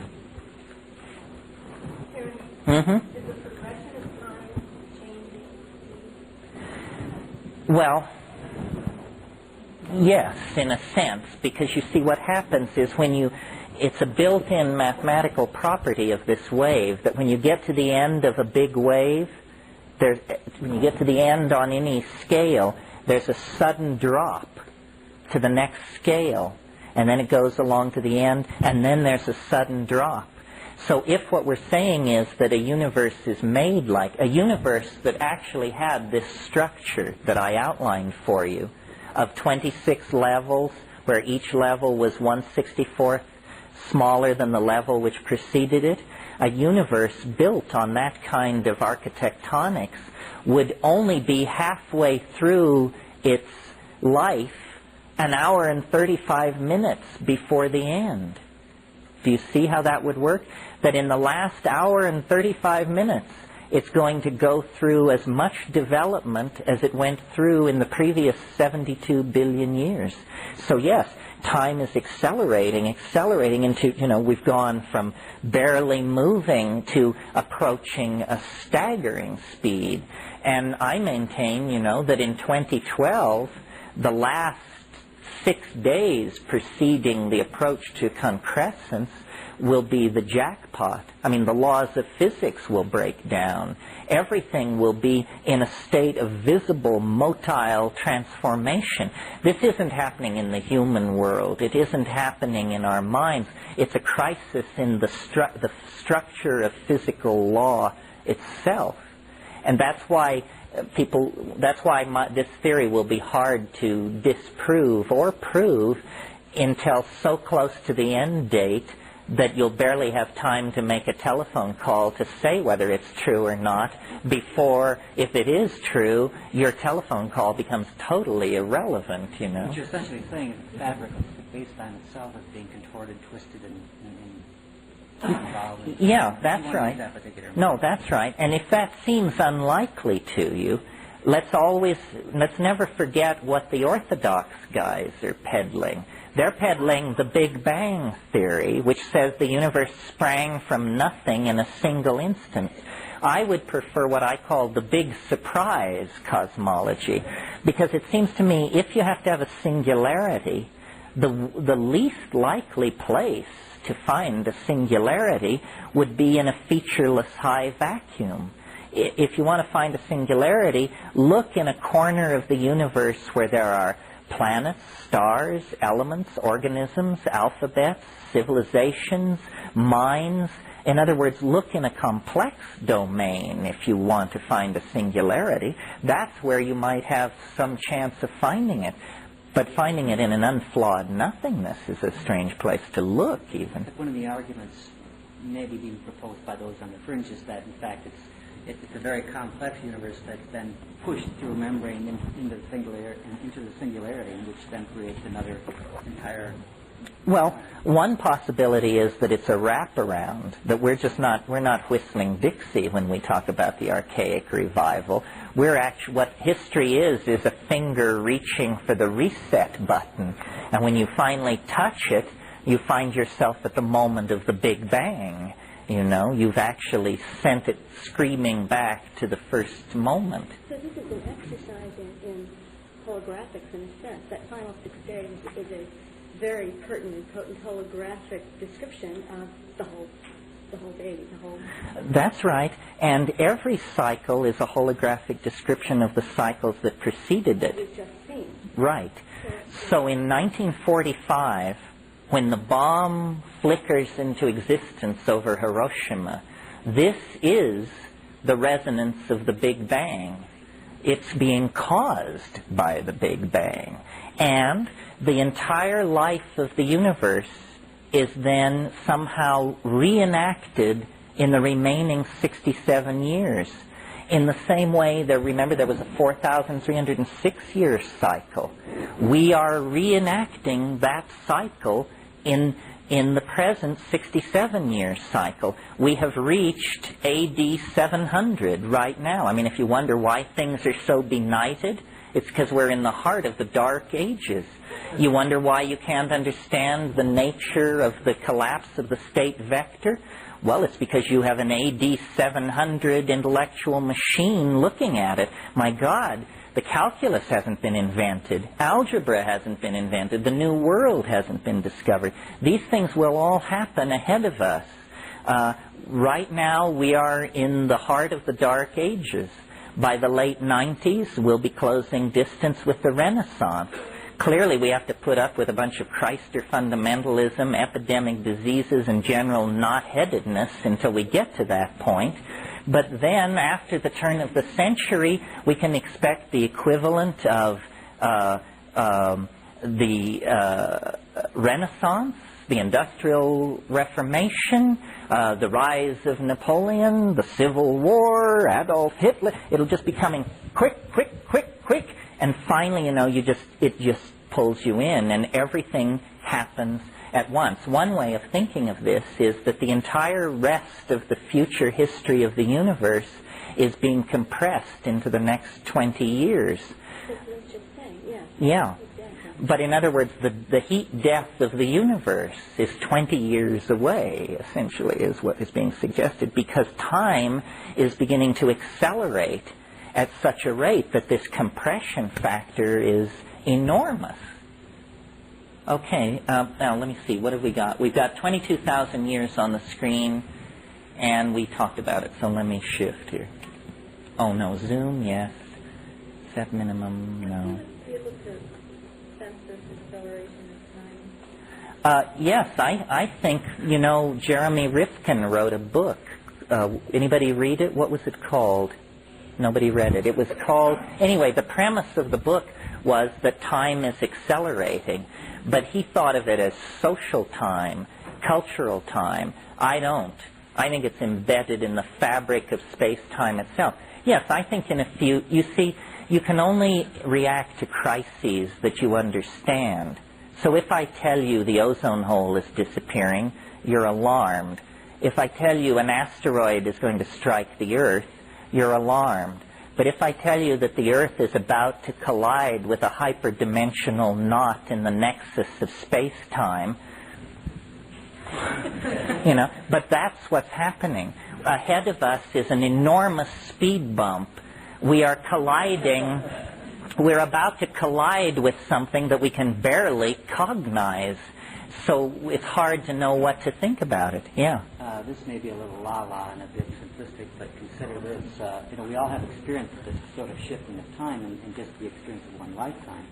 Like a 2 or 3-year-old, the moment as we experienced it seems to last a longer period of time. I mean, my God, summers lasted forever, whatnot. We don't have that. And it's sort of, well, that's what happens over the course of a lifetime. What happens if consciousness shifts out to infinity? What happens to the moment then? It becomes vanishingly small, or in terms of the frequency. It stops. It stops. Yeah, well, see. Before it stops, it's speeding up. In other words, the span is becoming shorter and shorter. Say if you take a second, the seconds become shorter. That means, in effect, that the whole process is speeding up until it collapses. Yes, it's possible that dying takes forever. Right. You see. That's a singularity. And so, you start to die, and then you die, and then you realize you're going to die forever and never approach it, because the seconds become stretched into millions of years. It's something like that. It's about, and I think psychedelics are about the fabric of time. When you strip away the hallucinations and the personal reference and the craziness, the bare bones of it it's about time. It illuminates what time is. Yeah. Something I'd add to is the movie The Highlander. They have a term called the quicking, and I've noticed a lot of people in ecstasy circles on X feel this sense of quicking time, of something approaching when time is quickening towards that end point. And people see more or less on ecstasy see a lot more hesitant towards that. Yeah, I mean, see, part of the problem with perceiving what's going on is that we're like mayflies or something. I mean, we live so briefly that to us it looks like the world is standing still, but in fact, staggering amounts of change are going on. I mean, the automobile is 100 years old, for crying out loud. We can't conceive of a reality without the automobile. So, and just in my lifetime, I've seen immense change. So, and this is going to accelerate eventually to the point where I believe they'll hold conferences on the acceleration of time, and boards will be appointed to try and figure out if anything can be done about it, and stuff like that. I know you have a distaste for quantum physics, but there was a conference apparently last spring in Spain. Actually, it was a conference of astrophysics, I believe, because I heard some reports on it. And a serious topic of discussion was the fact trying to attempt to answer the question, does time exist? I mean, this was being serious on the agenda at some astrophysics conference. Yeah, time is the great misunderstood or ununderstood quantity in our lives, for sure. Terence? Yep. You referred to those orthodox guys and their Big Bang theory. Right. So you reject the Big Bang theory. I don't necessarily reject it. I just think they shouldn't sneer at me when their theory is so cockamamie. I mean, in other words, I haven't proposed anything weirder than the Big Bang. Saying that a universe can condense itself faster and faster down into a supernovel object sounds to me like a considerably more conservative statement than to say that a universe can spring from nothing for no reason in a single instant. they've cornered the market on the unlikely approach to cosmology. Do you have any book to refer to as an alternative to that? To their theory? No, but I'm going to write one. There's actually been a serious debate on the whole topic. I mean, there was a book recently published in the last year. Did the Big Bang happen? It was written by another cosmologist. Well, the Big Bang looked like it was in real trouble as recently as 6 months ago, but the new data from this, is it Ogos 3 or one of these satellites, they finally actually found irregularities in the microwave background, and until they found some irregularities, they were in a real mess because they couldn't figure out how you get from the super smooth initial conditions to the clumpy present situation. Now this new data appears to have pulled their chestnuts out of the fire. But I think the Big Bang may be in need of serious revision. I mean, you have the superinflationary cosmology as an attempt to fix some of those problems, but it gets, there are problems, yeah. Well, of course, if it's true that this derivational machine doesn't apply, then you would expect small fluctuations in the background radiation because of the fractal nature of what you're talking about. That's right. At the very beginning. Also, as an aside, I just mentioned that in the Bible, Jesus said things to be speeded up. What did he say exactly? I can't remember the exact quote, but he in fact said that events would be speeded up in time. Yeah, that's absolutely right. If we get a little deeper into this, we can even discuss maybe why he would have said such a thing, because I think we can illuminate it. Here, let's do a little more. We've got 22,000 years on the screen, 11,000 years on the screen, 5,000 and some. This is in a way my favorite screen because this book I want to write I'm going to call History's Fractal Mountain. And there it is, folks. History's Fractal Mountain. Çatalhöyük is over here in the bottom of this. Along this descending gradient here, like pearls on a string, you get the great ancient civilizations. Chaldea, Babylon, and Egypt. And this actually, the graph actually confirms the intuition of the theosophical mentality that Egypt did achieve some level of advance that was not surpassed until late Roman times. That there was a tremendous breakthrough on the part of these civilizations. This negative, habitual, or recidivist upward curve is studded with a whole bunch of warlike, male-dominator civilizations. The Hittites, the Mitanni, the Assyrians, and up here at the top, Mycenaean pirates overwhelmed the last outpost of the goddess culture on Minoan Crete. This is Homer, right there. Homer sings his song. And if that to me fits, because I had a professor who once said to me, you want to know where it went wrong? I'll tell you where it went wrong. When these Greeks pulled their boats up on the shore and stopped being fishermen and started talking philosophy, the shit hit the fan. And that's precisely what happened. There it is. You see this steep, steep descent into novelty. And then, after the fall of Rome, oscillation around a mean where it's sort of up, it's sort of down, but there's no real progress until the Industrial Reformation, in the Industrial Revolution of the 1740s. Well, that makes sense, because any kind of attempt at descend into novelty or ascend into novelty would have been suppressed by the emerging church at the time. That's right. Well, of course, this isn't Eurocentric, it's global. Oh, you mean where is the birth of Christ? Roughly, it's right here. There's a little kind of a choke, and then a very steep fall right afterwards. That's the birth of Christianity, of the Roman Empire versus the Republic, and so forth. I read the dates here. These are all the BC numbers, 36 yeah. BC. You're right about in there. Yeah, it's sort of, Straight up at that minimum. yeah, right about there. Well, let's see, we may get it on the next pass. And the novelty is now gone to centered around human civilization. Yeah, it's bad, it's evil. And even as opposed to general speech of One's biological at first, Yeah. and one is human. Well, it wasn't, at first it was physical. It was that atomic physics gave way to chemistry, which gave way to molecular biology, which gave way to life.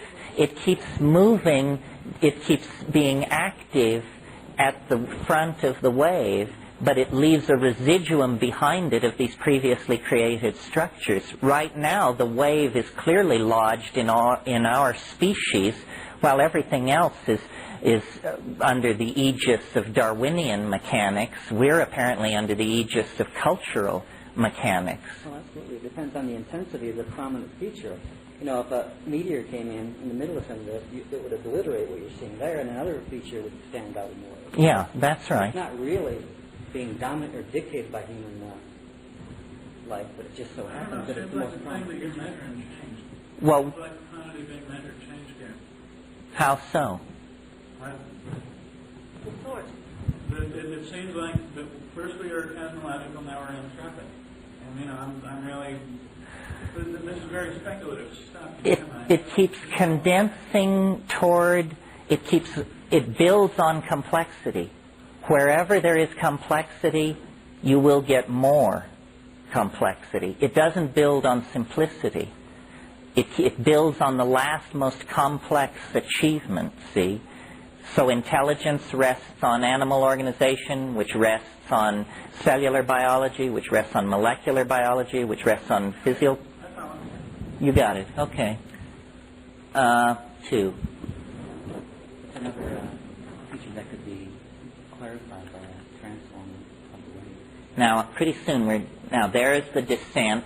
Here, let's stop and look. The crucifixion is right there.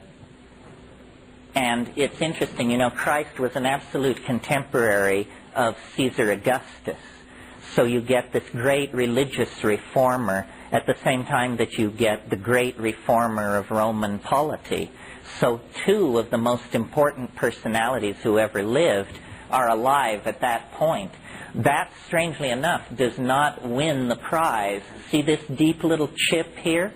If we were to blow that up and look at the bottom of that trough, there was a moment when you could have had a dinner party when Lao Tzu, Confucius, Mencius, Pythagoras, and Ezekiel could have all gotten drunk together had they been able to find each other, right back there in the immediately preceding the Greek Renaissance. Now, the fall of Rome is in 475, right there, and you see how the time after the fall of Rome is all of a certain general character clear up to 1700, and then certain technologies and mathematical techniques propel to an even deeper level of novelty. Now, the next screen is the one that I think is probably where we either win or lose you. Look at the overall shape of that wave. It's clear that there's an overlying principle at work here. I mean, the birth and death of Christ is practically noise on that curve.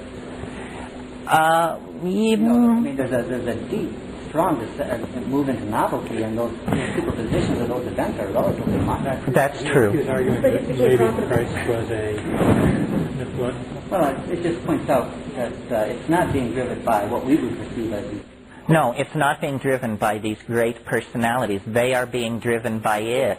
I'm sure that if you could have stepped into Christ's mind while he was undergoing the Passion, the main question he was asking himself was, what is going on? You know, why do I say what I do? Why do I do what I do? I don't seem to be my own person. You know, I seem to be a puppet of some cosmic force. Because he was a puppet of some cosmic force. You see, the transcendental object at the end of time is like one of those reflecto balls that hang in discos, you know? And as it turns and spins, it sends off distorted reflections of itself, which ricochet into the past.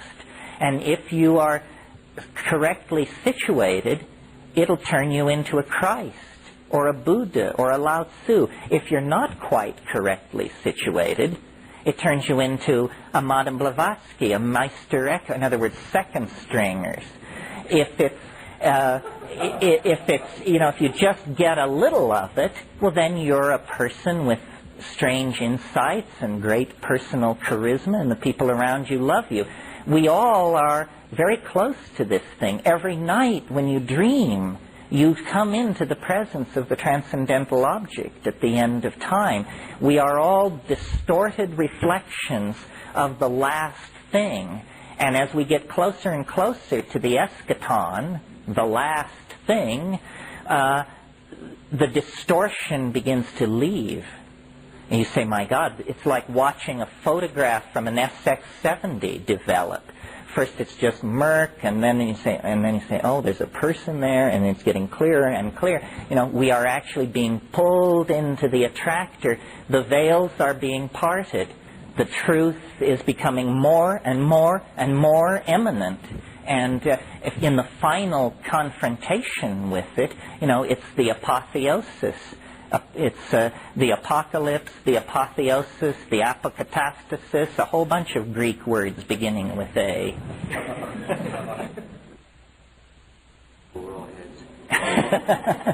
No. Well, that would make the things we're going to really carry about this Christmas. Okay. Did you enter a time span in there too? Well, no, it picked up the time span that we had. See, it just accepted the correction. Thank you very much. Good thinking. Now, is it all right? Yes. Okay, now, this is the screen upon which the theory will stand or fall, because this is the screen that is filled with the history that we know. We're not talking fossil records or Çatalhöyük or any of that. We're talking very precise dates. It's saying that there was a very steep descent into novelty around 948 A.D. What is this? What is this sector again? 1,400 years. And this first steep descent into novelty is the intellectual flowering of Islam within the confines of the Umayyad and Abbasid Caliphate and the invention of algebra, an intellectual tool that sets the stage for modern science. Essentially, this is the birth of modern science, and you see how steep, sudden, and precipitous it was.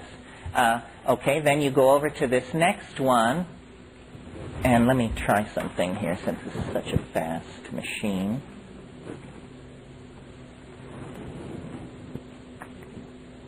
See, I'm moving the little pointer, and it's telling me exactly what I'm pointing at. I haven't done this for you before, but this is very good for checking these things. Oh, to know exactly the date. To know exactly, yes. We're pointing at the exact date, and I want to get it over here to the bottom of this sucker.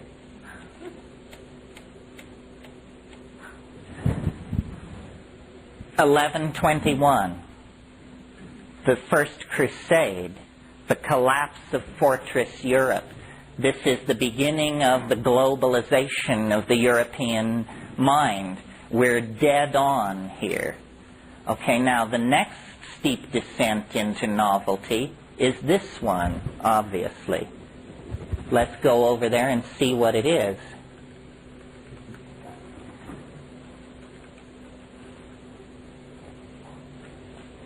There it is. 1430. Oh no, 1358. I'm sorry, just a minute here. Let me get my ducks in a row.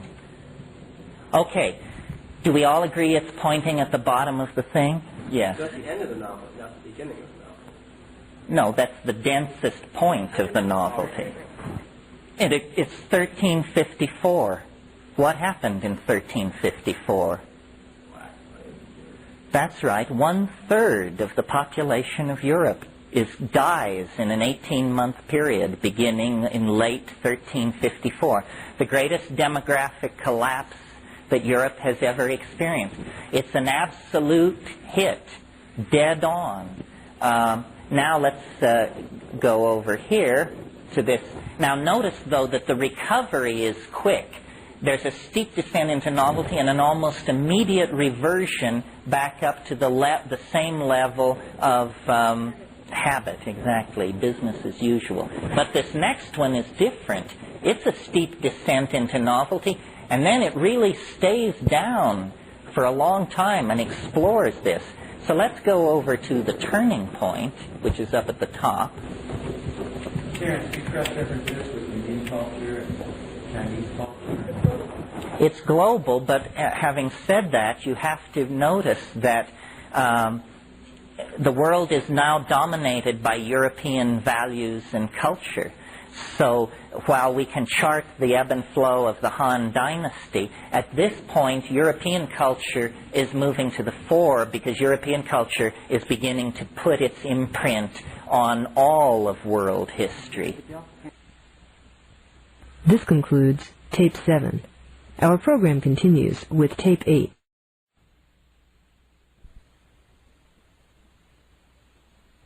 Continues with Tape 8.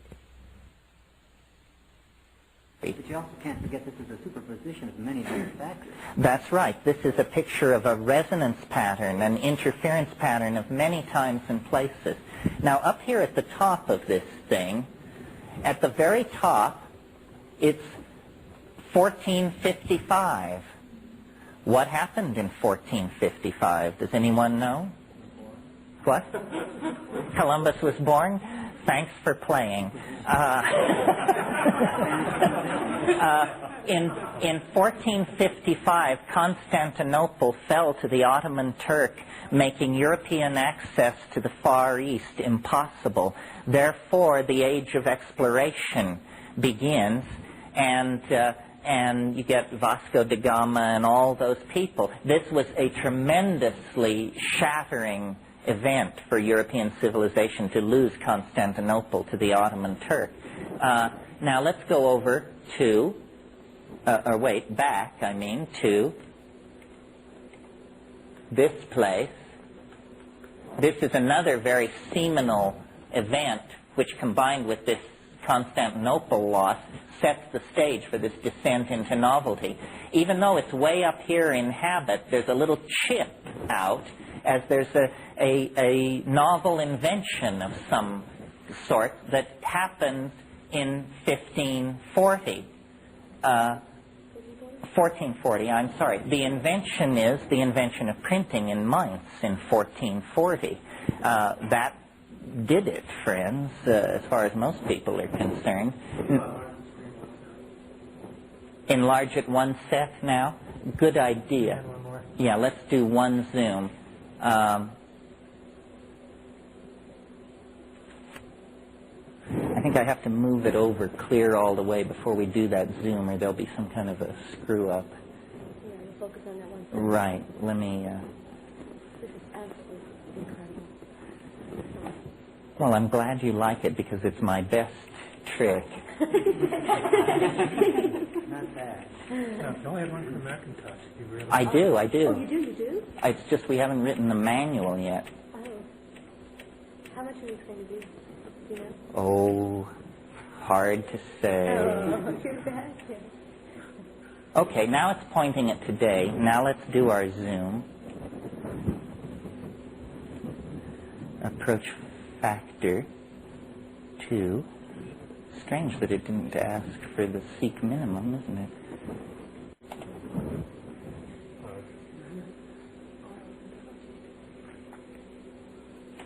Okay. Now we're seeing the same thing again. We're just seeing it in higher detail. But what I'll fudge by telling you that up here, 1455, down here, 1492. Along this screaming descent into novelty are all the painters of the Quattrocento. This is the Italian Renaissance, this descent into novelty. And this is the era of exploration. 1492. Good, huh? Good, good. The absolute thing is in 1485. And all the painters of the Italian Renaissance are along this thing. Now, notice that in 1492, there isn't an instant rebound. There's 1492. But instead, because the lost half of the planet has been discovered, this sets off the age of discovery. And habit is unable to reassert itself because too much peculiar data is flowing in. Too many new lands, peoples, materials, philosophies, alphabets, languages, sexual styles, cuisines, and it's like they're overwhelmed. However, after a while, they get their act together and manage to turn it into hell itself. Right there, right.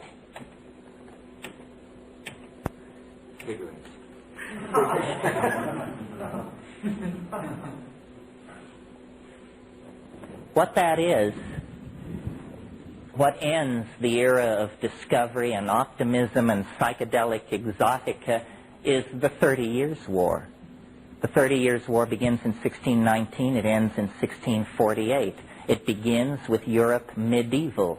It ends with Europe modern. Parliaments have replaced popes and kings. The whole name of the game has been changed. Now, the 30 Years' War lasts, as I said, until 1648.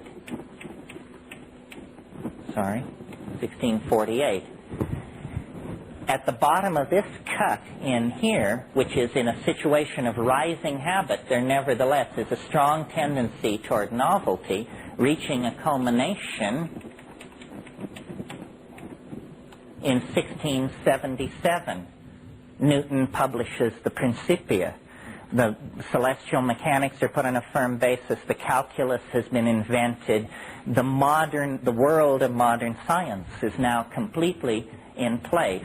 Then, and what, aside from the 30 Years' War, what Europe is exporting to the rest of the world on this hellish upswing is slavery, the patron system, forced labor, a brutal return to habitual methods of the past. You may not know that slavery died with the fall of the Roman Empire.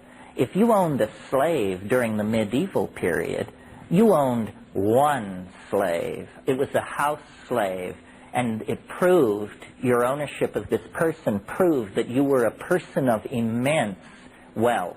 It would be like owning a beach bonanza today. It's beyond owning a Rolls Royce. But the need for a drug, strangely enough, the drug being sugar, reversed this, and in the 1440s they began buying Africans and taking them to the Canary Islands to work sugar. So, the moral power of Western civilization could not stand in the way of the reestablishment of slavery and the sugar trade. Now, up here at the top of this thing, there is there's a twist, a turn right there. In 1739, this is the European Enlightenment. The European Enlightenment was the great intellectual step that set the stage for secular civilization. People like Voltaire. And out of that came two revolutions.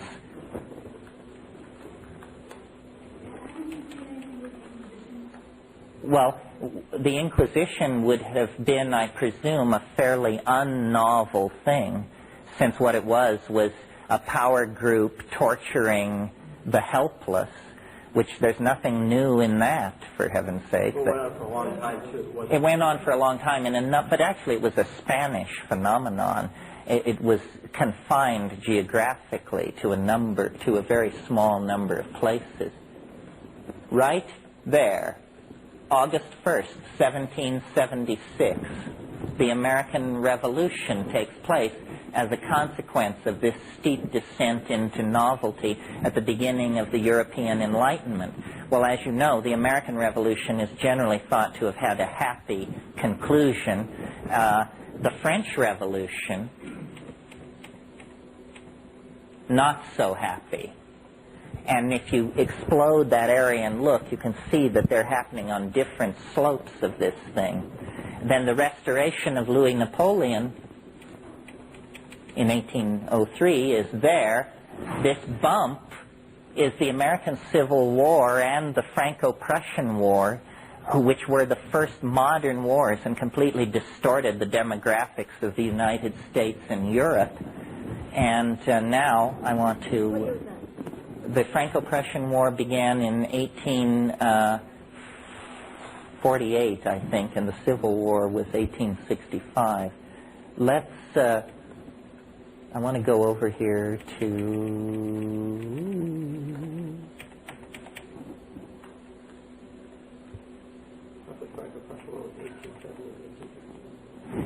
I think you're right. I didn't feel right about saying that, and that would...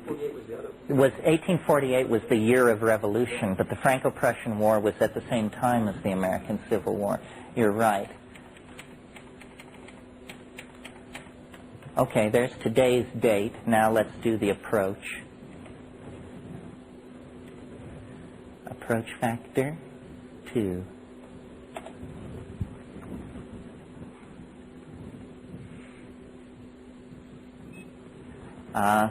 Okay, that's 357 years on the screen. You see the American and French Revolutions, the Franco-Prussian War, the American Civil War, the 20th century. Now let's look at the 20th century. And this is, remember how I said that the Great Pyramids were at the bottom of this trough at a higher level? And now we're seeing the same pattern again. What we get at the bottom of this trough here is the Third Reich. And to show you how the resonances work, think about the Third Reich in relationship to ancient Egypt. First of all, probably the word Führer can be traced to the word Pharaoh. This is the same concept of a master leader. In addition, the Third Reich and ancient Egypt shared an obsession with large-scale, tasteless architecture. In addition, both civilizations had a real tendency to lean on the Jews. So you see, you get this strange kind of microscope on a history. I mean, most people, I think, would not associate ancient Egypt to the Third Reich. And yet when you begin listing the similarities, you see, in a way, one is a reflection of the other. Okay, within the 20th century, this is somewhere like 1903. The inventor, Einstein was in 1905. The general theory, I think. Which came first, the general or the special? Special came first in 1905, and the general came slightly later. Down here in the bottom of this trough, let me show you. Right there, Hitler becomes Chancellor of Germany. And then all of World War II is fought in the bottom of that trench.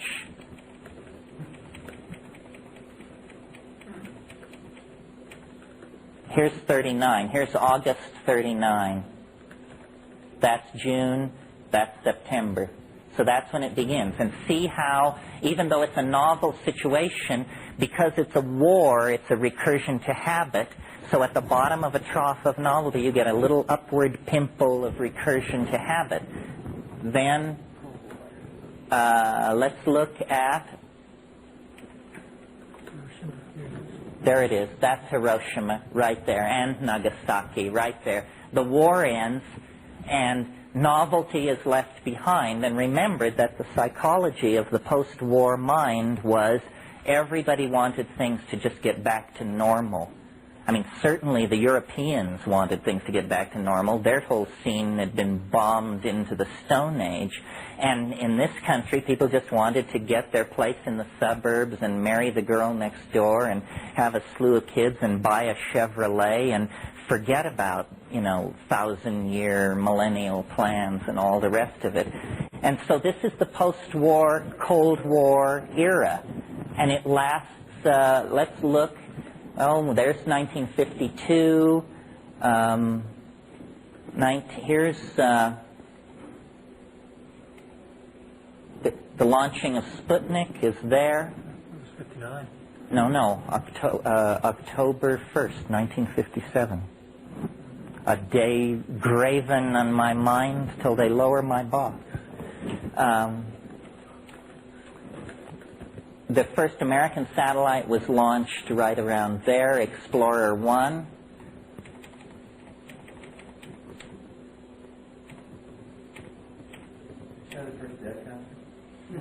Give me the date. Okay, there's the assassination of John Kennedy, as close as I can get it at this resolution. If I go back one, I'm before it. So you see it's right at the bottom of that steep stab that takes place against this other thing. What turned it around? You mean what's the turning point? I thought you'd never ask. Yeah. And when is it? Oh, I'm about to get it for you. There it is, August 1967. It's the summer of love. Not only does this thing illuminate history, it also, fulfills my deepest inner delusion. And remember I said when we were looking at History's Fractal Mountain that this was Homer up here? So then you can see that the freak thing, the hippies, were like the pre-Hellenic Greeks. I mean, all those, all that bralessness and loose-fitting clothes and tambourines and ecstatic bacchanalian with a philosophical undertone. I mean, it was a Greek mentality that broke out in 1967. Well, then here's the long descent into, the dreary present moment. And what can I show you here? Richard Nixon getting the axe. Yeah. Now we're into the Reagan era down here.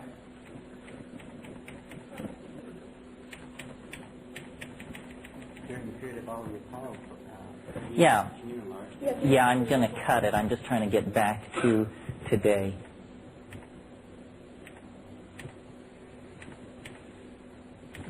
There it is. Okay. Cut it. Zoom, yes. Approach factor 2. Enter. Well, it's going to be... There it is. That's the hippie thing, and then the descent. Now that's the 70s and the 80s. That's the last 11 years. I want to stop it here. Now, see how tight it has to be to work. Remember that we've been looking at this thing we've descended from 6 billion years to 11 years. We have predicted asteroid impacts, glaciations, speciations, the rise and fall of empires. Now we're down to the short and curly, I would think. Let's take a look here at what we've got. Who I suppose, now we're all experts on this phase of things because we've all just lived through. I don't see anyone here under 11. So we've just lived through all of this. So let's take a look at what it is. Now let's see, when was George Bush elected president? 88. So it would have been November 88. That's October. That's November. Now, what is the resonance to that moment? I don't think of it so much as Bush being elected as Reagan leaving office. The resonance here is the fall of Rome. Rome falls right there. Well then, then, see, we have a series of high and low points which we should be able to correlate to recent catastrophic or world-changing events. So let's play the game.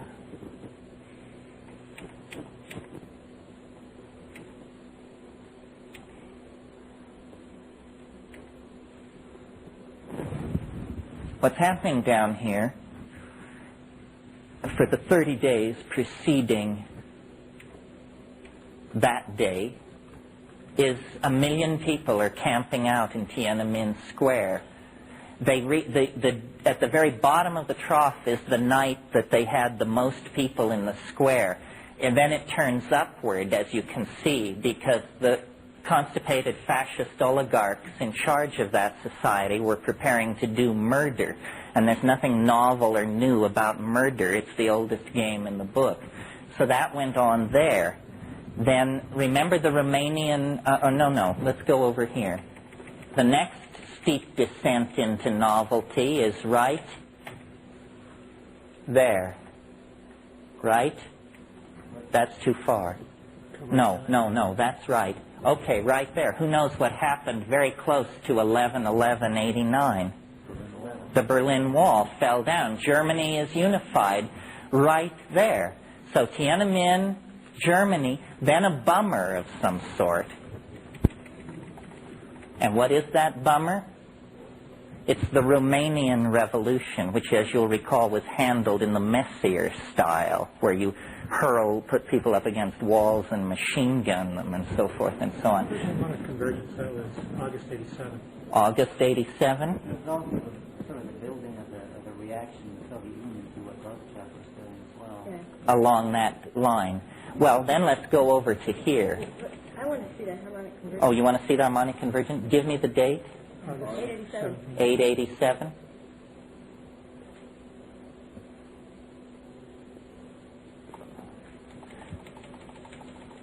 In judging this, you have to ask yourself, was the harmonic... That's 88.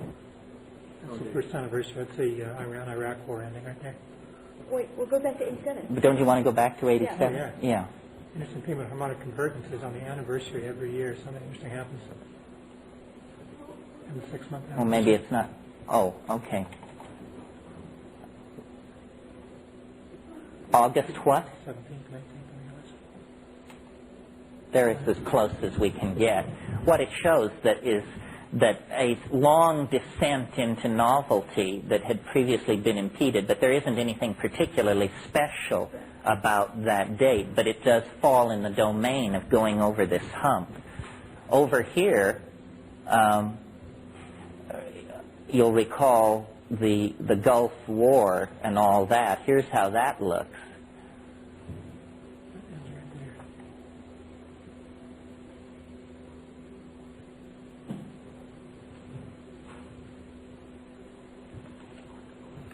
Okay, now, look here.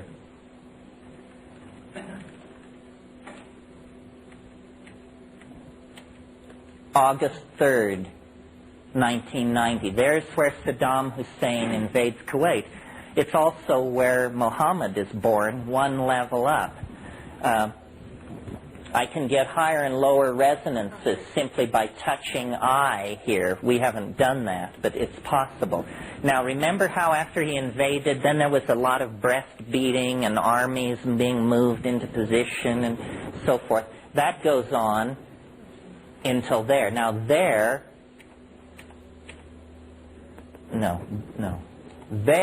is where the 30-day ultimatum from the Security Council is issued. The war begins, the air war, on the 17th of January, right there. And the land war, well, you can see that there's a steep descent into novelty which then is slightly moderated, and at the kink is where the war begins. Now, the next steep descent into novelty... So lining people up and machine gunning them happens during periods returning to habit. That's the usual habit. Increase the complexity. And I read war happens during novelty. Well, war is a kind of ambiguous thing. War is a habitual activity, but it does cause novelty, especially technological novelty. So, that's why it's nice that you can blow up these waves and see the variations within the theme. Now, this point,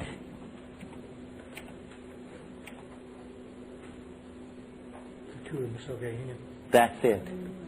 There it is, the coup in the Soviet Union, right at the bottom of this one. And now the next one is really intriguing to me, and I'll show you why. There it is. It's February 21st of this year, and it's the lowest point of novelty for this year. Now, I was really puzzled by this because I watched very carefully that week, and there didn't seem to be anything very novel going on. My book did come out, you're right, but I was modest enough not to place that in a context of world history. It's certainly more important than the drug summit that was there. Well, you know what happened? And this leads us to the slippery edge of prophecy. There was an event which happened, not on the 21st of February, but on the 20th, which may be trivial and forgettable and absolutely not worth talking about, or may be one of the most important events in the history of the 20th century. Do you know what it was? No. Ross Perot goes on Larry King and offers a suggestion about his availability for the presidency. Now, if the guy fades and becomes a nothing burger, it doesn't count. But he does have the wave blowing at his back, that's for sure. So that's basically it. If you want to see, let's see.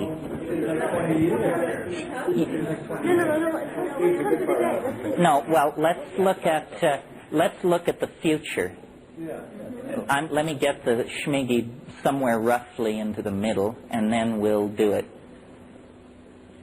If you really want to sell software, don't show people the future. Oh, no, because we can play with it. Okay, now let's see if I can figure out how to do this. Specify target date. C. Target date month. Let's do today. Today is the 5th month. The 31st day of 1992. We don't want to add days. Okay, we want to move that over to 50%. Yes, that's where the cursor pops up.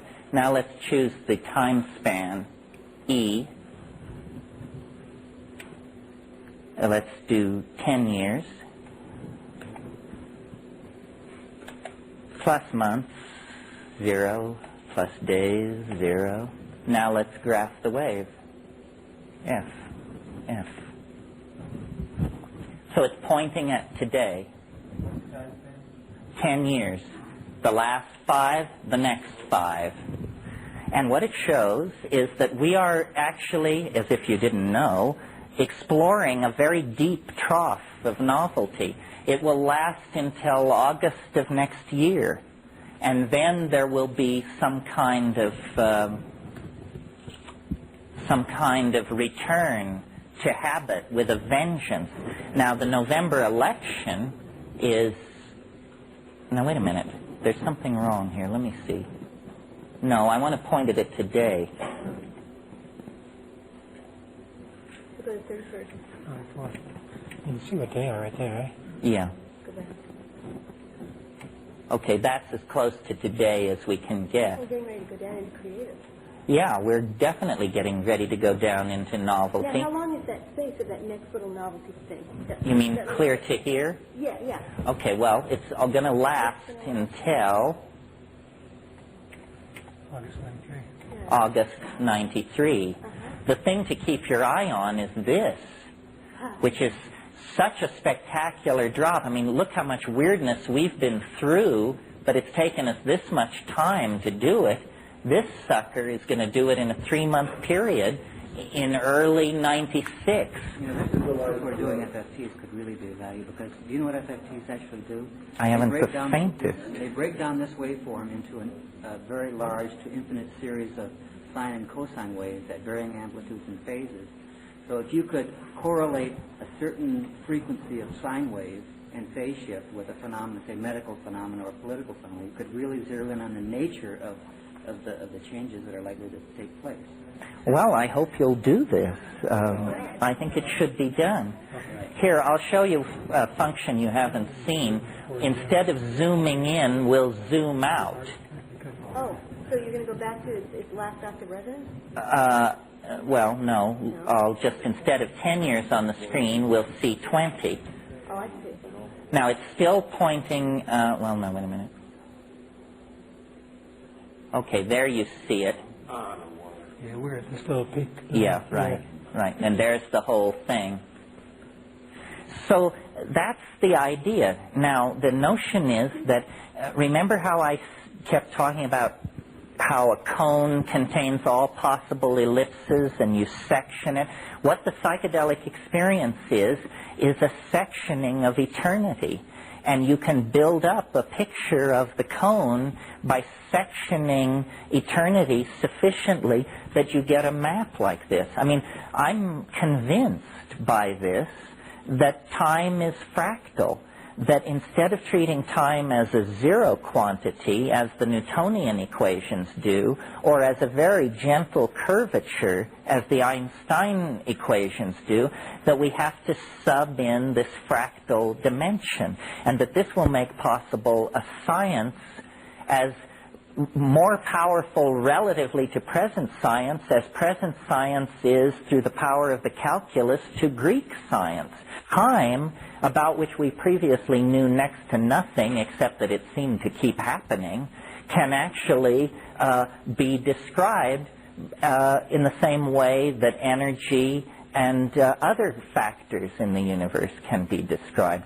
Now, the last thought I want to leave you with is I don't think anybody could make this up.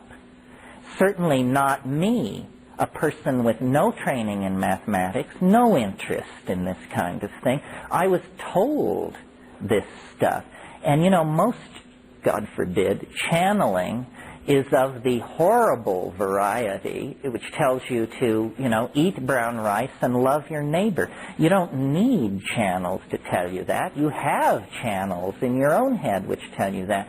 This is a mathematical equation. I mean, it's embedded in a lot of rap, but the real channel is an equation for the description of time, which makes assertions, makes predictions, is willing to be held to mathematical analysis, all the things scientists are always screaming that occultists never will provide them with their theories, this provides. So I'm willing, since it's only one person, one person's life, I'm willing to preach this a little bit, because I'm not, maybe I can't believe, see, the choice here is pretty stark. Either I'm nuts or I'm Newton. There's no in between. Because there is no in between. Yeah, it's definitely, if it's right, I'm the greatest intellectual synthesizer in the history of man. If I'm wrong, it's just horseshit. So then the question is, which is it? Let's look at that. Now, what is the corollary? Say you are the channel for the next step of our understanding of this reality in that sense. What is your resonant corollary from this time? You mean, who am I the resonance of? Yeah. A question I've never asked. When did you first publish? I figured this out.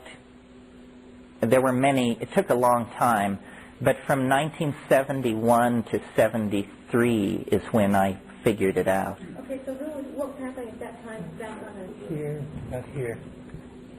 Here to, let's see, let's go back. Let's go there and see. After 1973, Terence, I really think this needs to go into Einstein's equations. And the reason I said is because basically that's a description of the fabric of space-time. You know, if doing that shows things like supernova and whatnot that we can document, then you would have it. Then you would have it. So you had Okay, let's see. You had finished developing this before your life-changing experience in 1971? No, the life-changing experience was in 1971. Well, let's point it at this little dip here, giving me the benefit of the doubt, and say that it was January, February, March, April 26, 73. I'm sure that had you visited me in April 26, 73, you would have found me hunched over graph paper and working furiously. Now let's see what the resonance of that is. I is the resonance call. It asks higher or lower. We answer higher. That means earlier. Higher.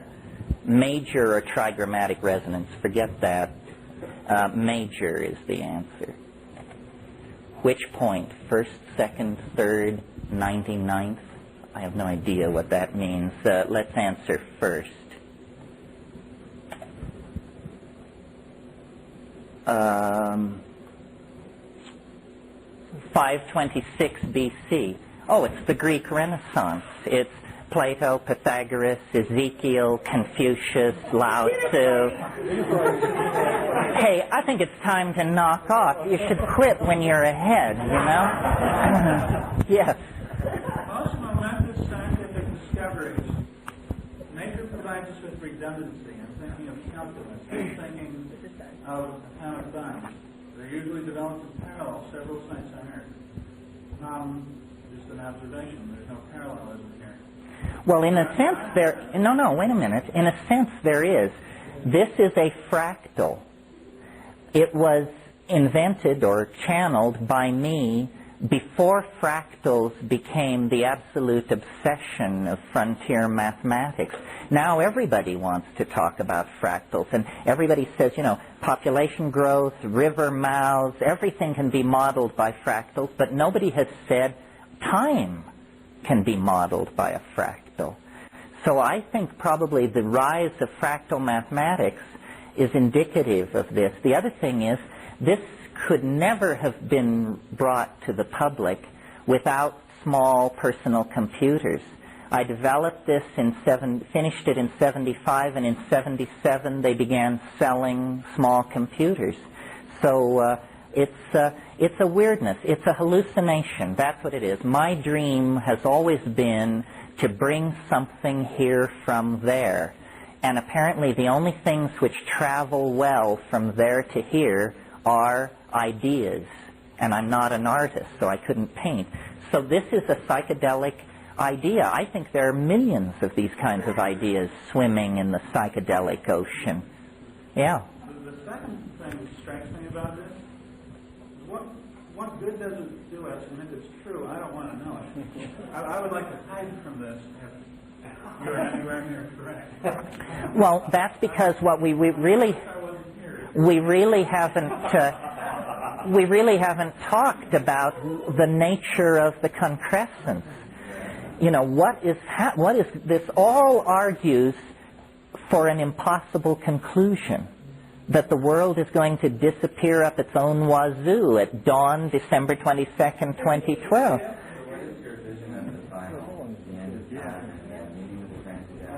Can we see it on the screen? What? 2012. Oh, you want to see the last day?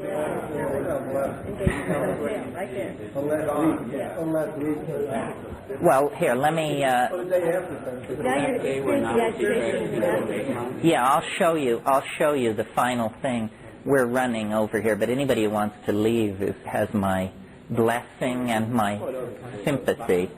Well, we let you leave. This is okay, let's change the date of interest. Where is the date of interest? Well, they don't get date specific. Why don't I see? Oh, there it is. C. Target date. Oh, let's look at January 1st, 2010. On a time span. Oh, wait a minute. Do you wish to add a number of days? No. Or rather fortuitous that we have 2012. I mean, if we didn't have that calendar, there would be no place to index this. That's right. That's right. Time span. Specify time span. E. Years. 2010. 12 years. Plus months.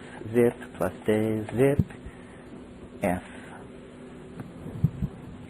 Okay, the pointer will be pointing at Jan 1, 2010, but you see, there it is. It runs down. He don't go no more. That's the end. Now, I have created one way out that preserves the theory and a rational universe.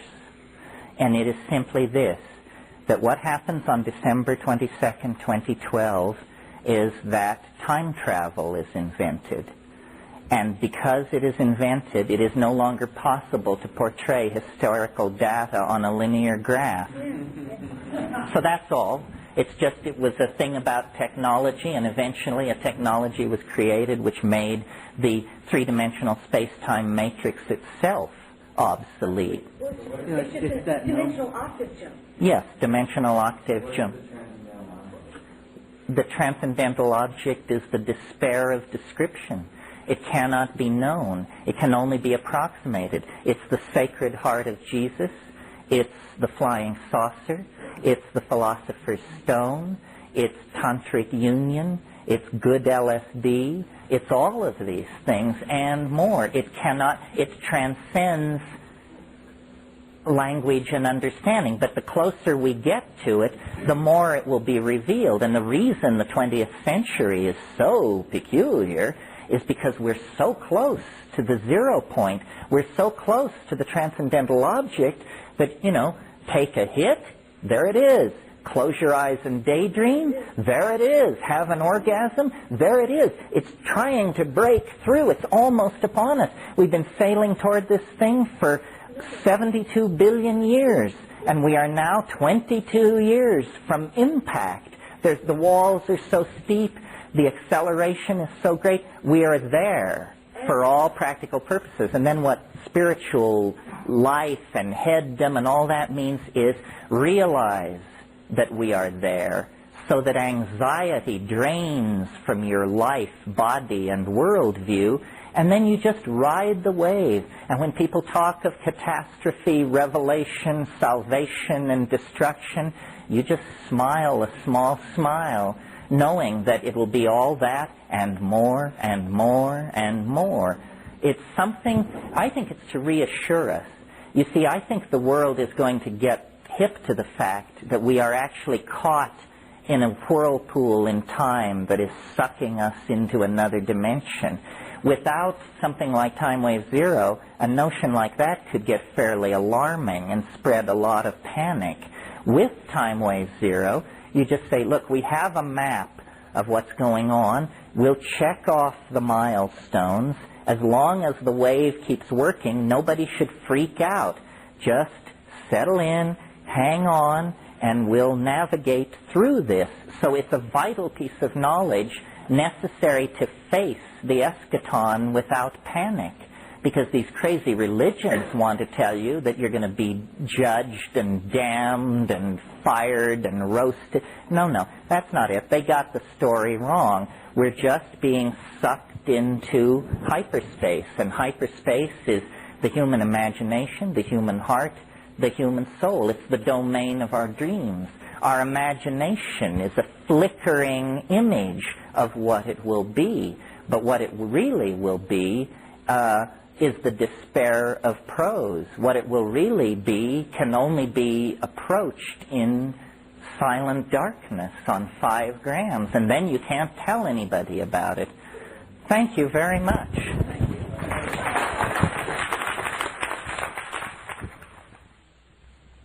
This concludes In Search of the Original Tree of Knowledge, a weekend workshop with Terence Mckenna. If you would like additional copies of this recording or a complete catalog of transformational audio tapes, please call Sounds True, 1-800-333-9185, or write Sounds True, 735 Walnut Street, Boulder, Colorado, 80302. Does anyone want to ask a question, or is it all just perfectly clear, utterly convincing, and bad effects of psilocybin? Somebody once said, "What's wrong with DMT?" And I said, "Well, nothing unless you fear death by astonishment."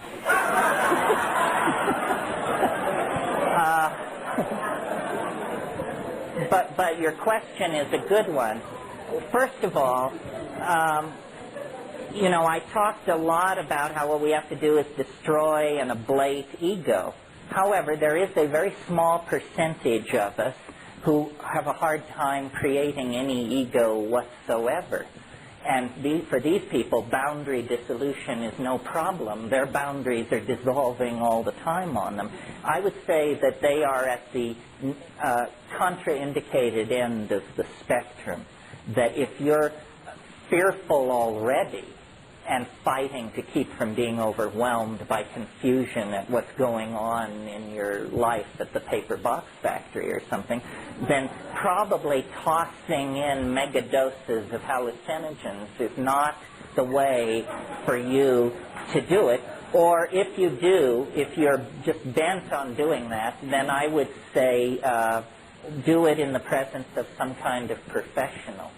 And how you find a professional in this legal climate, you'll have to discuss with me privately. I don't want to make it sound, though, I mean, it's a tricky thing. I don't want to make it sound like it's absolutely riskless. Physically, I think it's pretty safe, unless you are odd in some way. But you need to know, you don't want to find out you're odd an hour and a half into it. But the problem comes with the mind. If you are delicately balanced, if your whole life has been about not looking at that or that or that, then this is not your game. You should go back to watching Jeopardy and the kind of person who is called to this is a person who has an exploring soul. I mean, I am not a courageous person in the sense that you won't find me shooting white water. You don't see me, rappelling down the faces of cliffs. But from the time I was the tiniest little kid, I was into the weird. What's weird is the compass heading. And if you keep your compass always pointed toward the peculiar, the outre, the bizarre, the unspeakably alien, then, you'll find these places. The people who think life is all cut and dried and are perfectly happy to have Carl Sagan and George Bush explain all of reality have never left the broad, swift stream of mundane thinking. But, off in the byways and tributaries, there's a wonderful alchemical saying, which I generally mangle, but I think it goes something like this. The tallest mountains, the oldest books, the widest deserts, there you will find the stone. And what it is it's a prescription for exploring weirdness. That's all. It's not going to be on MTV. It's not going to be in, God forbid, Esquire. It's going to come from, doing your homework, visiting strange people in strange lands, and checking it out. What I can't give you, to return to your question, is I can't give you a guarantee that it will be fun. The Rolling Stones have that wonderful line, you don't get what you want, you get what you need. This stuff is ruthless. And if there's something that you're trying not to look at, it's going to get you, for sure. But ask the veterans. Most people will tell you learn more from the bad trips than you do from the good ones. The good ones are ecstatic and connect you up to nature and other people. The bad ones show you your kinks and your limitations and your thought errors and that sort of thing. It's not an easy row to hoe. That's why I think there's a little bit of social confusion about it. One of the things I should make clear is I really advocate high doses rarely. I think the worst thing you can do is get into a style of psychedelic diddling where, you take half a gram every day. All this is doing is giving you a tolerance to psilocybin. You're not having the psilocybin experience. You're having the tolerance to psilocybin experience. Really, the way to do these things is to do them rarely so that your whole system can reassert itself and come to equilibrium, and then just slam it. And this is amazing. I mean, I think that this works for all these psychedelics. I'm an inveterate cannabis user, and I wish, in a way, that I could get a slightly better grip on my cannabis use, because I think the real way to do cannabis is like once a week, by yourself, in silent darkness, with the strongest stuff you can get, and then immense amounts of it.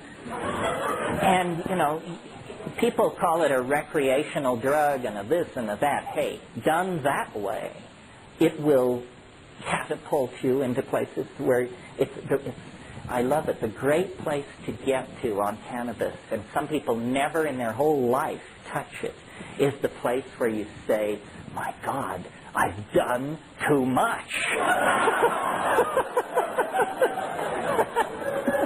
It's not easy, folks, but it's worth shooting for.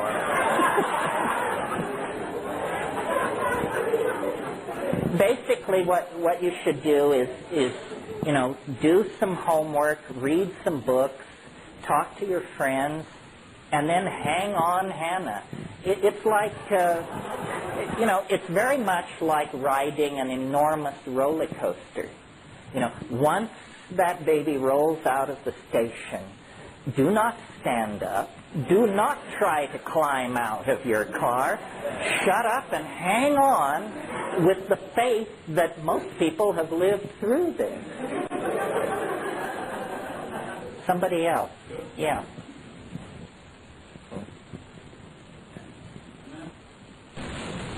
Was that the indole-based transportation event actually changed people who use them. And the unfortunate thing that I've learned is I can't agree with that assertion. It seems that as many people, it seems like only a really few people are changed by it.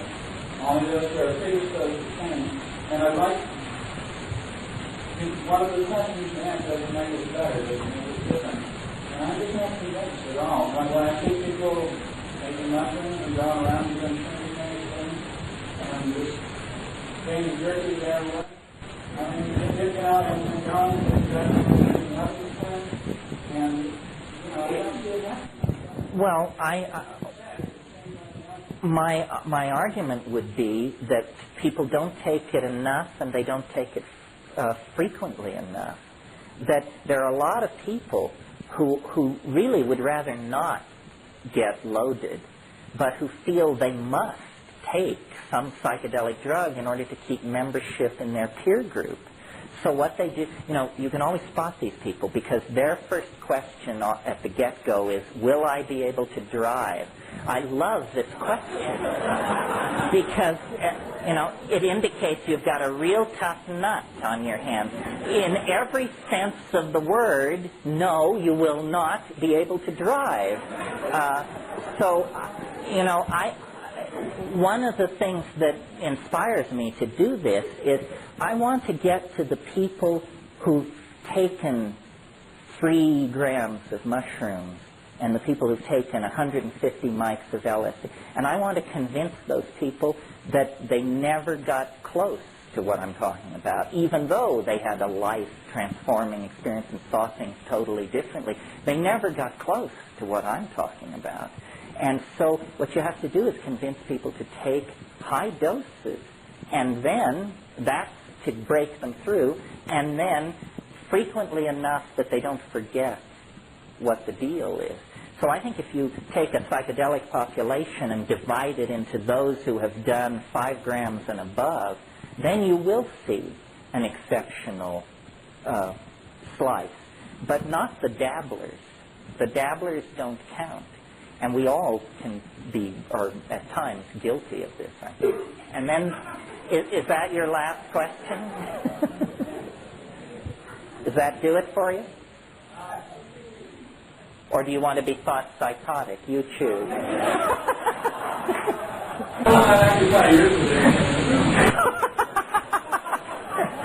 Well, I love competition. I mean, the competition is terrible. That's the entire basis of my success. Yeah. You, because you were before, if you still wish.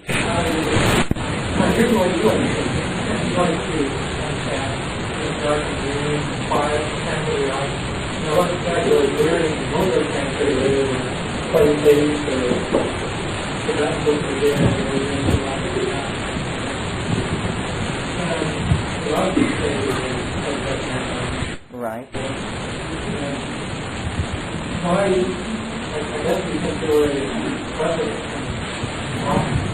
Why?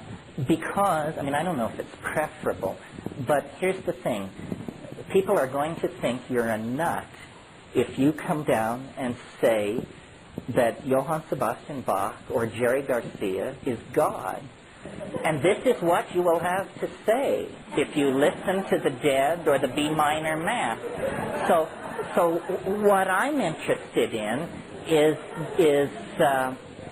I want to know the thing in itself, not what it does to Bach, not what it does to a river flowing through a forested valley. I want to see what it can do with darkness and silence.